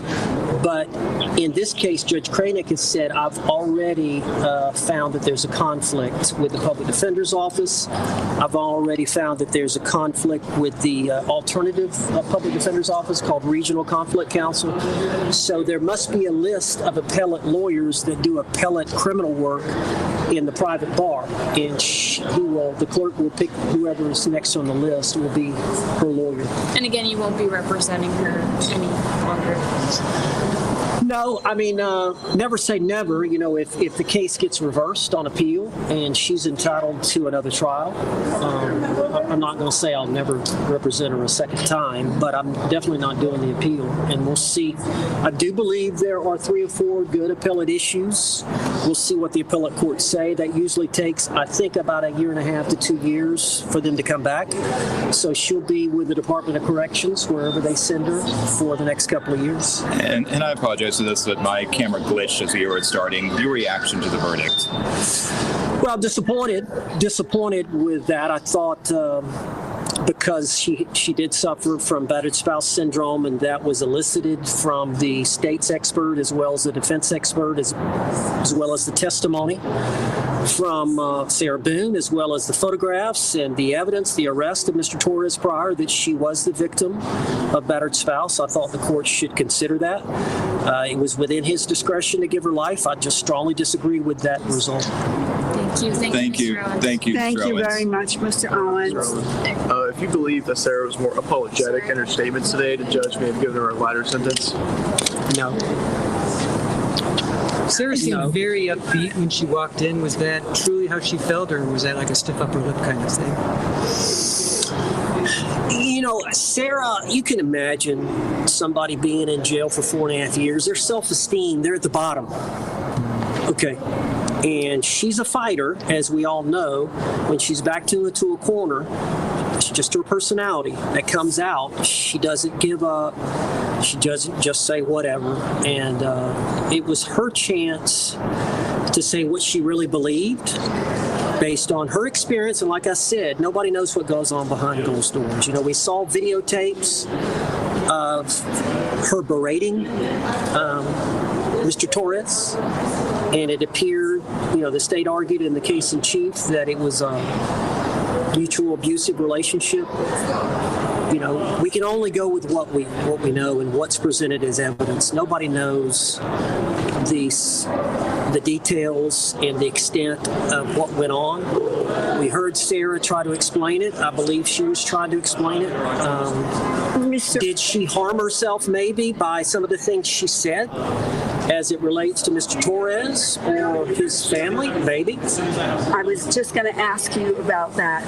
Did you have an opportunity to go over Sarah's statement that she was going to make in court today, or she did this completely on her own? Well, she had written that statement several days ago, but I was not able to get back down here. The holidays and some other things that went on until last night, so I had a chance to talk to her about that statement earlier, right before court. You know, I'm torn between being a lawyer and being a human being. I mean, she's facing life in prison. It's your chance to speak. You know, I don't like to take away everything, but I did have her delete a bunch. She did say it was edited. It was. Okay. At my suggestion, but to some degree, you know, she truly believes that she's a victim. And, you know, to this country, I'm sure there have been other victims of domestic violence that have been battered women that have gone to prison. There have been a few cases where they've been acquitted based on the testimony, but it's a case-by-case basis. It is a difficult syndrome to explain. It's a difficult syndrome to understand because most women leave. The first time some guy pushes, strikes, hits, whatever the case may be, they won't stand for it.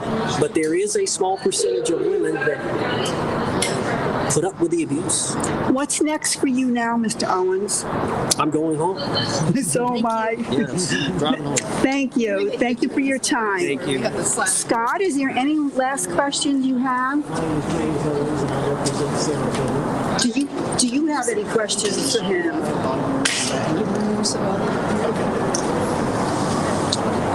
Okay.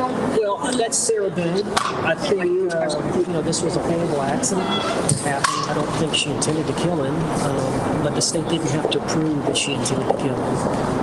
I do think she loved him, but it was a highly toxic, dysfunctional love affair that they should have never been together because of just the way he was and the way she was and how it ultimately ended up. Obviously, if you could go back in time and you'd want to change things, I think, you know, they probably tried to break up 2 or 3 times. I think he moved in with his parents, then he would come back over.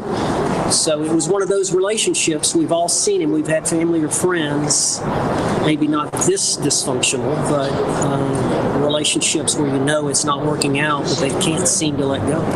The statement she made in court with his family in there, knowing that he was no longer alive, and the family there, I mean, her to say that she forgave them, but not stopping the abuse. Is that something that you advised her on in that statement? Well, that's something that she came up with and she wanted to say. And again, she's facing life in prison. I believe she was a victim of domestic violence based on everything that I've looked at in this case. So I know that she was a victim. Now, whether she was justified in somehow this happening, of course not.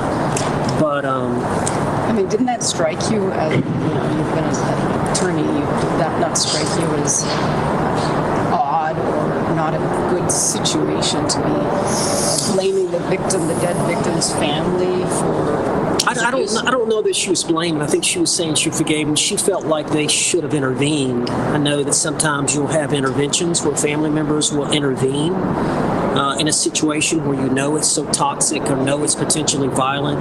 You know the history of the person. I don't know. That's what she wanted to say. I believe she believed in her heart of hearts that she was a victim and maybe they should have done something sooner. Maybe it is, to some degree, just Sarah Boone not wanting to accept the responsibility that she knew all along that she should have gotten out of the relationship. She just didn't have the courage to get out of it. So she's wanting to say to other people, maybe y'all should have stepped in and helped me some more because I was too weak or not strong enough to, not independent enough to let go. What did she say after she was given the life sentence? I think she was, she didn't say much other than, can you believe he gave me life? Or can you believe I got life? And I said,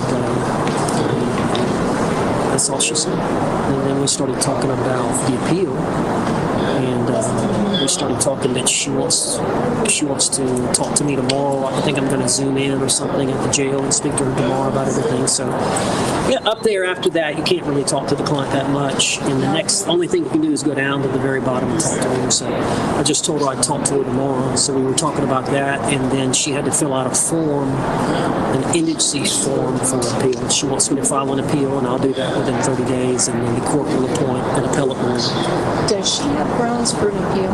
I believe she's got, 4 or 5 issues. I'm not an appellate lawyer. I'm not a great, legal scholar or legal mind, but I know that I had a case years ago that I felt like there was some mistakes, and I know that I made sure we filed the appeal, and it was reversed on appeal. So I know it happens, and it was just my gut instinct that there were some things that were done.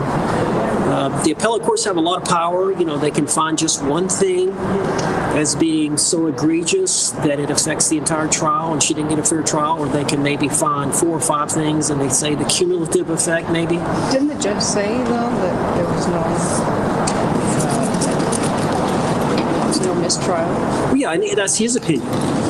But all the cases that have been reversed on appeal and had to go back and try it, the trial judges did the best they could and felt like there was no mistakes made. So she's going to try and get another trial?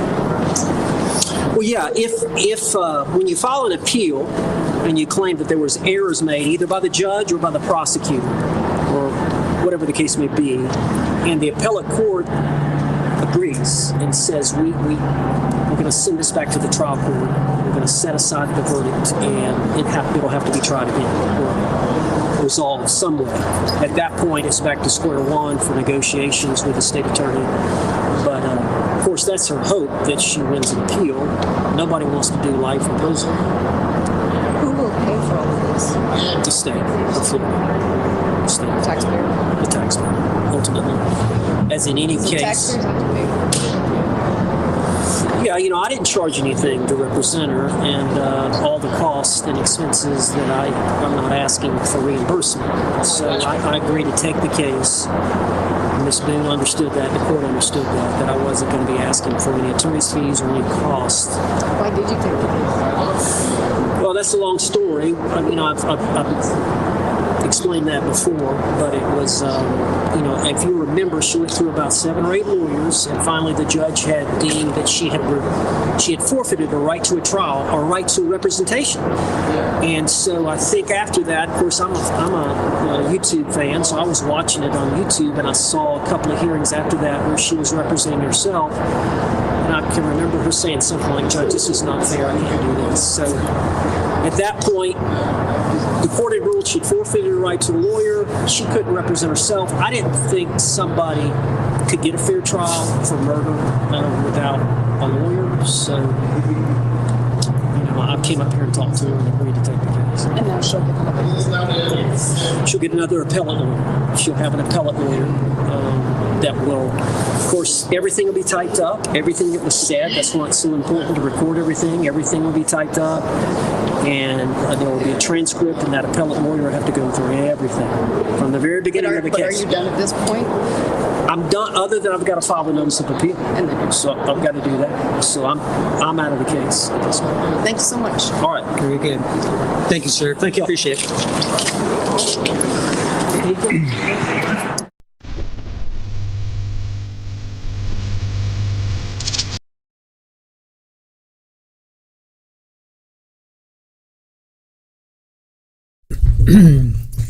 All right. Wow, thunder. Before we go, as always, just want to show. I just want to show George. I was trying to show pictures of George. I was trying to find like a tribute to him, if somebody had, like some kind of news station had put up a tribute to him, and I couldn't really find anything. But we always want to have the last word. We want to have the last word as always the victim, if you will. So before we let you guys go for the day, we'll just show you a couple images of George. And I'm not sure if that's his brother or friend. I'm not sure who that person in the background is. Could be his brother. I'm not sure. Not sure.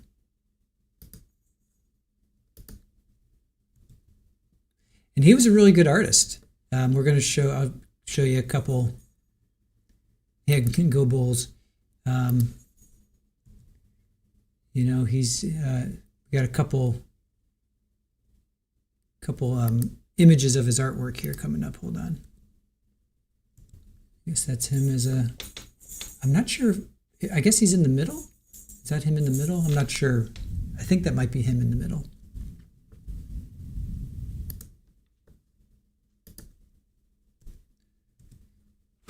Cute little guy.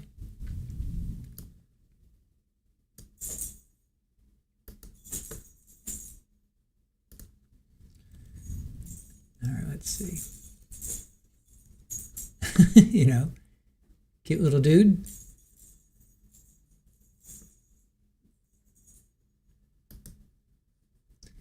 And some of his artwork. So I think he was pretty talented, right? Let's see.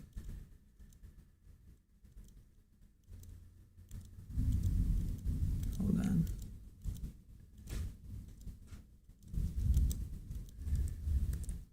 I'm guessing this is his daughter.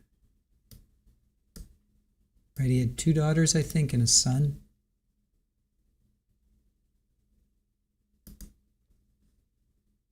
Let me see if I can find, hold on.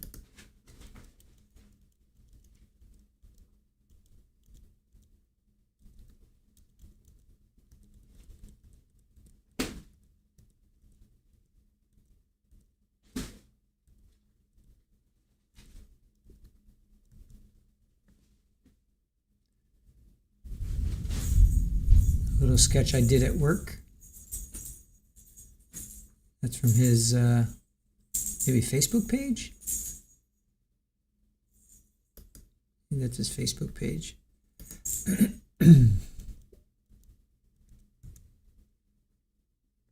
Hi, hater. Yeah, I think he had 2 daughters and a son. He had 2 daughters and a son.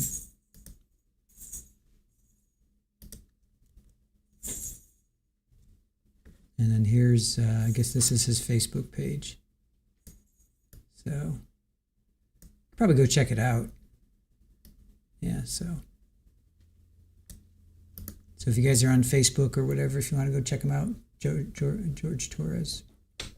So, all right. All right, with that,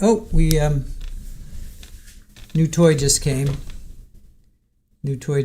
So they're checking it out.